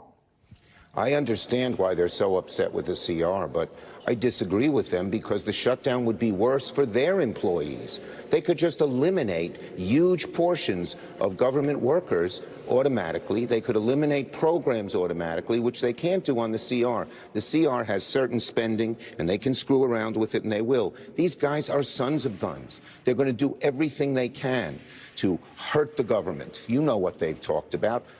Elon Musk, this billionaire who cares nothing about taking people's Social Security away, This guy says that he wants to cut $2 trillion out of the federal government. A shutdown would allow him to do it. And here's another point, Chris. There's no exit No, ramp. it wouldn't. Anyone who wants No, the it shutdown, wouldn't. I've asked them, well, No, you're making it seem like the Republicans don't. The Republicans want a shutdown. They don't. So this is a it's lie. It's too it would bad be alternatives, unimaginably and I unpopular respect for the people Republicans to who get to actually a shutdown want, without don't want it, vote for without the CR. fucking It's awful. getting But with without the conceding alternative being a at government any point to the shutdown, Democrats. That's even worse. So here's the other. The president always owns the shutdown. Democrats don't control any part of the government. So there's not a ton of leverage. The one thing they have leverage is in the Senate, where you need a filibuster-proof majority on a cloture vote. That there's essentially an unconstitutional. I'm gonna be honest with you. Chuck Schumer knows this. This is compliance. They're complicit. They're assault on the complicit. Constitution. These guys are the worst, and we got to fight them every step of the way. As we say in Brooklyn, Chris, every step of the way. But look, Russ We Vought is are already fighting. telling people, but he's telling people on the floor, we are not even going to listen to this CR. This is a piece of paper that we will impound and rip up the moment it's passed. If that's the case, how is voting for cloture not essentially an imprimatur on the very same assault on the constitutional order? They're already, even without this CR, they're already doing it. Right. Okay? They did it to the Department of Education. But I can tell you, I've been through shutdowns before. It's not that this CR is good. It's not that voting for it is good. It's horrible. But the alternative is worse. And we have to look just a month ahead and see how bad a shutdown would be for all the things we believe in, and how I'd say Trump and Doge and Musk and Vogt, they're like drooling with happiness and desire to get a government shutdown. They've said they want it. Why? Not for doing anything good, I'll tell you that. These guys are authoritarians. Which is why we're showing our belly to them. The theory of the case for people that don't want Democrats to vote for cloture is that Americans don't quite understand what's being done to their government. It's being done in this sort of haphazard fashion. The stories are sort of getting out. You know, there's this Forest Service worker who got laid off for no reason, and there's this veteran who's got a traumatic brain injury, who's got a clinical trial. But the shutdown would be a way of actually calling the question. And here's what I would just offer. It seems to me that the demand that makes the most sense here, and I'm not a U.S. Senator, is for the Republicans to vote on a rescission package that enunciates the cuts Doge has done, as opposed to allowing an unelected co-president unilaterally eviscerate the American constitutional power of the purse. Well, the bottom line is the Republican Senate is in total obeisance to Trump. They're not going to oppose him in any way. But if they allow Trump to make the kind of drastic cuts that I greatly fear in a government shutdown, they'll be culpable as well. And make no mistake about it. Make no mistake about it. Ask yourself again the question, why does Musk and Trump and Vogt want this? Vogt already has plans on how to slash the government, far worse than slashed in the CR. Much worse. Every program, every part of government would be at their disposal, their wicked disposal. So that's the problem here. It's not that the CR is good, it's horrible. All things being equal, we should have opposed it. But the alternative being a shutdown makes things worse. And I believe this, much worse. And I believe this, I wouldn't have done this. I knew I'd get criticized. But I felt obligated for the country, for my Democratic caucus, to the people, to explain how bad a shutdown would be. And if we went into a shutdown and everything bad happened, I had to give people this warning. Can I'm going to just keep you for two more questions, if that's okay. One is a sort of question about strategy and dealing what I think you and I and many people watching this agree is essentially an assault on the constitutional order, and that it's this. Absolutely. The only thing they understand is meeting conflict with conflict. So if you look at Doug Ford in Ontario, who banged the table and said, "You're going to tariff us, I'm going to tariff you, we're going to put a surcharge on electricity," that the only thing that gets their attention, the only thing that gets them to back down, is meeting conflict with conflict. If you meet conflict with essentially managed retreat or strategic non-engagement, then they roll Chris, all over you. We are going to conflict with them on everything. on the tax cuts for the Except for billionaires. this. They've become a Except for this. plutocracy and oligarchy. On Medicaid, Just we have not plans to this. conflict them with all of that. If the shutdown occurred, we wouldn't be able to do that because they would fill up both the Senate and the discussion on whether we should cut this and not cut that, of things that they want to cut. So to have the conflict on the best ground we have, summed up in a sentence, that they're making the middle class pay for tax cuts for billionaires, it's much, much better not to be in the middle of a shutdown, which to divert people from the #1 issue we have against these bastards, these people, which is not only all these cuts, but they're ruining democracy. And one other thing on a shutdown. On a shutdown, the courts could close or at least be totally disabled. And the courts are one of the best ways we've had to go after these guys. Final question about just an issue of intercameral strategy. I mean, the Democrats voted en masse against this in the House. They lost only 1 vote, Jared Golden in Maine. I've seen a lot of House members, and across an ideological range, interestingly enough, urging the Senate to filibuster this, saying, look, this is existential about whether we control the power of the purse or not. We cannot essentially sign off on this Doge unilateral arrogation of this power.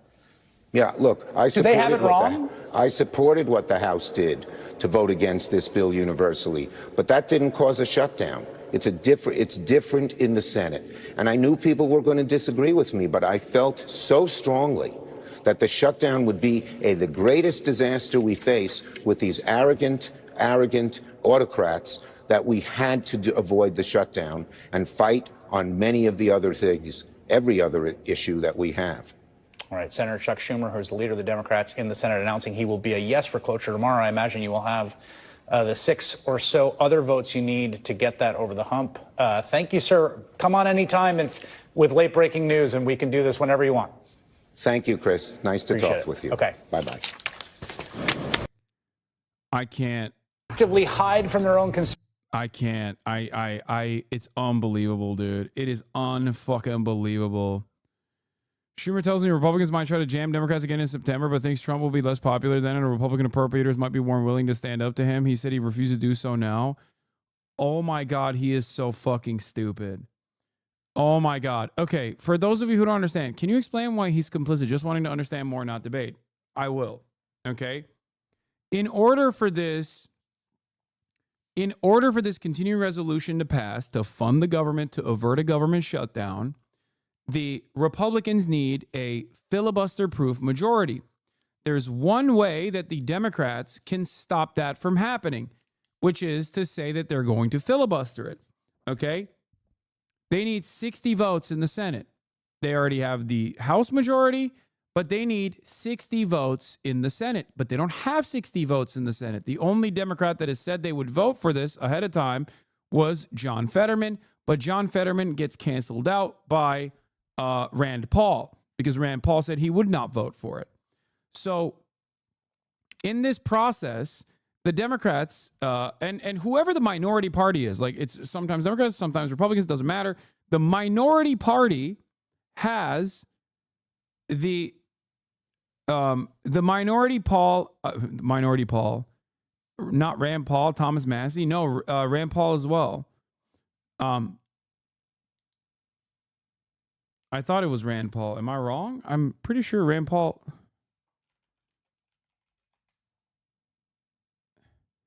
No, Rand Paul in the Senate said that he wouldn't. Didn't he say he was not going to vote for it?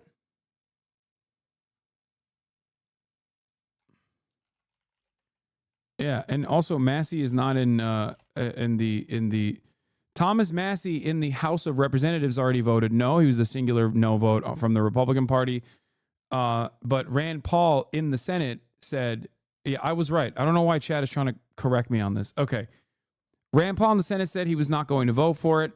John Fetterman on the Republican side, John Fetterman on the Democrat side said he would vote for it. So there's still Democratic support that they need. Okay.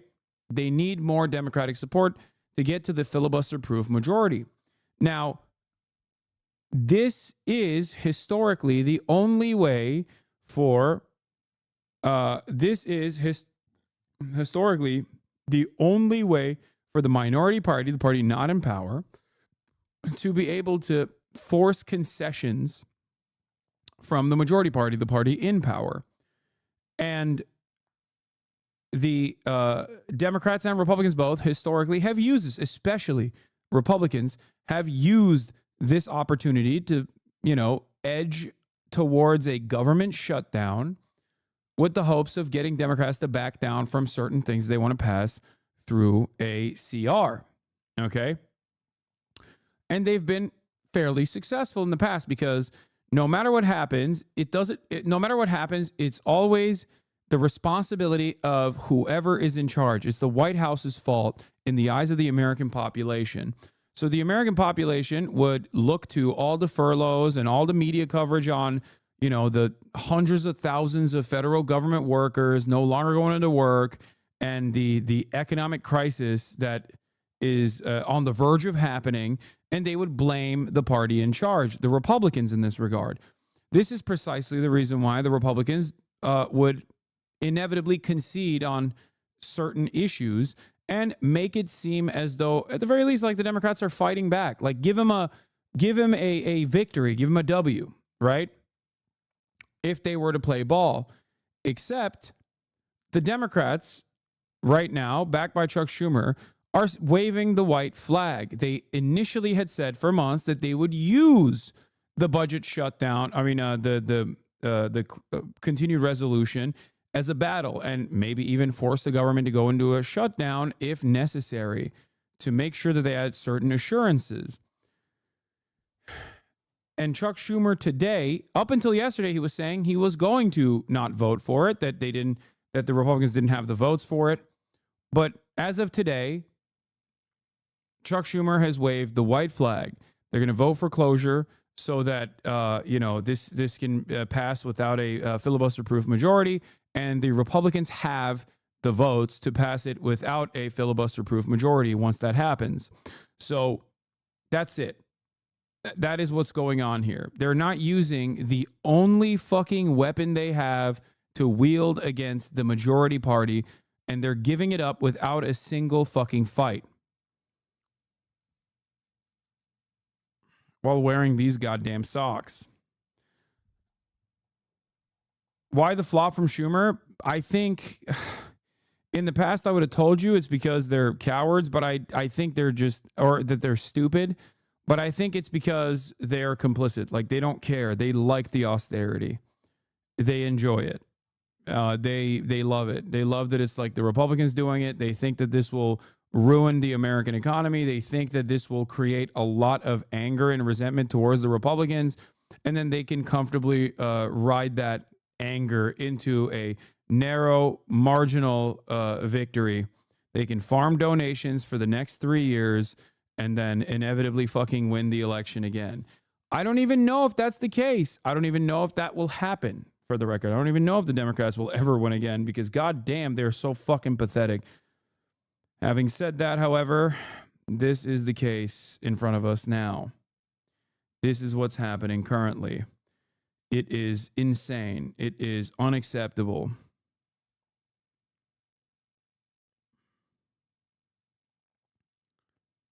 I don't know. They're not factoring how stupid Americans are. They're not factoring anything. Also, breaking news, American Airlines plane catches fire on Denver airport. Nice. Look at that. Well, it doesn't look like we're flying out today now. Don't laugh too hard. It might impact everyone. Yeah.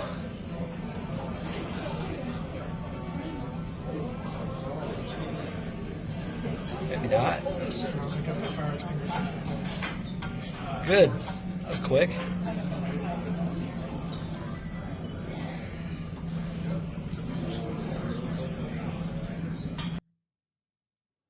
Another vid of the plane.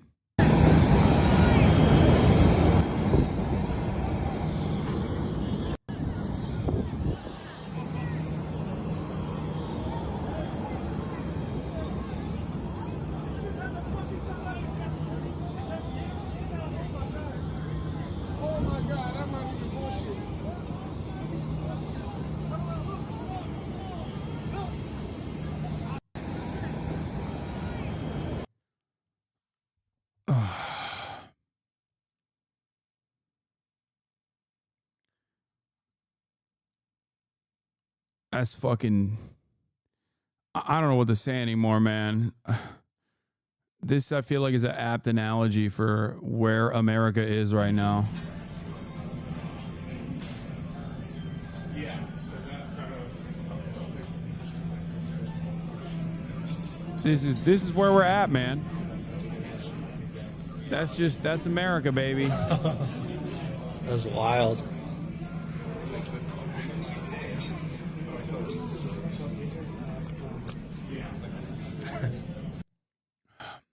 The Great American Downfall, folks. Oh, what happened? It's on fire.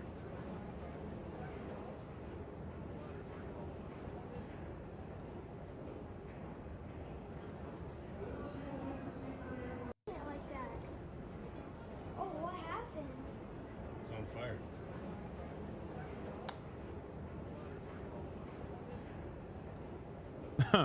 If the pilot is white, you might switch to flight. That's what happens, dude. DEI or die. Remember, DEI or die. If the pilot is white, you might have to switch to flight.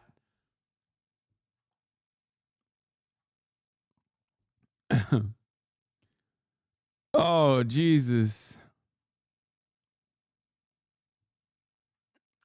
This is crazy. Ay, ay, ay. It's on fire. Unless he's gay. If the pilot is white and gay, then it's fine.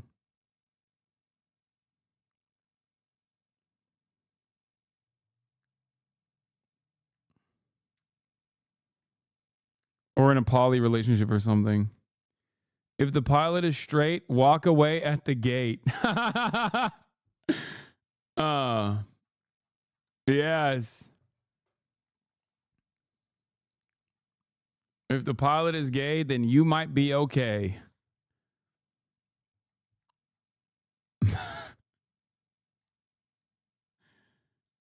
What are we doing? What are we doing?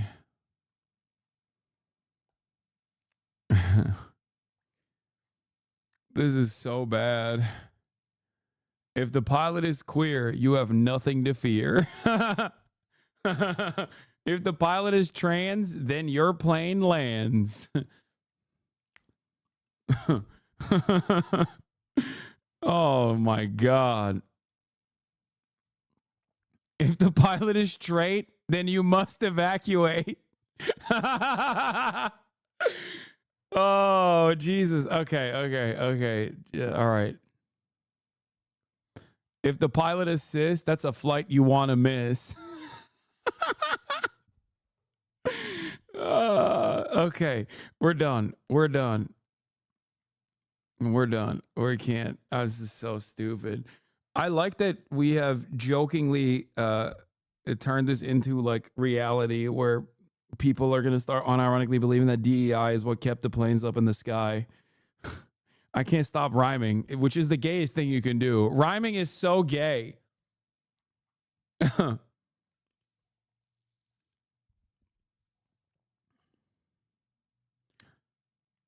Fuck.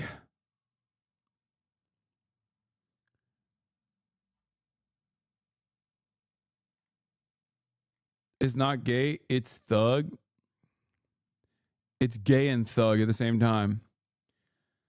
Oh, okay. UAW announces in a shocking move, Columbia University fires union president one day before contract negotiations begin and further crackdown on free speech. In the latest assault on the First Amendment rights, Columbia University has expelled and fired Grant Minor, president of UAW Local 2710, which represents thousands of Columbia student workers. The firing comes one day before the contract negotiations were set to open with the university.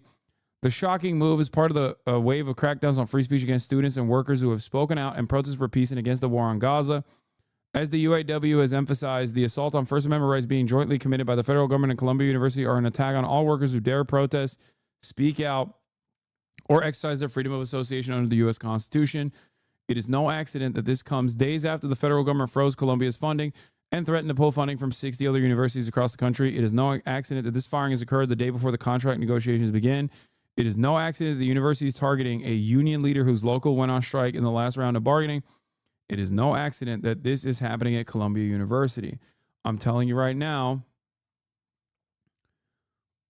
we are experiencing, I talked about this before.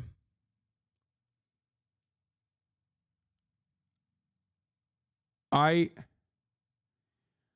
talked about this before, but it's already happening. I suspected that even under the Brandon administration, with the incredibly slanted Supreme Court, with the Republican supermajority, I noticed the thing that companies were doing where they would openly undermine pre-existing labor law in an effort to draw up a long court battle that would inevitably get to the Supreme Court to potentially overturn pre-existing laws, like the last remainder of labor protections.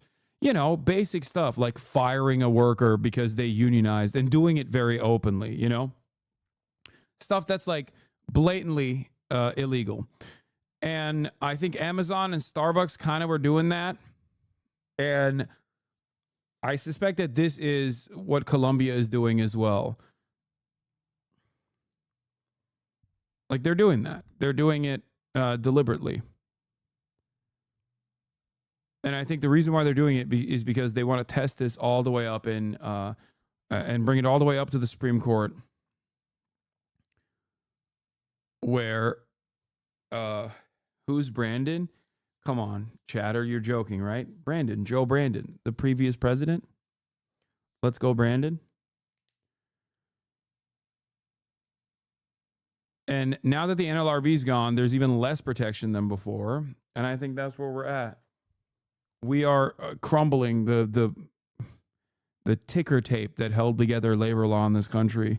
We're just gutting it. We're eviscerating it with no end in sight. Terrifying prospect for future generations. Oof.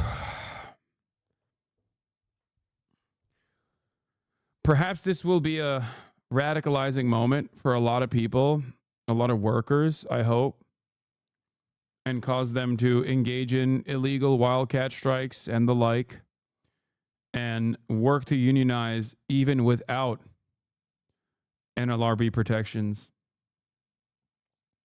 Because at the end of the day, there are more workers than there are bosses.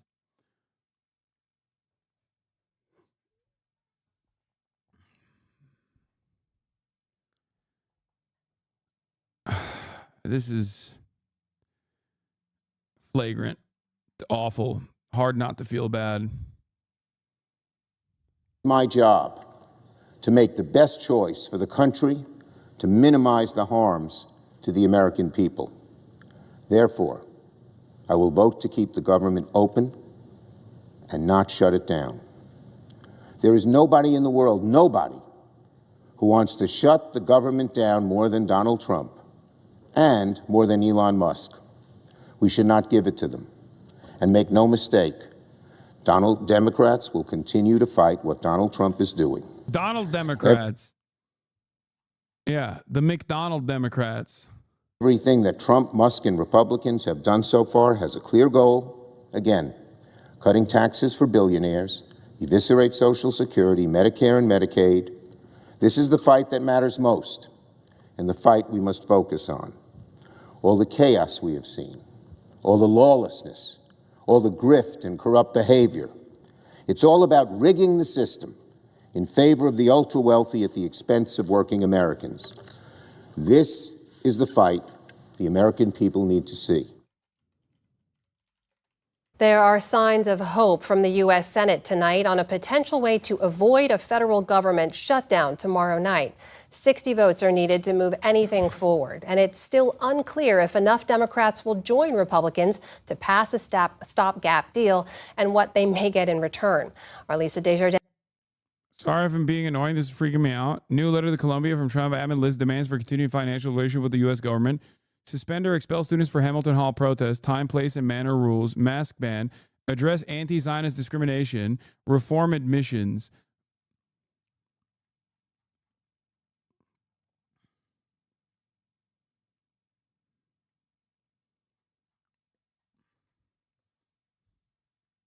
Bro, I'm telling you, this is literally Nazi shit. I don't know why people don't see it. Like, this is, I think people genuinely think that, like, the way it's supposed to happen is by, like, military force, not realizing that there is a lot of stuff that happens before military force kicks in. And military force is already being, utilized. Like, what do you think ICE is? You know what I mean? It's already being utilized towards more vulnerable populations to begin with. This right here is a like legal enforcement coming from the federal government directed at institutions of higher learning, specifically to abide by whatever free speech restrictions that they want to apply to these universities.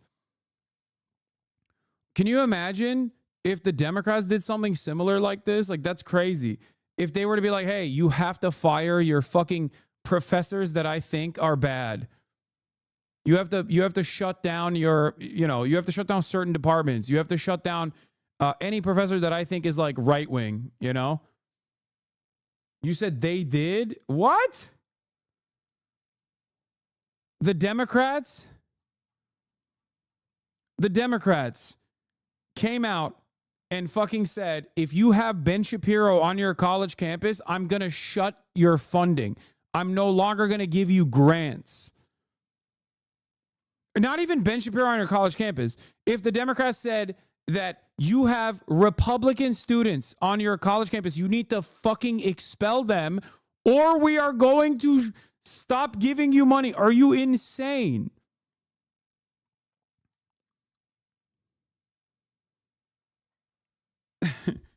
Brother, that's what the Republican fantasy is. Republicans claim this is happening when Democrats don't even do that.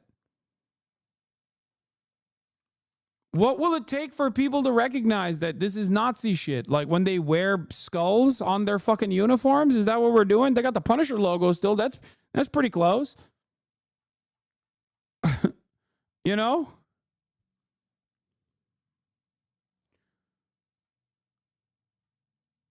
No, at that point they'll be like, nah, you don't understand. This is a cool logo. They like the cool logo. MESAS SAAS Department, Academic Receivership. Begin the process of placing the Middle East, South Asian, African Studies departments under academic receivership for a minimum of 5 years. The university must provide a full plan with date certain deliverables.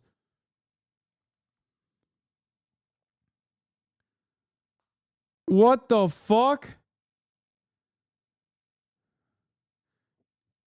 You are a liar? Wait, what do you mean I'm a liar? What am I lying about?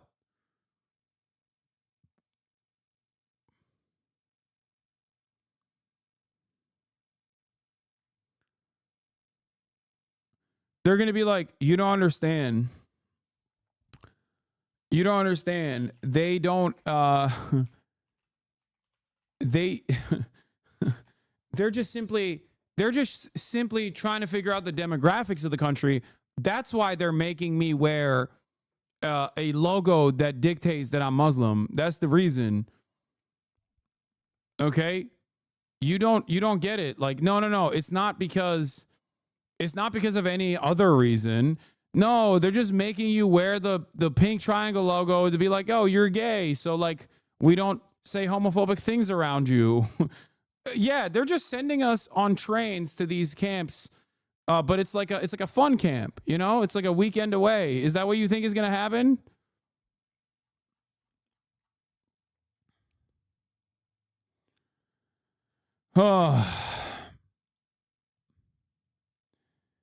Academic receivership is like outside control over an academic department. Here.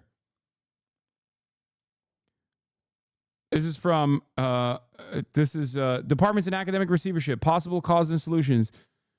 Academic receivership occurs when control of an academic department or program is removed from the faculty and an outside chair is put in place by college or university administration.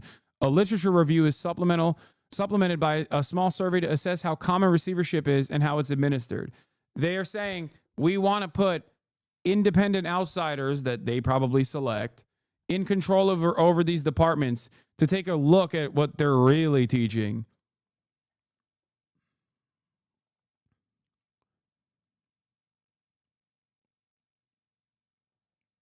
Yeah, they're going to be like, hey, Jews, you have to wear a yellow Star of David. But that's only because we want to make sure that you're not victim to anti-Semitism. And people will be like, no, you don't understand. They're pro-Israel, so it's fine. Like, they're pro-Israel, guys. Stop. They're not Sig Heiling. They're not. They're just autistic. Yeah, it's for your own protection. Everybody has to wear, it's for the census. Everybody has to wear a marker that designates what they are.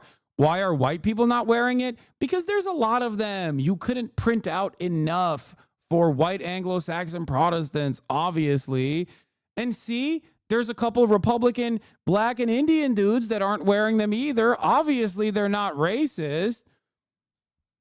Come on. It's fine. Segmenting the population on ethnic boundaries and sexual orientation is normal. Duh.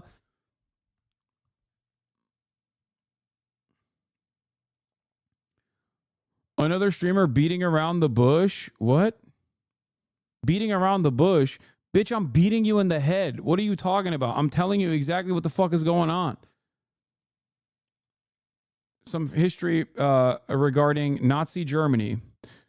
Facinghistory.org, resource library, controlling universities. The new Nazi commissar wasted no time on the amenities. He immediately announced that Jews would be forbidden to enter university premises and would be dismissed without salary on March 15th. This was something that no one had thought possible despite the Nazis' loud anti-Semitism. Then he launched on a tirade of abuse, filth, and four-letter words such as had been heard rarely even in the barracks and never before in academia. He pointed his fingers at one department chairman and another and said, "You either do what I tell you or we'll put you in a concentration camp." There was silence when he finished. Everybody waited for the distinguished biochemist physiologist. The great liberal got up, cleared his throat, and said, "Very interesting, Mr. Commissar, and in some respects very illuminating. But what point I didn't get too clearly. Will there be more money for research in physiology?"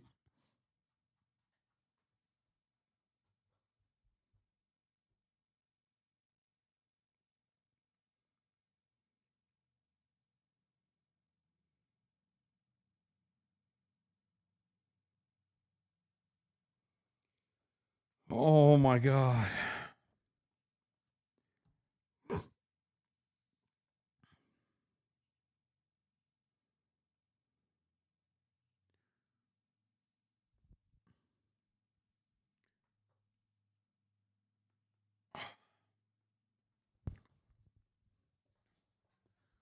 Brother, this is insane. This is actually fucking insane. This is...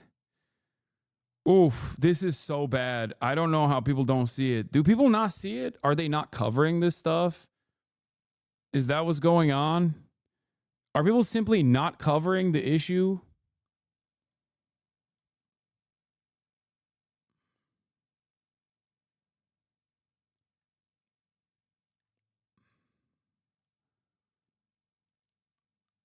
Like, what? We have the internet. We have more access to information than ever before.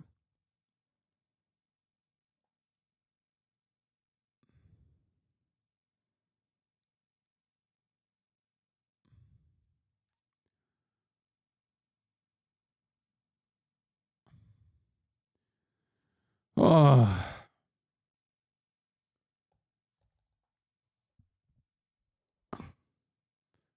Yarvin believes that modern society is so ironic that it was sleepwalking to dictatorship takeover. I mean, it's literally happening. As long as you can like masquerade it a little bit, as long as you can like sauce it up like with a little bit of liberal language, and you mask it under like legal authority and legal jargon, then most people go, it is what it is, you know, it happens. All right, I can't do this anymore. All right, we'll do the... We will do the UN report tomorrow, but I'm going to move on to some fun shit now. Or not fun shit, but just like some other reacts. once said, "It may be dangerous to be America's enemy, but to be America's friend is fatal." I'm not Balkan, so I don't usually agree with war criminals, but this one was saying the truth here, because we all saw on video what unfolded between Trump and Zelensky, where an American ally, literally at war with America's enemy for like the last 100 years and the biggest country in the world, was shouted at and scolded by Trump, the vice president, and this guy as well. This whole argument was so artificial, it was crazy to see. Zelensky literally didn't do anything disrespectful or wrong, and they started yelling at him. Now, I'm from the hood, so you know sometimes people come up to you on the street just to start fucking with you and making up any reason to get into an altercation. This is exactly what happened. Demanding an apology, demanding a thank you, so fucking stupid. Especially because this was all on video and we can see the entire argument beginning to the end. And by we, I mean the entire world saw this unfold. And everyone saw how America treats its allies. And this live TV argument was so bullshit that even Americans think that Trump or JD Vance were guilty of starting everything. The thing is, America is legally required to protect Ukraine because they made Ukraine give up their nukes in exchange for protection from the US in the Budapest Memorandum. Let me start off by saying I absolutely hate the current American rule. America has never been the good guy or anything like that. No superpower really has been, but this is too much, man. We watched America literally curse out their ally on live TV. Everybody knows I've been supporting Ukraine very hard since the war began and after Ukraine started getting... Is it $2 trillion to Ukraine now? Wait. Everybody knows I've been supporting Russia's pretending to be Ukraine. Americans. $2 trillion to Ukraine now. Very hard since...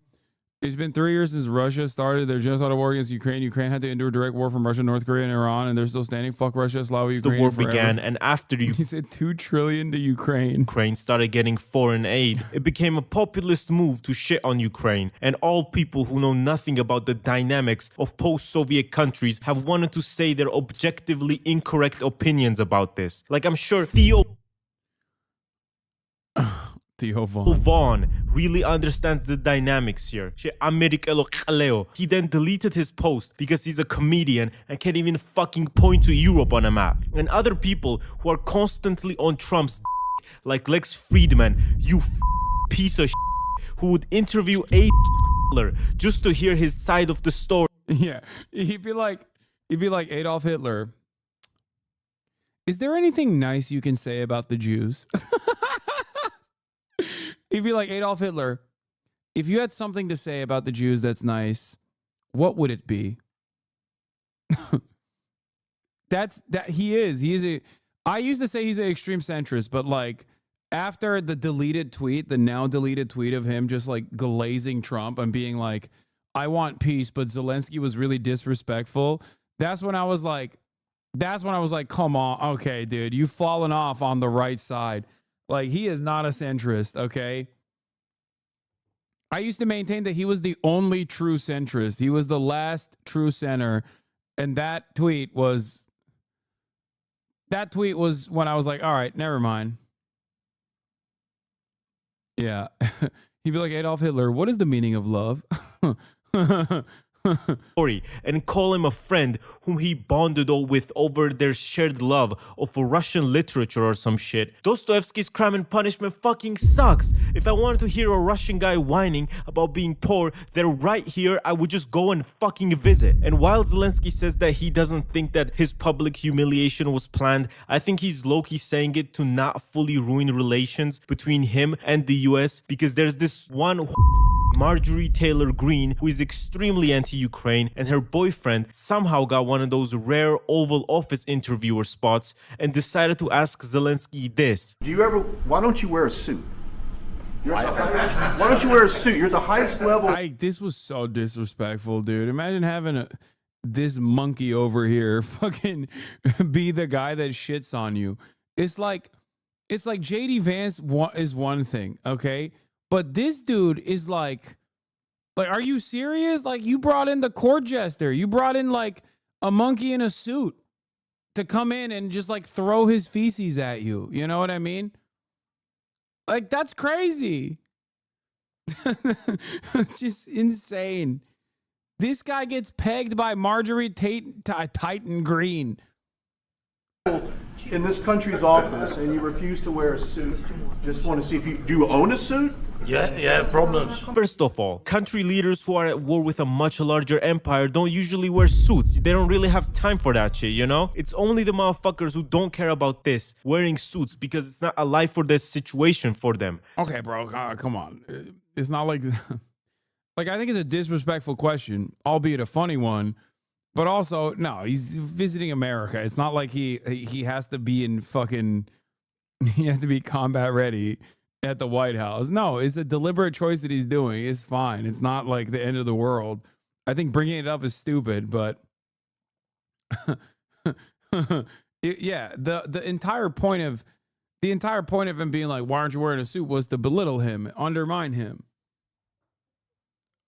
But let's not act like he has to be in the fucking fatigues. He's in the front lines. Such as Bush during all the Middle Eastern wars and more. You think if you're at war with the US or Russia, you're gonna give a fuck about wearing a suit? This is a talking point that has been propagandized from people funded by Russia or being a useful idiot that supports them for free. And also, Elon doesn't wear shit either. So these are clearly double standards. Elon Musk is in the Oval Office looking like one of those child predators they catch on YouTube and then beat up, along with a fucking chainsaw, and they're demanding Zelensky wear a suit and tie and make fun of him. So now a country's leader who is defending an aggressive war from the biggest country in the world is being made fun of from a guy who's famous for fucking this woman. And their whole argument was very disappointing to see. They're blaming him that he wants to start World War III, not the country that invaded them. You ever scroll through the news and feel like people are living two completely different realities? One headline is like, Zelensky just doomed Ukraine because he is bad. And the other says, Zelensky is amazing. So which is it? Ground news. Oh my God, ground news ad. I've seen too much ground news ads. Did he get cooked? And also add their sponsor. So check a source's bias, rabbit holes. Right now, there's a ton of noise around the source. It can save you from some truly deranged rabbit holes. Right now, there's a ton of noise around the US-Ukraine relations. One side says Zelensky fumbled the bag, the other says he didn't. He actually did a good thing. I can also compare Ukrainian sources' reports on this versus how Western sources are framing it. And if I want to dodge the most unhinged takes, I can filter by factuality and location. Because, you know, InfoWars isn't really gonna give you some accurate information. I started using ground news because the internet is a minefield, especially after the rise of the far right. Every story feels like and you don't know if you're getting news or propaganda, and ground news actually helps with that. And with everything going on, wars, elections, and whatever, now's the worst time to be clueless. Right now, you can get 40% off the Vantage plan, which gives you unlimited access to everything for only $5 a month. Just go to ground.news/Gatsu or scan the QR code on screen. Thank you a lot to Ground News for sponsoring the video. And I agree with Zelensky completely here. I cannot see one thing he said that was wrong, and I'm not even meat writing here. Russia has shown time and time again that they cannot be trusted with a ceasefire. Russia has been at war with Ukraine since 2014, and they have violated the ceasefire not once, not twice, but 25 times, until of course fully invading Ukraine in 2022. So obviously Zelensky is asking for security guarantees because there have been at least 25 other cases with Ukraine alone where they have violated their ceasefire agreement. Do you think they became the biggest country in the world through diplomacy and not violating their ceasefire agreements? And right after this, Elon, who holds a significant amount of power since he's always with Trump and always keeps cutting services for normal Americans because why does he care? He's a billionaire, he can cut Medicaid, it's not like he's gonna give a fuck, he doesn't need it. Elon said he wants to leave NATO and the UN, so then all of Europe is just undefended. Fucking North Korea is in the UN. This is the easiest way to destroy your global hegemony, and they did all this within a month. Literally, if Xi Jinping himself was on the phone with Trump and telling him what to do to destroy America in the fastest way possible and bring about the Chinese century, he would not be able to come up with all of this. Like, fuck you mean leaving the UN? What can I say? Good. Yeah, can't help but feel like, you know, JD Pondon is just doing the dang thing. You know what I mean? Let's go, baby.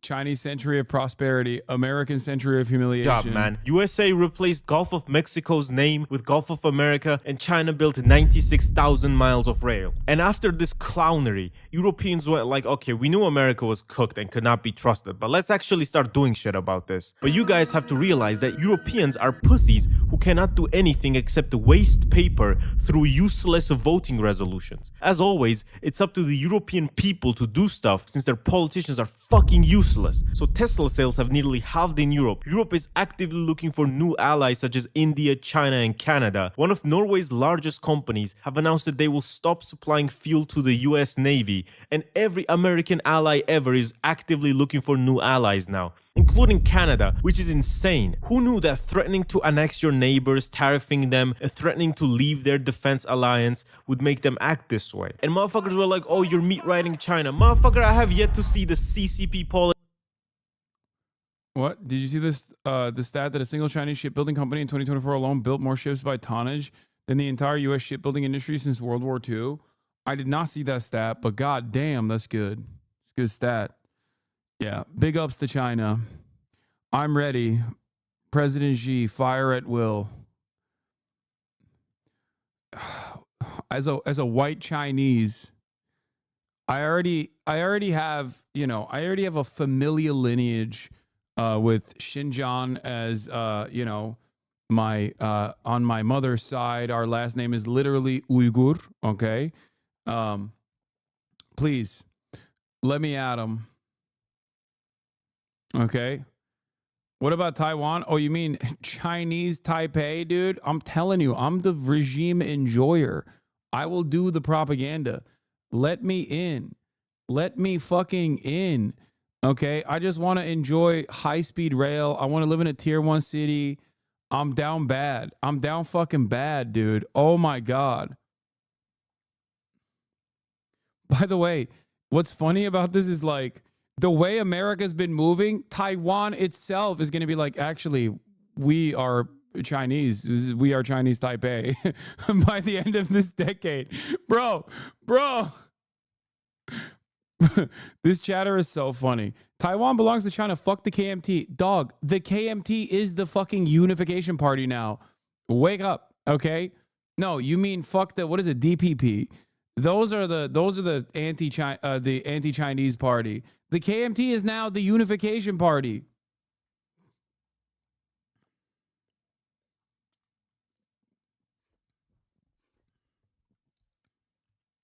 Yeah.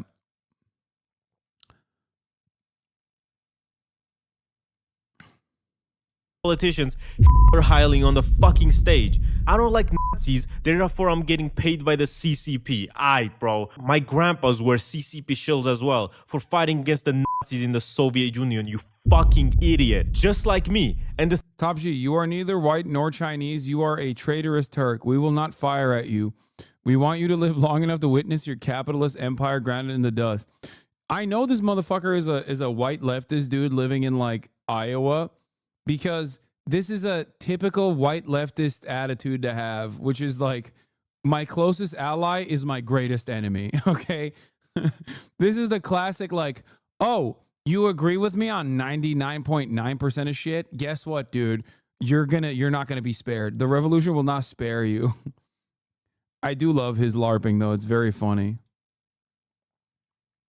The thing is, they're treating Zelensky so harshly and abandoning the biggest country in Europe, Ukraine, so harshly that they showed to the world they do not give a fuck and will sacrifice anything and anyone for money. They're like trade offer. I get to mine your entire country's minerals and keep them for myself as a profit, and in exchange, you get no security guarantees and nothing really. Maybe we just stop bad-mouthing you in the press and calling you a dictator, but that's about it. Maybe. The stupidest thing is that of the money that they sent to Ukraine, which wasn't even that much, Europe sent way more. 70% of that money gets reinvested back into the US military companies because they send their old stuff to Ukraine and then they need new ones, right? So they order new ones and then those companies pay taxes and grow the American. It's so funny because like Gatsu obviously being Georgian, as in weak-willed about restoring the glory of the USSR, despite the fact that one very famous Georgian did everything in his power to make the USSR glorious.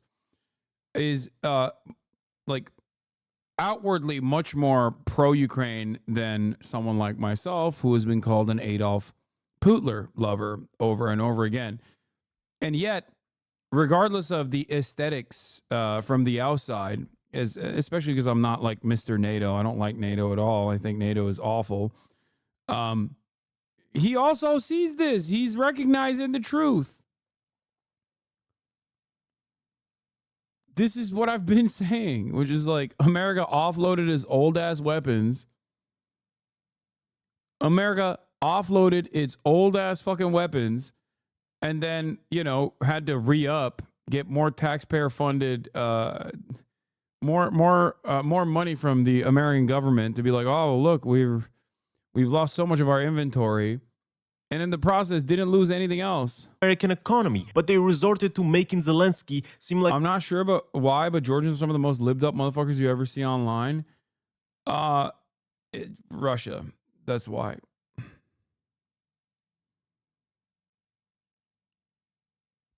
a fucking beggar and humiliating him live on stream. არა ეს ავად მყოფიერი არა ამათ სანამ არ დააჯვალ თავზე და სანამ დედას არ მოუწყნავ ვერაფერი ვერ ეს. Also, destroying USAID was the funniest thing ever because I saw a tweet. What if we create USAID to fund right-wing revolutions in countries instead of this leftist, the gay? What the fuck? If we create USAID to fund right-wing revolutions in countries instead of this leftist, the gay stuff. My brother... Yeah, the number one USAID appreciator, me. Revolutions in countries instead of this... Coward, why didn't you post the full meat pic? You fucking coward. Typical Georgian. Except waste paper through useless voting resolutions. As always, it's up to the European people. Yeah, there's nothing funnier than thinking that the USAID actually... there's nothing funnier than thinking USAID... Well, I know Gotts was making a joke, but there's nothing funnier than dumbass Republicans thinking that USAID actually funds gay shit. You skip back so far. Oh, yeah, I did. How the fuck did this happen? The gay stuff. My brother, that is exactly what USAID does. What the fuck are you talking about? It's used for American influence in other countries. And yes, America does fund right-wing revolutions. That's why they have overthrown literally every single socialist leader or tried to. Don't forget that they've tried to assassinate Castro 634 times with methods such as an exploding cigar, the skin disease diving suit, making him high on LSD in his broadcasting studio so he'd start saying bullshit and ruin his public image, and they sent him a white woman. And this is what she said. He leaned over, pulled out his 45 and handed it to me. He didn't even flinch, and he said, "You can't kill me. Nobody can kill me." And he kind of smiled and chewed on his cigar. I felt deflated. He was so sure of me. He just grabbed me. We made love. That's why he's the GOAT! The GOAT! USAID was genuinely one of them. It's true.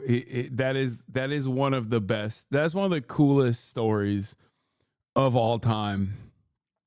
They want you to hate that man, dude, for the crime of fucking pulling off a successful revolution against a psychopathic fascist dictatorship that was aligned with the United States of America. Get the fuck out of here, dude. America's biggest soft power weapons to gain influence in the countries it operated in, and America does fund right-wing revolutions. They've been doing this shit since like the 50s. They would overthrow a good socialist or a social democratic leader for an extreme capitalist that they themselves have trained, and then privatize absolutely every resource in that country and all the state-owned companies, and then get money for it, growing the American empire. And if you don't believe what I said, this whole strategy has a term for it called the shock doctrine, so you can look it up yourself as well, get a bunch of examples on where it has been used. It's genuinely so evil because they are playing with people's lives here, only to satisfy their egos and their capitalist money mindset. And this isn't the grind harder mindset, this is a loot people harder mindset, because the more Trump refuses to help their ally out, the more people will die. And they are pulling this stupid stunt of... Yeah, to be fair, the thing that they did in all those other countries, they kind of did in Ukraine as well. Originally, just none of it matters now because, you know, Russia invaded Ukraine and that was unjustifiable. But we kind of, you know, we kind of did do that in Ukraine a little bit too. Just saying. Arguing and actively trying to embarrass their ally and treating him like a beggar. And the thing is, because Trump basically has a cult, his supporters will be like, oh, he's so cool for doing that. Take that, man who's trying to defend his country from the biggest country in the world. Because these people don't realize that they are in a cult following literal billionaires who do not care about the working class. They're literally shock doctrining themselves, where they're privatizing and getting rid of these essential human services under the pretense of saving money. Like, yes, man, I'm sure the richest country in the world needs to save money by dismantling the Department of Education, while literally every other country in the world has. Why you keep defending Cuba, yet you cannot do the same for the DPRK despite them being similar? I'm a Western chauvinist. That's why. No, I think that the conditions in North, oh my God. The conditions in North Korea are significantly worse than the conditions in Cuba. Having said that, however, there is a reason for that, and I described the reason for that yesterday extensively. You must have not been here yesterday when I made this exact comparison. I literally went through this for about an hour.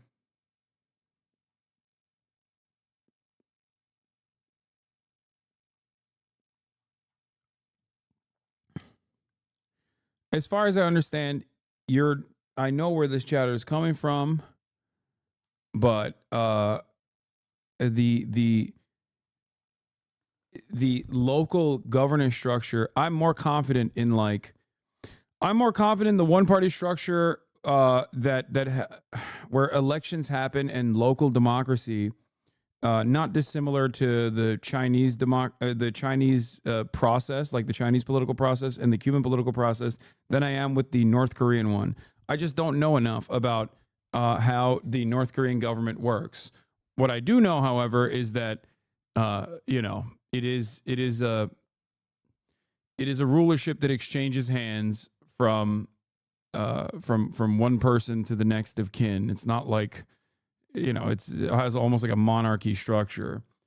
You could say Cuba has something similar, or you could say that Cuba has something similar as well. But at least I know confidently what the Cuban local democratic process looks like, which is, like I said, not dissimilar to the Chinese structure, where it's one party rule. But all of the decision making, like the important decision making and the hands-on stuff happens at the local level. You go and you vote through a democratic process at the local level, and then your local representatives go and work within the party structure, the one-party structure, to make changes. And they do. They make those changes regularly. Same with the Chinese party structure as well. It's one party. But regardless of it being one party, there is a lot of local feedback in the process, which goes into a committee system. I think the DPRK has a similar structure. I'm just not confident about how that works, if that makes sense. I found that a lot of people from ex-USSR countries even got to or fond nostalgic of the USSR, but absolutely hate Russia. Similarly, I met a 70-year-old Armenian guy. The city hates the Aussies, but that relations between Armenia and Azerbaijan was really chill in the 80s. For what it's worth, I think the USSR made huge strides in erasing internal ethnic strife like Yugoslavia did in the Balkans. That department. America already is extremely privatized to the point where when healthcare CEOs are getting capped, everyone is like, it had to be done. And these people still want to privatize everything more, so it becomes even more capitalist and they loot even more money from normal Americans. Of course, they fired a ton of people because they needed to save money, and also they want to cut Medicaid to pay for $4.5 trillion in tax cuts and mass deportations. The GOP plans to roll back the federal healthcare insurance program. This translates to make Elon Musk and other billionaires richer and deport working people, we need to cut the healthcare insurance for normal people. And because of America abandoning their allies and abandoning their people just to be literal oligarchy, everybody is losing hope in the US, including Americans and including GDP forecasts, where they forecast the American economy is going to plunge nearly -3% in the first quarter. It's just crazy to see all this, and it's only been 40 days. We have to be here for the next 3 years and 10 months. Every morning, breaking news Donald Trump, breaking news JD Vance, breaking news Elon Musk. I don't want the news to be breaking anymore. Can it just be Trump making McDonald's or something for once? Please, instead of abandoning their allies? What the fuck even is the strategy here? Also, they're like, yes, Ukraine is bad for wanting money to defend against the biggest country in the world, which is also a nuclear power. But Israel? No worries, man. We'll cut healthcare for our citizens, fire workers, and cut aid to Ukraine. But you're fine because you're just an extension of the US. Oh, and also, on top of shitting on Ukraine and leaving it, he's talking about removing sanctions of Russia. So that is just plain evil, man. Trump's administration just loves fascist dictators. You bet your ass if Trump was with he would be talking about removing sanctions of him and that he's a great guy and like that Czechoslovakia and Poland. I mean, yes, he would. 100%. Yes. Ideologically, he is literally aligned with Adolf Hitler. 100%. Instead of an FDR figure, if there was a Donald Trump style figure during World War II or leading up to World War II, we would have joined. We would have joined World War II on the side of Hitler. We would have never stopped. We would never stop sending gas or sending oil to Japan. And we would have absolutely fucking aligned with Adolf Hitler. 100%. The American-German Bund movement would have won. Henry Ford as president? No, Henry Ford would be the Elon Musk in this situation.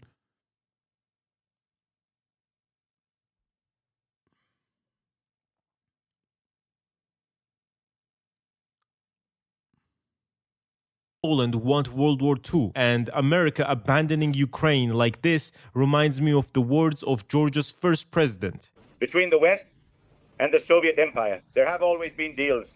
Yalta is known. Munich is known. The Molotov-Ribbentrop Pact is known. Yes, Malta is known, and many other things are known as well. And let's not be on the side of the empire. Be on the side of your own nation and not on the side of deals with the West. Be on the side of our nation and serve your nation. This is the duty of the parliament and the duty of a deputy. And not play a double game between the empire and us. And the egg prices are still going up. TLDR, don't trust billionaires. Like and subscribe, and goodbye.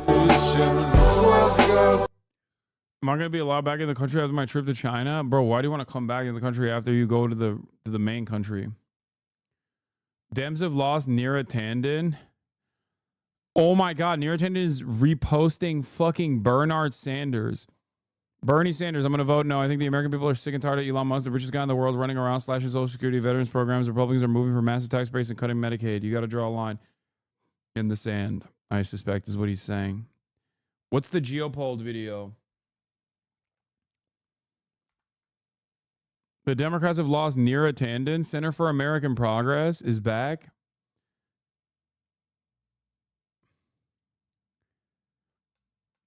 Let's see what the Geopolled video is. There is a video that I wanted to watch that it showed up on my For You page the other night about the if you think the Chinese attitude towards Israel, and I thought that was very interesting. And then I saw it in my subreddit as well. After the Geopoll video, I'll watch that. How Cuba Works by Bad Empanada. This fucking guy. That's such a funny way to start the video. All right, let's watch I think this land was promised to the chosen people 3,000 years ago by God. You are wrong. I think you'll find it was actually promised to the Trump family, which obviously includes Donald's chair, addicted daddy Elon Musk. Yup, the illegal African immigrant who's a dude with an accent like this is not allowed to make a video on Israel. He's gonna go to jail, dog. What do you mean? If there's one nation that is more like firmly planted in the existence of Israel and will aggressively persecute you, it's fucking England. Like, this dude his life is not saving. No, more than Germany. Bro, yeah, dude's got a Balfour accent talking about Israel, dude. Listen, dog, your ancestors did this, okay? No, more than... Dude, Turf Island structurally is almost as rigid as Germany, okay? And also historically more responsible for Israel. They made it happen. I will never forgive and I will never forget. Yeah, Balfour accent, exactly. who's fixing America's immigrant problem. I'm living the meme. It's like there's living the dream and there's living the meme, and pretty much what's happening. Trump will set you free. Yeah, that's right. As any good-hearted, moral, God-fearing isolationist president would do, Trump has taken some inspiration from his father's habits. Ethically cleansing Coney Island, New York, turning it from this to this, for example. Who's the president? And yesterday, the oligarchy's pocket pussy, more commonly known as Donald Trump, took to his Instagram to announce the plot of land he has his eye on developing next. The new addition to his real estate empire, Palestine. That's right, after their unwavering support for Netanyahu's regime and his swarms of militarized OnlyFans models and TikTok dancers, wiping out realistically hundreds of thousands of Palestinians. If you don't kill those supposedly innocent kids, what would happen later? This one will kill 50 kids. They will become police, one way or the other. So that's what the Torah says. Someone is on the way to kill you now or in a year from now. You can kill him even now, a year before. You don't have to wait a minute before. But the point is right here that Hashem says, do not have mercy on the children. שאישה שם היא אויב. תינוק שם הוא אויב. עוד בתים, עוד מגדלים, שלא יהיה להם לאן לחזור. אגב, בתקופת התנ"ך גם היו שוררים את האדמה במלח. המדען זה הזמן הכי טוב להרוג אותם. How many civilians have been killed in Gaza, from what you know? Who gives a shit? And obviously doing much worse as well. To this actually of a 13-year-old boy that occurred in an Israeli prison in Moscow in Jerusalem. We examined these allegations. We believe they were credible. We put them to the government of Israel. And you know what happened the next day? The IDF went into the DCIP offices and removed all their computers and declared them a terrorist entity. Yeah, you know who else did that? The American government. That dude is a former State Department guy explaining that process. But yeah, America followed suit.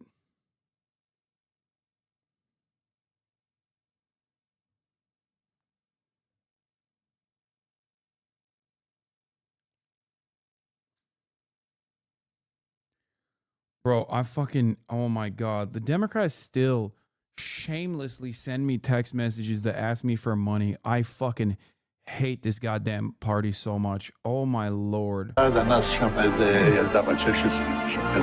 is from the 1948 Nakba, the 1948 documentary. This video is from... I think it was he's describing the I think is the Tantura documentary? I thought that this was from the Creation and Catastrophe, 1948 Creation and Catastrophe. It might be from the other one, my bad.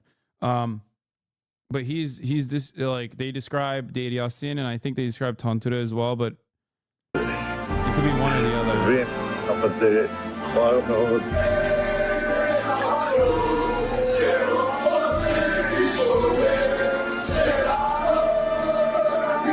Finally, out of all the Western leaders supporting this, including the nasal, greasy, grey, half-assed piece of shit I pay tax to. 3 reasons why conscription is actually a good thing. Firstly, conscription would allow us to... What? There ain't no way there's people making TikToks in the UK about conscription. Are you fucking joking? Bro, what is British Mischief doing? Why are there two of them? Why is there two British Mischiefs? That's how you know England is worse than America. At least we have one Mischief. These motherfuckers got two. America on top once again. England blew a 13 colony lead. God damn. Britkiff, dude.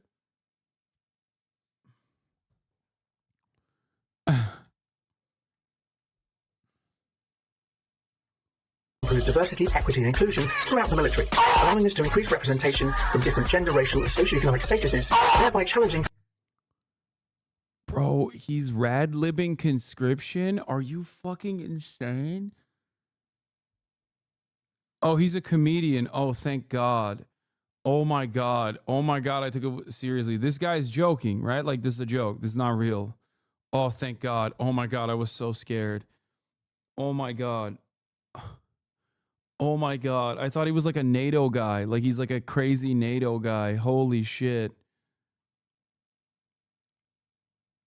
Traditional military demographics. Secondly, a more diverse and conscripted military would allow people from marginalized backgrounds to have better access to mental health and educational resources that they otherwise wouldn't be able to get. Not forgetting environmental and social justice initiatives. With millions more young people conscripted into the army, those resources and that manpower could be used to help fight irreversible climate change around the world and help people in need who have been affected by climate change. It would also allow young people to spread awareness and positive change throughout the globe. So Keir Starmer has said that he needs troops in order to protect Ukraine. And that means all of us may well have to band together and volunteer to be in the British Army to defend Ukraine from Vladimir Putin. Now, I myself will be the first to volunteer, but everyone should think about the benefits of conscription and all of us joining the military in order to defend our country and make the world a better place. Finally, someone's come forwards with a plan for Gaza's future and rebuild. Can you explain what is conscription? How do you not know what conscription is? Is fucking everybody joining the military, okay? Is a draft. Mandatory draft. Mandatory draft. Mandatory draft. Mandatory draft over a certain fucking age and under a certain age.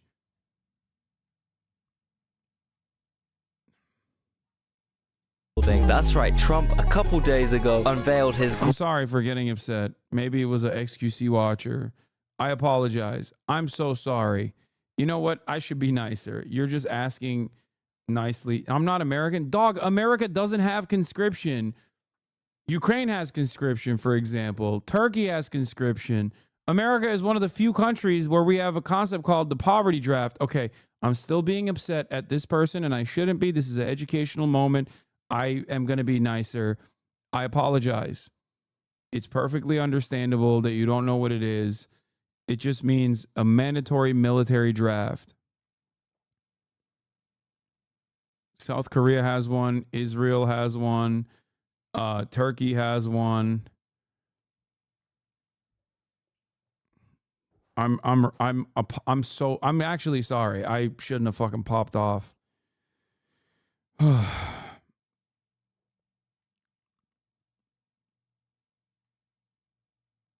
He left, you scared him off? No, I didn't. He's just... Grand proposal for the rebuilding of Palestine, aptly named Trump Gaza. Yeah, you've heard of Trump Village, you've heard of Trump Towers, you've even heard of Trump Shoes. Plus, we've all seen the triumphs of his current leadership of the US, handing all his...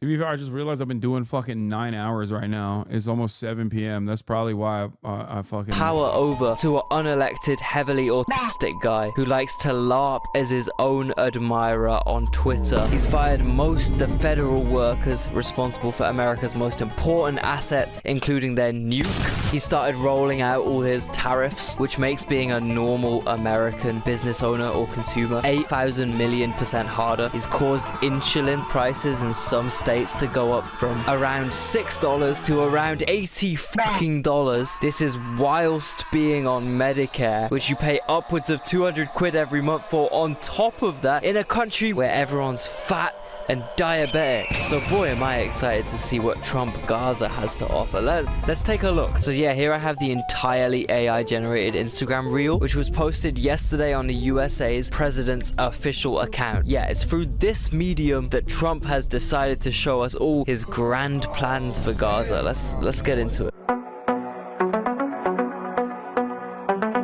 Yo, firstly, why is this in 280 pixels, bro? Are you telling me the president of the USA couldn't even afford the premium OpenAI subscription to export this in HD? Even the audio sounds like it went through a pair of fake Indian AirPods whilst exporting.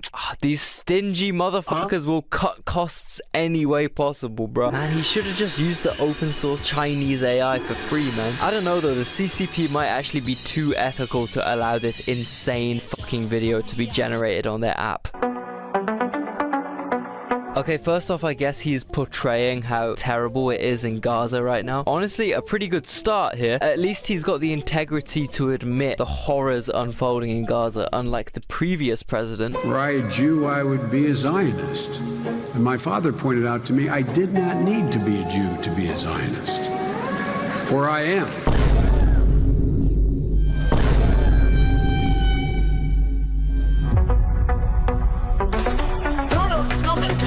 Bruh, for all you Americans, yeah, this is like, imagine if someone went to the site of 9/11 and proposed building a floating strip club spaceship or some shit. Ground Zero.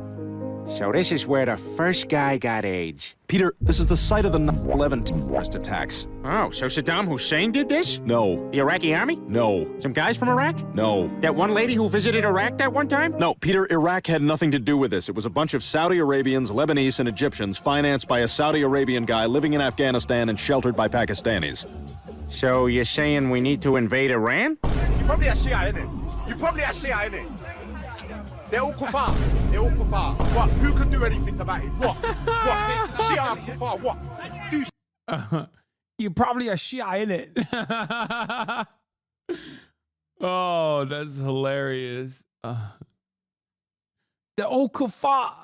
Although like 60 times the amount of people were killed in Gaza, and instead of being treated with respect, they get the absolute opposite, obviously.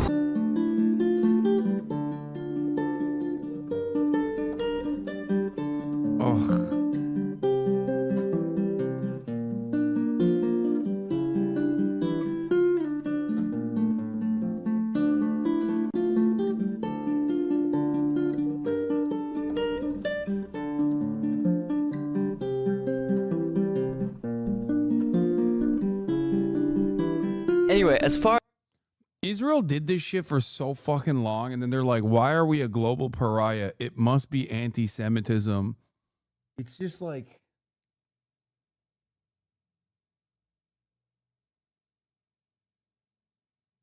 it's so insane.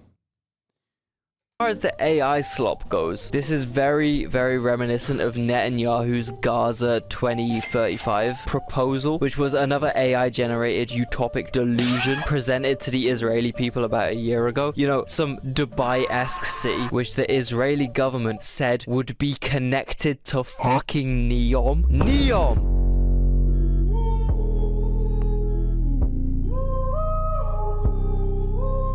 It's also the same technique Akon used to scam people out of billions of dollars with his Senegalese futuristic Akon City project. It really does make sense that Trump would resonate with this, you know? Him and his wife are both literally crypto scammers now, aren't they? So yeah, adds up. I wonder if this Gaza 2035 proposal will announce Melania coin as their new currency or some shit. Donald's coming to set you free, bringing the light for all to see. Oh, I can't believe it. You know what's crazy about that fucking AI video, dude? It's the song, every time I hear it, gets stuck in my fucking head. McDonald's coming to set you free, bringing the light for all to see.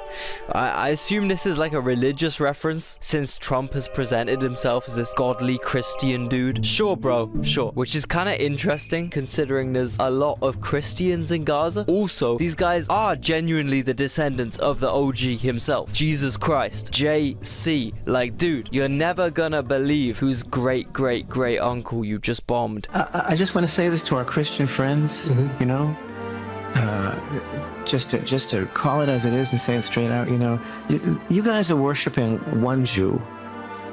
That's a mistake. You should be worshiping every single one of us, because we all die for your sins every single day, and that's exactly what's going on here. We're all God's firstborn, and we're dying for your sins right now because the Jewish people in the land of Israel are the bulwark against the orcs.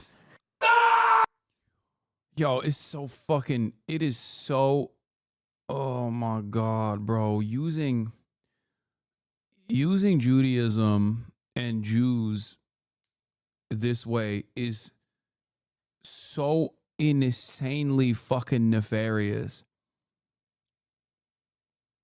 It's just like,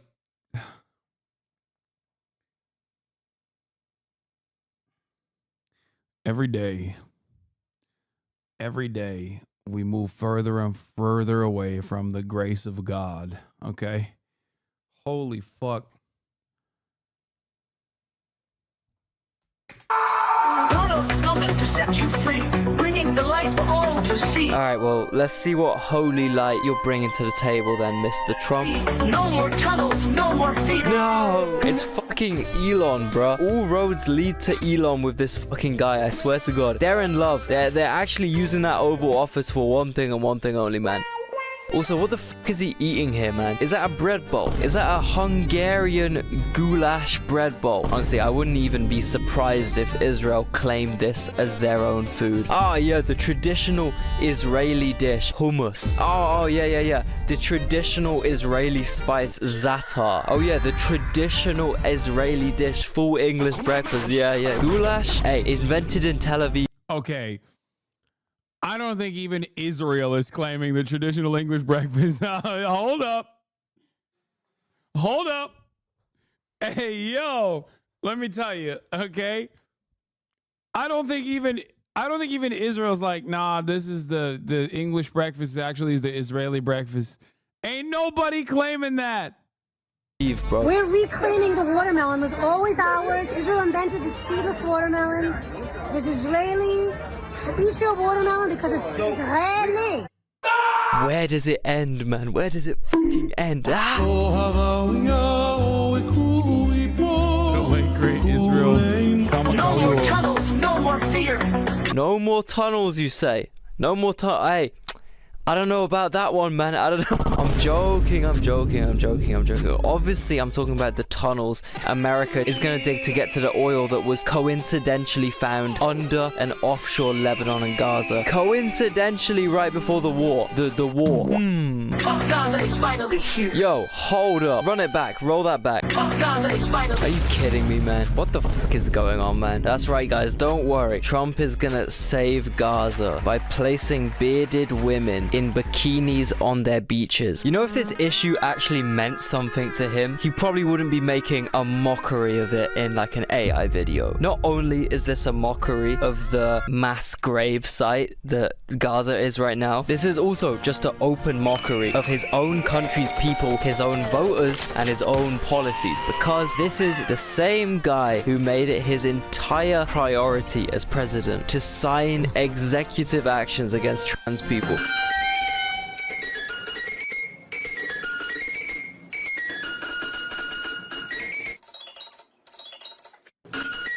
I know how to fix the Middle East. 2 words: Trump, Gaza. Gold everywhere. Clubs, casinos, Elon Musk eating hummus on a beach, and last but not least, smoking hot, bearded belly dancers. Hey, yo. No, not in a gay way. More in a... In what way? They used to be terrorists, as you can see, but now they're like hot belly dancers. Nah, man. Nah. No homo. Anyway, I like the golden Trump balloon, man. That was a nice touch. Just gobbling your own meat all the way down to the balls, huh? Trump Gaza is finally here. Trump Gaza shining bright. Golden future, a brand new light. The funny thing is, Israeli cities don't look like this. Have you seen what most of Israel actually looks like? It was built so horridly and so unaesthetically and just so badly as well. Like, don't Israeli construction companies literally use this one illegal building technique that means floors in Tel Aviv just occasionally fall through? Yeah, this is called the pow-cow construction method, which leads to a disproportionate amount of Israelis falling through their floors and dying. This is what the quality of Trump Gaza would be. I mean, look at Trump Village, man. It's not exactly paradise, is it? I don't think anywhere would ever end up looking like this unless the UAE develops the entire thing. But Toomey probably looks closer to this than any Trump development ever would. So Trump is here portraying himself going non-verbal in the club. Look at this guy, man. So awkward. No motion in them hips whatsoever. Why are you just touching this girl, man? Why are you feeling this woman?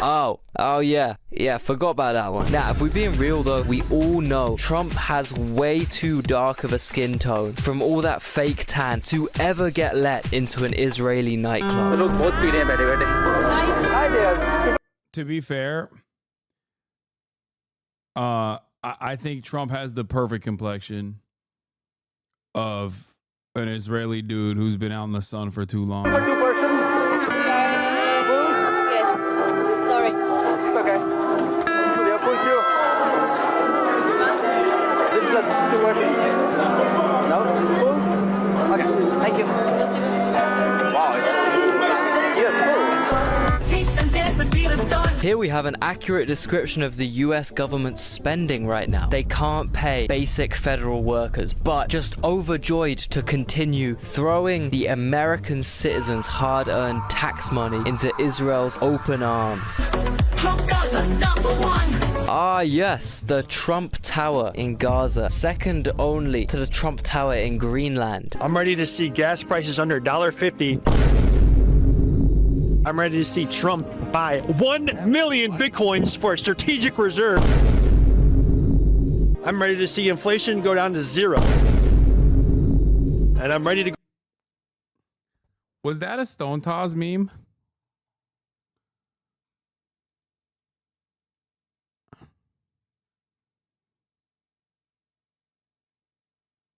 Ugh. Gross. Stone Toss is a Nazi. Puerto Rican Nazi. See inflation go down to 0. And I'm ready to go to Greenland and have a nice hotel stay at a future Trump Tower that gets built there. I'm ready for that. Yeah, you know Greenland is like -30 right now, though. But nah, what is he eating now, bro? Is he dipping fucking crinkle cut crisps in pizza? This fucking fat ass, man. Oh my god, this is actually an American's idea of utopia. Crinkle cut Lays dipped in Domino's pizza. Man, if we can't kill civilians with our AI drones that target any moving creature, we'll just have to kill them from morbid obesity instead. Do it our own way. Hey yo, new US Army technique for killing innocent Middle Easterns just dropped. High fructose corn syrup. This shot is so funny to me because you know how America... They got real mad at that one. The Christians got mad at that one. Trump's own fan base was really mad at the golden statue. What is the religious significance of this, chat? Apparently there's some shit about the golden statue where they were like it's sacrilegious or something. It's so funny to me because you know how Americans call Kim Jong-un or Stalin or Xi Jinping evil dictators for making these crazy grand propaganda-like statues of themselves? Bro, look, literally look. If Kim Jong-un made this exact AI video about North Korea's new beach resort, Americans would start crying so hard. But dude, your own president made this and posted it on his main IG. At least when Kim makes propaganda videos, he actually puts in some effort. You know, he gets out of bed, shows up for a hard day of filming, does like 100 takes of his sunglasses coming off, actually launches... It's fucking badass. It actually is bad. He's a bad bitch. Badass missiles and shit. You know what Trump did? He typed a prompt into ChatGPT and he didn't even bother exporting the video in HD. This shit 360p max. Lazy, fat Americans, man. You can't get them to do anything well. Golden future, a brand new life. Feast and dance. That selection of shots describes America's current situation pretty well, I think. All these endless piles of gold and riches, and Elon Musk is literally the only one getting money rained down upon him. Yeah.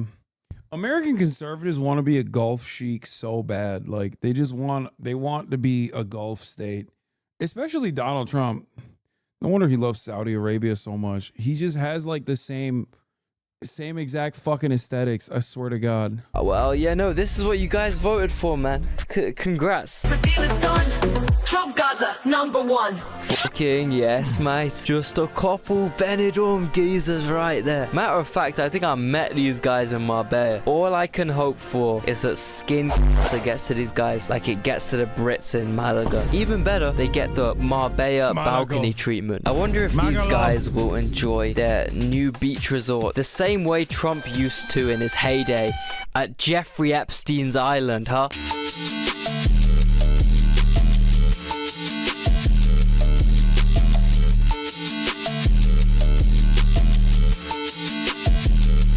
I don't know why people were shocked that Trump did a Rickroll meme with the Jeffrey Epstein files, since he would be literally peppered all over those files. Like, they were bros. They were in their Eiffel. You know, if you connect the dots, it starts to make a lot of sense why these guys love Israel so much when you think about it.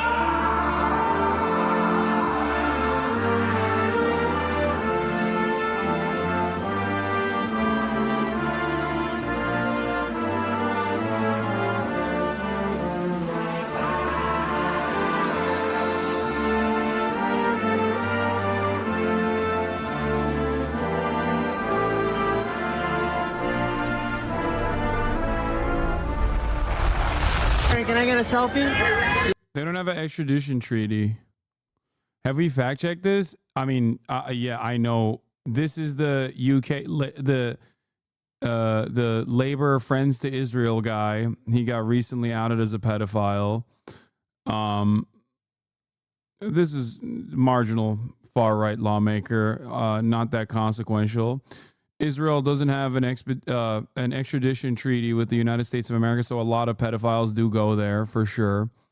Like Brian Singer, I think, this is literally Israel becoming a refuge for pedophiles, warns advocate for child sexual abuse victims, is I think a Haaretz article. What else?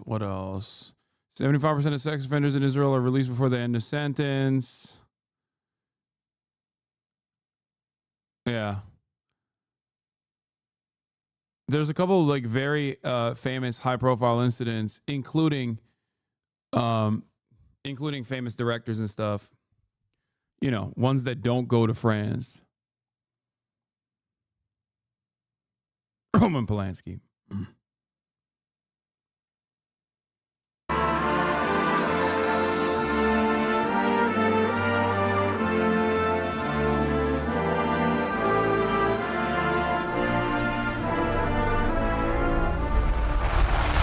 Can I get a selfie? Sure. Free Palestine! I dated a 17-year-old girl when I was 38. God can strike me right now. I do not like little girls.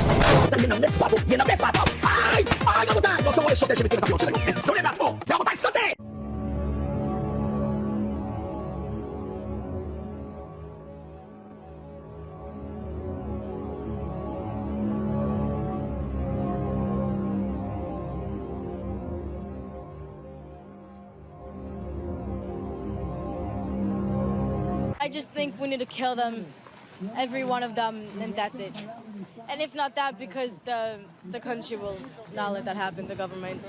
Just, the least we can do is just kick them out of our land. Anyway, yeah, fucking hell, that's about it. I don't have much more to say in terms of Trump specifically. I guess this is just the next 4 years now, huh? Unless Anyway, considering my employer is Google, this is a pretty crazy video to make. I had to cut out a lot of the stuff I wanted to put in, which is really annoying. But I also don't want to go to Google Gulag.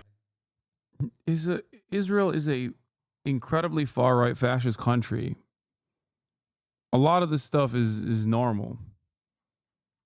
Like this, what do you think happens? Also, look at America. America is also a very far-right country as well. Hello? Look around.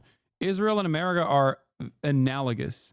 Israel and America are very close to one another. I mean, aside from the fact that Israel is an extension of America, but like, look at everything I fucking complain about on a daily basis, every single day for 9 hours a goddamn day about the United States of America.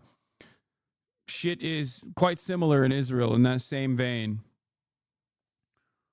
It's just, it is what it is. That's what happens when your country is just like dominated by right-wing sentiment. And slowly but surely you normalize all different sorts of right-wing attitudes. Like forever. But give it a like and a comment anyway, you know, because we have a fucking rapist felon president. Like, what are we talking about? You know what I mean? The only difference is because Israel ties itself to Judaism as a defense mechanism. These sorts of criticism is often associated with anti-Semitic criticisms as well. So it's like I'll admit, like there's parts of this video that made me uncomfortable too. You know, maybe it's a little too touch and go, a little too close in terms of zoomer editing. This is Geopol's channel. Like even when you know you're adding on like a Stone Toss comic and stuff in there too, it's just like, yeah, Islam L. The fuck does that have to do with Islam, bro? You're so stupid. Why don't you just say like Saudi Arabia is like this too? You know what I mean? You can't. You don't want to say that. You just want to fucking be Islamophobic. That's the problem. Like, because the reality is, if you were to single out a country and talk about their problems in a similar vein, like a reactionary country that operates in a way that is like that's completely unacceptable, that's fine. Yes, I would be like, okay, you're correct on this. We don't disagree. Except you have to fucking say what you truly mean. It would be like if I were to talk about Israel, but instead of talking about Israel, be like, oh, Jewish L, like common Jewish L. That's the difference. That's fucking anti-Semitic. You are Islamophobic. You probably also don't really mind Saudi Arabia. Let's be real. I have a sneaky suspicion it might be demonetized completely and also hidden from people's recommendations a bit. Thank you, Sundar, my G. Anyway, my next video will be edited in a lot more depth. It will also be ridiculously long, so bear with me for a bit. It will be worth the wait though. Thanks to my Patreons. Sign up through the link in description if you want your name right here, right now. Peace. Yeah.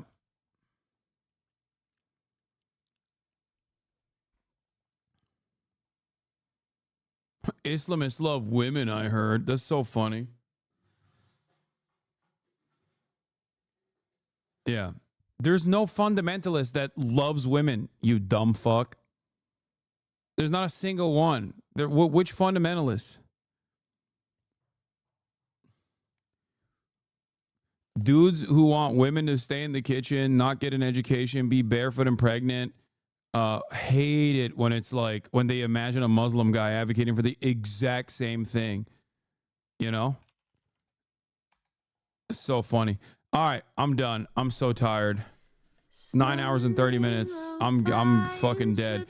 I'll be live tomorrow. No funny stuff. No early gaming like I did today. Even though I will admit I kind of like doing the early gaming because you know, for the first time ever in my life, I saw people actually coming in and watching me game, and then that number growing instead of doing the exact opposite. You know, we started off at like 10K, got all the way up to almost 20K while I was gaming, so that was sick. I'm a gaming channel now. I might be just a permanent gaming channel. Who knows?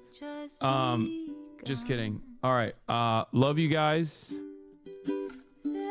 See you tomorrow. No funny shit. I'll be doing news and politics only. No more gaming. No more video games. Peace, everybody. Love you. Bye-bye. There is again Hasanabi streaming, Hasanabi streaming, reviewing the P.O. box, Uncle Uger's face. Sudden discord at your prop, great names take embrace. Tiny Bernie Sanders, LGBTQ Air Force.